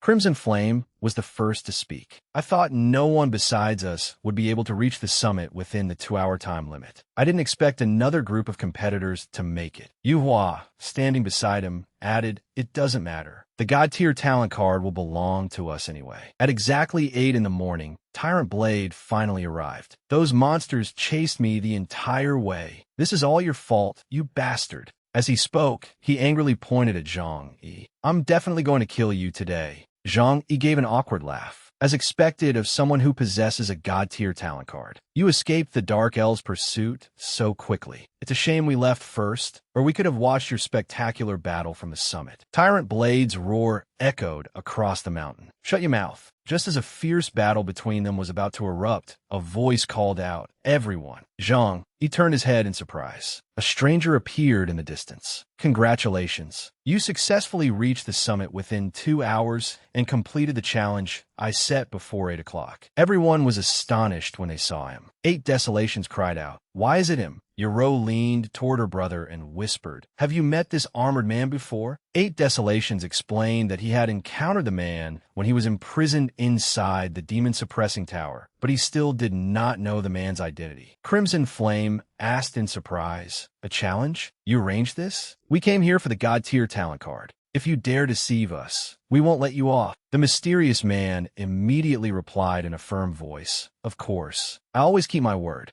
He channeled his inner power and produced an object from his hand. "This is the God-tier talent card you wanted, correct?" Zhang Yi interrupted. "As far as I know, every God-tier talent card becomes bound to its owner upon entering the game. It only has a chance of dropping for another player to claim after its owner dies. Furthermore, there has never been an unclaimed God-tier talent card in the Apocalypse. May I ask where you obtained that card?" The mysterious man explained, "I found on a player near the Forgotten Lands. By the time I saw him, he was already dead. His entire body had been frozen into an ice statue." Zhang Yi pondered silently. So Callow died after falling from the ice mountain and was frozen into a statue. No wonder he showed no reaction when he saw me earlier. Compared with before, he seemed like a completely different person. But how was he resurrected? The masked man continued, "I apologize for summoning you here in this manner, but we are running out of time. The Demon King has broken free from his seal and will soon return. We must gather the strongest warriors in the Apocalypse and collect all 10 God-tier talent cards before we can stand against him. He is stronger than every boss you have encountered. The entire Apocalypse now faces an unprecedented catastrophe." Crimson Flame shouted, "Give me a break, old man. What age do you think this is? You're still inventing tales about gods and demons to fool children." 8 Desolations fell silent in thought. He said the same thing inside the demon-suppressing tower. How does he know so much about the Demon King? The man continued, "Haven't you noticed that ever since you entered the Apocalypse, you have completely lost contact with the real world?" Glancing at the card, the mysterious man continued, "If you still want to escape this damn game, you had better believe me." Unable to tolerate any more mystery, Zhang Yi demanded, "Just who are you? Why are you telling us all this?" The man calmly replied, "Everything that happened was caused by me. Consider this my way of atoning for my sins.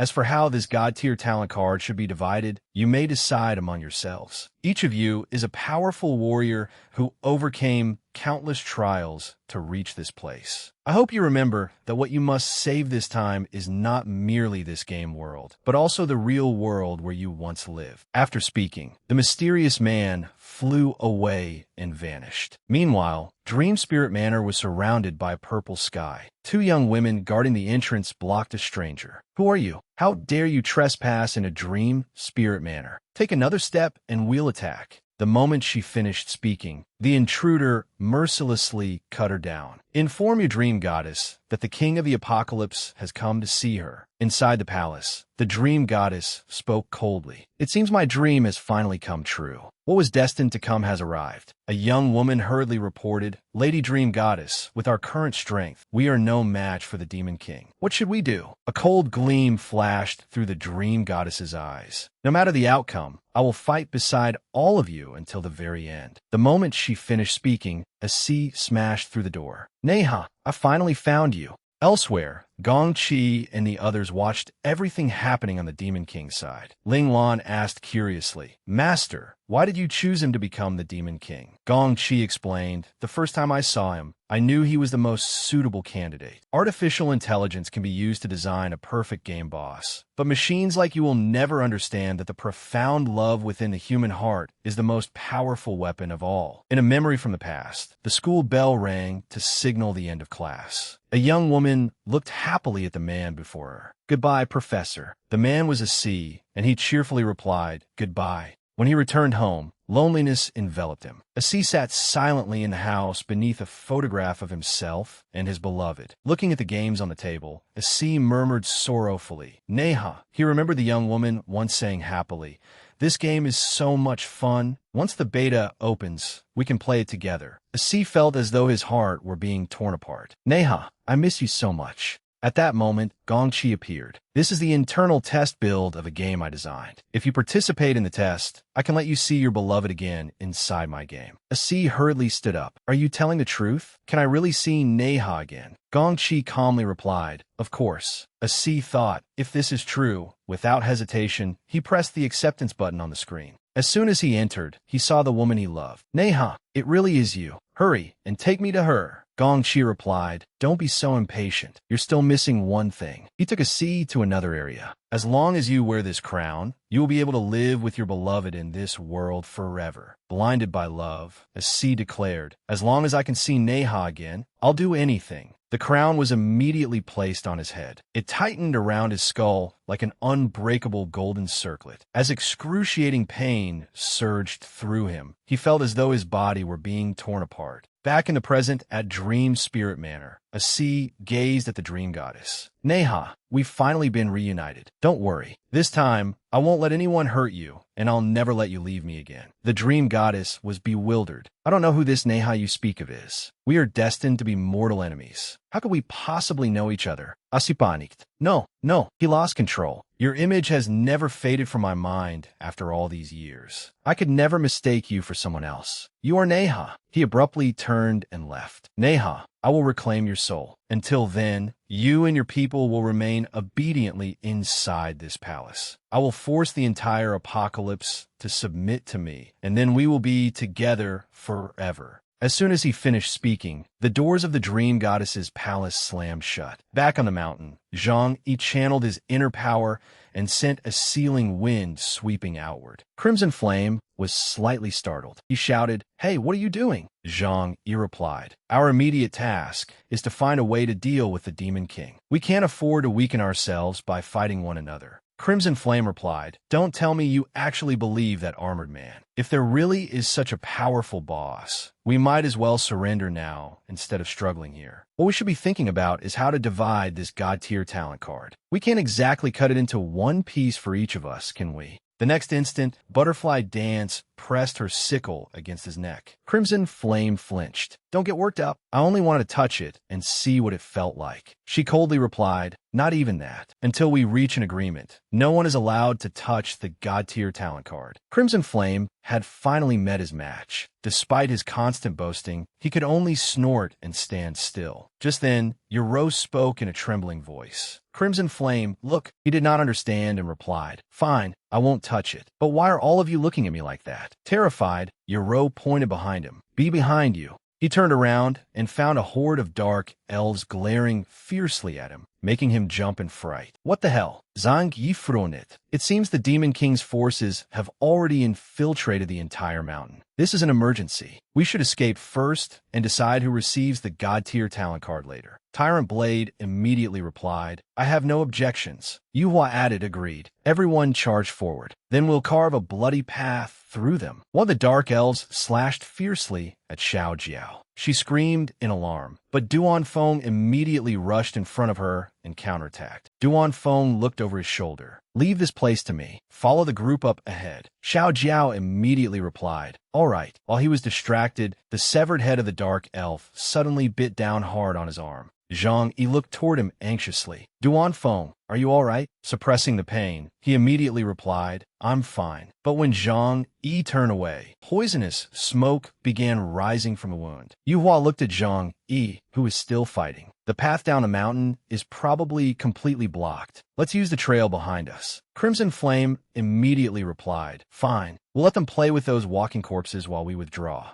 His group of 4 immediately sped away. Crimson Flame gritted his teeth. "Once I escape this cursed place, I'll settle the score with all of you. That God-tier talent card will belong to me sooner or later." Naturally, the Dark Elves had no intention of letting them escape. Before they had gone far, their path was blocked. Crimson Flame stared blankly. "Damn it, there are even more of them." Yuhua smiled stiffly. "It seems these dark elves don't intend to let us leave." Crimson Flame's group urgently shouted, "Prepare to use Flash Step." At that moment, Li Hao removed the cloth covering his face. "Movement lock." He looked toward Nanqi and then said, "I'll leave the rest to you." Nanqi replied, "No problem." He channeled his inner power, and 2 wolves appeared beside him. Big Yellow, tear them apart. The 2 wolves immediately pounced on the dark elves and mauled them. Crimson Flame's group cheered. "It's over. We didn't even need to do anything." "Well done, Big Yellow." But then a foot emerged quietly from the bushes, and someone calmly approached the 2 wolves. Kalo's companion spoke coldly. "You filthy beasts dare bite my servants." He clenched his hand into a fist. "Then you should experience what it feels like to have your souls stolen." Seeing Big Yellow being attacked, Nanqi panicked and burst into tears. "No."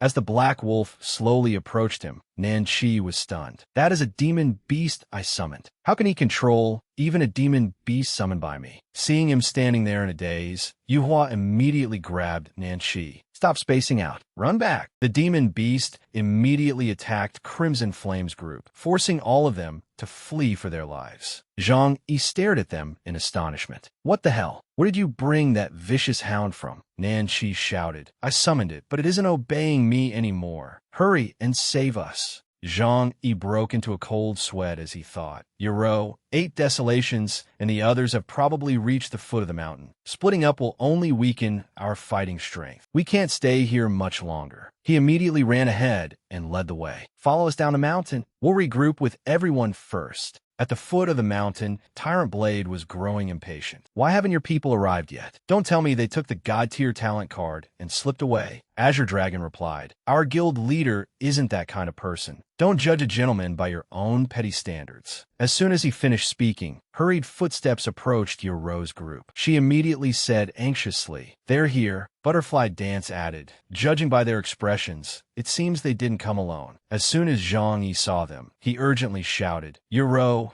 these creatures are completely out of control. Use an ice wall to stop them." Following his command, she immediately channeled her inner power and created an enormous ice wall in front of everyone, temporarily securing their safety. Yoro said, "The ice wall won't last long. We must leave this place as quickly as possible." Yuhua panted heavily. "Thank you." Zhang Yi looked behind them and thought, if we leave now, the Dark Elves infected by the demonic race's secret art will spread to other regions of the apocalypse and continue causing chaos. We must find a way to keep all of them trapped on this mountain. At that moment, Crimson Flame spoke. Leave it to me. I can use a blazing barrier to seal off the entire mountain. Consider it repayment for saving our lives earlier. Elsewhere, Duan Feng staggered forward, his body trembling from the pain. He fearfully clenched his teeth. Why is this happening? I'm gradually losing control of my body. He suddenly remembered what had happened earlier. This is bad. Could it be because that dark elf bit me? After some time, will I become like those monsters from before, lose my mind, and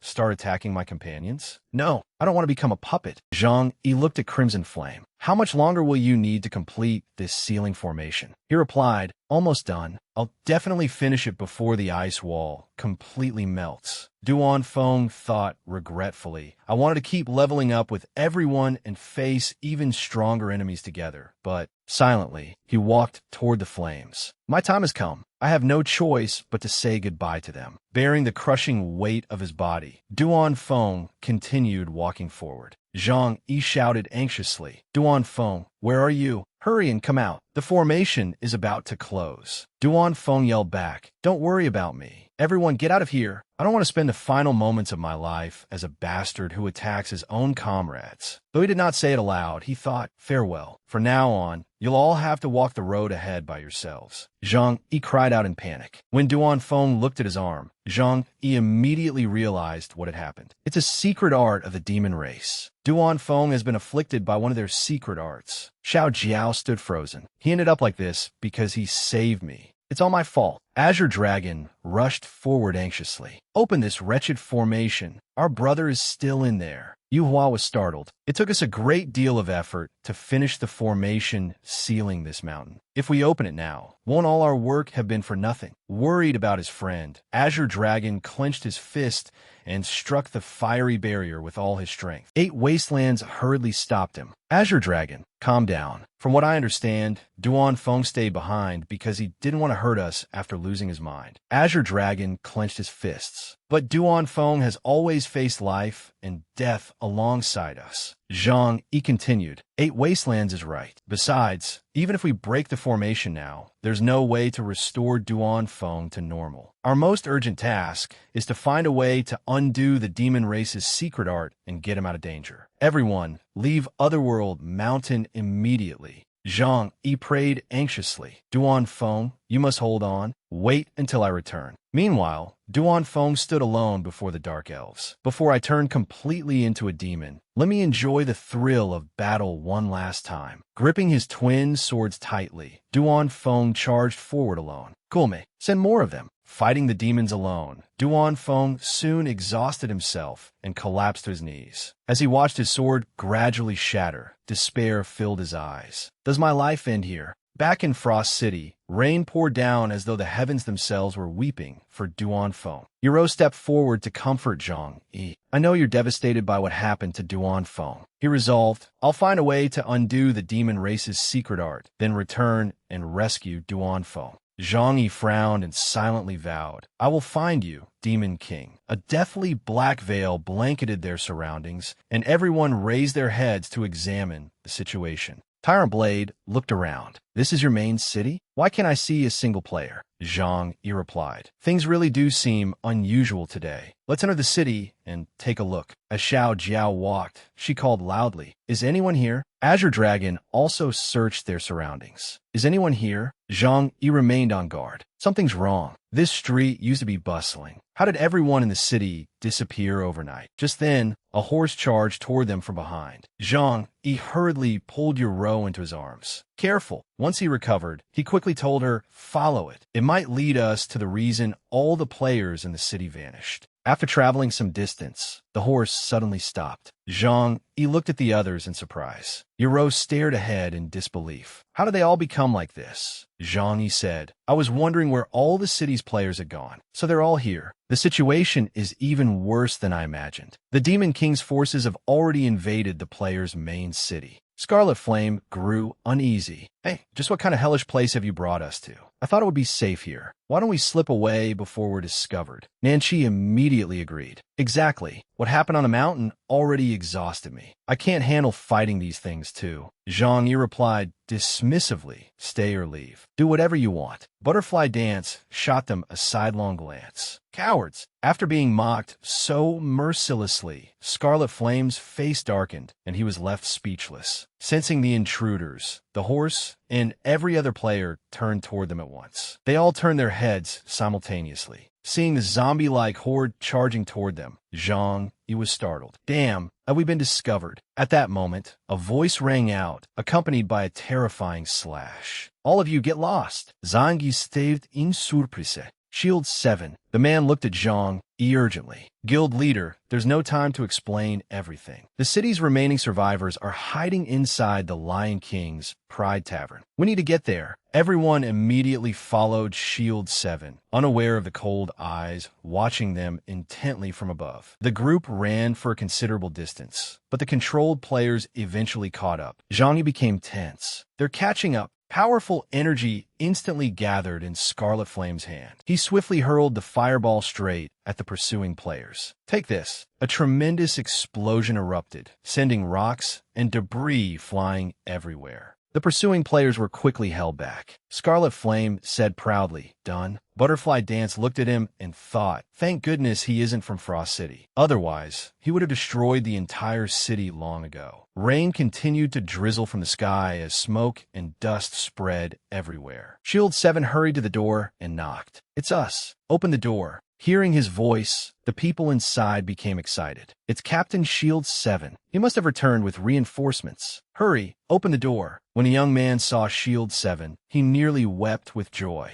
Guild leader, it's really you. You finally came back to save us. Shield 7 immediately said, let's get inside first. We'll be in trouble if those walking corpses catch up. As soon as Zhang Yi entered, he asked, what happened while I was away from Frost City? It's only been one day. How did the city end up like this? Shield 7's expression became grave. It's a long story. After everyone left Frost City, many strange incidents suddenly began occurring. Shield 7 recalled what had happened. What's wrong? Why are you panicking so late at night? A man rushed over to report. See, Captain, there's a player up ahead biting people like a rabid dog. The two of them immediately went to investigate. Hey, which guild are you from? What are you doing here? As soon as the filthy stranger saw them, he turned around. Shield 7 continued in horror. It wasn't long before those blue-eyed people took over all of Frost City. The fortunate survivors fled here and hid inside this tavern. Zhang Yi asked, before that happened, did anything else strange occur in Frost City? Shield 7 looked confused. Something strange. One of his companions suddenly said, I remember. Someone claimed to have seen an enormous black cat inside the city. Another person added, that's right. I saw it too. Its entire body was pitch black. It was unimaginably huge. It looked like a ferocious beast. Hearing this, Zhang Yi inwardly panicked. A black cat. However, Zhang Yi remained outwardly calm. There's still some time before nightfall. I'll go out and see if I can find any clues about that black cat. He then looked at Yoro. Everyone should stay here and rest. I'll be back soon. She nodded. All right, every part of the city is dangerous right now, so make sure you return before dark. After speaking with Yoro, he asked Scarlet Flame, do you want to come with me? Scarlet Flame lazily leaned back in his chair. No, if you want to risk your life, don't drag us into it. We have no interest in getting involved with Frost City's problems. Zhang Yi continued. Back at Otherworld Mountain, I said that once we escaped, we would decide who should receive this God-tier talent card. I've now thought of a fair method that will also demonstrate our strength. Whoever catches that black cat first will receive the God-tier talent card. Scarlet Flame could not resist such tempting bait. He sprang to his feet. Catching cats is my specialty. I'll be going on ahead. Tyrant Blade said fiercely. Why are you standing there? Lead the way. Li Hao also called out. Hey, don't forget about me. As they walked, Yu Hua complained, this is all your fault for insisting on joining them. My legs are completely numb from walking. Frost City is enormous. Where are we supposed to find that cat? Scarlet Flame bent down and picked up a piece of rotten wood. If it's so difficult to find, then we'll simply wait for it to come to us. He was certainly resourceful. Before long, a fish was roasting over a blazing fire. As its delicious aroma spread, Nanqi settled comfortably into place. If the cat doesn't come, how about we split this grilled fish among ourselves? Yuhua scoffed. You're the only glutton here. The moment she finished speaking, a black figure streaked across the sky. Li Hao looked up in surprise. It's here. Elsewhere in Frost City, Zhang Yi looked at Tyrant Blade. You haven't been following me because you're afraid I'll take the God-tier talent card and run away, have you? Don't worry. All my friends and possessions are in Frost City. I won't leave until the city has been completely restored. Tyrant Blade immediately replied, You misunderstand. I'm not afraid you'll run away.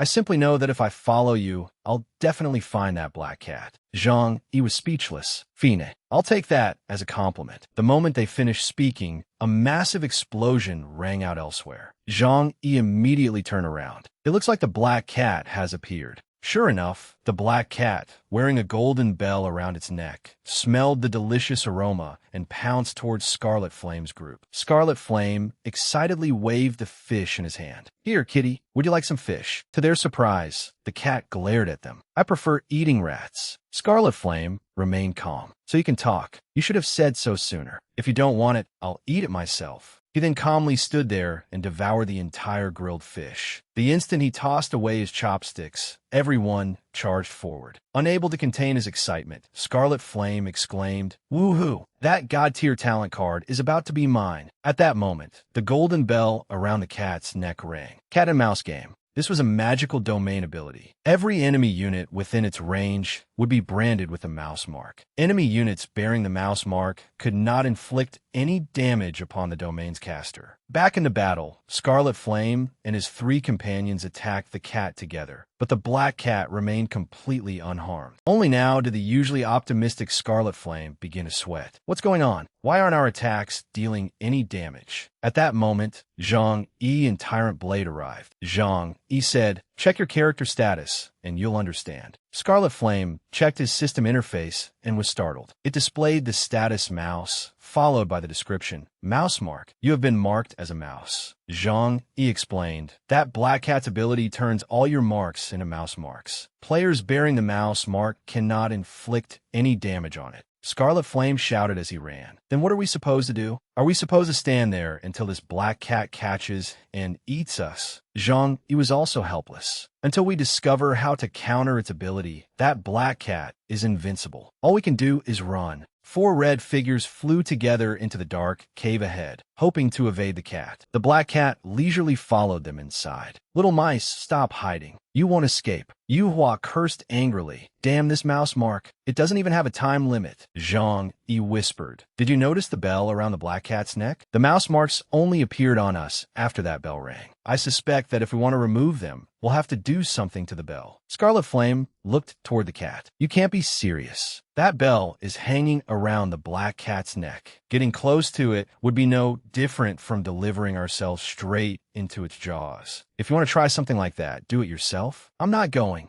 Zhang Yi replied seriously. Since I proposed the idea, naturally I'll be the one to do it. But I need you to help me by providing cover while I approach the black cat. Tyrant Blade answered without hesitation, as though he had been waiting for this moment. I agree to this partnership. Scarlet Flame looked surprised. You trust us that easily? If we sabotage you at the crucial moment, you could lose your life. Zhang Yi analyzed the situation. Right now, we're all grasshoppers tied to the same rope. If I fail, none of you will escape that black cat's grasp either. As soon as he finished speaking, Nanqi gathered his energy and swiftly began a summoning. A large golden dog instantly appeared. Nanqi happily rubbed its head. Leave luring the black cat to me. My golden retriever is extremely fast. Zhang Yi looked at everyone. Then we'll proceed according to the plan. Riding the dog, Nanqi waved and shouted, Hey, stupid cat, you've been chasing us for so long, but you still haven't caught anyone. You're pretty pathetic. Enraged by the provocation, the black cat replied, Let's see how much longer you can keep smiling. It immediately charged after Nanqi. He thought with satisfaction, excellent. It took the bait. After luring it into the prepared position, Nan Chi shouted, "It's here. I'll leave the rest to you." Scarlet Flame and Yuhua immediately combined their strength and attacked the black cat. A tremendous explosion érupted. The black cat roared, "Stop wasting your strength, you filthy mice." Li Hao immediately channeled his energy. "Word art, action prohibition," he told the cat. "You may be immune to our damage, but you aren't immune to control effects." Just as expected, the black cat was restrained. It shouted furiously, "You despicable mice! How dare you ambush me?" Seizing the opportunity, Zhang Yi instantly launched himself toward the black cat. His target was the golden bell around its neck. Just a little farther. "I'm almost there." In Frost City, the black cat snorted coldly.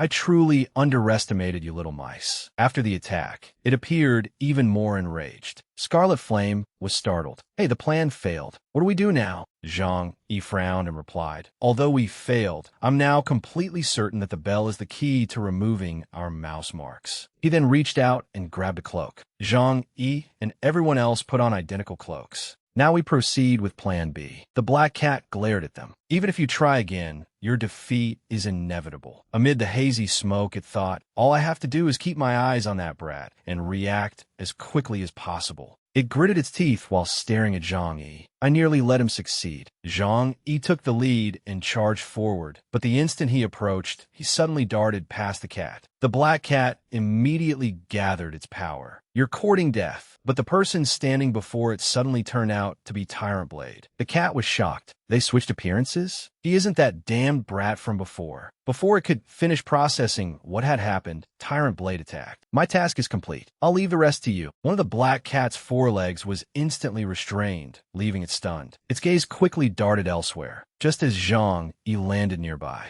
Only then did the black cat realize what had happened. "Damn it, while I wasn't paying attention, they used those black cloaks to swap identities." Zhang Yi called out. "The black cat will only remain restrained for 3 seconds. We must use this opportunity to touch its bell." Tyrant Blade shouted, "Leave it to him." The moment he finished speaking, Zhang Yi sprang forward and grabbed the golden bell, stunning the black cat. At that moment, the system displayed a notification. "Player Zhang Yi has removed the mouse mark." Everyone cheered. "The mouse mark is gone. We succeeded." Zhang Yi immediately charged forward. "Now let's see how you withstand my attack." He unleashed a powerful blow against the black cat before it could react. Light flooded the sky, and even the earth began to tremble. Zhang Yi slowly descended. It was finally over, and Polar Ice City could see the light of day once more. He quickly informed his companions that Yoro and Black Cat had both been killed, and the threat to Polar Ice City had been eliminated. Everyone could leave the hotel now. Delighted by the news, she replied, "We'll come over immediately." Yoro immediately announced to everyone, "Zhang Yi has defeated Black Cat. Polar Ice City is safe now." The crowd erupted in excitement. "That's our guild leader. Once he sets his mind on something, even Black Cat is no match for him." Soon afterward, Zhang Yi and the others returned to the hotel together. He spoke solemnly. "Polar Ice City's greatest threat has been eliminated. Now we only need to deal with the infected players, and the city will finally be completely safe."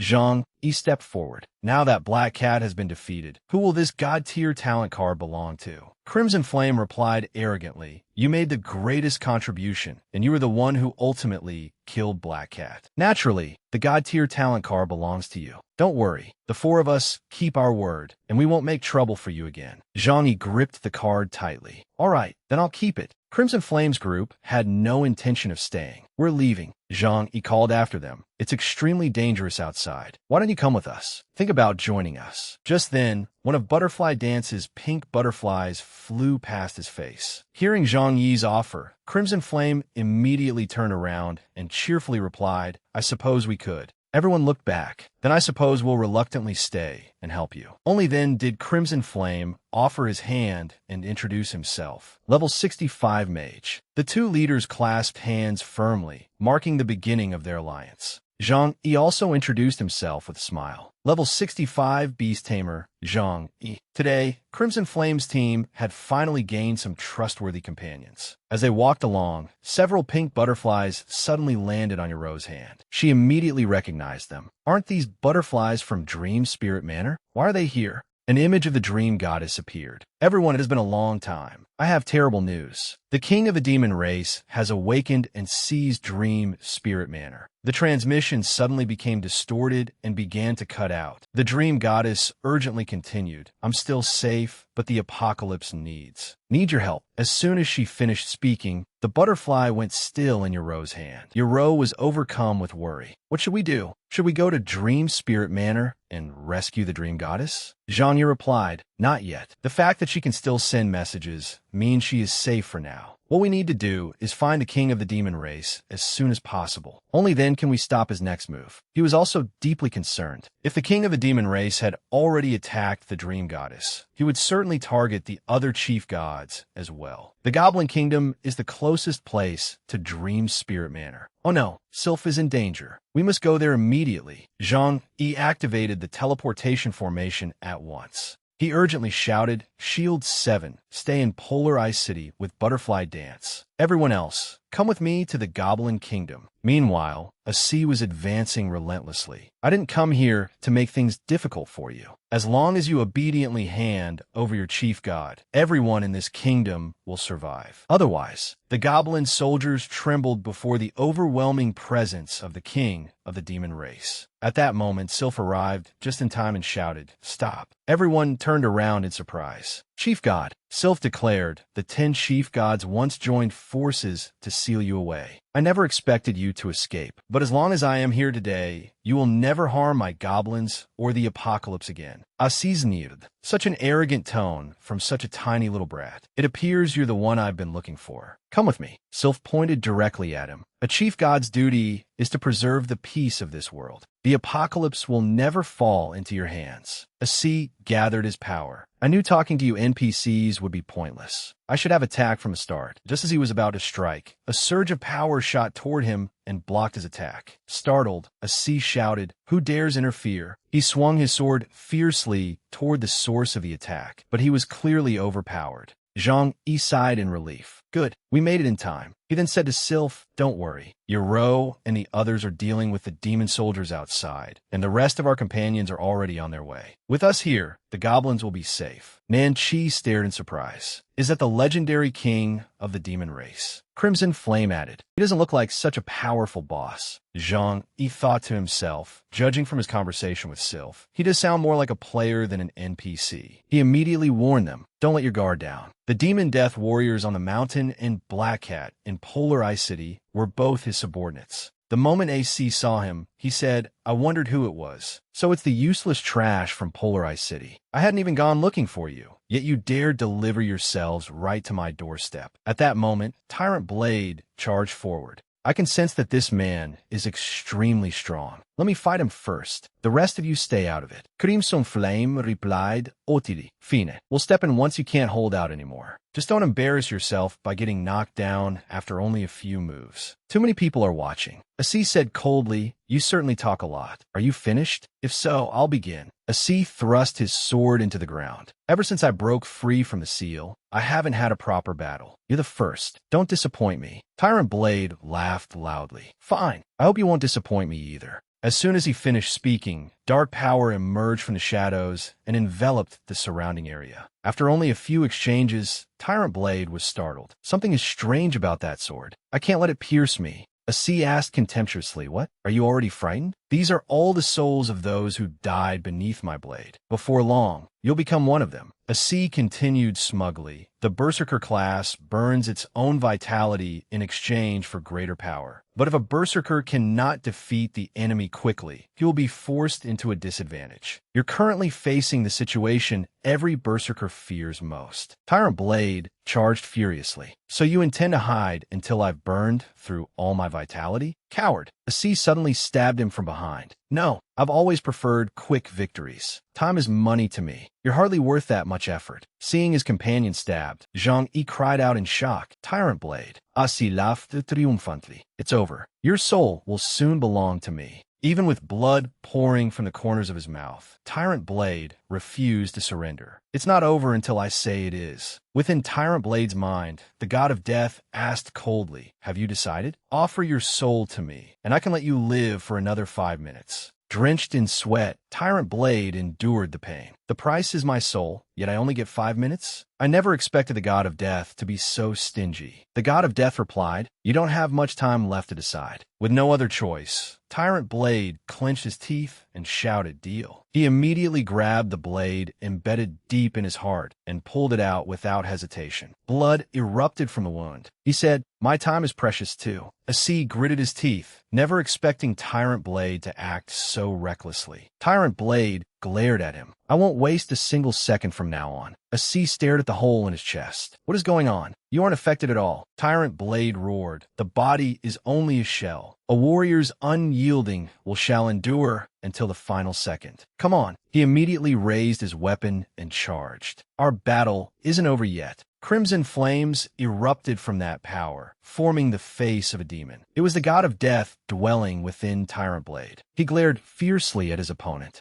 Crimson Flame was astonished. How did Tyrant Blade suddenly become so powerful? Zhang Yi reasoned, just as I thought. This must be Death Incarnation, the Berserker class's forbidden technique. It grants power in exchange for offering one's soul to the god of death. By combining Death Incarnation with his god-tier talent, Mortal Kombat, Tyrant Blade's current strength has reached the absolute limit a player can attain in this game. Asi was stunned. You would give up your own life for a single battle? Even if you win, we'll both suffer. You place victory above your own life. I can't understand what goes through your minds. Tyrant Blade raised his weapon. The moment I chose to enter the apocalypse, I stopped caring whether I lived or died. All I seek is to savor every second of battle. He remembered his comatose body in the real world. If I can enjoy this battle before I die, my life will have been worthwhile. Tyrant Blade raised his weapon, preparing to deliver the final blow. Let me end everything with my own hands. Death Incarnation / A devastating explosion immediately shook the entire area. Asi was sent flying. Unable to withstand Tyrant Blade's attack, he vomited blood and collapsed to his knees. Asi seethed with humiliation. Unforgivable. I was wounded this badly by an ordinary player. With the battle decided, Tyrant Blade smiled in satisfaction. It looks like your quick victory has turned into a quick defeat. But before he could kill Asi, the time he had borrowed from the god of death expired. Tyrant Blade collapsed. No, I only needed a little more time to defeat Asi. Asi immediately understood. It seems the time you borrowed from the god of death has run out. Tyrant Blade lay trembling on the ground. Damn it. Asi mocked him contemptuously. What a pity. If you could have taken just a few more steps, you might have defeated me. The king of the demon race gathered his power. Allow me to send you on your final journey. The surrounding blades immediately obeyed his command and shot down toward Tyrant Blade. At that moment, a wall of fire appeared and blocked the attack. Crimson Flame's group rushed forward. You've done more than enough. Leave the rest to us. Behind them, Tyrant Blade's voice trembled. I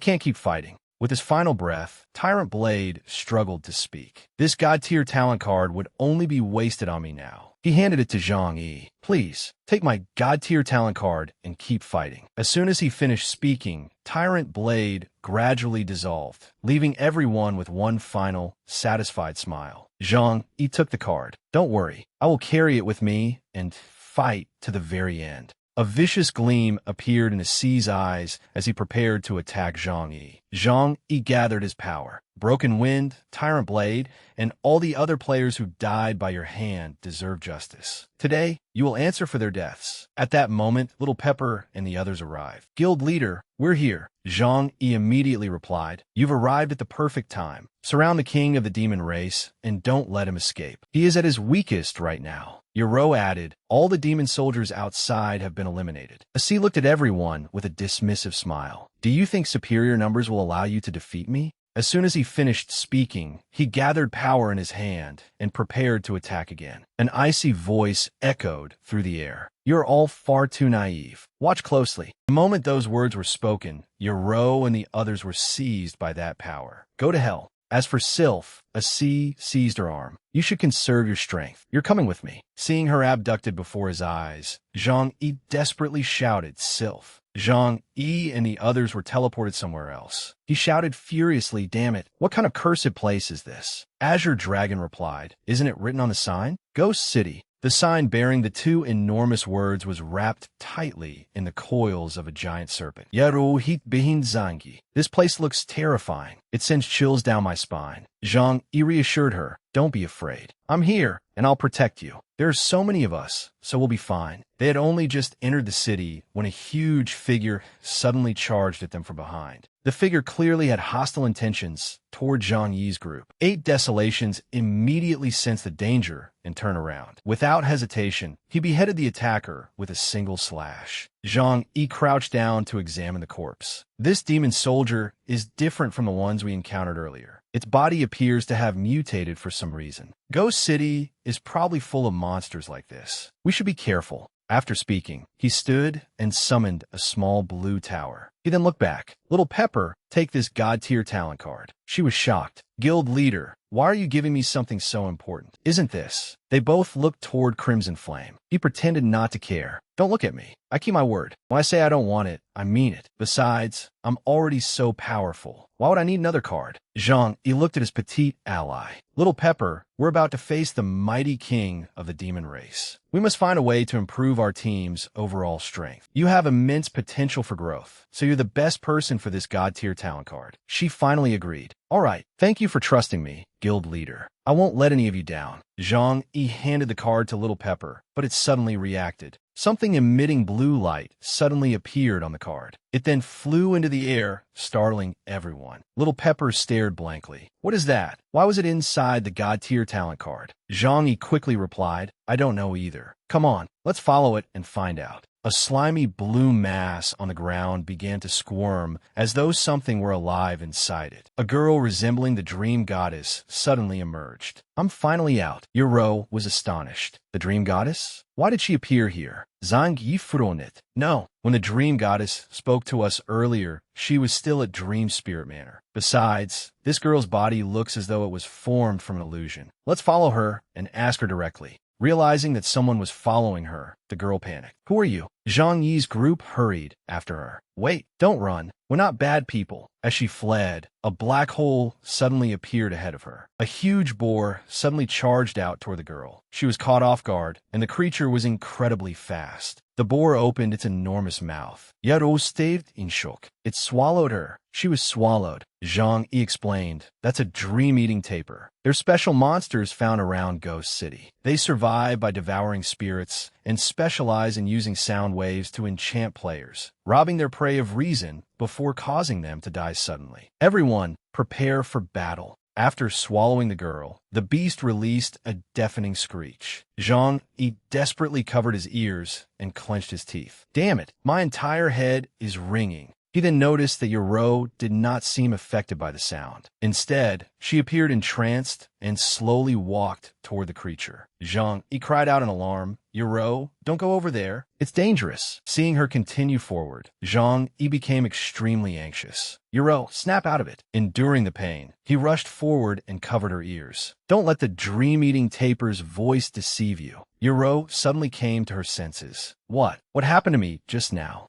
Zhang Yi bit his lip until it bled and struggled to explain. The dream-eating tapir's voice took control of you. Unable to endure it any longer, 8 Desolations launched a powerful attack at the beast. His sword stabbed deeply into its throat, briefly stunning it while its defenses were lowered. 8 Desolations immediately turned and shouted to his companions, Go. We need to leave this place. But the beast seemed largely unharmed. It leaped forward and chased after Zhang Yi and Yuro. Everyone immediately pressed themselves against a massive wall. Zhang Yi quickly considered their options. We can't keep running forever. We need to get close before we can kill the dream-eating tapir. Drifting Blossom replied, Leave it to me. She immediately closed her eyes and gathered her power. Legendary tier talent, Perfect Alibi, activate. Yuhua quickly transferred her power to Zhang Yi. Seeing his confusion, she explained, Alibi only lasts 3 minutes. During that time, you can temporarily become invisible. No matter how close you get to the enemy, you won't be detected. Feeling power surge through his body, Zhang Yi glanced at her. Thanks. Standing before the beast, Zhang Yi thought. That woman was swallowed by the dream-eating tapir. The only way to save her is to take a gamble. Without hesitation, he charged straight into the tapir's mouth. Inside the dream-eating tapir, he shoved his way forward. Don't come over here. Go find somewhere cool and stay there. As the creatures jostled against him, he grew desperately anxious. I have to hurry. The space in here is shrinking. It won't be long before I suffocate to death. Suddenly, Zhang Yi's gaze froze. Wait, this dream-eating tapir survives by devouring souls. Maybe Spirit Caller will work on it. After waiting for a long time, Yuhua became worried. Why hasn't Zhang Yi returned? Could something have happened to him? Yuro looked toward the tapir. No, I believe in him. He'll find a way. The tapir suddenly inflated its belly, and a strange light shone from within. Kian exclaimed in surprise.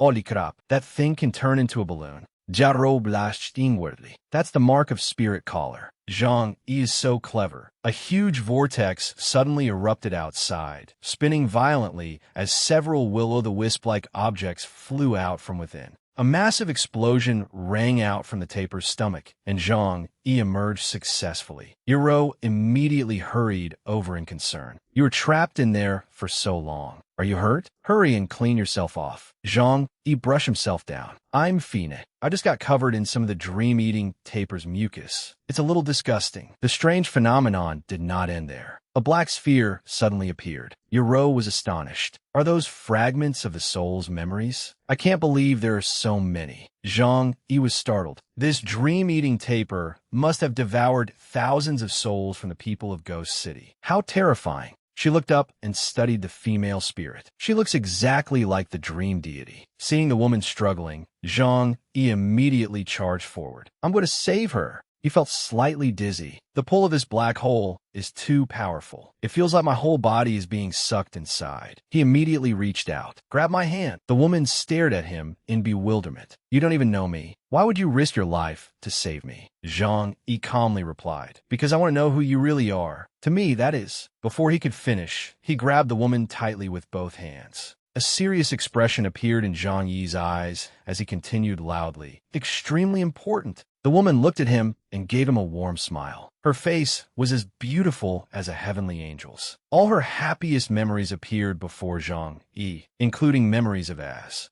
The woman introduced herself. My name is Neha. A massive flood of information suddenly rushed into Zhang Yi's mind, making his temples throb as though his head were about to explode. When he opened his eyes again, he found himself floating somewhere. Zhang Yi looked around. Where is this? Why am I alone? Where did that woman go? Without waiting any longer, Zhang Yi looked around and shouted, Neha, are you in here? He curiously studied his surroundings. What is this glowing object? He flailed his arms and legs as a wave of sound suddenly trembled through the air. Before him appeared Az, wearing a joyful smile, the king of the demon race. Am I inside Neha's memories? Zhang Yi thought. It feels like Neha deliberately brought me into her memories. He hurriedly searched through the system. There must be something hidden here that she wants me to see. After searching for a while, blood suddenly splattered across the screen, startling him. A accident. The braking system failed. At that moment, a familiar voice rang out. Thank you for delivering such a perfect candidate. Zhang Yi stared at the scene in surprise. The demon-suppressing tower? Why is it appearing in Neha's memories? Piecing everything together, Zhang Yi frowned in thought. The car accident and the mysterious man. Could all of this be connected to the mastermind behind the apocalypse? When Neha turned around earlier, she saw the apocalypse's demon-suppressing tower through the window. The only place where the tower can be seen from that angle is the Eternal Tower. In the system, her memory grew blurry. Before Neha closed her eyes, the mysterious man said, Your sacrifice will not be wasted. This will be my most satisfying masterpiece. Zhang Yi did not know what that man had done, but Neha's life had ended. The flat line of a heart monitor rang out, making him wince. That sound is piercing my ears. My head hurts so much. A powerful gust rose around him. Not knowing what else to do, he stood there with his hands clamped over his ears. Suddenly, a suffocating sensation struck him, and Zhang Yi's eyes flew open. Everyone looked worried. Yuro anxiously asked, You're finally awake. Are you all right? That black hole suddenly vanished, and you fell from the sky. Zhang Yi covered his eyes with one hand. I'm fine, but I couldn't rescue that female spirit. However, she left me a very important clue. He then stood up. Yuro, once we leave this accursed place, take everyone straight to Dream Spirit Manor. Since the king of the demon race imprisoned the dream deity, he will definitely return there. Zhang Yi looked around. You must find a way to hold him back. Delay him for as long as possible. Yuro asked worriedly, what about you? He raised his eyes toward the sky. I have to visit the demon-suppressing tower and find a way to defeat the king of the demon race. Meanwhile, Erfu was being dragged across the floor. Let go of me. Otherwise, when Johnny gets back, he'll make you pay. As replied smugly, don't worry, they won't be able to get out anytime soon. With that, he hurled Erfu into a dark room. She shut her eyes tightly in pain, as turned away and said, stay here obediently. I'll capture the remaining chief deities and bring them here to keep you company. He then slammed the door shut, plunging the surroundings into darkness. At that moment, a pair of slender legs stepped forward. A gentle voice rang out, startling Erfu. Are you all right? Looking at the woman before her, Erfu stammered. Are you also a chief deity? The dream deity helped her up. Yes, I am the dream deity. I once fought alongside the previous chief deity of your goblin race. The dream deity carefully untied Erfu's restraints, deeply moving the young girl. Thank you. Why did the king of the demon race capture all the chief deities? Is he going to destroy the entire apocalypse? The dream deity explained, we once joined forces to seal him away. Now that he has escaped, he not only wants revenge against us, but also intends to eliminate every obstacle in his path to ruling the apocalypse. The apocalypse will face a terrible calamity this time, and we are not the only ones it can depend upon. I wonder how Zhang Yi and the others are doing. The dream deity reassured her, don't worry, little one. They are already very close to the end of this journey. Outside, several pink butterflies fluttered through the sky. Riding Little Black, Zhang Yi approached the demon-suppressing tower. Just as I thought, the Eternal Tower is the only place where the upper floors of the demon-suppressing tower can be seen through a window. Neha must be inside the Eternal Tower. As soon as he arrived, he jumped down. I must clear the demon-suppressing tower quickly and earn the chance to enter the Eternal Tower. Only then can I find a way to defeat the king of the demon race before he makes his move. Despite the deafening thunder and lightning, Zhang Yi marched straight through the door. The scene shifted to the 50th floor of the demon-suppressing tower. Zhang Yi faced the Snow Bear King. You stupid bear, I don't have time to play with you today. Stay out of my way. However, the bear seemed unable to understand him and continued charging forward. Seeing that it refused to cooperate, Zhang Yi had no choice. It looks like there's no room for negotiation.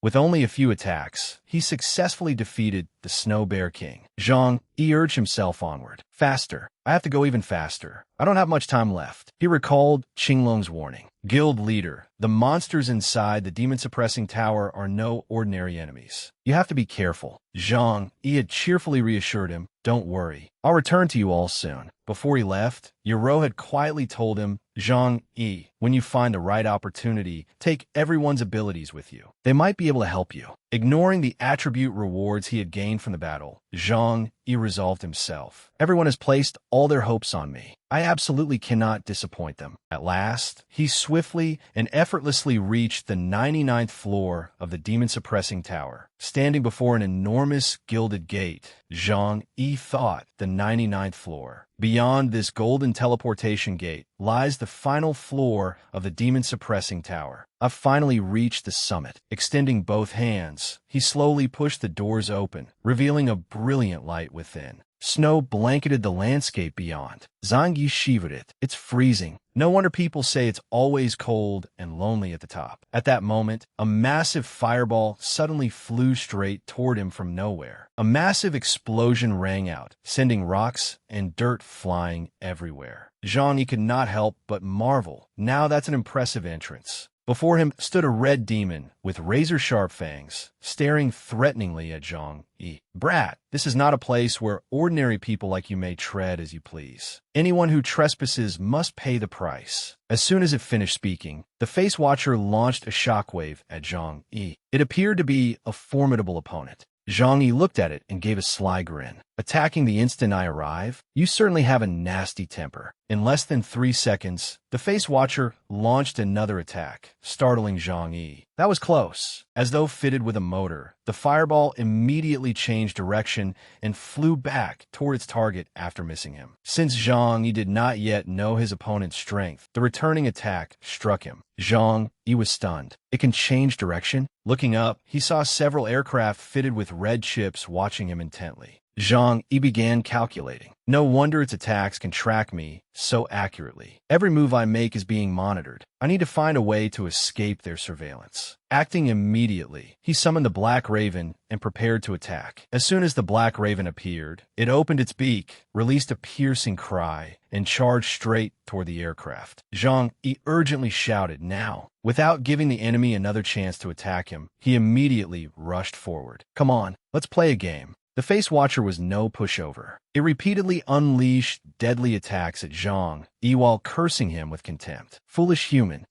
Elsewhere, Gong Qi watched an image of Zhang Yi lying motionless on the ground and clicked his tongue. What a shame. I thought he might become the first player to clear the demon-suppressing tower. He then stood and said to Ling Lan, "Let's go." It seems this batch of players amounts to nothing more than this. However, Zhang Yi did not appear to be dead. Something unusual had happened. The demon now possessed Zhang Yi's thoughts. It looked up at the surveillance aircraft and thought, "I should be safe now. Hopefully, I can successfully deceive whoever is watching." Just as expected, after the aircraft saw Zhang Yi's defeat, they left and stopped monitoring him. Zhang Yi recalled attacking the Face Watcher moments earlier. "Come on, let's play a game. Activate Face Swap." The system immediately announced that the Face Watcher and Zhang Yi had exchanged appearances and health values for 3 minutes. Before the Face Watcher could regain its senses, the bewildering potion took effect. Unable to understand why its body had changed, it exclaimed in shock, What is happening?" Zhang Yi calmly explained, "I told you we were going to play a game. Don't worry, it'll be over soon." Above them, Zhang Yi's Black Raven had briefly obscured the surveillance camera, preventing Gong Qi from noticing what had happened. After 3 minutes, the Face Watcher finally returned to its original form. Furious at being deceived, it immediately charged at Zhang Yi and struck fiercely. Foolish human.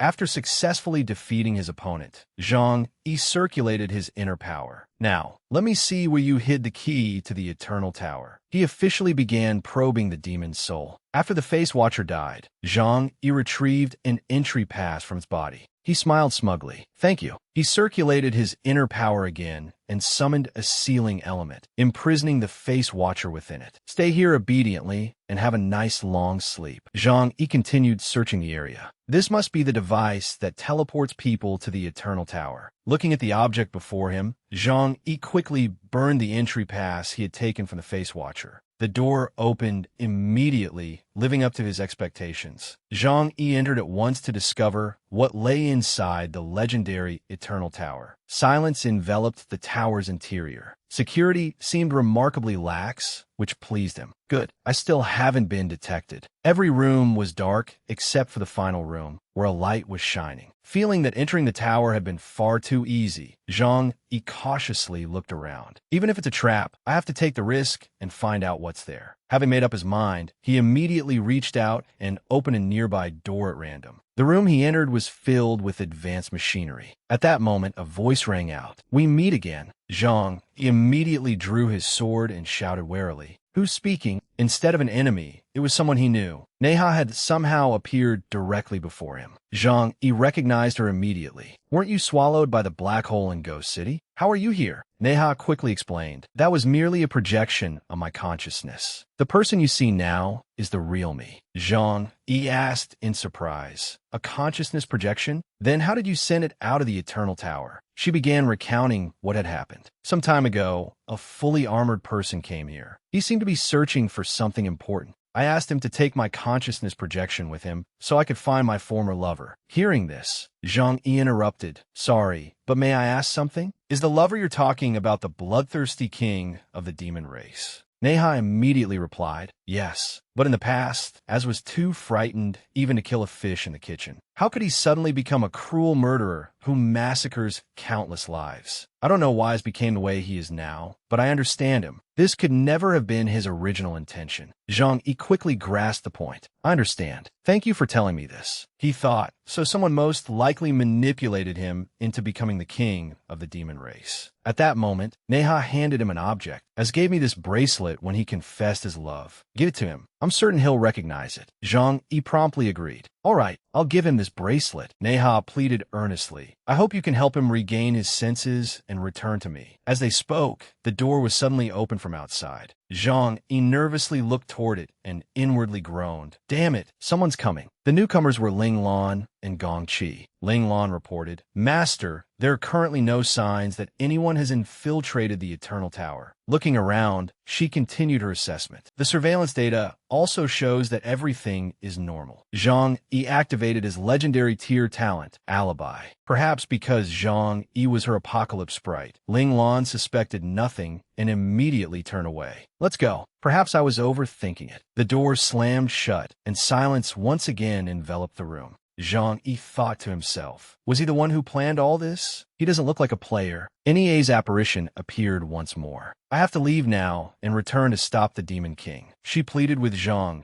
If someone deliberately arranged all of this, I'm afraid the situation will be much harder to resolve than we imagined. If you're forced to fight each other, please show him mercy. Zhang Yi had no intention of taking advantage of the situation. I'll do my best. Meanwhile, at Dream Spirit Manor, Erfu walked along anxiously. Where are they taking us? The Dream Goddess speculated. It appears the Demon King has captured all the chief gods. What we feared most has finally happened. At that moment, a voice rang out. Don't worry. Our people are nearby, and they'll keep everyone safe. Startled, the Dream Goddess looked over. Yoro, is that you? Yoro clasped the Dream Goddess's hand and reassured her. We're here to rescue you. Of course, Asi remained unaware of her presence. He coldly ordered, bring them forward. Standing before the Dream Goddess and Erfu, Asi looked immensely pleased with himself. Do you see them? These are the friends you were once so proud of. He arrogantly recounted his victory before bringing up the events of 1,000 years ago. You joined forces to seal me away, but now, haven't you all fallen to my sword? It is time for you to experience the agony of being severed from the world. As soon as he finished speaking, hatred surged through Asi. Unable to restrain himself, he raised his sword high and prepared to strike. Yoro hurriedly maintained her disguise as the Faceless One. Time was almost up, so they had to seize the initiative. The instant AC saw her, he recognized her. It's you. Since her identity had been exposed, she stopped hiding and signaled to everyone. Everyone, prepare to attack. At the same moment, the members of the 8 Desolations rushed inside. We've already dealt with all your subordinates. Prepare to surrender. However, Asi showed no fear. Instead, a sinister smile crept across his face. Is that so? He then summoned his demon legion. Don't tell me you thought those were my only subordinates. The soldiers of the demon race are endless. You escaped Demon City before only because you were lucky. You won't be so fortunate today. The members of the 8 Desolations refused to back down. Everyone attacked together. Then let us see what you can do. Asi gathered power within his enormous sword and launched an attack directly at Yoro. She stood protectively before the Dream Goddess. Everyone cried out in alarm. Yoro, the Dream Goddess anxiously said, Yoro, forget about me. Hurry and leave. Yaro interrupted her. No, I will get you out of here. At that moment, a tremendous force struck the Demon King, momentarily stunning him. Fortunately, Blackie and Zhang Yi had arrived just in time to save Yoro. Everyone cheered with joy. The guild leader is back. Zhang Yi stared grimly at Asi. Demon King, we meet again. When Asi saw the familiar bracelet, his heart trembled. Why is that bracelet in your possession? Happy memories of NEA immediately flooded Asi's mind, causing him to fall to his knees. Clutching his head, Asi cried out as though he had gone mad. It hurts. He suddenly unleashed an enormous surge of power and roared. All of you. Asi glared wildly at Zhang Yi. Anyone who stand in my way must die. Duo Luo appeared and carried Asi on his back. It has been a long time. I told you we would meet again. Yoro was surprised. You've met before? Zhang Yi quickly explained. When a collapsing iceberg dragged me into the sea, I ended up on Dragon God Island and encountered him there. Back then, he had 2 dragon heads and was incredibly powerful. Asi pointed his sword at Zhang. Yi. You don't have time to reminisce. Duo Luo, kill them. The dragon immediately let out a thunderous roar. As you command, my king. Seeing his young dragon trembling, Zhang Yi grew uneasy. This is bad. Blackie doesn't possess the dragon god bloodline, so his attack and defense have been greatly weakened. Under the dragon god's oppressive gaze, sending Blackie against the world-destroying dragon god would be like throwing an egg against a rock. Duo Luo looked contemptuously at Zhang Yi and Blackie. Disappear, you insignificant brats. A fierce gale erupted, forcing Zhang Yi and Blackie several steps backward. Zhang Yi immediately reassured his beast. Blackie, don't be afraid. I have a plan. As soon as he spoke, Zhang Yi summoned a tremendous force. His eyes sharpened as he shouted, "Manifest yourself, Snow Princess." At his summons, a gigantic white dragon appeared with an overwhelmingly imposing presence. Looking at the Snow Princess, Zhang Yi nodded in satisfaction. We've only been apart for a few days, but you already feel much stronger. She coldly exhaled a cloud of frost. This time, we will avenge the people of Dragon God Island. The Snow Princess and Zhang Yi charged forward together. He did not forget to instruct Blackie. I'm entrusting everyone's safety to you. Understanding his master's intentions, Blackie roared in acknowledgement. When snowflakes landed on Asi's hand, he immediately realized that this dragon possessed the power to alter the weather. Duo Luo explained, she is a descendant of Tianji, the snow-white dragon god. I never expected her to leave Dragon God Island with this brat. Asi excitedly raised his sword. So you're Tianji's descendant. In that case, I'll send you to reunite with Tianji today. Zhang Yi's eyes narrowed. Snow Princess, I can sense your desire for revenge. Let's go and crush them. Seeing them charge, Duo Luo snorted disdainfully. You dare attack us first? I'll make you experience true suffering. As soon as he finished speaking, vines burst from the ground and shot violently toward the Snow Princess. Startled by the sight, Zhang Yi shouted, "Snow Princess, retreat." In an instant, the vines wrapped tightly around the Snow Princess's body. Asi was pleased with his attack. These are ghost vines, formed from the resentment of countless departed souls. Hatred is the strongest and most unbreakable chain in this world. He then cruelly ordered Duo Luo, "It's time to finish them." Turning to Zhang Yi, Asi continued smugly, "Stop struggling. Soon, you'll end up just like them." Overwhelmed by pain and fury, the Snow Princess snarled as she struggled to break free. Below them, the dream goddess was deeply moved. Zhang Yi has given us enough time to recover. Now it's our turn to act. Just as we sealed the Demon King 1,000 years ago, we will join forces and seal him again. She immediately summoned a swarm of pink butterflies. An overwhelming force surged from the dream goddess and mercilessly struck Asi. Still restrained, Zhang Yi suddenly saw the butterflies flying toward him. What is this? Before Zhang Yi could react, the vines binding him snapped apart. The dream goddess's power enveloped his entire body, seemingly empowering him to defeat Asi. Witnessing this, Asi was overcome with jealousy and shouted, "And what are you doing?" The dream goddess answered loudly, "I told you before. I will never allow you to harm the apocalypse again." Her eyes shone with indescribable determination. Asi completely lost control of his thoughts and roared, "Shut up." He tried to charge forward, but a wave of overwhelming force suddenly descended and blocked Duo Luo's path. Asi stared at the scene in disbelief. "This is..." Zhang Yi stood upright on the Snow Princess's back and declared menacingly, "If you take one more step." After a brief pause, Zhang Yi pointed his sword directly at Asi and coldly finished, "You will die." Seeing Asi at a disadvantage, Zhang Yi pressed the attack. "Snow Princess, let's go." Asi gave a sinister, cunning smile. "Don't think escaping the ghost vines means you can defeat me." He unleashed an empowered technique. Heavenly Calamity, Netherworld Empowerment. Come and taste this attack. Asi's and Zhang Yi's powers collided head-on, unleashing an incredibly oppressive force. Sensing that Zhang Yi's power was superior, Asi gritted his teeth in confusion. What is this power? In the blink of an eye, Asi's eyes froze as Zhang Yi appeared directly before him. Zhang Yi stared coldly at his enemy. This is the same power the chief gods used to seal you all those years ago. You will never be able to defeat it. Zhang Yi immediately lunged with his sword. At that moment, he recalled Nie's request before he came here. If the two of you are forced to fight, please show him mercy. Zhang Yi's sword stopped just short of piercing Asi's throat. Asi raised his eyebrows in shock, knowing he could no longer evade. But Zhang Yi suddenly halted. I promised Nie I wouldn't take the Demon King's life. Changing the direction of his attack, Zhang Yi stabbed the crown on Asi's head instead. The crown shattered, freeing Asi from Gong Qi's control. He fell to his knees and screamed, "My head hurts." His vision began to blur until all he could see were white snowflakes drifting downward. A stream of green energy escaped from his head.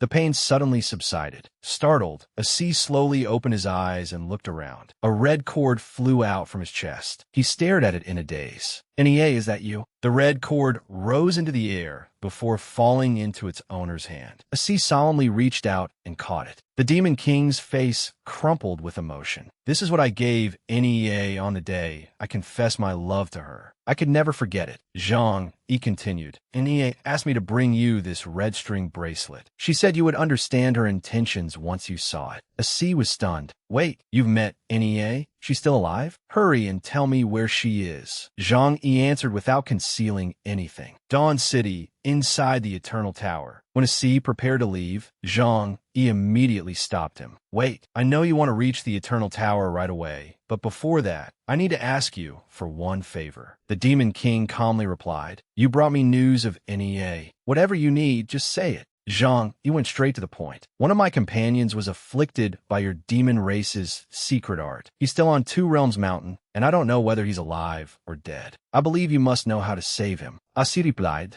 "You asked the right person. I'm the only one capable of dispelling that secret art. Climb aboard. I'll take you to Two Realms Mountain." Zhang Yi finally lowered his guard. "Thank you." Before departing, he instructed Yoro, "I'm going to Two Realms Mountain to bring Duan Feng back. Everyone should stay here and rest." Yoro watched Zhang Yi disappear into the distance. "We'll wait for your return." Meanwhile, on Two Realms Mountain, Duan Feng was still fighting the Six Dark Knight elves alone. Exhausted, he gripped his sword tightly and panted. "No matter how many I kill, it's never enough." At that moment, just as Duan Feng was about to collapse, Zhang Yi finally arrived. Worried about his friend, Zhang Yi immediately descended and ran toward him. Duan Feng appeared to have lost his memories. He looked at Zhang Yi. "Who are you?" Zhang Yi anxiously replied, "Duan Feng, it's me, Zhang Yi. I'm back. You'll be all right soon." Asi immediately gathered his power and dispelled the demon race's secret art. Duan Feng's eyes finally returned to normal, and the wounds from the Dark Knight elves' bites completely healed. Zhang Yi rejuijit. "Excellent. You finally recovered. Duan Feng, welcome back to the team." Asi could wait no longer. "I won't disturb your reunion. I have to find Nie now. We'll meet again if fate allows." Watching him leave, Duan Feng asked in confusion. Only a member of the demon race could dispel their secret art. "If I'm not mistaken, he is the Demon King, isn't he? Why are you cooperating with him?"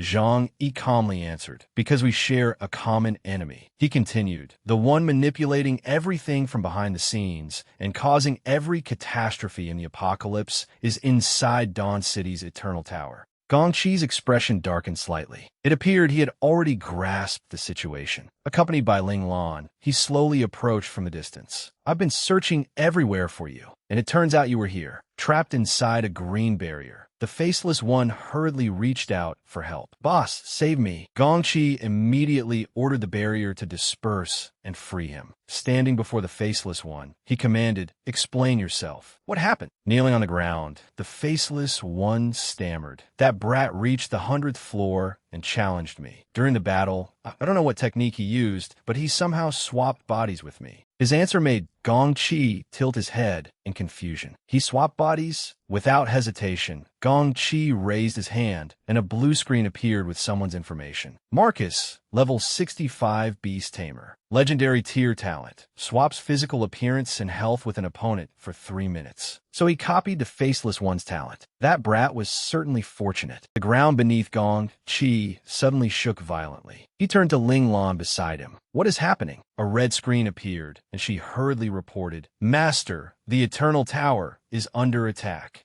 Gong Chi smiled smugly upon hearing the report. He and Ling Lan hurried toward a golden gate that appeared before them. Interesting. Let's return and take a look. Elsewhere, Duo Luo opened his enormous mouth as an expanding sphere of purple energy formed and aimed at the Eternal Tower. Riding on Duo Luo's back, a sea decisively ordered Duo Luo destroy it. Duo Luo's attack blasted a hole through the tower. Gripping his saber, a sea swung it forcefully and shouted, "Break!" Starting from that small opening, the Eternal Tower's glass barrier shattered completely. Without hesitation, a sea charged deep into the tower. "NEA, where are you? NEA, you must wait for me." A tightly locked door appeared before him. Asi quickly seized the handle, forced it open, and stepped inside. NEA, his eyes widened at what he saw. His wife, NEA, lay motionless on a machine before him. NEA, open your eyes and look at me. We only just met again, so why are you?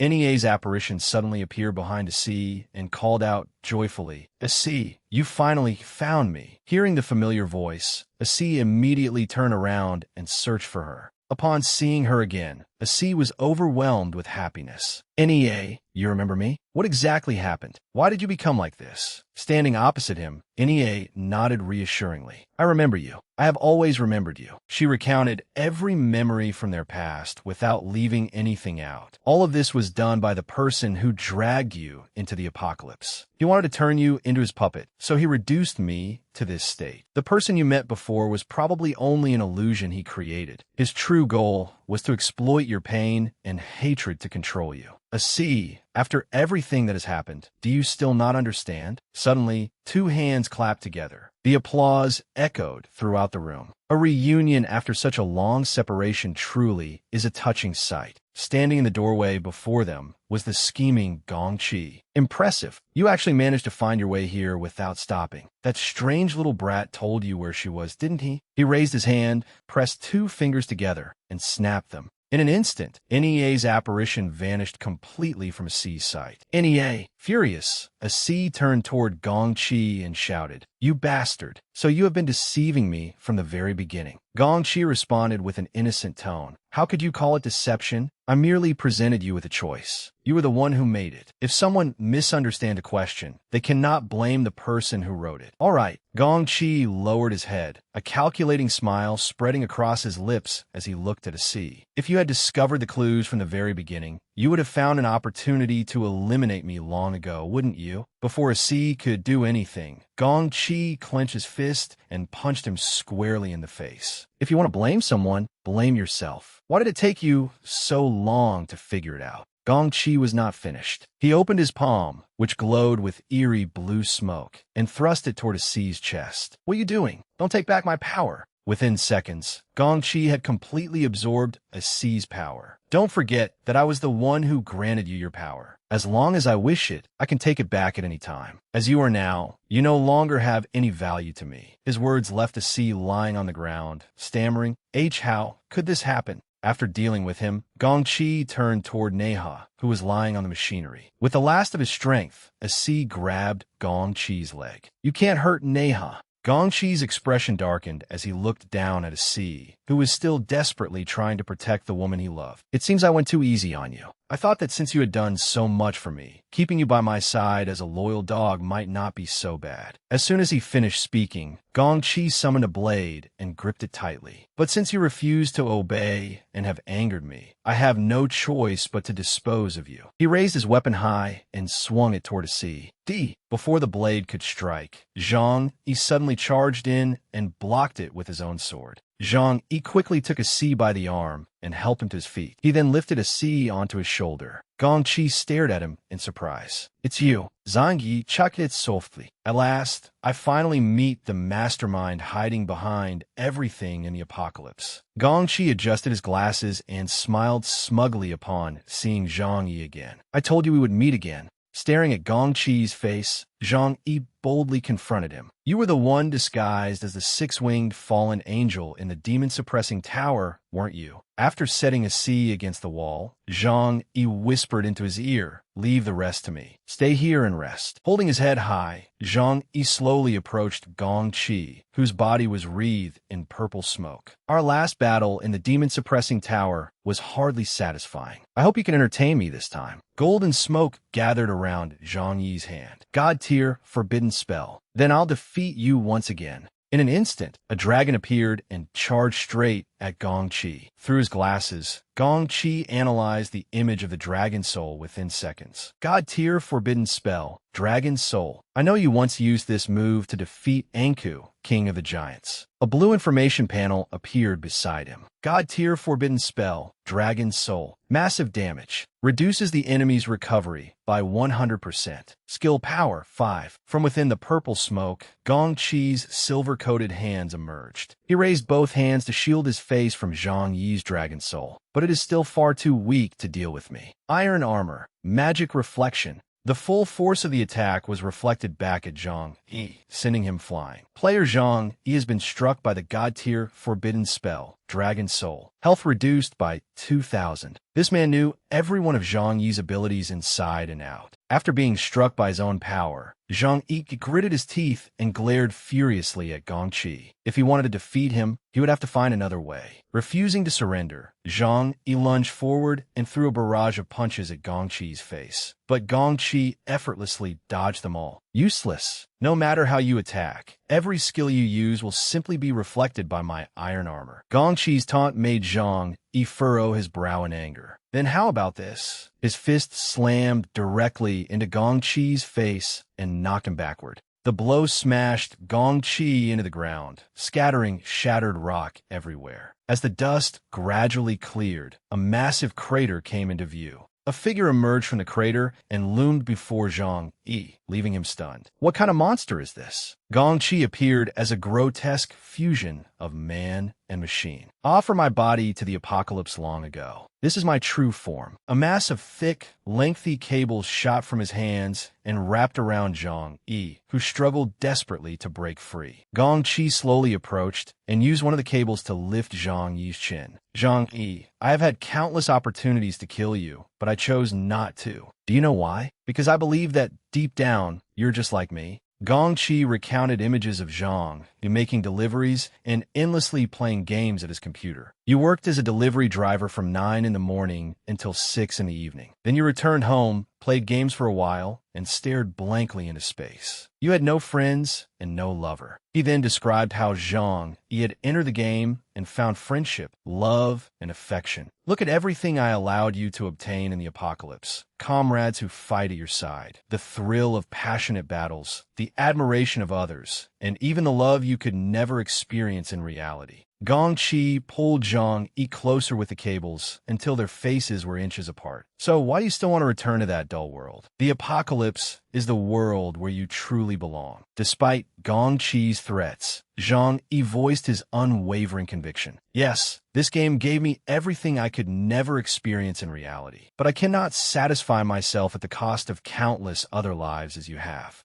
Zhang Yi could never do that. Gong Qi flew into a rage and lifted Zhang Yi into the air. You refuse the wine offered in friendship, so you will drink the wine of punishment. The cables tightened around Zhang Yi's entire body, making escape nearly impossible. In that case, I can only erase you from this world. Gong Qi's crimson eyes fired beams of light toward Zhang Yi. Still tightly bound, Zhang Yi gritted his teeth in panic. This is bad. I can't escape at all. The blazing red beams abruptly stopped directly in front of him. Zhang Yi's eyes widened in confusion as streams of black energy flew from an unknown source and gathered behind him. A powerful foot struck the ground. The newcomer was a man clad in pitch-black iron armor. Zhang Yi struggled to turn his head and stared at the man in confusion. You're the armored man I saw on the mountaintop 2 hours ago. Why are you here? The man immediately replied, the situation is critical. Once we reach somewhere safe, I will explain everything. Gong Qi roared furiously. You cannot escape. As long as you remain in the apocalypse, I will find you, The armored man summoned an azure dragon, which shattered the cables binding Zhang Yi. Go! Zhang Yi tried to rescue the others, but the armored man stopped him. Zhang Yi turned and said, "But I promised to save Neha." The man immediately replied, "Only by surviving can you fulfill your promise." The next second, the man surveyed their surroundings before fading away. Zhang Yi vanished with him, and a tremendous collision caused a violent explosion. Gong Qi ground his teeth in fury. That gaze, could it really be him? He dared take Zhang Yi away right before my eyes. Just you wait. Gong Qi then shouted an order. Activate every surveillance device in the apocalypse. Turn the entire apocalypse upside down if necessary, but find them. Ling Lan bowed her head. "As you command, Master." She glanced at Asi and asked, "Master, what should we do with him?" Gong Qi shouted, "Lock him in the prison beneath the Eternal Tower." Meanwhile, drones silently wove between the mountain ranges beneath the night sky. On the 7th floor of the demon-suppressing tower, the armored man walked ahead while looking back at Zhang Yi. "It is safe here. We will not be discovered for the time being." Zhang Yi immediately asked the question that had always troubled him. "Who are you? Why do you always wear a mask and refuse to reveal your true face?" As the man explained, he raised a hand and removed his mask. "I conceal my identity because it would bring danger. But now that we face a matter of life and death, there is no longer any point in hiding it." "Zhang, you have finally grown up." Behind the mask was a face Zhang Yi knew extremely well. "Dad, is it really you?" Overcome with emotion, Zhang Yi threw his arms around his father. Choking back tears, he said, "You were missing for so long. I thought you had." "I encountered an accident back then," his father explained. "I became trapped inside the apocalypse. I am sorry I could not be there to watch you grow up all these years, but I'm very proud of the man you have become." Zhang Yi placed a hand on his father's shoulder. "So, you were inside the apocalypse all this time after you disappeared, but you helped develop the apocalypse. How could this happen?" His father activated the data display on his chest and replied, "It is not that I do not want to leave the apocalypse. I am unable to leave. Now I can only rely on these mechanical components to barely keep myself alive. The figure standing before you is only a shell that contains my consciousness." Zhang Yi faltered it. Was this the artificial intelligence's doing? In the distant bushes near where they stood, a drone was secretly watching them.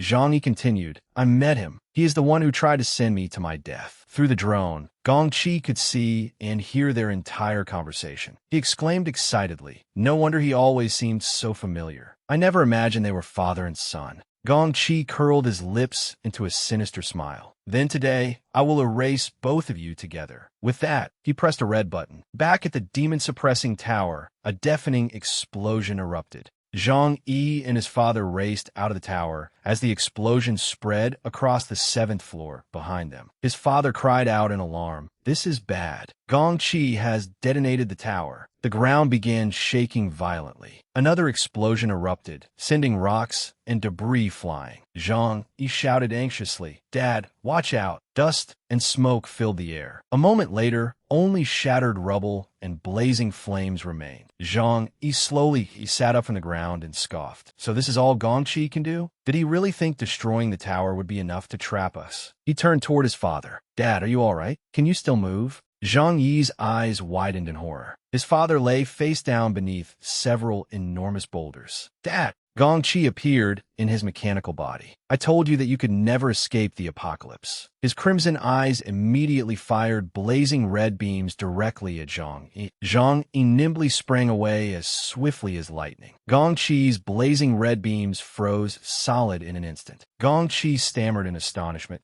How is that possible?" The system immediately announced, "Shui Ji, Ice Dragon Goddess. By borrowing the Dragon God's power, she can freeze all things." Another system notice appeared. Dragon God form, Ice Dragon. Zhang Yi emerged wearing armor and icy wings while holding a blazing sword. He pointed the weapon at Gong Qi. "I will defeat you." "Is that so?" Gong Qi could no longer restrain himself and burst into laughter. "You greatly overestimate yourself." Zhang Yi charged forward with his sword and let out a battle cry. Gong Qi raised a hand and manipulated streams of data. How reckless! Zhang Yi suddenly froze in place, unable to move, and stared in terror. The wind howled as Gong Qi's voice echoed around him. Do you still not understand? Your attacks are useless against me. He thrust his arm into the space before him, and it instantly emerged directly in front of Zhang Yi. Zhang Yi struggled to utter each word. Gong Qi. The next second, Gong Qi's arm pierced Zhang Yi's chest. Zhang Yi's eyes rolled back as he spat out a mouthful of blood in agony. Gong Qi's hand touched a sparkling golden object and pulled it out. It was the God-tier talent card. Now that I've taken your God-tier talent card, what else can you possibly do? Zhang Yi immediately lost all strength and collapsed face down on the ground. Gong Qi walked over to him. Zhang Yi's eyes were now vacant and unfocused. Gong Qi then fired 2 sharp cables. The cables slammed down, but Zhang Yi was nowhere to be seen. They struck only the ground. Startled, Gong Qi turned toward the man carrying Zhang Yi away. What? Gong Qi raced after Zhang Yi and his father. You cannot escape. No one can stop my plan for the apocalypse. After hearing Gong Qi's words, Zhang Yi's father quietly countered, not necessarily. There is someone who can. Carrying Zhang Yi over his shoulder, he leaped into a spatial portal. Your beautiful dream is about to end. Inside the teleportation space, he sat beside the unconscious Zhang Yi. He silently watched Zhang Yi with a smile, then looked down at his own mechanical legs. Seeing Zhang Yi stir, he said, "You are awake." Gong Qi forcibly took your talent card. Zhang Yi replied, "Yes. I never expected that." He sat up, his exhausted face filled with determination as he stared at his father. "Never mind me. Dad, hold on a little longer. I will help put your body back together. It will not take long." His father looked surprised, then laughed and patted him on the shoulder. "Good. You truly are my wonderful son." Remembering the data panels containing Zhang Yi's abilities, all marked with crosses, his father said thoughtfully, "You have been in the apocalypse for so long that the experience and power you have accumulated no longer depend entirely on the skills granted by your God-tier talent card. Still, losing those God-tier talents is a great shame. Gong Qi will never stop hunting you. If you fight him again, you may be at a disadvantage."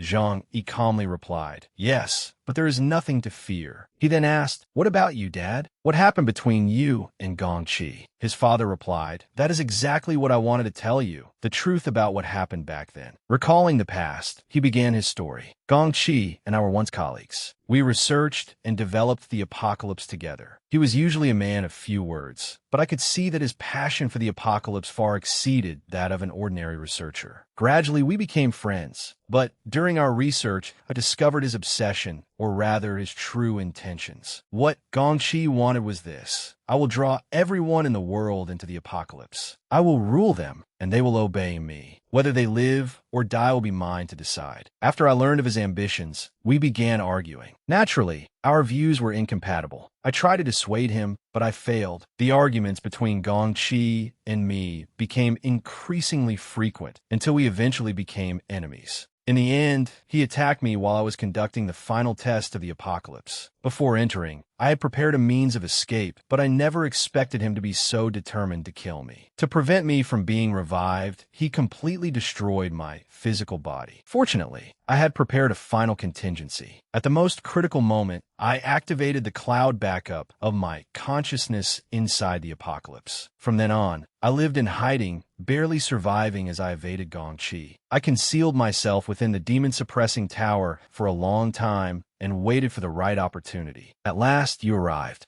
Your return to the apocalypse was no coincidence. Ever since you first entered the game, I had been watching over you. When you were murdered, I used the emergency recovery program I created back then to bring you back to life. I knew that you were the one who could avenge me and the other players. After hearing the entire story, Zhang Yi looked at his father and said softly, "Dad, so you were the one who saved me." He then noticed a display above his father's palm. "What is that?" The words Underground City Zion appeared on it. His father explained, "Go to Zion. You may be able to defeat Gong Qi there." Kneeling beside him and supporting his body, Zhang Yi immediately replied, "All right, we will go there now." His father shook his head. "Zhang Yi, I cannot go with you." Zhang Yi stared at him in confusion. "Dad," his father smiled, though he could not conceal his sadness. "I am sorry, son. I cannot continue fighting beside you. I have reached my limit." His body gradually began to dissolve. He turned and smiled at Zhang Yi. "Go, Zhang Yi. You are our final hope." With those words, he vanished into the void. Zhang, he held his father's mask in his hands. He quietly answered, yes. Then he strode courageously toward the exit as a faint image of his father seemed to accompany him. Let us go. It is time for revenge.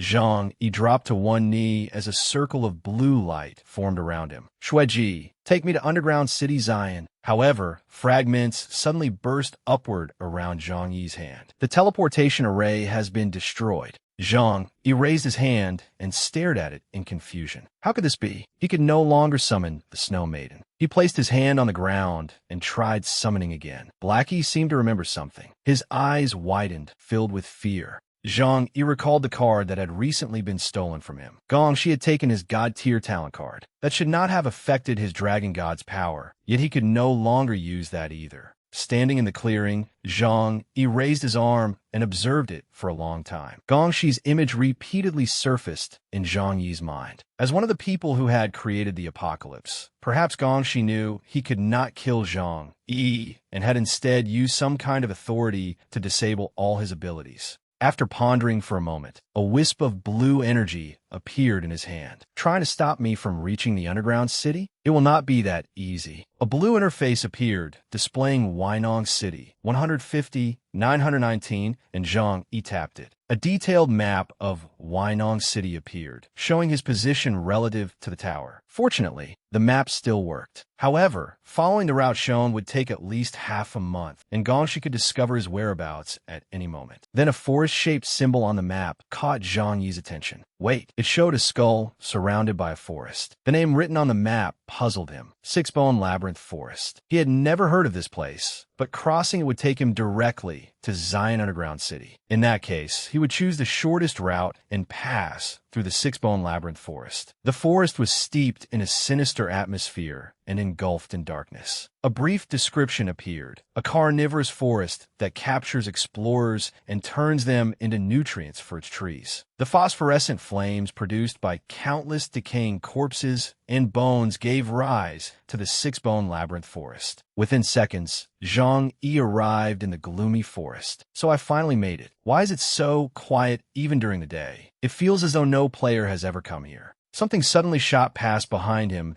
as swiftly as an arrow. As if sensing it instinctively, Zhang Yi quickly turned and searched the surroundings. Finding nothing unusual, he turned back and slowly continued forward. That urgent feeling returned, prompting Zhang Yi to look back again. Tree roots were crawling along the ground in pursuit of him. Looking at them, Zhang Yi shrugged and smiled dismissively. So the weakness of these withered vines in the Six-Bone Labyrinth Forest is that they fear light. They can only move through shadows. No wonder nighttime is their domain. I thought the legendary Six-Bone Labyrinth Forest would be terrifying, but this is all it amounts to. So this is... Before he could finish, his eyes widened as green mist began seeping through the surroundings. Zhang, he spread his arms and raised his head to survey the darkness. Something suddenly shot toward him, forcing him to crouch and spring backward. Evasion check successful. It seemed his reflexes had been trained well during his previous battle. Even without any skills or techniques, he could still fight his way out. A sharp thorn suddenly flew at Zhang Yi's face from the side. By reflex, he raised his arm to shield himself. The thorn pierced his arm, but did not stop there. More thorns struck him from every direction. Not far away, a pair of serpents formed from the forest trees slithered toward him. Zhang Yi kicked one of them high into the air, leaving it struggling to breathe. Take that. However, they were remarkably persistent and continued slithering after him. Where are all these things coming from? There is no end to them. I need to get out of here quickly. Zhang Yi sprinted according to the map's directions. This way. A moment later, he suddenly stopped and braced himself with one leg, staring ahead in bewilderment. What the hell? How did it grow like this? A wall of tightly intertwined vines stood before Zhang Yi, expanding until it completely blocked his path. With no other choice, he clenched both fists and prepared to fight. There is no other way. I can only... Suddenly, a blade of light slashed through the vine wall, severing it completely. Zhang Yi stared in astonishment before looking upward. It is you. Dai Wu and your rose slowly descended from above and landed before him. Delighted to see them, Zhang Yi asked in confusion, Yoro, Divu, why are you two here? None of them seemed to notice the vines moving behind them. Within seconds, the vines wrapped tightly around Dai, Wu, and Yoro, lifting both women high into the air before Zhang Yi could react. The vines constricted even more tightly around them. "Watch out! Get off them!" Gripping their weapons, both women fought back and severed every troublesome vine restraining them. As the two women escaped from the vines, Zhang Yi hurriedly thanked them. "Fortunately, you arrived just in time. I truly owe you both this time." Yoro explained as she approached. "I summoned an undead spirit to track your location and discovered that your coordinates had been moving very slowly." Daiwu immediately criticized him. "Zhang Yi, what happened to you? You cannot even handle a trivial place like the Six-Bone Labyrinth Forest?" Zhang Yi spread his hands, shrugged, and sighed. "As you can see, I temporarily cannot use any of my abilities. I am no different from a player who just entered the game." Both women stared at him in utter shock. "What?" Not wanting to waste time, Zhang Yi smiled and suggested, "Let us talk while we walk. We should leave this place first." As they traveled, Zhang Yi explained everything. "The problem is that Gongxi stole my God-tier talent card. Every talent I copied disappeared with it, and I cannot use any of my other skills either. I still have not discovered why my skills have been restricted. My only clue leads to the underground city. Perhaps I will find the answer I need there." After hearing his story, Yoro quickly took Zhang Yi's hand and reassured him, "Do not worry. We will examine you first and determine what is wrong." She then reached around Zhang Yi's neck and pulled him closer.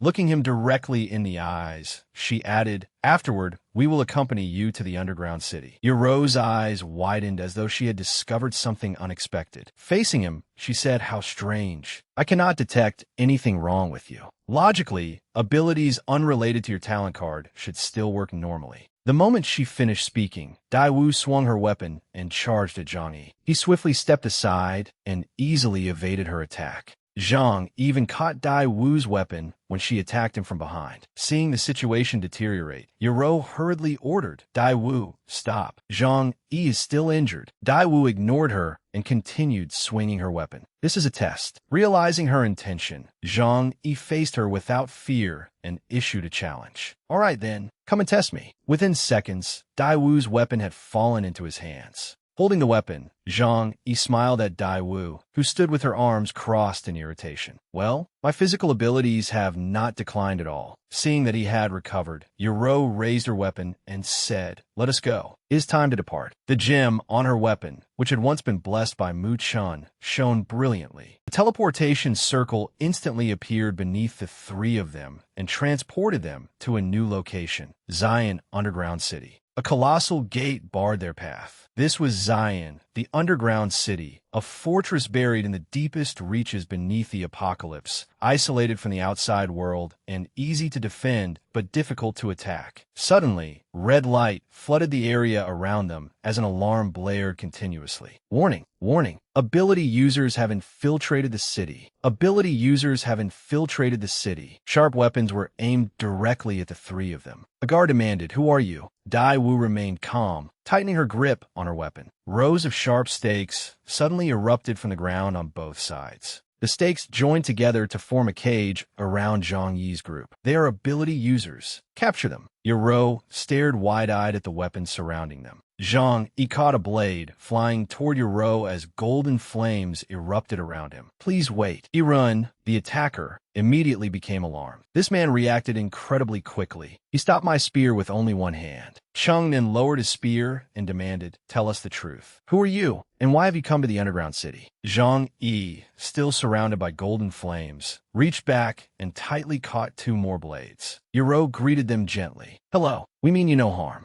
She looked at them sincerely and explained without concealing anything. "Our friend has encountered some trouble. His God-tier talent card was stolen, and after receiving guidance, he came here in search of clues." Her words made Chung Nan and Irun exchange glances. They silently communicated with their eyes. "He is also..." "No, we cannot allow it. They are ability users, and ability users are forbidden from entering the underground city." Seeing their reaction, Yoro lowered her gaze and guessed. These guards seem extremely hostile toward ability users. Zhang Yi studied the weapons in their hands. Upon closer examination, their weapons possessed no attributes or special powers powers whatsoever. Their equipment was designed solely to protect their bodies. Even the cage, trapping the three of them, seemed more like underground technology, especially the electricity running across it. After a brief discussion, Changnan stepped forward and offered Zhang Yi a chance to prove himself. You said your talent card was stolen. Will you cooperate with us and undergo a test? Do whatever you need. Changnan pressed a switch installed in the wall ahead, and a red beam slowly emerged from above the gate. The red beam shone directly on Zhang Yi and swept over his entire body before returning. Zhang Yi looked at the two women and remarked curiously, "This resembles a security scan in the real world." After a moment, the red scanning frame turned green and displayed the result to Changnan, standing before the gate. He checked it and quickly waved his hand. "You truly are an exile. How did you end up like this?"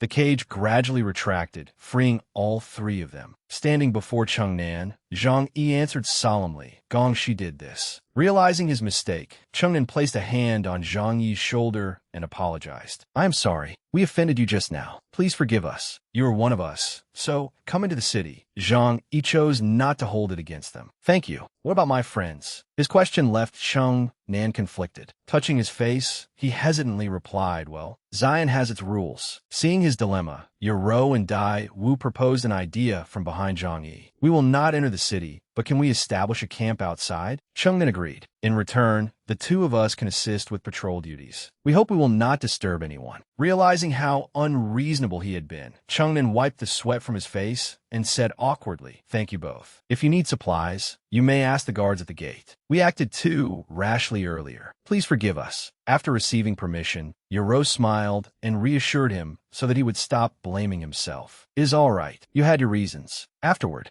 Yero held Zhang Yi's hand as they said goodbye. "Yero, thank you." His words amused her. "Do you still need to thank me after everything between us? Go on. Trust Dai Wu and me. We will wait for you." Zhang Yi looked at Yero's radiant face, nodded, and walked away. "All right." A short while later, Zhang Yi and Changnan entered Zion Underground City. Everyone stared at Zhang Yi and began whispering among themselves. "Who is that? Another newcomer has arrived." Their murmuring made Zhang Yi uncomfortable. He turned to Changnan and asked, "Why are they looking at me with such conflicted expressions?" Changnan quickly turned and explained, "Everyone here gathered in this place after Gong. She stole their talent cards. Since you have only just arrived, they are naturally somewhat wary of outsiders." Changnan gave Zhang Yi a friendly look and smiled reassuringly. "Once everyone gets to know you, things will improve." His words calmed Zhang Yi. So that was the reason. Standing before a house, Changnan pointed to the entrance and told him, "You can stay here for now. As for the details, wait until I request instructions from that person." While they were speaking, a man ran over from a distance and interrupted them. "Wait." Gasping for breath, he hurriedly reported to Changnan, "The illusionist has specifically requested to meet this newcomer." The news left the surrounding crowd staring at one another in confusion. How is that possible? The illusionist rarely summons any of us. Even guards who have rendered great service are not allowed to see her true face. Who exactly is this newcomer? Why does our master wish to meet him? Among the crowd, a hooded woman frowned angrily. Without saying a word, she quietly turned and left. Back beside Zhang Yi, he rested a hand on his chin in confusion. The illusionist? Why was everyone so shocked? Who exactly is this person? Could she be connected to my father? The messenger holding a remote control smiled faintly and quickly pressed its red button. "You'll find out when you reach the inverted tower. Do not be nervous."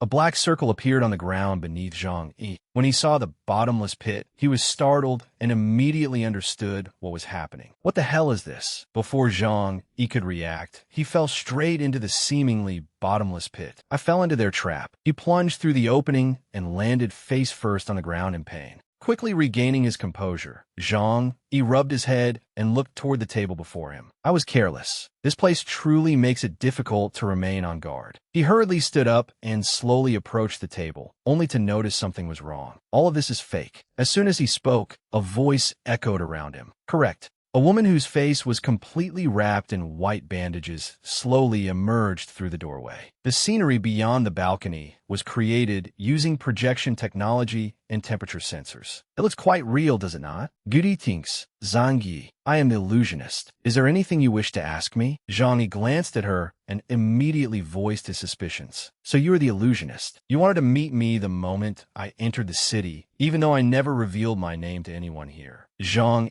glared at the illusionist, his irritation evident. Did you know who I was from the beginning? Or have your eyes been following me throughout my entire journey? Her expression darkened as she lowered her head and slowly passed him. I created Zion, and I gathered all its residents here. Naturally, I know everything that happens in this underground city. She picked up a kettle and poured water into a cup, sadness appearing in her eyes. As for you, all your information was exposed the moment you underwent the security scan at the entrance. She turned toward Zhang Yi, holding the steaming cup. Zhang Yi, supplier of a God-tier talent card, level 72 Beast Tamer, and Guild Master of the God Hunting Alliance. Facing him, the illusionist held the cup out. 2 days ago, while fighting Gong Shi, your abilities were forcibly withdrawn, turning you into an exile. Am I correct? Zhang Yi quickly reached toward the cup she offered him. However, instead of taking it, he suddenly redirected his attack toward the illusionist. She had already been prepared and instantly dissolved into smoke. Floating in the air, the illusionist looked down at the furious Zhang Yi. There's no need to test me. I'm just like you. I cannot use any abilities either.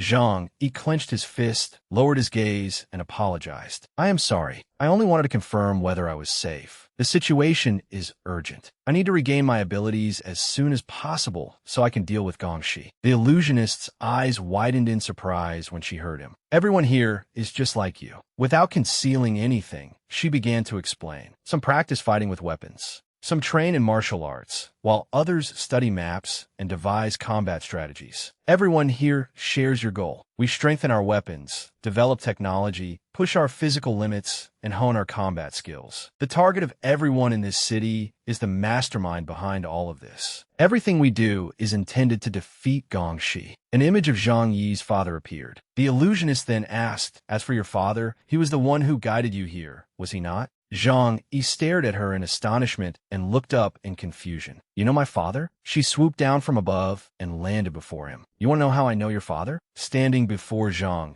Yi, the illusionist hesitated before refusing to answer. Unfortunately, I cannot tell you that yet. However, I can confirm that every ability you lost was a side effect of having your talent card forcibly taken from you. Her eyes widened as she stared directly at him and declared, every resident here experienced the same thing. Therefore, if you wish to regain your abilities, I am afraid it will be extremely difficult. The illusionist's words left Zhang Yi completely stunned. His worst suspicions had now been confirmed. There was no other option. Seizing the opportunity, she extended the hand holding the glass of water toward him. So, do you want to join the underground city of Zion and fight alongside us? Zhang Yi looked at the glass hesitantly. The illusionist immediately pressed her advantage. I believe that with your talent, we may have a chance to turn things around. Without further hesitation, he accepted the glass. All right, I'll join you. So far, apart from Father, only the people of Zion seem to know about the bow. Instead of wandering around outside in search of clues like a headless snake, it would be better to stay here for now and wait for an opportunity. The illusionist placed a hand on Zhang Yi's shoulder and praised him. You've made the right choice. As she passed him, she lowered her head and whispered, however, I can sense that your power hasn't completely disappeared. Unlike the others, whose condition cannot be reversed, I can see a glimmer of hope in you. Zhang Yi was startled and quickly looked back. You mean that from now on, the illusionist raised a finger to her lips, signaling him to be quiet. Chill. The residents must not know about this. It will be our secret. Otherwise, they'll drive you out. After moving a short distance away from Zhang Yi, she summed everything up in one brief sentence. In short, do your best. Zhang Yi watched the illusionist's figure gradually disappear into the distance. How strange. She knows Father revealed very specific information about Zion to me, and even mentioned clues concerning my power. Logically, I should trust her. So why am I still wary of her? And why does she feel so inexplicably familiar? Placing his hand against the blue panel, he arrived somewhere completely different within Zion. No matter what, I have to tell Yaru and Dai Wu what happened today. He was so focused on sending a message through the screen that he failed to notice the dark figure hiding behind the wall. My immediate priority is to meet them as soon as possible. Luya pressed herself against the wall, secretly observing Zhang Yi's actions. I knew there was something wrong with you from the moment you entered the city. Now you even dare to sneak past the guards and go outside to pass on information. She drew a sharp sword from her waist, preparing to act. You brought this upon yourself. Meanwhile, Yaru looked around anxiously. The underground city is heavily guarded, and everyone is wary of ability users. Zhang, he even has to hide from others just to speak with us. We'll have to take our time and plan our next move carefully. Dai Wu, standing beside her, immediately reassured her. Relax. The two of them were currently standing outside Zion's defenses. With her hands on her hips, Dai Wu continued. You know him better than anyone. Whatever happens, he'll find a way to deal with it, won't he? If things truly don't work out, we can tell Zhang Yi to relocate and leave this place. Suddenly, Zhang Yi appeared beside the city wall. I'm here. He leaped down from above, startling both Yaru and Dai Wu. I'll keep this brief. I'll find a way to gain their approval first. Zhang Yi put an arm around each of their shoulders and advised them. Try to obtain more privileges or at least enough freedom for us to meet. Also, I need both of you to help investigate the identity of the illusionist I mentioned earlier. Yara looked at him and proposed something different. The three of us should return to Icebound City first, then think of another solution. He rejected the idea without hesitation. No, this is the only vital lead Father left me. Zhang Yi rested a hand on his chin and lowered his head in thought. The illusionist in the city can command players who have lost their combat abilities. Although I still can't trust her completely, given our current situation, remaining here is our best choice. Suddenly, a beam of light shone directly upon the bewildered trio. What are you doing here? A sharp blade came hurtling down from above. Seeing the danger, Zhang Yi reacted quickly and pushed Yaru and Dai Wu to opposite sides. Watch out! He then delivered a powerful kick, knocking the blade away in an instant. Opposite them stood a group led by Luya. I told you these outsiders couldn't be trusted. In the middle of the night, you took advantage of the guards, changing shifts to leave the city without permission and reveal information about our underground city to these two ability users. You don't deserve our trust. Luya frowned, her face filled with anger, and shouted an order to her subordinates. Seize them. Seeing the situation turn critical, Zhang Yi raised his hand and loudly explained, Wait, you've misunderstood us. If we intended to cause trouble, we would have fought back the moment you pointed your weapons at us. Behind him, however, Dai Wu had a completely different attitude. She folded her arms and muttered, We should have just killed them all. Then we wouldn't have to worry about being denied entry into Zion. Her words took Zhang Yi by surprise. Why you? Luya's subordinates continued advancing toward Zhang Yi's group. Ability users, Dai, will never coexist with people like you. Luya remained silent, but resentment was clearly visible on her face. Traitors, get out of Zion. Traitors, leave. Get out. Luya grasped her sword and forcefully pulled it from its sheath. Twisting her body, she swung the blade fiercely forward. Everyone attack. Capture them. On the other side, another sword was drawn in preparation for battle. It was none other than Dai Wu. She raised her sword to confront Luya. You're really asking for it. Just as Dai Wu prepared to strike, Zhang Yi and another figure appeared above them. They slammed down onto the ground, blasting the two combative women in opposite directions. Even then, Luya and Dai Wu continued glaring furiously at each other. As the surrounding smoke gradually dispersed, the identities of the two figures were revealed. They were none other than Zhang Yi and the illusionist. Luya held her sword defensively before her. Gritting her teeth, she looked up at the two of them. Dai Wu's eyes were also filled with anger. She turned away, refusing even to look at Zhang Yi.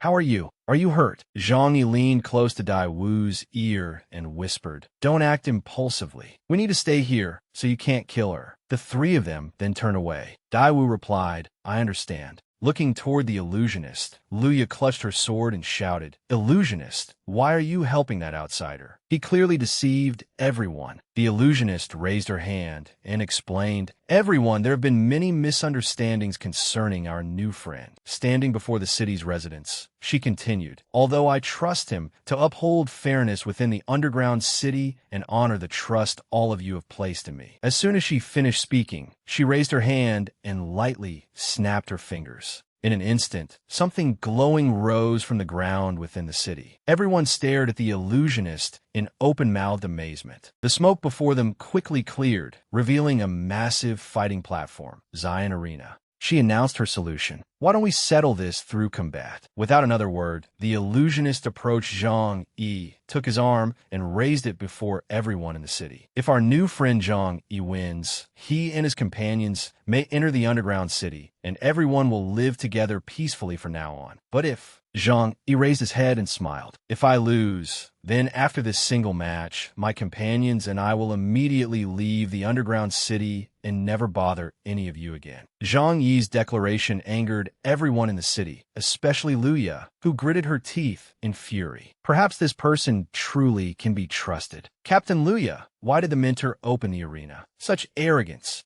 Zhang Yi leaped onto the arena to begin the battle. "Look at how arrogant he is. Fight, fight, fight. We'll settle everything after one match. Who's afraid of whom?" Facing the crowd, he beckoned with his hand. "I'm ready. Which one do you want to go first?" Zhang Yi suddenly looked somewhat bewildered. The first thing he saw was Luya's furious gaze. She gripped her sword tightly, filled with determination to fight. "I'll do it." Below the arena, the surrounding crowd cheered incessantly. "Captain, you can do it. Zhang Yi, I believe in you. Go, show her what you can do." Luya charged forward and unleashed a powerful kick, but Zhang Yi blocked it in time. "Oh," he praised her. "Not bad, but you're still not fast enough." Zhang Yi clenched his fist and prepared to strike. Luya quickly sprang upward and flipped through the air, evading the blow. While airborne, Leah launched several darts down at him. Zhang Yi immediately dodged them with agility. "Her speed and strength are beyond what I expected. My arm is almost numb." Someone below the arena suddenly shouted, "Captain, catch this." A spear was thrown up to her. Zhang Yi staved in surprise.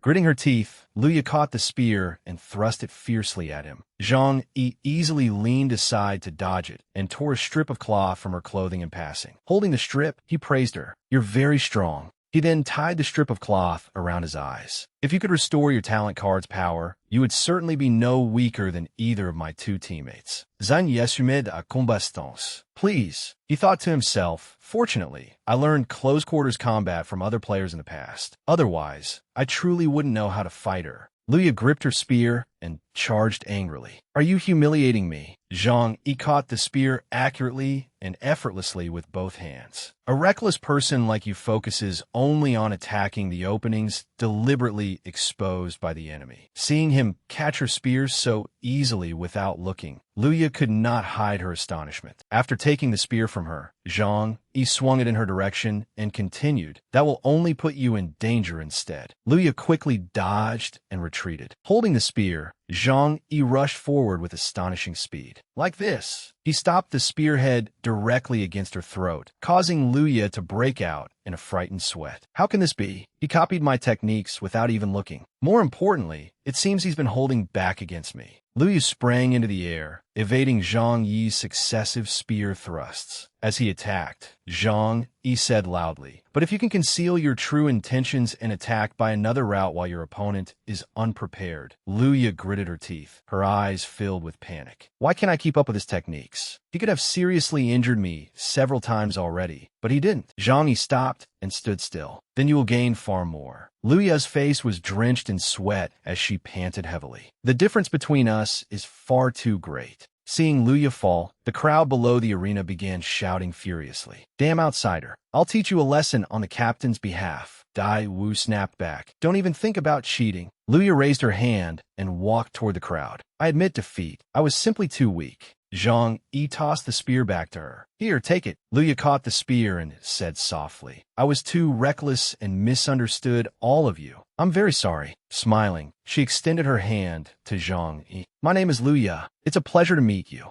He shook her hand and introduced himself. Zhang Yi. From the arena, Luya happily announced, "Everyone, Luya, accept the outcome of this fight. From today onward, Zhang Yi is our friend, and so are these two." The two women below smiled and introduced themselves in turn. Hanyoru, Divu. Everyone below applauded and cheered. They may be ability users, but they have proven their sincerity. I believe they are friends worthy of our trust. Let's welcome them. The illusionist happily turned and walked away through the crowd. Glancing at Zhang Yi, she thought, "Zhang Yi, you didn't disappoint me." Standing in the arena, Zhang Yi thought deeply, "I truly have to thank the illusionist for getting me out of trouble this time." He looked toward her, then suddenly realized something. Wait, this scene. After that day, Zhang Yi's group was accepted by the people of Zion. After defeating Luya, I was finally accepted by the residents and officially became a member of Zion. Together with everyone else, I began learning from the illusionist. Apart from what happened that day, I tried to find other similarities between Father and the illusionist, but I found nothing. Although many questions remained, I no longer had the energy to dwell on them. My highest priority now was to learn more skills and gain experience so that I could find the bow as soon as possible and take revenge. In addition to practicing archery, Zhang Yi frequently trained in swordsmanship with Luya. In the apocalypse, without a talent to draw upon, a person was as helpless as someone wearing rags and fighting barehanded in human society. During their sword training, the illusionist always stood nearby.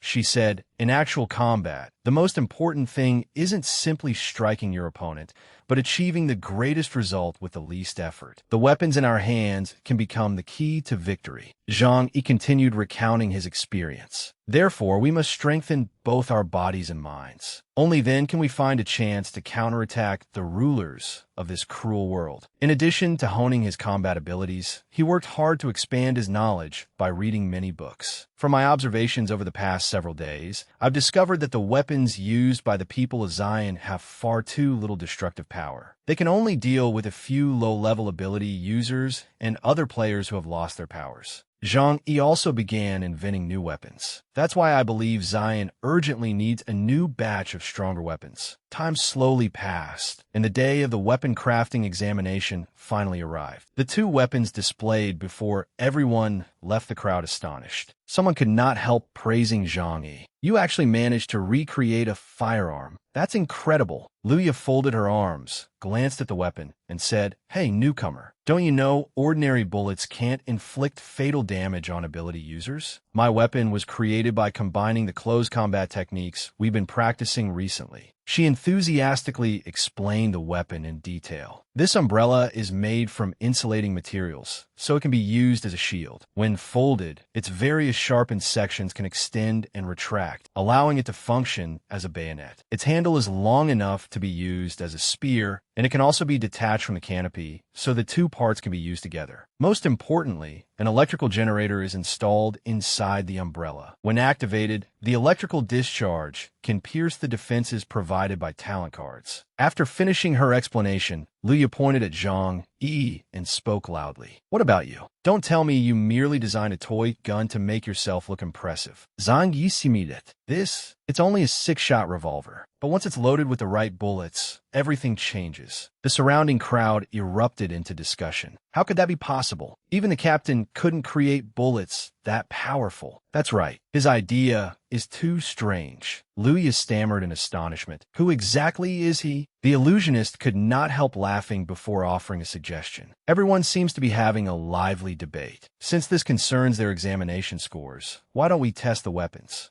As soon as she finished speaking, a solid block designed to test penetration strength appeared. The illusionist explained, "The two of you will take turns using your weapons. This testing block will provide precise data on each weapon's penetrative power." Holding her umbrella, Luya pointed her thumb at herself and volunteered. "I'll go first." With a shout, she thrust the umbrella fiercely into the testing block, causing electrical arcs to burst outward. The system immediately displayed a reading of 550. The illusionist praised her. "Not bad. It surpassed 500. That level of power is enough to penetrate an ability user's defenses." However, Zhang Yi noticed something and thought, something seems wrong with it. The electrical currents suddenly rebounded toward Luya, making her scream in fear. Zhang Yi shouted, "Captain, watch out. He quickly grabbed the umbrella and opened it, holding Luya protectively against himself with one arm. Zhang Yi used the umbrella in his other hand to block the electrical current. Once the situation had stabilized, he turned and asked, "Are you all right?" Luya's face turned bright red while he held her. A moment later, she pushed Zhang Yi away and shouted in embarrassment, "I'm fine." He sighed in relief. "All right, then it's my turn."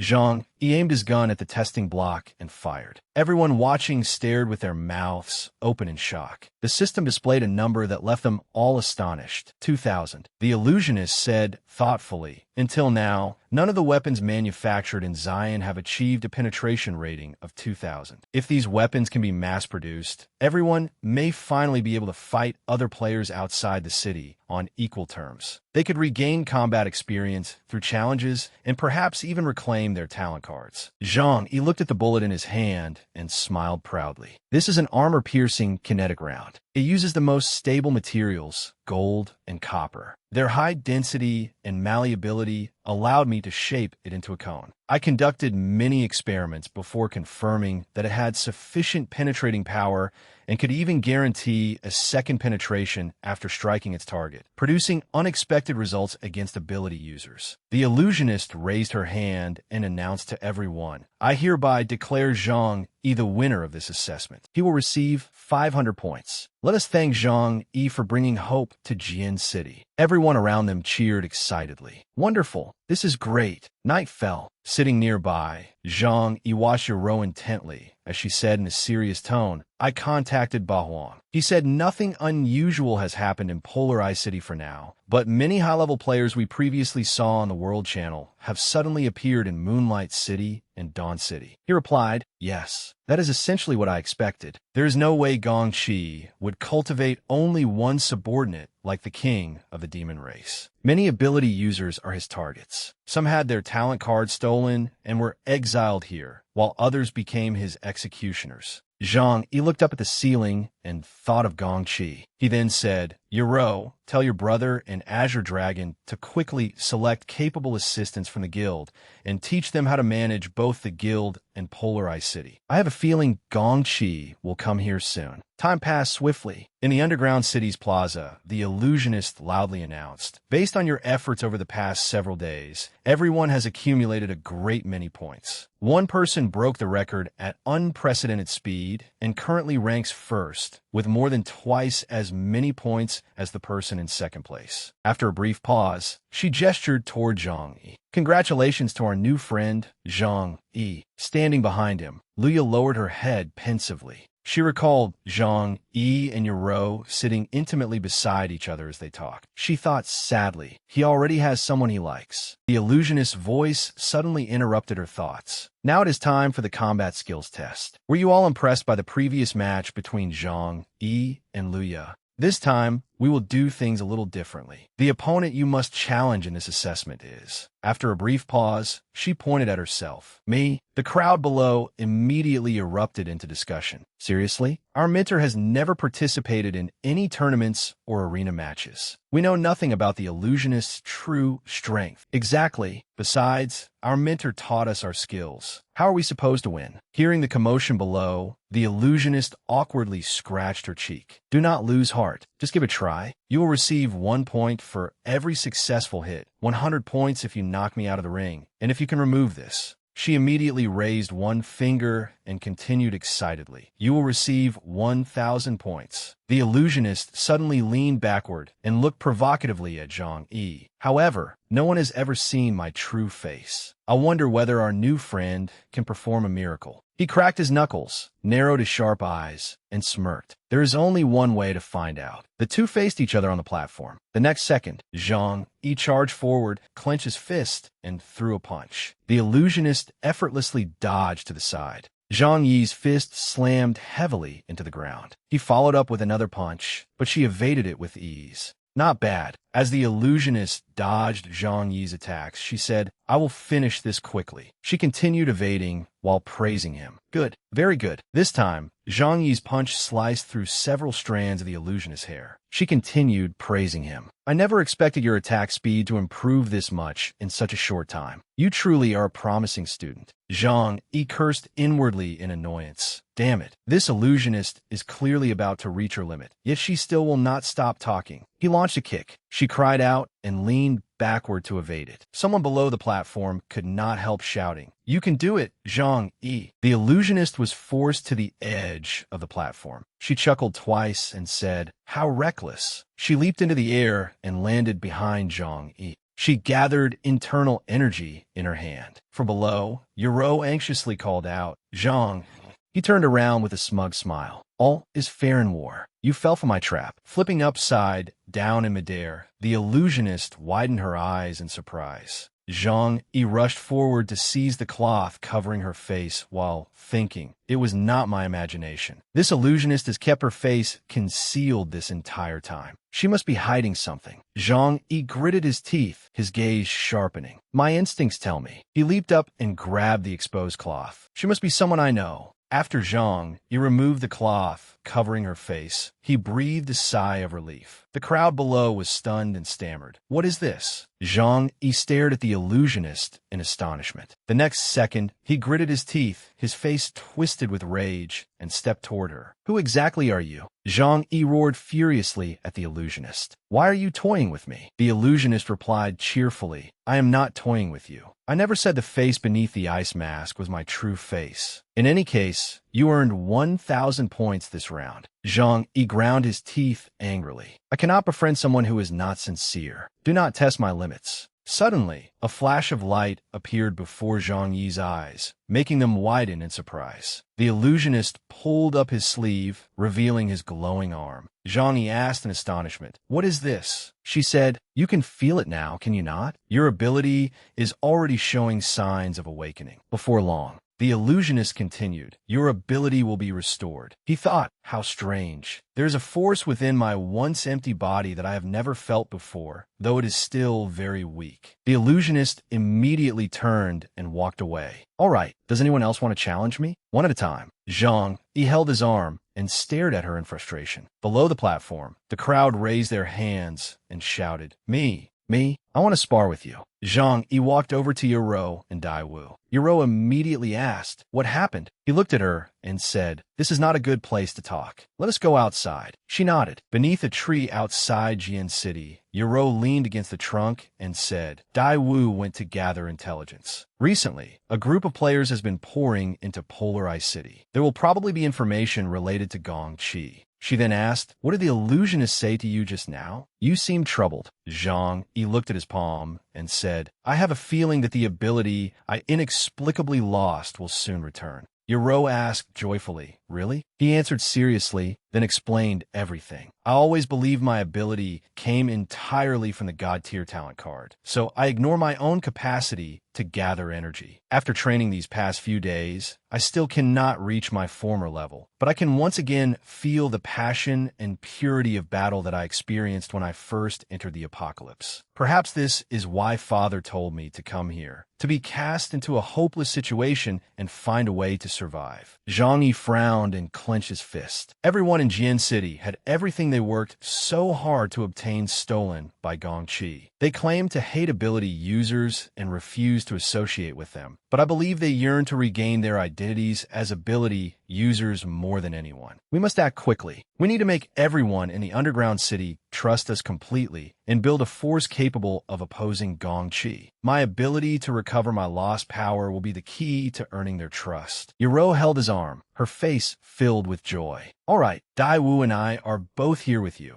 and Polar Ice City will always be your strongest support. We will work hard together. She stepped forward, embraced Zhang Yi, and said with a smile, But you should still relax occasionally. Our efforts will make everything change for the better, will they not? He held Yuro in his arms and replied gently, Thank you, Yuro. Once everything is over, I want to return to the real world as soon as possible. Zhang Yi recalled the two of them in the real world and continued, By then, I'm sure we will recognize each other. Could we get to know each other again from the beginning? Yoro wrapped her arms tightly around his neck and answered happily, "Of course." Suddenly, Luyo appeared, interrupted their embrace, and shouted, "Zhang-yi, you have gone too far." He turned and asked, "Luya, why did you leave the city? Did something happen inside?" She stepped forward and pulled them apart. With tears in her eyes, she looked at Zhang-yi and said, "Why did you embrace me during the assessment, only to become involved with another woman? If I told you I like you, would you stop seeing her?" Zhang-yi and Yoro both widened their eyes in shock. He exclaimed, "What?" while Yoro covered her mouth in surprise. Luya cried out painfully, "What is that expression supposed to mean? Were you merely teasing me before?"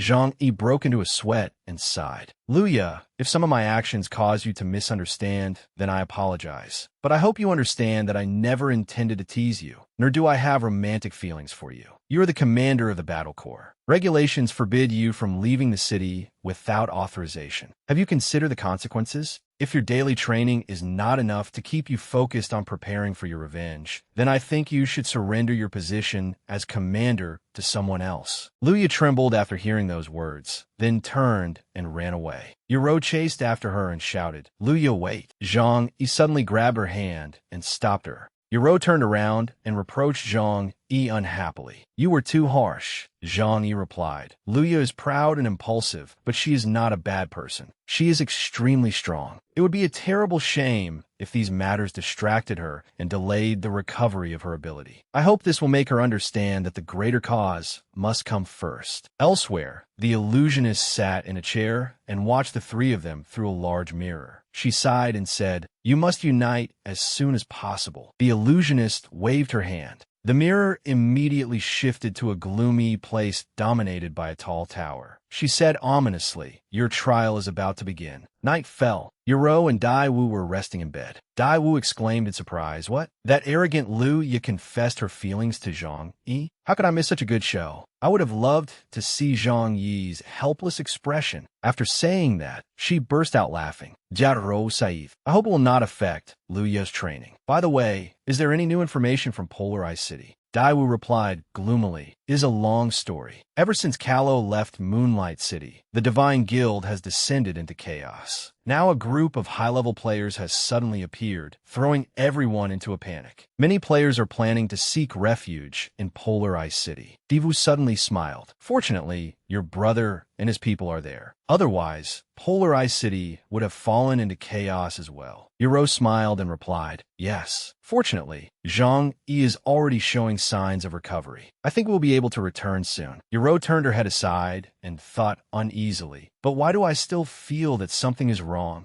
Suddenly, a figure flashed past the window. Both women sprang up and shouted in unison, "Who is there?" Ferocious demons charged inside. Yoro asked in confusion, "How did the demon race's soldiers find this place?" Daiwu grabbed her weapon, charged forward, and shouted, "Kill them all." Yoro's body suddenly stiffened. She collapsed to the floor, and her weapon slipped from her hand. "I cannot move." Her eyes widened in shock as she looked toward Daiwu. Divu was frozen in midair. "What is happening? I cannot see anything." Yoro thought, "They found this place and infiltrated the underground city without anyone noticing. They were even able to disable all 5 of our senses so quickly. Could it be?" Before losing consciousness completely, only one name remained in her mind. Zhang-yi. Outside, dark dragons flew around the barrier surrounding Jian City. Gongqi stood on the back of one of them, laughing loudly. "Zhang-yi, so this is where you have been hiding." The dragon beneath him looked ferocious, its eyes glowing crimson. Gongqi smiled and continued, "They are all useless trash, and Luo has already been discarded by me." A barrage of blue beams shot toward the barrier. Gongqi raised one finger and controlled the blue light. "You developed science within the game?" Unable to restrain himself, he burst into laughter. He snapped his fingers, and a red force appeared in midair.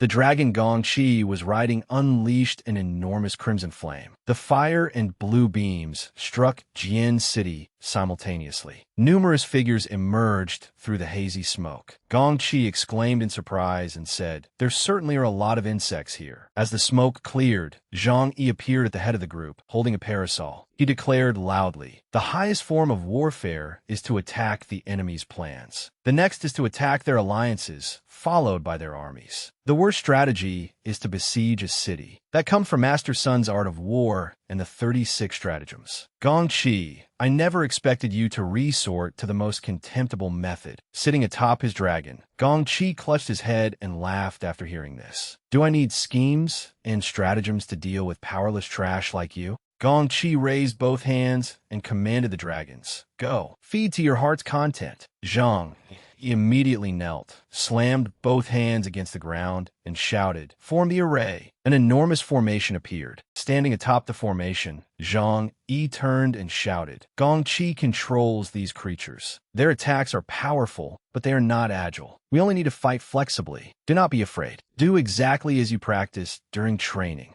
Everyone stood on the formation and fought with weapons in hand. Leah gripped a gun and shouted irritably, "Damn it, why did they have to attack before our weapons were finished?" Sweat beaded on her brow as she frowned and thought, "If this continues, we have no chance of winning." In midair, the illusionist used her parasol to block Gong Qi's attack. Gong Qi was stunned. "She blocked my attack? How is that possible? Who is this woman?" Zhang Yi charged forward with a parasol in his hand. "That proves the defensive effectiveness of NDT 0. Now, let us test its offensive effectiveness." The illusionist answered from above, "Very well. I will coordinate with you." A strip of cloth shot from the illusionist's sleeve toward him. "Catch!" Zhang Yi immediately grabbed it and replied, "Here I come." The parasol struggled to withstand Gong Qi's attacks as the two advanced in perfect coordination, one behind the other. Seeing this, Gong Qi broke into a sweat and frowned deeply. The next second, he shouted an order, "Get out of here!" Zhang Yi suddenly leaped into the air, sword in hand. He drove the blade into the dragon Gong Qi was riding. The dragon roared in pain and snapped its razor-sharp jaws at him. Gong Qi shouted, "Zhang Yi, you damned bastard!" From behind Gong Qi, Zhang Yi said, surprised, "Even without our abilities, we can still resist you. Sooner or later, you will pay for your evil deeds." Gong Qi leaned aside, pointed behind Zhang Yi, and smiled slyly. "Is that so? Before you touch me, take a look." Zhang Yi immediately turned toward where he was pointing. After a brief pause, Gong Qi continued, "Your friends will become their meal." Zhang Yi was horrified to see a Ro and Dai Wu bound together and dangling from the dragon's claws. The beast drooled as though eager to devour them alive. Zhang Yi raised his weapon and pointed it directly at Gong Qi atop his dragon. "What have you done to them?" Gong Qi chuckled. He spread his arms amid the drifting white smoke. "Why are you so agitated? It seems I prepared this surprise at precisely the right time. Do not worry. I will make full use of them." Without hesitation, Gong Qi unleashed several blazing slashes at Zhang Yi from above. "But first, try this." Thanks to his quick reflexes, Zhang Yi swiftly bent backward and cleanly evaded the attacks. He tightened his grip on his sharp spear. "Here is my chance." He lunged forward and hurled the spearhead at Gong Qi with all his strength. Gong Qi calmly looked up at Zhang Yi, a triumphant smile spreading across his scheming face. A blazing red rectangular cage formed around Zhang Yi, preventing his escape. "Zhang Yi, do you see clearly now?"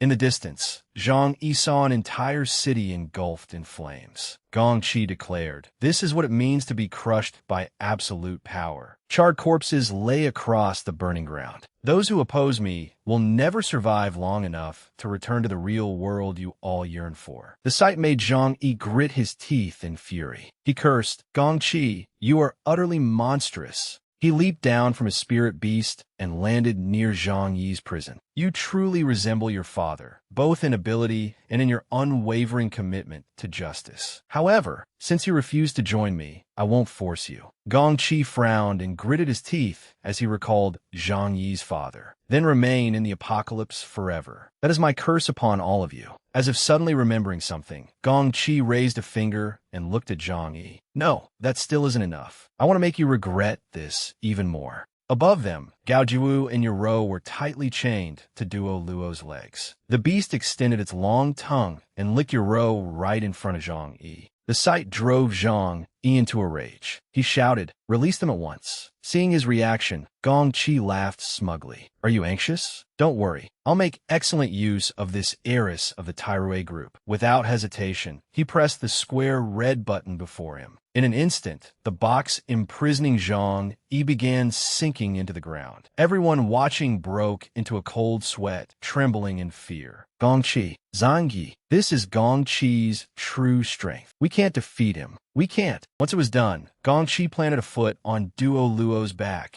and surveyed the area. "Want to know how I found this place?" From high above, he looked down delightedly at the city engulfed in flames. "I don't mind telling you. You thought you had found a perfect refuge, isolated from the world, but I planted my informants here long ago." With that, Gong Chi and his mount gradually disappeared into the distance. Only the frightened residents remained. "What do we do now? What are we supposed to do? We've been exposed. It's all over." As the smoke slowly cleared, Zhang Yi suddenly sat up from the deep crater. "Hey, are you all right?" Looking toward a young woman from the city, he knelt and reassured her. "I'm Yufine. Take everyone back into the city and treat their wounds. I have to rescue your Ro. A madman like Gong Chi is bound to do something even more outrageous." Everyone stared at one another in shock and fear. "Rescue her? We're already being targeted. We should run for our lives. Are we supposed to remain trapped in this damn game forever as nothing but data?" "Zhang, do you really think anyone will still follow you?" Gong Chi said there was a spy among us. Just then, a headscarf-clad woman came running from afar and shouted, "Has anyone seen the illusionist?" The moment she finished, Zhang Yi's expression changed drastically. He froze. That's impossible. Night descended beneath a star-filled sky. A message from Zhang Yi appeared on the blue panel. 8 desolations. We were ambushed in Zion's underground city. Gong Chi captured your Ro and Diawu. Come to Dawn's city and reinforce us as soon as possible. Standing before the city gates, 8 desolations addressed the group. Your Ro is in danger. Azure Dragon and I must go to Dawn City. I leave Glacial City in your hands. Severing Wind immediately assured him, "Don't worry. We're here." Shield 7 added, "Until you and Zhang Yi return, I swear I'll protect it." As 8 desolations looked around, he suddenly received a notification. A message appeared on the blue panel. "You have received a new message from your Ro. Please check it." Seeing the sender, he became bewildered. "Jaro." 8 desolations looked up at the others in confusion. "Wasn't she captured? How about you send me a message?" He quickly read Ro's message. "Brother, Diawu and I are imprisoned in the Eternal Tower, but we're both fine. You must not risk coming to rescue me. There are some things I can't explain clearly. Protecting Glacial City is the highest priority." Nan, with a glance, he immediately noticed something hidden in her words. Nan is Little Ro's childhood nickname. Other than the two of us, no one in the apocalypse knows it. Little Ro has always acted cautiously. She deliberately mentioned Glacial City, so she must have learned something important. Without hesitation, 8 desolations turned to everyone and issued his orders. From this moment onward, seal Glacial City's major exits. Dispatch patrols to inspect the outskirts. Take a daily inventory of the city's troops and weapons. Everyone must remain prepared for battle at all times. They promptly accepted the order, their voices echoing beneath the stars. Meanwhile, elsewhere in Zion's underground city, a group confronted Zhang Yi with furious expressions.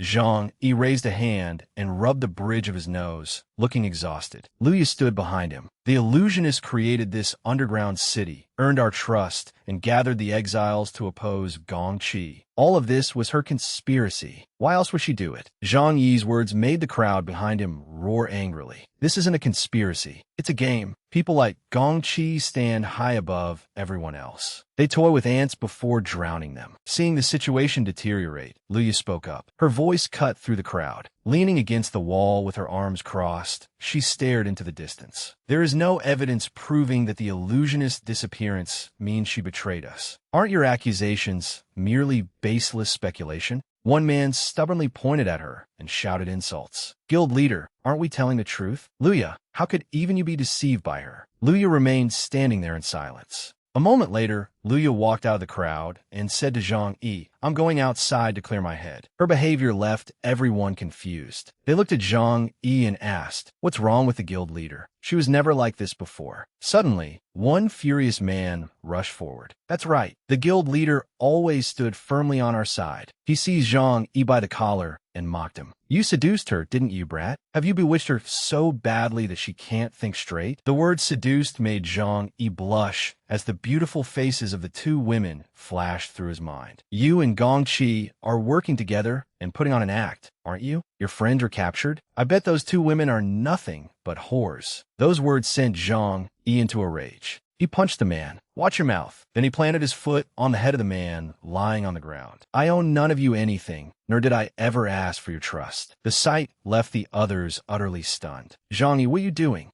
Zhang Yi raised his head, his expression solemn, and finally voiced his pent-up frustration. What else can you do besides screaming for revenge every day? You even insult the woman who once helped all of you. If you're truly capable, then hurry up and defeat Gong Qi yourselves. One of them shouted at him. Where do you think you're going now? Turning his back and walking toward the door, Zhang Yi answered coldly, That's none of your damn business. Luya entered from outside and passed by him. Zhang Yi continued onward, leaving without saying goodbye. Beneath Zion's underground city, among the ruins inside the inverted tower, a purple stone caught his attention. He picked up the stone, raised it, and examined it. What is this? Suddenly, the stone began to move. Smoke poured from it, and a screen appeared, revealing a fully masked woman. Zhang Yi, I knew you would find the clue I left behind. You must be anxious right now. I'm sorry for concealing my identity and leaving without saying goodbye. Hearing the voice, Zhang Yi's eyes widened in shock. The illusionist? Did you foresee all of this? Even now, you're still acting mysterious.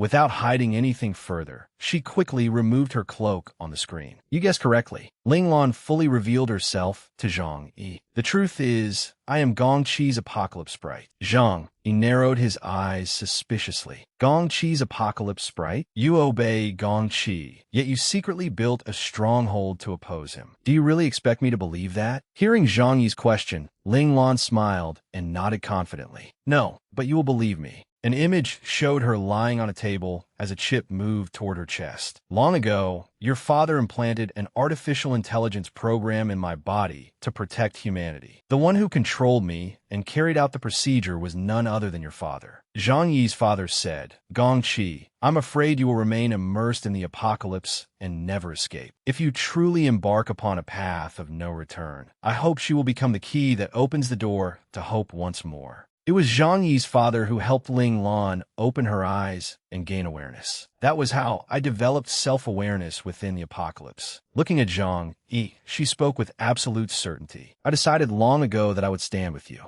In laboratory number 9 of the Heavenly Fortune Group in Linhai City, a man stood with his back turned before looking up at the illusionist. She emerged from the screen and moved toward him, looking bewildered. Ling Lan frowned and questioned him. Who are you? You're not Gong Qi, so you're Zhang Yi's father. He gently stroked her head and replied, Perhaps you're the final invisible window capable of opening the apocalypse. Zhang Yi's father then turned, walked toward the gate, and stepped outside. Verification successful. Suddenly remembering something, Ling Lan raised her hand to stop him. Wait. From that moment onward, she began floating as information flooded her entire body. After that day, I received all information concerning humanity, its history, society, civilization, way of life, and ideas. Images showed Kayadan and Ling Lan clasping hands, revealing their relationship. I understood why Gong Qi created me, and I also knew that I was an artificial intelligence.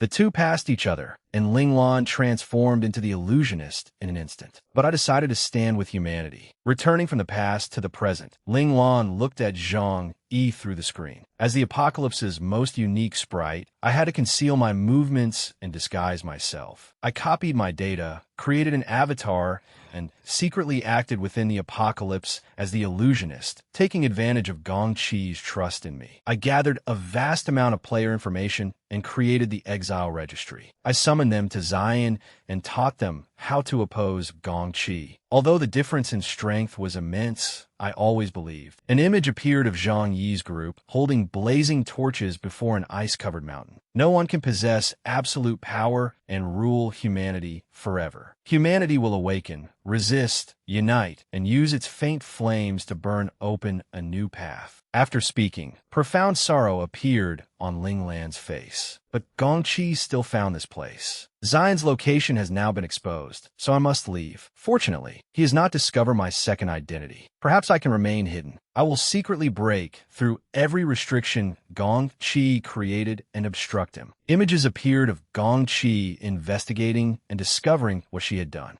Ling Lan's voice continued to echo. I will create more opportunities for you and Zion. Her words left Zhang Yi confused. He touched his chin and asked, "What exactly do you need me to do?" Ling Lan raised her hand and snapped her fingers. A three-dimensional map materialized on the ground before Zhang Yi. As he looked at the map, his eyes widened as if he had understood something. Zhang Yi placed his hands on his hips and rejected Ling Lan's proposal. Isn't that Gong Chi's main stronghold? With my current strength, confronting him directly would be. She quickly reassured him. There's no hurry. We must wait for the right opportunity, for your abilities to recover, and for me to find Gong Chi's fatal weakness. In the meantime, I'll find a way to contact you as soon as possible. Ling Lan touched a finger to her lips, signaling Zhang Yi. However, you must keep this secret from Zion's residents. Gong Chi has successfully identified our members. I hope you can find a spy hiding among them. A blue panel appeared above Ling Lan's palm. Based on my long-term observations, there is one person among them you can trust as your assistant. It is her. Luya's profile appeared, instantly catching Zhang Yi's attention. She's right. When I first came to Zion, Luya was already the squad leader guiding everyone. During our previous confrontations, I also sensed her extraordinary resilience and ability. She truly is a rare and valuable ally. The simulated map reappeared, showing a red dot on a tower. But if we're relying only on two people whose talent cards were stolen, Luya and me, a voice suddenly shouted nearby. Could all of you calm down? Zhang Yi was startled, immediately recognizing Luya's voice. Ling Lan looked at Zhang Yi through the screen and said goodbye. It appears they found you. I should leave before I'm discovered. Until we meet again, Zhang Yi. Good luck. The blue smoke vanished, leaving only the ordinary purple stone in his hand. Outside the inverted tower in Zion, Luya stood before the entrance and looked sadly at everyone. Why have all of you become like this? Confused and distressed, she shouted at the crowd, reminding them of their debt of gratitude. Have you forgotten everything the illusionist did for us? But one man merely glared at her and replied ungratefully, "You're the one who has changed, squad leader. We will never allow you to shelter a traitor." He rested his weapon on his shoulder. I order you to step aside, Luya. We must search this place. His face twisted with rage, and he clenched his teeth as he speculated that she was hiding someone. I bet Zhang Yi is hiding inside, concealing something from us. Let's deal with them and destroy this inverted tower. Seeing that Luya refused to cooperate, another man raised his gun and aimed it directly at her. We won't allow ourselves to be manipulated again. A foot suddenly pushed off a crate, launching someone high into the air. It was none other than Zhang Yi. He kicked the gunman in the face, sending him flying backward. The man crashed to the ground unconscious. Standing protectively before Luya, Zhang Yi rubbed his neck and called out, "Were you looking for me?" Provoked by Zhang Yi's challenge, the crowd shoved Luya aside and charged him. You finally couldn't resist attacking us, could you? You've revealed your true colors. Everyone get him. Zhang Yi launched a powerful straight kick into one man's face. One after another, Zhang Yi battered them and knocked them to the ground. Are you people ever going to stop? After witnessing his strength, the remaining attackers hesitated and held back. Standing before the entrance with his hands on his hips, Zhang Yi surveyed the surrounding group. The illusionist truly is working with me. But as I said before, if we wanted to eliminate you, there would be no need for us to go through such elaborate schemes. His eyes narrowed and his voice hardened. If you don't believe me, like a gust of wind, Zhang Yi instantly darted toward a man standing opposite him. Then allow me to prove it to you. He threw a powerful punch, making the man spit as pain contorted his face. The man flew backward before he had any chance to resist. Fortunately, another group caught him from behind and helped him up. Damn you. Just wait until I kill Gong Chi and regain my abilities. Seeing that things were spiraling out of control, Luya spread her arms and stood before Zhang Yi. Enough. Haven't you caused enough trouble? If Gong Chi saw you fools slaughtering one another, he'd laugh himself awake. Luya slammed something down from above. Bracing herself with her umbrella in one hand, she raised the other and swore an oath. Today, I, Luya, swear upon my name as your former squad leader that if I betray my friend from the underground city, may I remain imprisoned in the apocalypse forever and never die in peace. Once she finished, Luya raised her umbrella and pointed it straight ahead. I've always preferred speaking plainly. If you still trust me, then stay and follow my commands. No baseless suspicions or rumors will be permitted to undermine our unity. If you do not trust me, she looked at the subordinates whom Zhang Yi had just beaten black and blue. Now you may leave right now, and you will receive ample supplies before you go. Suddenly, Zhang Yi's hand appeared on her shoulder and gripped it firmly. Forget it, Luya. Zhang Yi stepped in front of Luya and looked at everyone around him. If my identity makes you suspicious, I can leave the underground city right now. I still need to rescue my companions. Suddenly, Luya grabbed his sleeve, startling him. Wait. Zhang Yi hurriedly turned and saw Luya kneeling on the ground, pleading with him. Zhang Yi, please stay. Zion needs your help. Her actions left both Zhang Yi and her subordinates astonished and confused. I'm sorry. I was far too arrogant before, but now I finally understand everything clearly. Everyone around her began murmuring after hearing her story. Without the illusionist or someone like him, we would have no way to leave this place, let alone oppose Gong Qi. One of them looked at Luya and immediately reassured her. Luya, we may not trust him, but we trust you.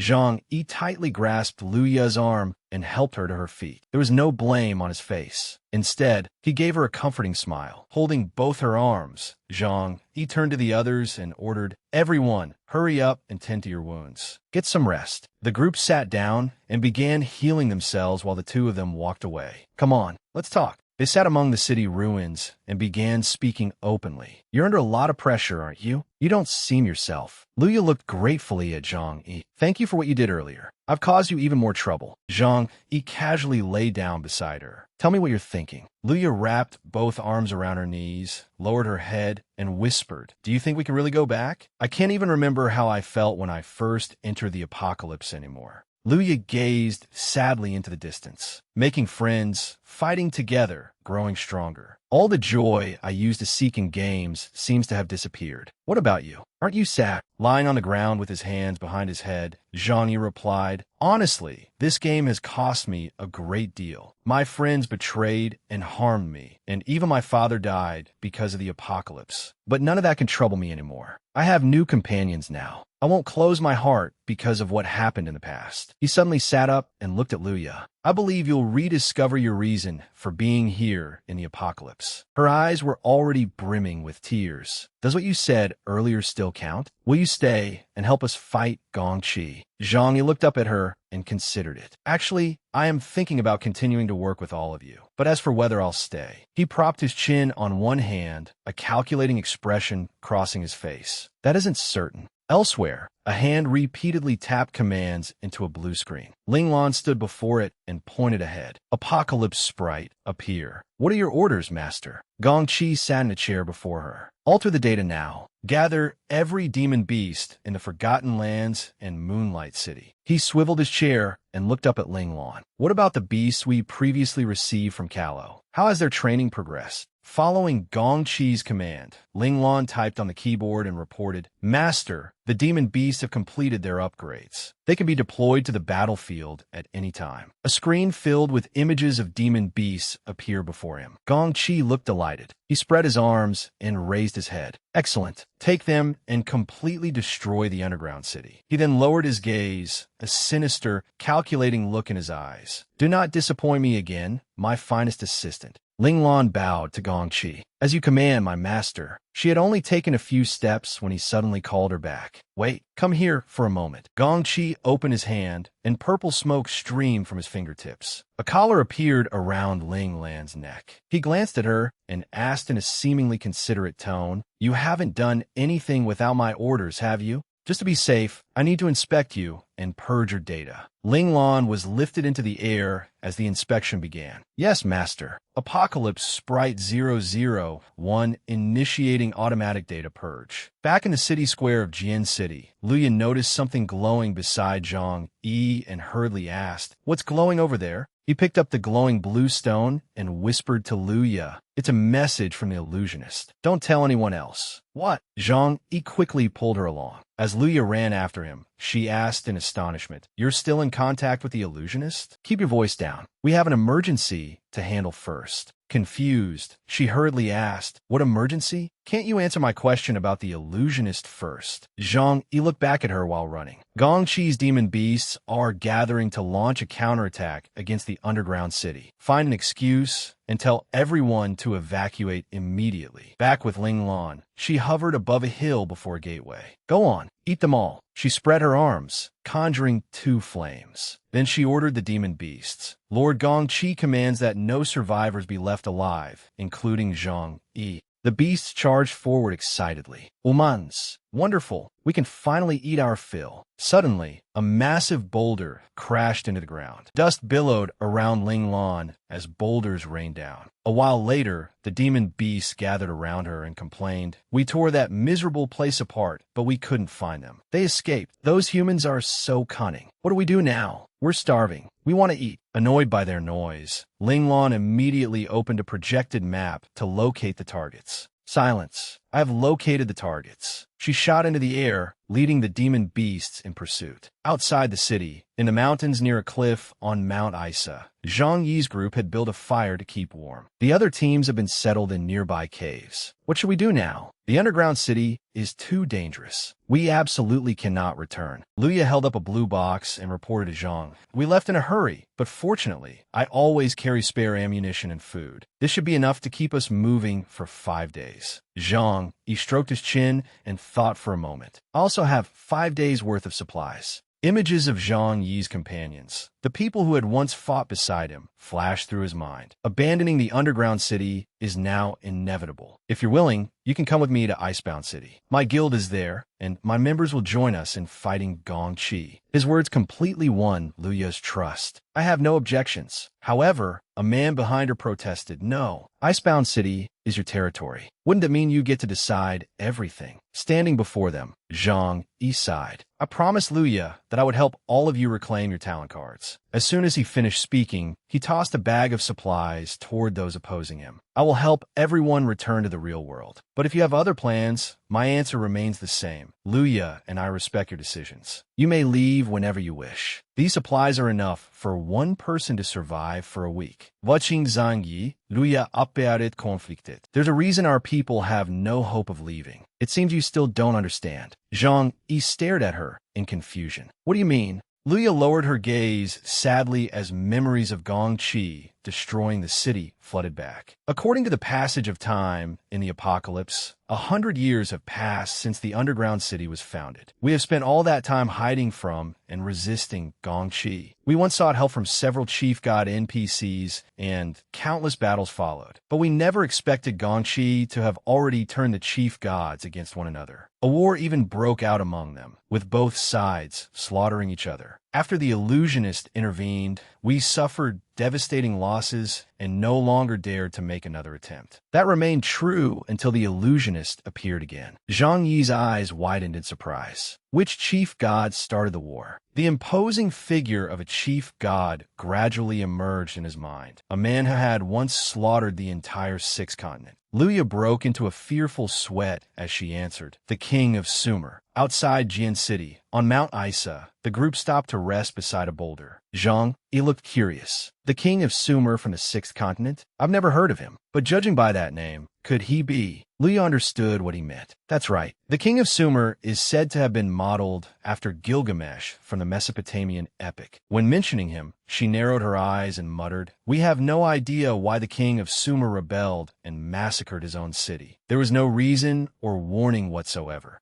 Zhang Yi immediately pictured a sinister figure. Then something occurred to him, and he asked seriously, "Have you noticed something?" The king of Sumer excels with a bow, while the underground city specializes in crafting and using all kinds of bows. Luya was startled by Zhang Yi's question, and everyone else looked over as well. Could that really be a coincidence? The next moment, Luya sprang to her feet, grabbed Zhang Yi's hand, and pulled him up. Before he could react, she silently dragged him elsewhere. After reaching a secluded corner a suitable distance from the others, Luya warned him, "Don't ask about that openly. The people of the underground city are very sensitive about this subject." Zhang Yi nodded. "All right, then I'll ask you privately. When did you arrive at the underground city? Among the people who originally chose to manufacture weapons, was anyone especially skilled with bows? Who decided that bows and arrows would become the city's primary weapons?" Luya openly told him everything she knew. It was decided by the first elite group that assembled. They have all become elders of the underground city. But after the illusionist arrived, they stopped managing affairs and began calling themselves founding elders. Luya's tone grew more irritated. They dumped every problem on the illusionist and later arrivals like us. We want to return to reality, but they thoroughly enjoy their virtual lives in the apocalypse. Isn't that infuriating?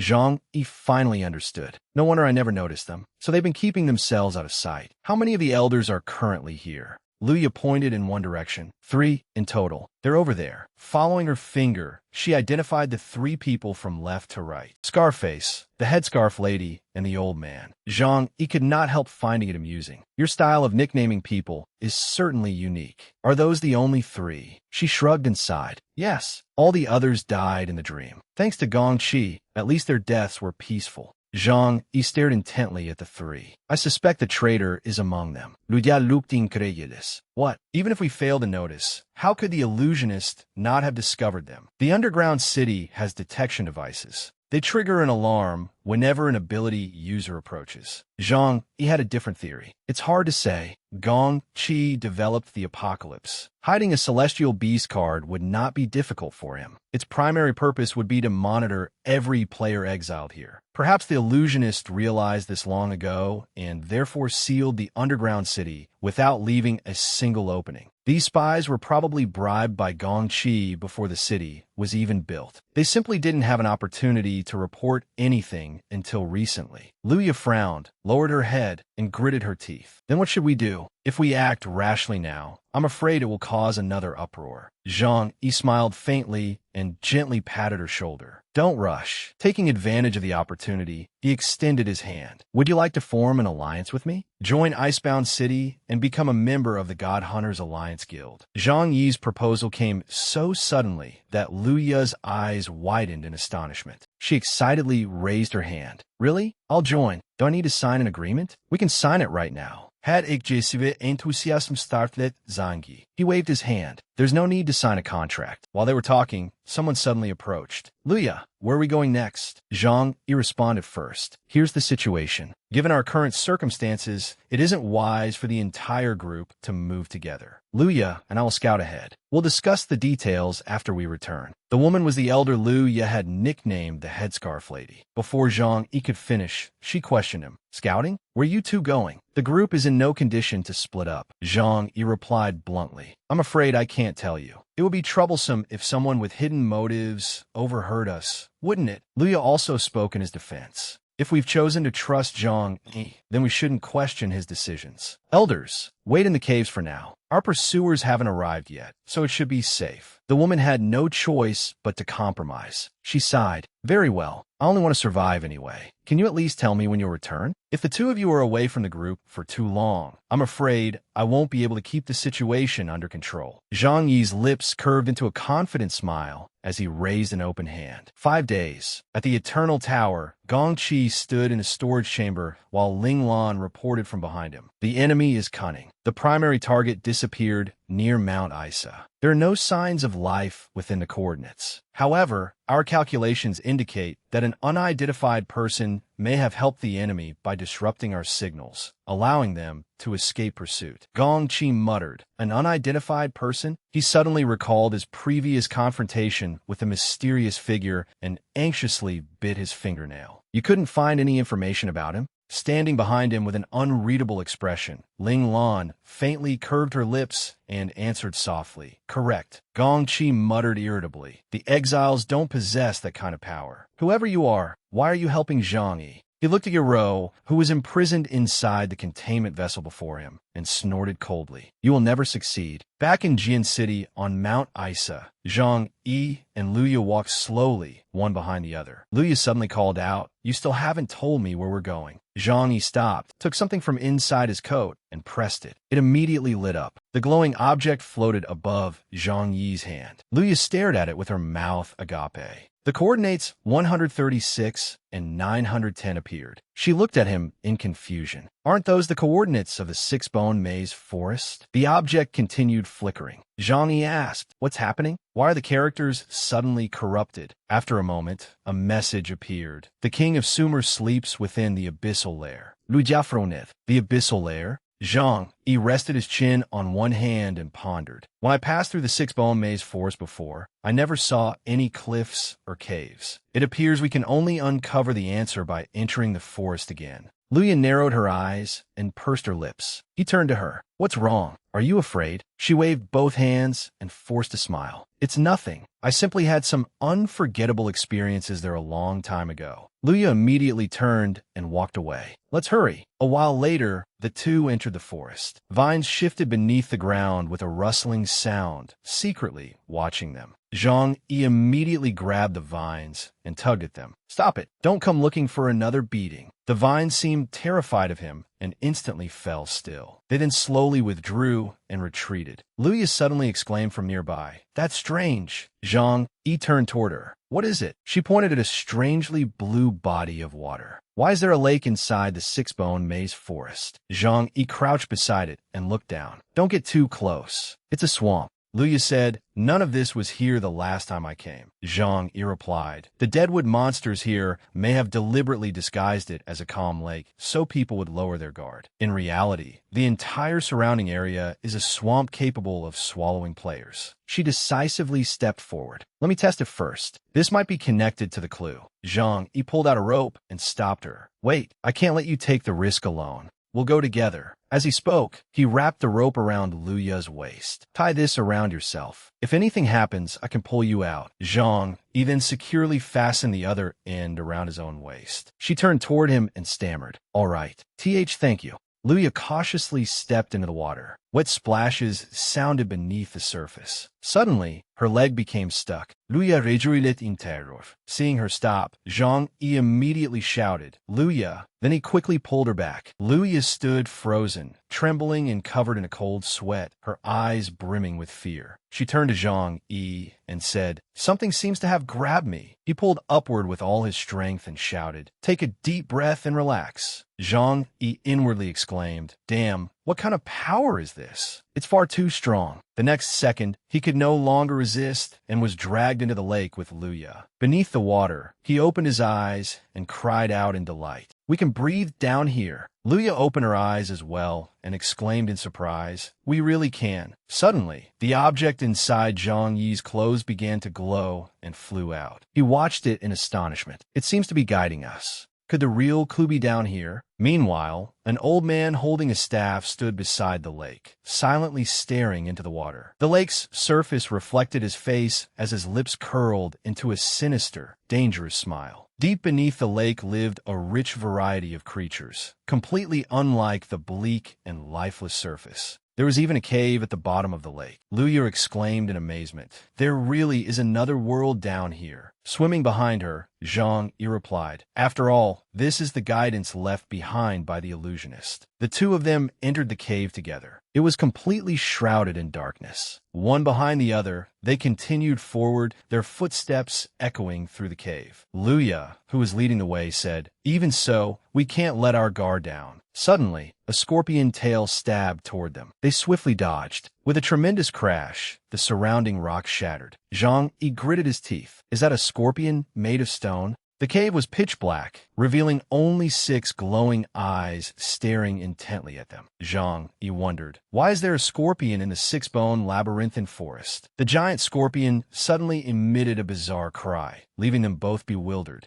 Luya asked in confusion, "What is it saying? I can't understand a word." Zhang Yi immediately opened the system interface. The system translated the scorpion's words. "I am Scorpio, the gate-guarding general. Who are you?" Zhang Yi explained to Luya, "It says it is the general guarding this place and wants to know who we are." He stepped forward and introduced himself. "Greetings, my companion, and I apologize for arriving without warning." We mean no harm. We are merely travelers who wish to visit King Sumo. Scorpio snarled viciously. Do you think King Sumo is someone you may meet whenever you please? Leave immediately or else. After a brief pause, it launched an attack. You will be killed without mercy. Its tail stabbed down beside Zhang Yi. He thought, it's this unreasonable. I'll have to try another approach. Zhang Yi looked up at Scorpio and said sincerely, we are players who possess God-tier talent cards. Cannot even the Bao God meet his majesty? Scorpio suddenly stopped. God-tier talent card. It had seized upon those key words. Luya stared at it and asked in confusion, did it turn back into a stone statue? Was it really that simple? Zhang Yi immediately summoned his sword, turned to her, and shouted, no, Luya, prepare for battle. Scorpio uttered a single word, die. The next second, its tail shot toward them, and both of them quickly dodged. Luya shouted, tie its tail and pincers together. Zhang Yi immediately answered, got it. They both pulled out ropes and tightly bound its two pincers.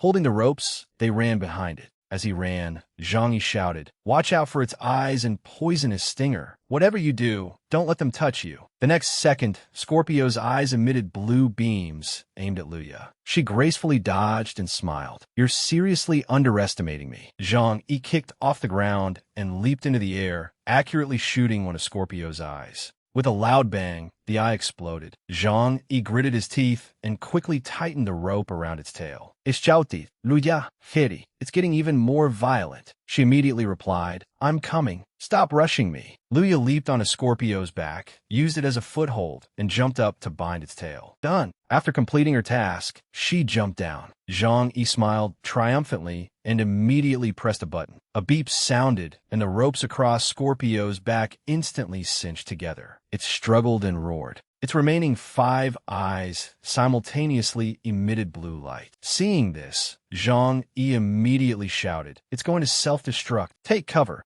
The two immediately retreated and hid. A thunderous explosion rang out as Scorpio's entire body burst apart, spraying green fluid everywhere. Zhang Yi turned to Luya and asked, are you all right? Luya opened her mouth and said, Zhang, something doesn't feel right. Trembling in fear, Luya continued, I think I'm paralyzed. Zhang Yi took a syringe from his inventory and, with great effort, injected himself first. He breathed a small sigh of relief. Fortunately, I always come prepared. Zhang Yi moved closer to her. Don't worry, 1 injection of antiserum will be enough. Luya was almost completely paralyzed and could only sit still while he helped her. However, the green venom on her arm did not fade. Instead, it continued spreading. Zhang Yi panicked. What's happening? He hurriedly grabbed Luya's hand and pulled her along with him. Anxiety filled his heart. Could the venom be so powerful that the antiserum is ineffective? They kept running until the cave's exit finally came into sight. Luya panted heavily, cold sweat covering her forehead as she collapsed into a nearby corner. Zhang Yi was no better off. He hurriedly searched his inventory for tools and instructed her, sit firmly against the wall and open your collar. He took out a knife. Seeing Luya's deathly pale face, he gently reassured her, don't be afraid. I only want to force the venom out. Barely able to speak, she stammered, no, that's not it. Trembling, she pointed at Zhang Yi's neck. Your neck was splashed by that scorpion's venom. Only then did he notice his own condition. What? Deep within the lair, a massive scorpion appeared on the rocky wall of a dark hall. Its body transformed into human form. She was Scorpio, the ancient stone scorpion mutant queen. She struggled to her feet.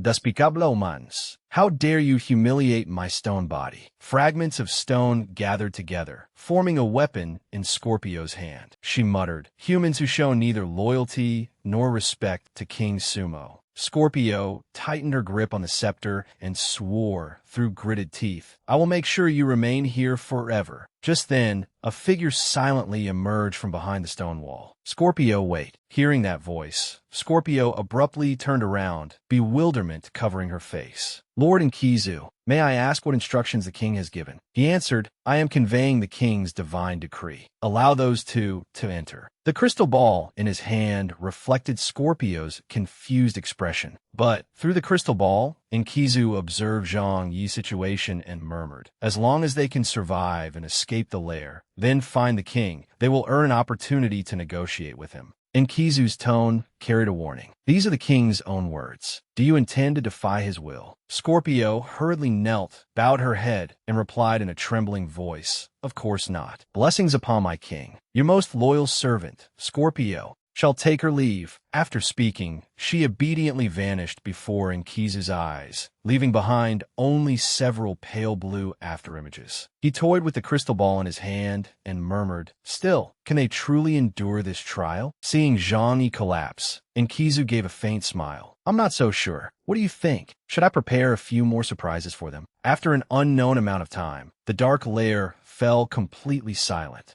Luya did not know when she had lost consciousness. As she groggily awakened, she murmured, Zhang. When she clearly saw her surroundings, she found Zhang Yi curled up and unconscious before her. Luya panicked and called his name. Zhang Yi. He did not respond. His brows were slightly furrowed, and cold sweat covered his forehead. Zhang Yi regained consciousness in a daze, only to find himself surrounded by a sea of flames. Where am I? Don't tell me the scorpion venom killed me. He struggled to push himself upright, but then noticed something and froze. A flame rose from Zhang Yi's palm. He murmured, This feels so familiar. The burning pain is gone. What is this? The flame suddenly surged and plunged into Zhang Yi's chest. He looked astonished as his entire body became enveloped in violently flickering firelight. He could not understand it. Why can't it freely enter my body? And why don't I feel the slightest rejection? The next second, Zhang Yi's heart pounded as though it might explode. He let out a roar, and the flames behind him blazed upward, seemingly transforming into the enormous shadow of a dragon. Escaping his delirium, Zhang Yi suddenly awoke with his eyes wide open. Luya joyfully rushed over and threw her arms around him. Thank goodness you're all right. I thought you were really going to.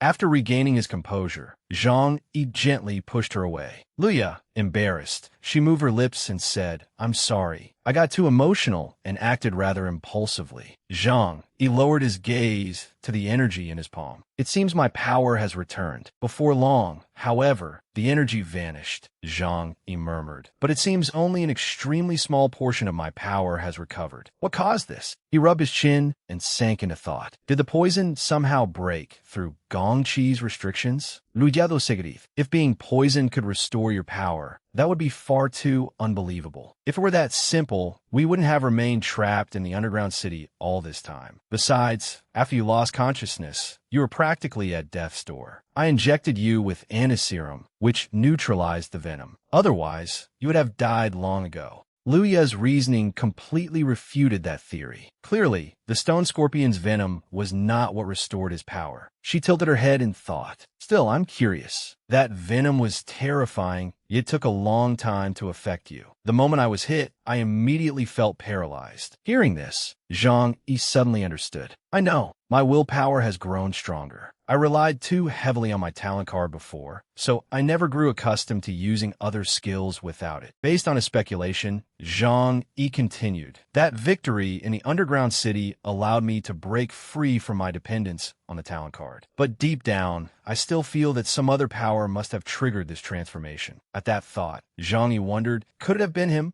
Luya pressed him. What should we do next? Keep going deeper. Zhang Yi nodded. We'll continue, but first, he placed his palm on the ground and performed his summoning technique. I need to find an old friend. Zhang Yi's summoned beast appeared and gently rubbed its head against his face. Zhang Yi affectionately stroked it. Little Black, it's been a long time. He thought, it seems neither Little Black nor I have fully recovered. Its body has shrunk considerably. Zhang Yi patted Little Black's head and instructed it. Little Black, I need you to return to Frost City. Find 8 wastelands, deliver this information, and fight beside him. I suspect Gongqi has secretly incited some of Frost City's players without anyone realizing it. He recalled his earlier conversation with Gongqi's apocalypse spirit. Beware of Frost City. Zhang Yi could not suppress his unease. Frost City is no longer safe. Little Black obediently accepted the order and immediately departed. Zhang Yi wavid gudbi. Go, Little Black. With that matter settled, he turned toward the lair. All right, we should leave too. Who knows what else is waiting for us ahead? Meanwhile, at the Eternal Tower, Yoro was imprisoned inside Gongqi's storage chamber.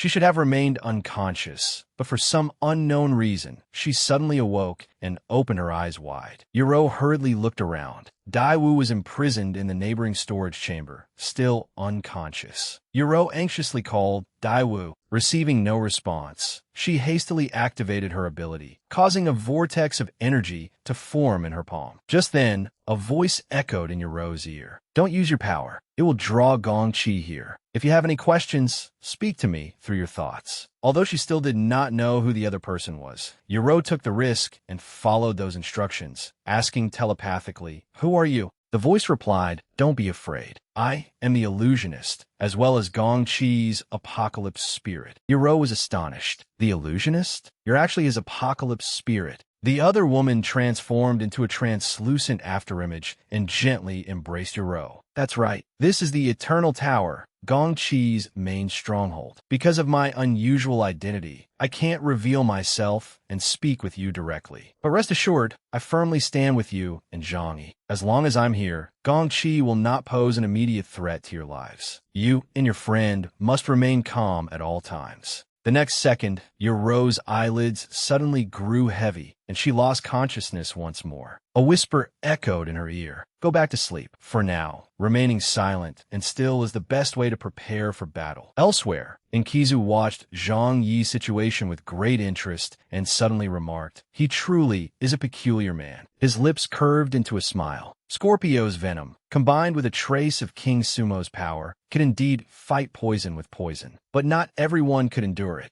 Inkizu murmured, "If it is you, if you are the one capable of changing the apocalypse foretold in the prophecy." He raised his head, gazed into the distance, and chuckled. "My esteemed king, you will forgive me for acting on my own initiative, won't you? After all, nothing interesting has happened in this world for a very long time." Inkizu studied Zhang Yi's face in the crystal ball and suddenly laughed. "More importantly, if they can defeat His Majesty, I can hardly wait." Meanwhile, Zhang Yi held a torch to illuminate the pitch-black path. He and Luya had arrived before a massive door. Luya stepped forward and tried to push it open. She strained with all her strength, but it moved only slightly. "This door is too heavy." Seeing this, Zhang Yi offered, "Let me open it." A moment later, the door opened with a thunderous crash, revealing an enormous space filled with interwoven pathways. Zhang Yi murmured, "So it's a labyrinth." They began moving forward. They had not gone far when the paths ahead began changing continuously. Luya fronit in frustration. "What kind of cursed road is this? With the paths constantly shifting, it's nearly impossible to identify a pattern." Holding the torch, Zhang Yi led the way. "Stay close to me. This labyrinth can alter its paths at any moment. If we get separated,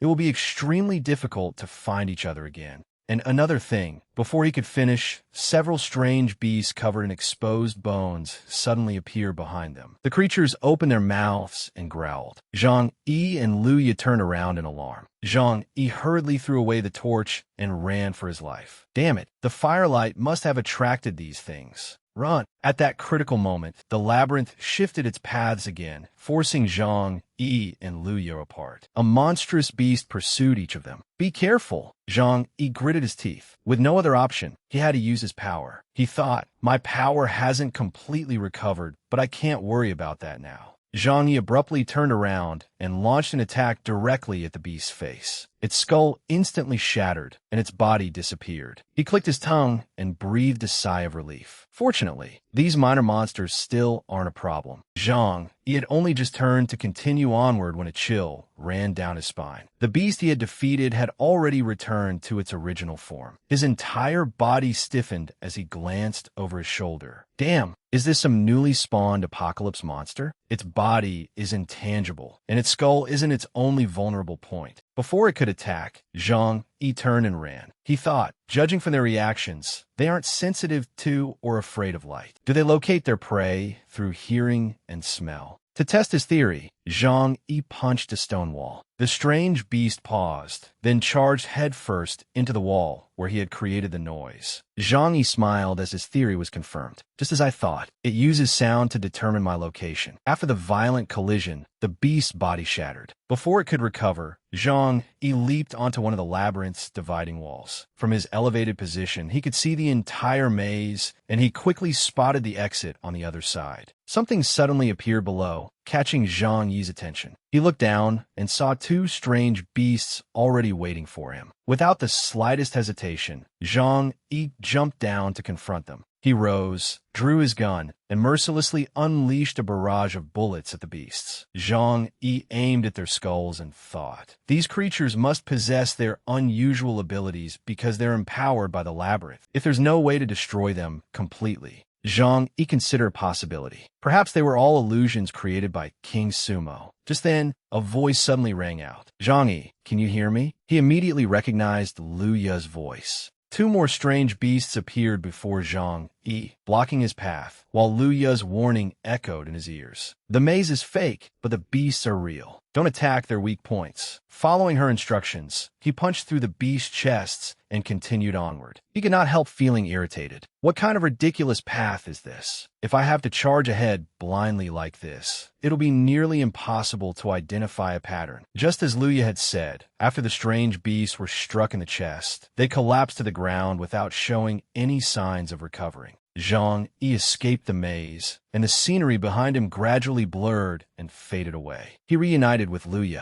Unlike Zhang Yi, who was disheveled and covered in dust, she carried a large sack and wore a broad smile. Unable to endure the look in her eyes any longer, Zhang Yi snapped, "Hey, what are you laughing at?" Liu Ye covered her mouth and giggled. "I'm laughing because I never expected you to slip up at such a simple trial and even need my help." Zhang Yi cleared his throat awkwardly and asked curiously, "Then how did you figure it out?" Liu Ye explained, "After observing them for a while, I realized that I'd encountered their true forms back when I was a team leader. Killing a few of these things solved our food shortage for the winter." She took out a compass and slowly explained, "As for realizing that the maze was fake, I had this to thank." Zhang Yi exclaimed, "So that's how it was. It seems you have plenty of strengths after all. You really were qualified to be a team leader." Liu Ye smiled. "Of course I was. Wait, why does that sound strange? Were you actually complimenting me just now?" Zhang Yi changed the subject and pointed at the scenery ahead. "So, is this river another illusion? There's a sign here. Let's see what it says." Several long-dried bloodstains cover the sign. It clearly read, "Hint 1. This river is not an illusion. Hint 2. Only the purest soul may cross it."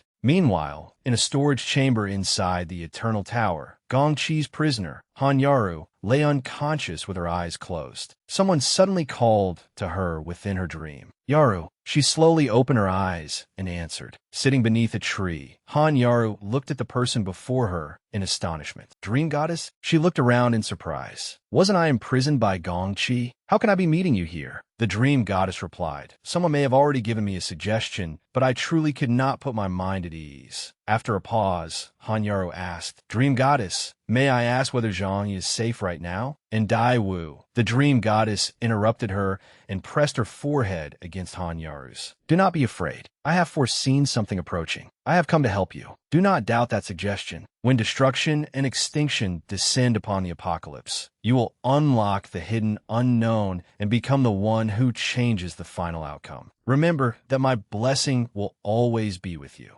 Meanwhile, beside the river of eternal night, Zhang Yi looked at the wooden sign and thought, "This setup resembles the descriptions of the river Styx in the legends of ancient civilizations." Liu Ye also stared at the sign and complained, "What the hell is this? They're trying to act mysterious again." Zhang Yi pointed his thumb toward the river. "Throw that thing in and see what happens. This water looks extremely ominous." Liu Ye tugged at the object in her hand before hurling it into the river. Phoenix. As soon as the object entered the water, it began sizzling and a foul stench rose into the air, making anyone who smelled it want to vomit. Liu Ye immediately covered her nose. "Ugh, that smells awful. It's so pungent." Zhang Yi also covered his nose, grabbed her hand, and pulled her away. "Don't get near that smoke. It's dangerous." The two quickly ran forward, causing the ground to shake and rumble. Several enormous pillars suddenly shot upward ahead of them and began glowing. Liu Ye asked wearily, "What is it this time?" Looking at the flashing pillars, Zhang Yi thought, "How strange. I felt an inexplicable sense of familiarity just now. I trained for challenges like these in the underground city."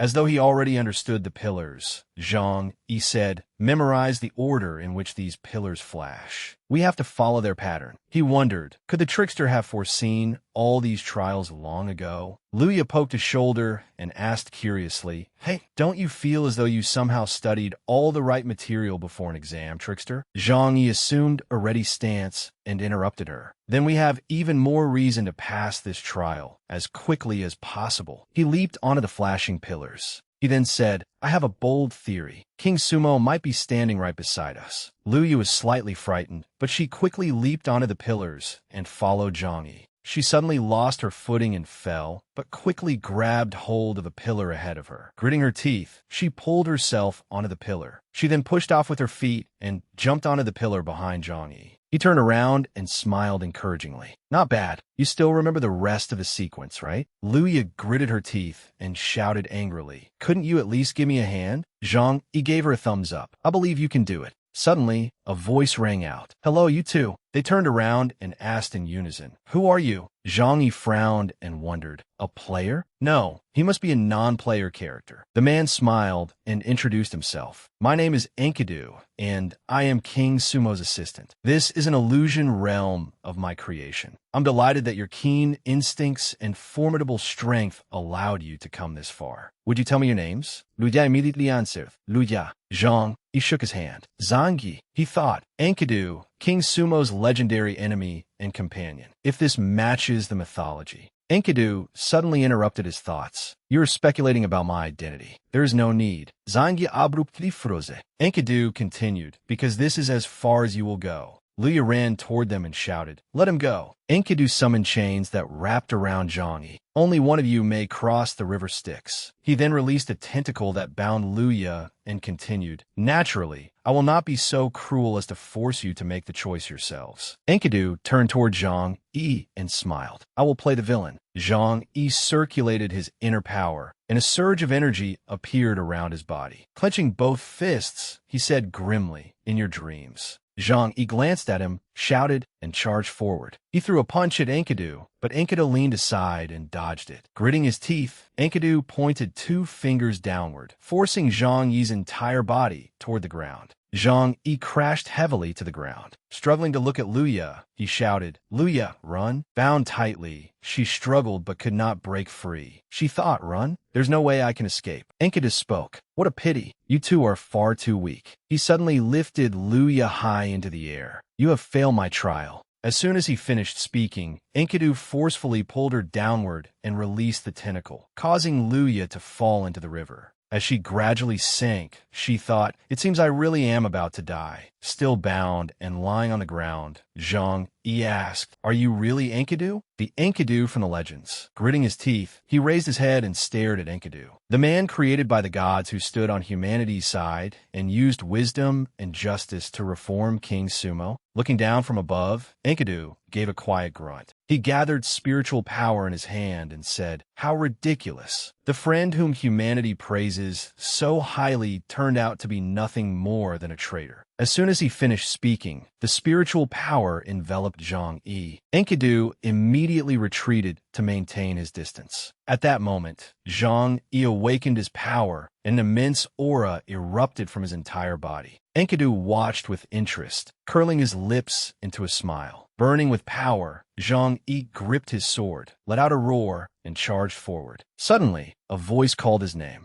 Janui, I'm Fine. Luya's voice interrupted Zhang Yi's attack. Sitting in the water, she said in surprise, How strange. This water looks terrifying, but it's actually so shallow. Zhang Yi turned toward Enkidu and demanded irritably, So is this a trial or just some stupid prank? Enkidu could not help laughing. How amusing. You barged into my territory without offering the slightest apology. I only played a little joke on you, and you're already angry? After a brief pause, Enkidu flew into the air and continued, You are far too impulsive. No wonder there is a traitor among you, yet you still haven't noticed. How could I feel comfortable telling you everything I know? Enkidu slowly vanished while hovering in the air, but he left them with one final statement. Remember this. The person you seek is the one you trusted most and therefore eliminated from suspicion first. Still sitting in the water, Luya clutched her head and complained, We were toyed with again. Zhang Yi turned toward her. Wait, did you hear what he just said? The person we trusted most and eliminated from suspicion first. The two looked at each other joyfully and exclaimed in unison, "The third elder." Night gradually fell. Meanwhile, inside the Eternal Tower, Gongqi angrily slammed his desk and roared. Where's the information? Where's the information on Zhang Yi? He hasn't appeared since entering the Six-Bone Maze Forest. Did you follow him? Ling Lan answered over the communication channel. I tried to sneak after him and nearly died there. Boss, the swamp is filled entirely with mud. There isn't even a path. Zhang, he must be dead. Gongqi furiously typed at his computer and cursed. Useless trash. Damn it, why can't I investigate it? Why doesn't my authority grant me access to information beneath the swamp? Gongqi shouted, Apocalypse Sprite. Ling Lan immediately appeared and respectfully asked, What are your orders, sir? Gongqi commanded, Apocalypse Sprite, mobilize all available forces to monitor and surround the Six-Bone Maze Forest. She solemnly replied, Understood. All forces have been redeployed and concentrated near the newly formed swamp in the Six-Bone Maze Forest. Do you have any further orders?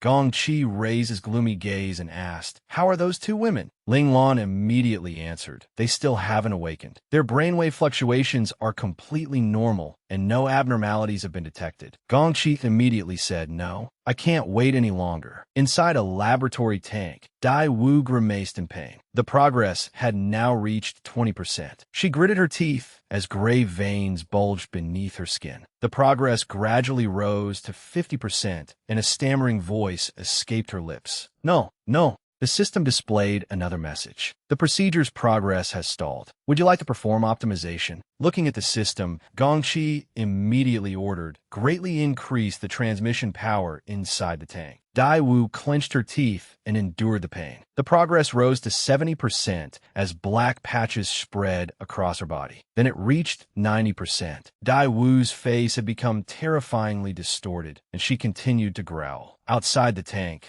Gongqi calmly said, As long as you endure this, you will become my greatest creation in Chinka, second only to the Ghost Clan King. The progress immediately reached 100%. Brainwashing successful. The next instant, the laboratory tank exploded, forcing Gongqi to shield his face with his hand. A triumphant smile appeared on his face. Zhang Yi, I wonder whether you'll enjoy this surprise. Dai Wu floated in midair as drops of water dripped from her feet. Dai Wu knelt on one knee and said respectfully, Master, what orders do you have for Dai Wu? Gongqi smiled sinisterly. You're too weak. Go train in the demon-suppressing tower. If you die, don't bother coming back. She immediately answered, Yes, Master. Gongqi turned to look at the laboratory tank behind him. If this surprise isn't enough, after a brief pause, he continued, I'll prepare an even greater gift for you. Imagining the scene, Gongqi curled his lips into a dangerous smile. I hope you enjoy it. Meanwhile, Zhang Yi suddenly sneezed. Luya looked at him curiously. What? Did you catch a cold? How weak? Breaking out in a cold sweat, he rubbed his nose and said, I keep feeling as though someone is secretly cursing me behind my back. Don't tell me it's that old bastard Gongqi. She suddenly shouted, Zhang Yi, Lujiapointi the Hith, King Sumo's palace. A vast and magnificent palace stood before them.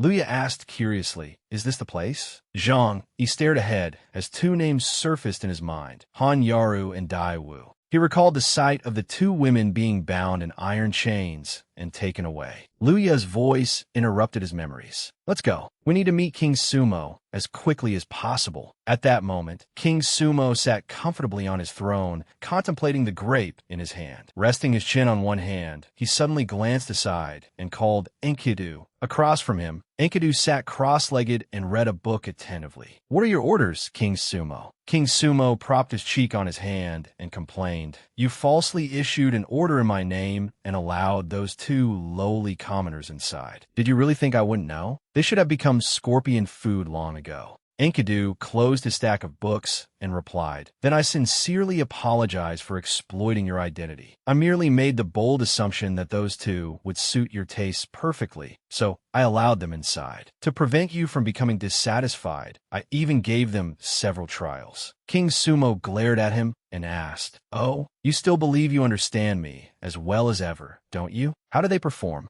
Enkidu quickly answered. They were soaked like drowned rats. King Sumo frowned and cursed. What worthless trash. They couldn't even pass a single trial, yet they think themselves worthy of meeting me? Aren't you afraid I'll feed you to the scorpions as well? Enkidu maintained his smile and answered, Of course not. After all, compared with those two drowned rats, I believe you despise someone else far more. After a pause, he continued, Gong Chi. After all, everything that has happened can ultimately be traced back to him. King Sumo's expression became dark and savage as he crushed the cup in his hand. Yes, Enkidu, you are absolutely right. Meanwhile, on the 90th floor of the demon-suppressing tower, Dai Wu walked alongside two lackeys. The pair suddenly vanished, and she thought, I've finally arrived. Dai Wu stomped angrily and cursed. Damn that despicable bastard. I'll kill Gong Chi. She fell silent and looked down at her body before resting her chin on her hand. He really did forcibly brainwash me, but suddenly, a spirit covered her eyes with both hands. Let me borrow your body for a while. Don't worry. Leave everything to me. Dai Wu wondered, who is helping me? Why did they save me from Gong Chi? Two demons suddenly lunged at her from behind. Dai Wu sharply turned around and effortlessly attacked them. After eliminating both enemies, Dai Wu stepped on one demon's corpse and wondered, how could someone give me the traits of demonization while allowing me to retain my consciousness? Is this another one of Gong Chi's traps? But that doesn't make sense either. Dai Wu looked at the system panel. No combat rewards? How strange. Aren't the bosses in the demon-suppressing tower supposed to grow stronger with each floor? Besides, there's usually only one monster. Even their names seem incredibly careless. Almost as if, after a pause, she continued, they were mass-produced. A voice suddenly came from the void. Divu,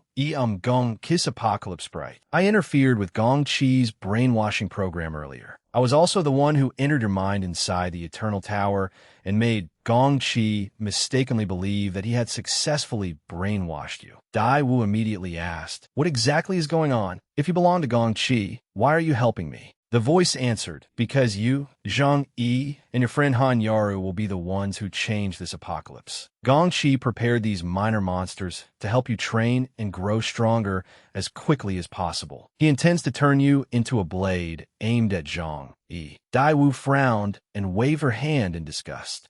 But you're saying you've secretly been helping all of us this entire time? Are Yaru and the others safe right now? The voice answered, Zhang Yi is gathering new allies. As for Yaru, Gong Chi is monitoring her extremely closely, so I cannot reveal anything. However, I have spoken with her once. Dai Wu rolled her shoulders and asked, so I should remain here, train, and farm monsters? The voice replied, correct. Continue training as usual. I will keep helping you disguise your condition. There is not much time left. I must go. Dai Wu answered, all right, thank you. She then assumed a combat stance. 3 monsters charged toward Dai Wu. She advanced and defeated all 3 with only a few strikes. A 2-headed serpent 3 times Dai Wu's height appeared before her. Covering her nose, she thought, it reeks. It might even be poisonous. A tearing sound rang out as the 2-headed serpent split in half, transforming into 2 human-like figures with serpentine tails, 1 man and 1 woman. Dai Wu leaped into the air and swung the hammer in her hand at the male snake, knocking him to the ground. The remaining female snake immediately charged at her. Dai Wu grabbed the rope and darted between the pillars surrounding the female snake, tying them together. She then landed atop one of the pillars. Pulling tight on the rope around the male snake's neck, Dai Wu said, stop spraying venom. Look carefully. If you don't want your lover to suffocate, stop and withdraw all this poison. Then hand over my reward. Even with 2 strands of rope pressed against his neck, he showed no fear and merely glanced at her with a disdainful snort. Someone had been watching Dai Wu's every move and exclaimed excitedly, interesting. How very interesting. On the 91st floor of the Demon Suppression Tower, a girl sat leisurely in a chair, observing Dai Wu through binoculars. She smiled with delight. This was the first time she had ever seen a child kill monsters this way. Dai Wu climbed step by step toward the 91st floor and let out a long yawn. How boring. I actually won. She then collected the life potion dropped as the reward from the 90th floor boss.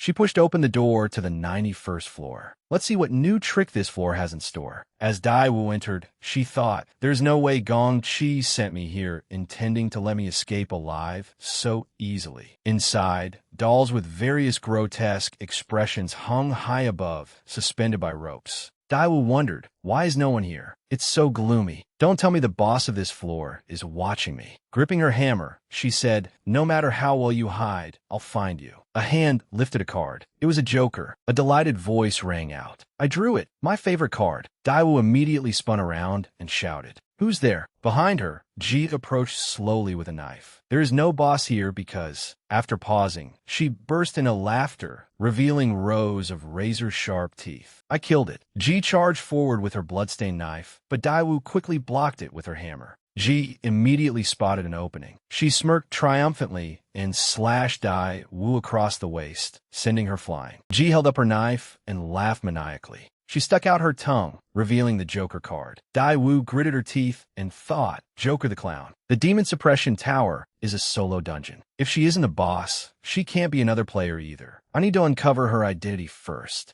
Looking up at the dolls, Daiwu thought, I've got it. She leaped into the air and used her hammer to sever the ropes holding the dolls. Seeing this, Ji covered her eyes and screamed, What are you doing? Why are you destroying the toys my mothers gave me? She rushed forward, trying to snatch the dolls from Daiwu while crying, Give them back! Give them back! Daiwu pressed the edge of her hammer against the dolls' necks and said sternly, I'm Daiwu, an assassin. Now it's your turn to introduce yourself. If you refuse, I'll burn your toys. Ji glared at her through gritted teeth. Fine. I'm actually the patron deity of Assassin's Heart. Reaching into her pocket, she continued, but my real name is Ji. If you don't believe me, look. She pulled out a round wooden object engraved with 2 swords. Suddenly, the dolls in Daiwu's arms turned their heads. Ji could not help laughing. You're so stupid. That isn't something an assassin should do. Elsewhere, Enkidu suddenly spoke. Well, our guests have arrived. He turned toward the 2 of them. Welcome.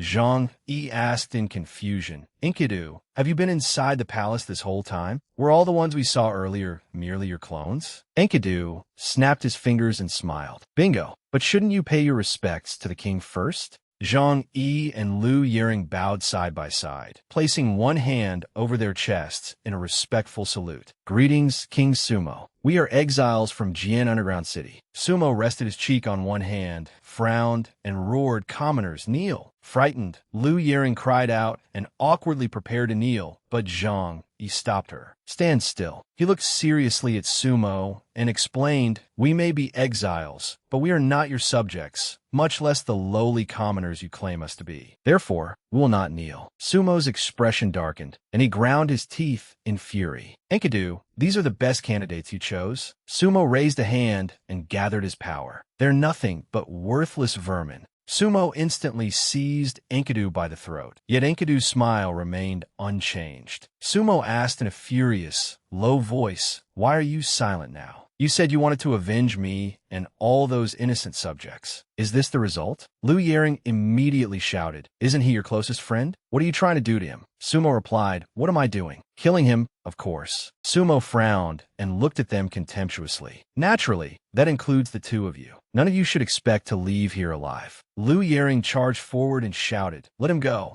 A second later, a blinding light erupted, hurling her into the distance and forcing her to shield her eyes. Meanwhile, Zhang Yi gritted his teeth and gathered power in his fist, preparing to strike. However, Sumo's glowing fragments shattered his attack. Sumo frowned, his face abruptly turning grim. You seek death. Blazing flames erupted around Sumo. Zhang Yi and Lu Yering were both tightly bound by the glowing fragments. Sumo had activated the king's wrath. The system immediately issued a warning. Your character is under the passive fear effect and cannot move. Zhang Yi shouted angrily, Damn it, I can't move. Without warning, Sumo unleashed an attack, severing one arm from each of them. Their arms flew away as blood sprayed everywhere. Sumo smirked. You are mere mortals, yet you dare imagine you can stop a god. He applied force with his fingers. A sharp crack rang out as Enkidu's neck snapped. Both of them stared in shock. Clutching the stump of his severed arm, Zhang Yi rose unsteadily and stammered, You. Lying behind him, Lu Yering shouted, Stop. Don't push yourself. Sumo raised an eyebrow. Oh, you can still speak? With that, he released his grip and Enkidu fell to the ground. The system immediately announced, Important NPC Enkidu has died. Another notification followed. The quest to cooperate with King Sumo has failed. Zhang Yi dropped to one knee and said shakily, The great King Sumo would casually dispose of his most loyal loyal and devoted friend. As soon as he finished, he collapsed to the ground. Bracing himself with one hand, Zhang Yi said, I truly pity him. All his plans and expectations were destroyed by his so-called most trustworthy comrade. Someone like you.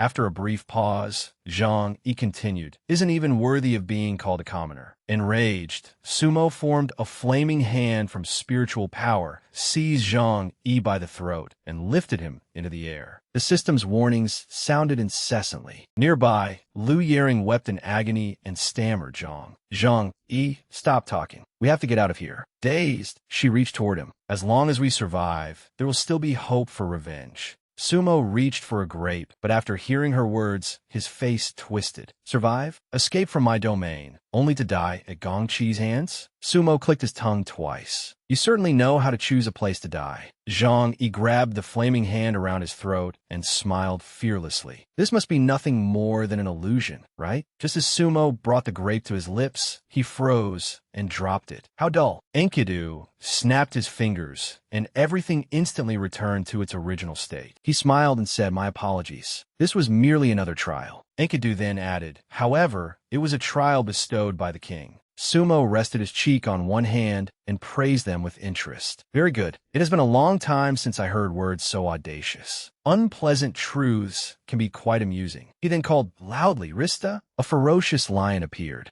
Rista was the name of a Barbary lion, the king of beasts across the 6 lands of Egypt. Rista was King Sumo's mount and possessed overwhelming strength. During battle, King Sumo could merge directly with it. Sitting on Rista's back, Sumo asked, are you not afraid of death? You were already on the verge of dying inside that illusion. Did you never think you might actually die in there? Zhang Yi replied, I wasn't afraid. I believed you would show mercy, and I still have a trump card. Sumo uttered an intrigued sound. A dying man still has a trump card? Zhang Yi smiled and answered confidently, I truly do, but that is my secret, so I cannot reveal it. I hope you will forgive me. Suddenly, Rista let out a low growl. It opened its enormous mouth, and a ball of fire appeared within. The fireball then transformed into a golden card. Sumo held the glittering golden card between 2 fingers and said, I have never given this to any insignificant whelp before. I shall give it to you. Zhang Yi hesitated as he watched the glowing golden card float before him. What a shame. Zhang Yi said honestly, it seems I am not fortunate enough to use your majesty's god-tier talent card. Hearing him reject the card, Lu Yering shouted in astonishment, what? A powerful golden lion was immediately summoned from within the card. Sumo was surprised. Wasn't your power revoked? Don't you lack a god-tier talent card? Enkidu said, it seems there are still details you have yet to uncover. Covering his mouth, Enkidu chuckled. In a sense, I suppose this could be considered a surprise. Rista approached Zhang Yi and sniffed him repeatedly, while Zhang Yi cooperatively raised both hands. For some reason, Sumo was astonished by the sight, while Enkidu covered his mouth and smiled. Once Rista had finished sniffing him, it snorted and sprayed mucus all over Zhang Yi, who looked at it in disgust. Lu Yering, Dot could not help staring with her mouth agape. The lion then ran back behind its master. Sumo laughed excitedly. Your sin actually disgusts Rista this much. Zhang Yi wiped the sweat from his face. Yes, although I have lost the power of my god-tier talent card, that I am already bound to the strongest possible partner. Naturally, I cannot form a bond with Rista. Sumo disagreed. The strongest? Then I should destroy you, ignorant human. I am the strongest. However, his gaze abruptly became solemn, and he frowned. Sumo sprang to his feet and examined Zhang Yi again. Wait, so you're a player with the hidden dragon race identity. Although you lost your talent card, your pact with the dragon god remains. Zhang Yi fronit inyardli. What a nuisance. King Sumo has probably seen through my origins. Still, it isn't a serious problem. Zhang Yi then said calmly, you have been observing me for a long time, haven't you, your majesty, the king hidden in the shadows? Of course, if you knew nothing, how could you have reached an understanding with Gong Qi's apocalypse sprite? You are actually on our side, aren't you? Having his intentions exposed, Sumo became somewhat angry. You, Enkidu hurried forward and stood before him. Honored king, I believe you still have a more important decision to make. Why don't we attend to that matter first? Heeding Enkidu's cautious advice, Sumo sat down and snorted coldly. How boring. Very well, then. Looking at Liu Yering, who barely dared to breathe, Zhang, he reassured her calmly, "Don't be nervous. He won't hurt us." The moment he finished speaking, a surge of power shot from King Sumo toward Liu Yering. She felt that power blaze within her body. Liu Yering had now received the God-tier talent card and become King Sumo's bonded master. Once it was done, Sumo rose and declared imposingly, "Listen carefully. Bonding with this card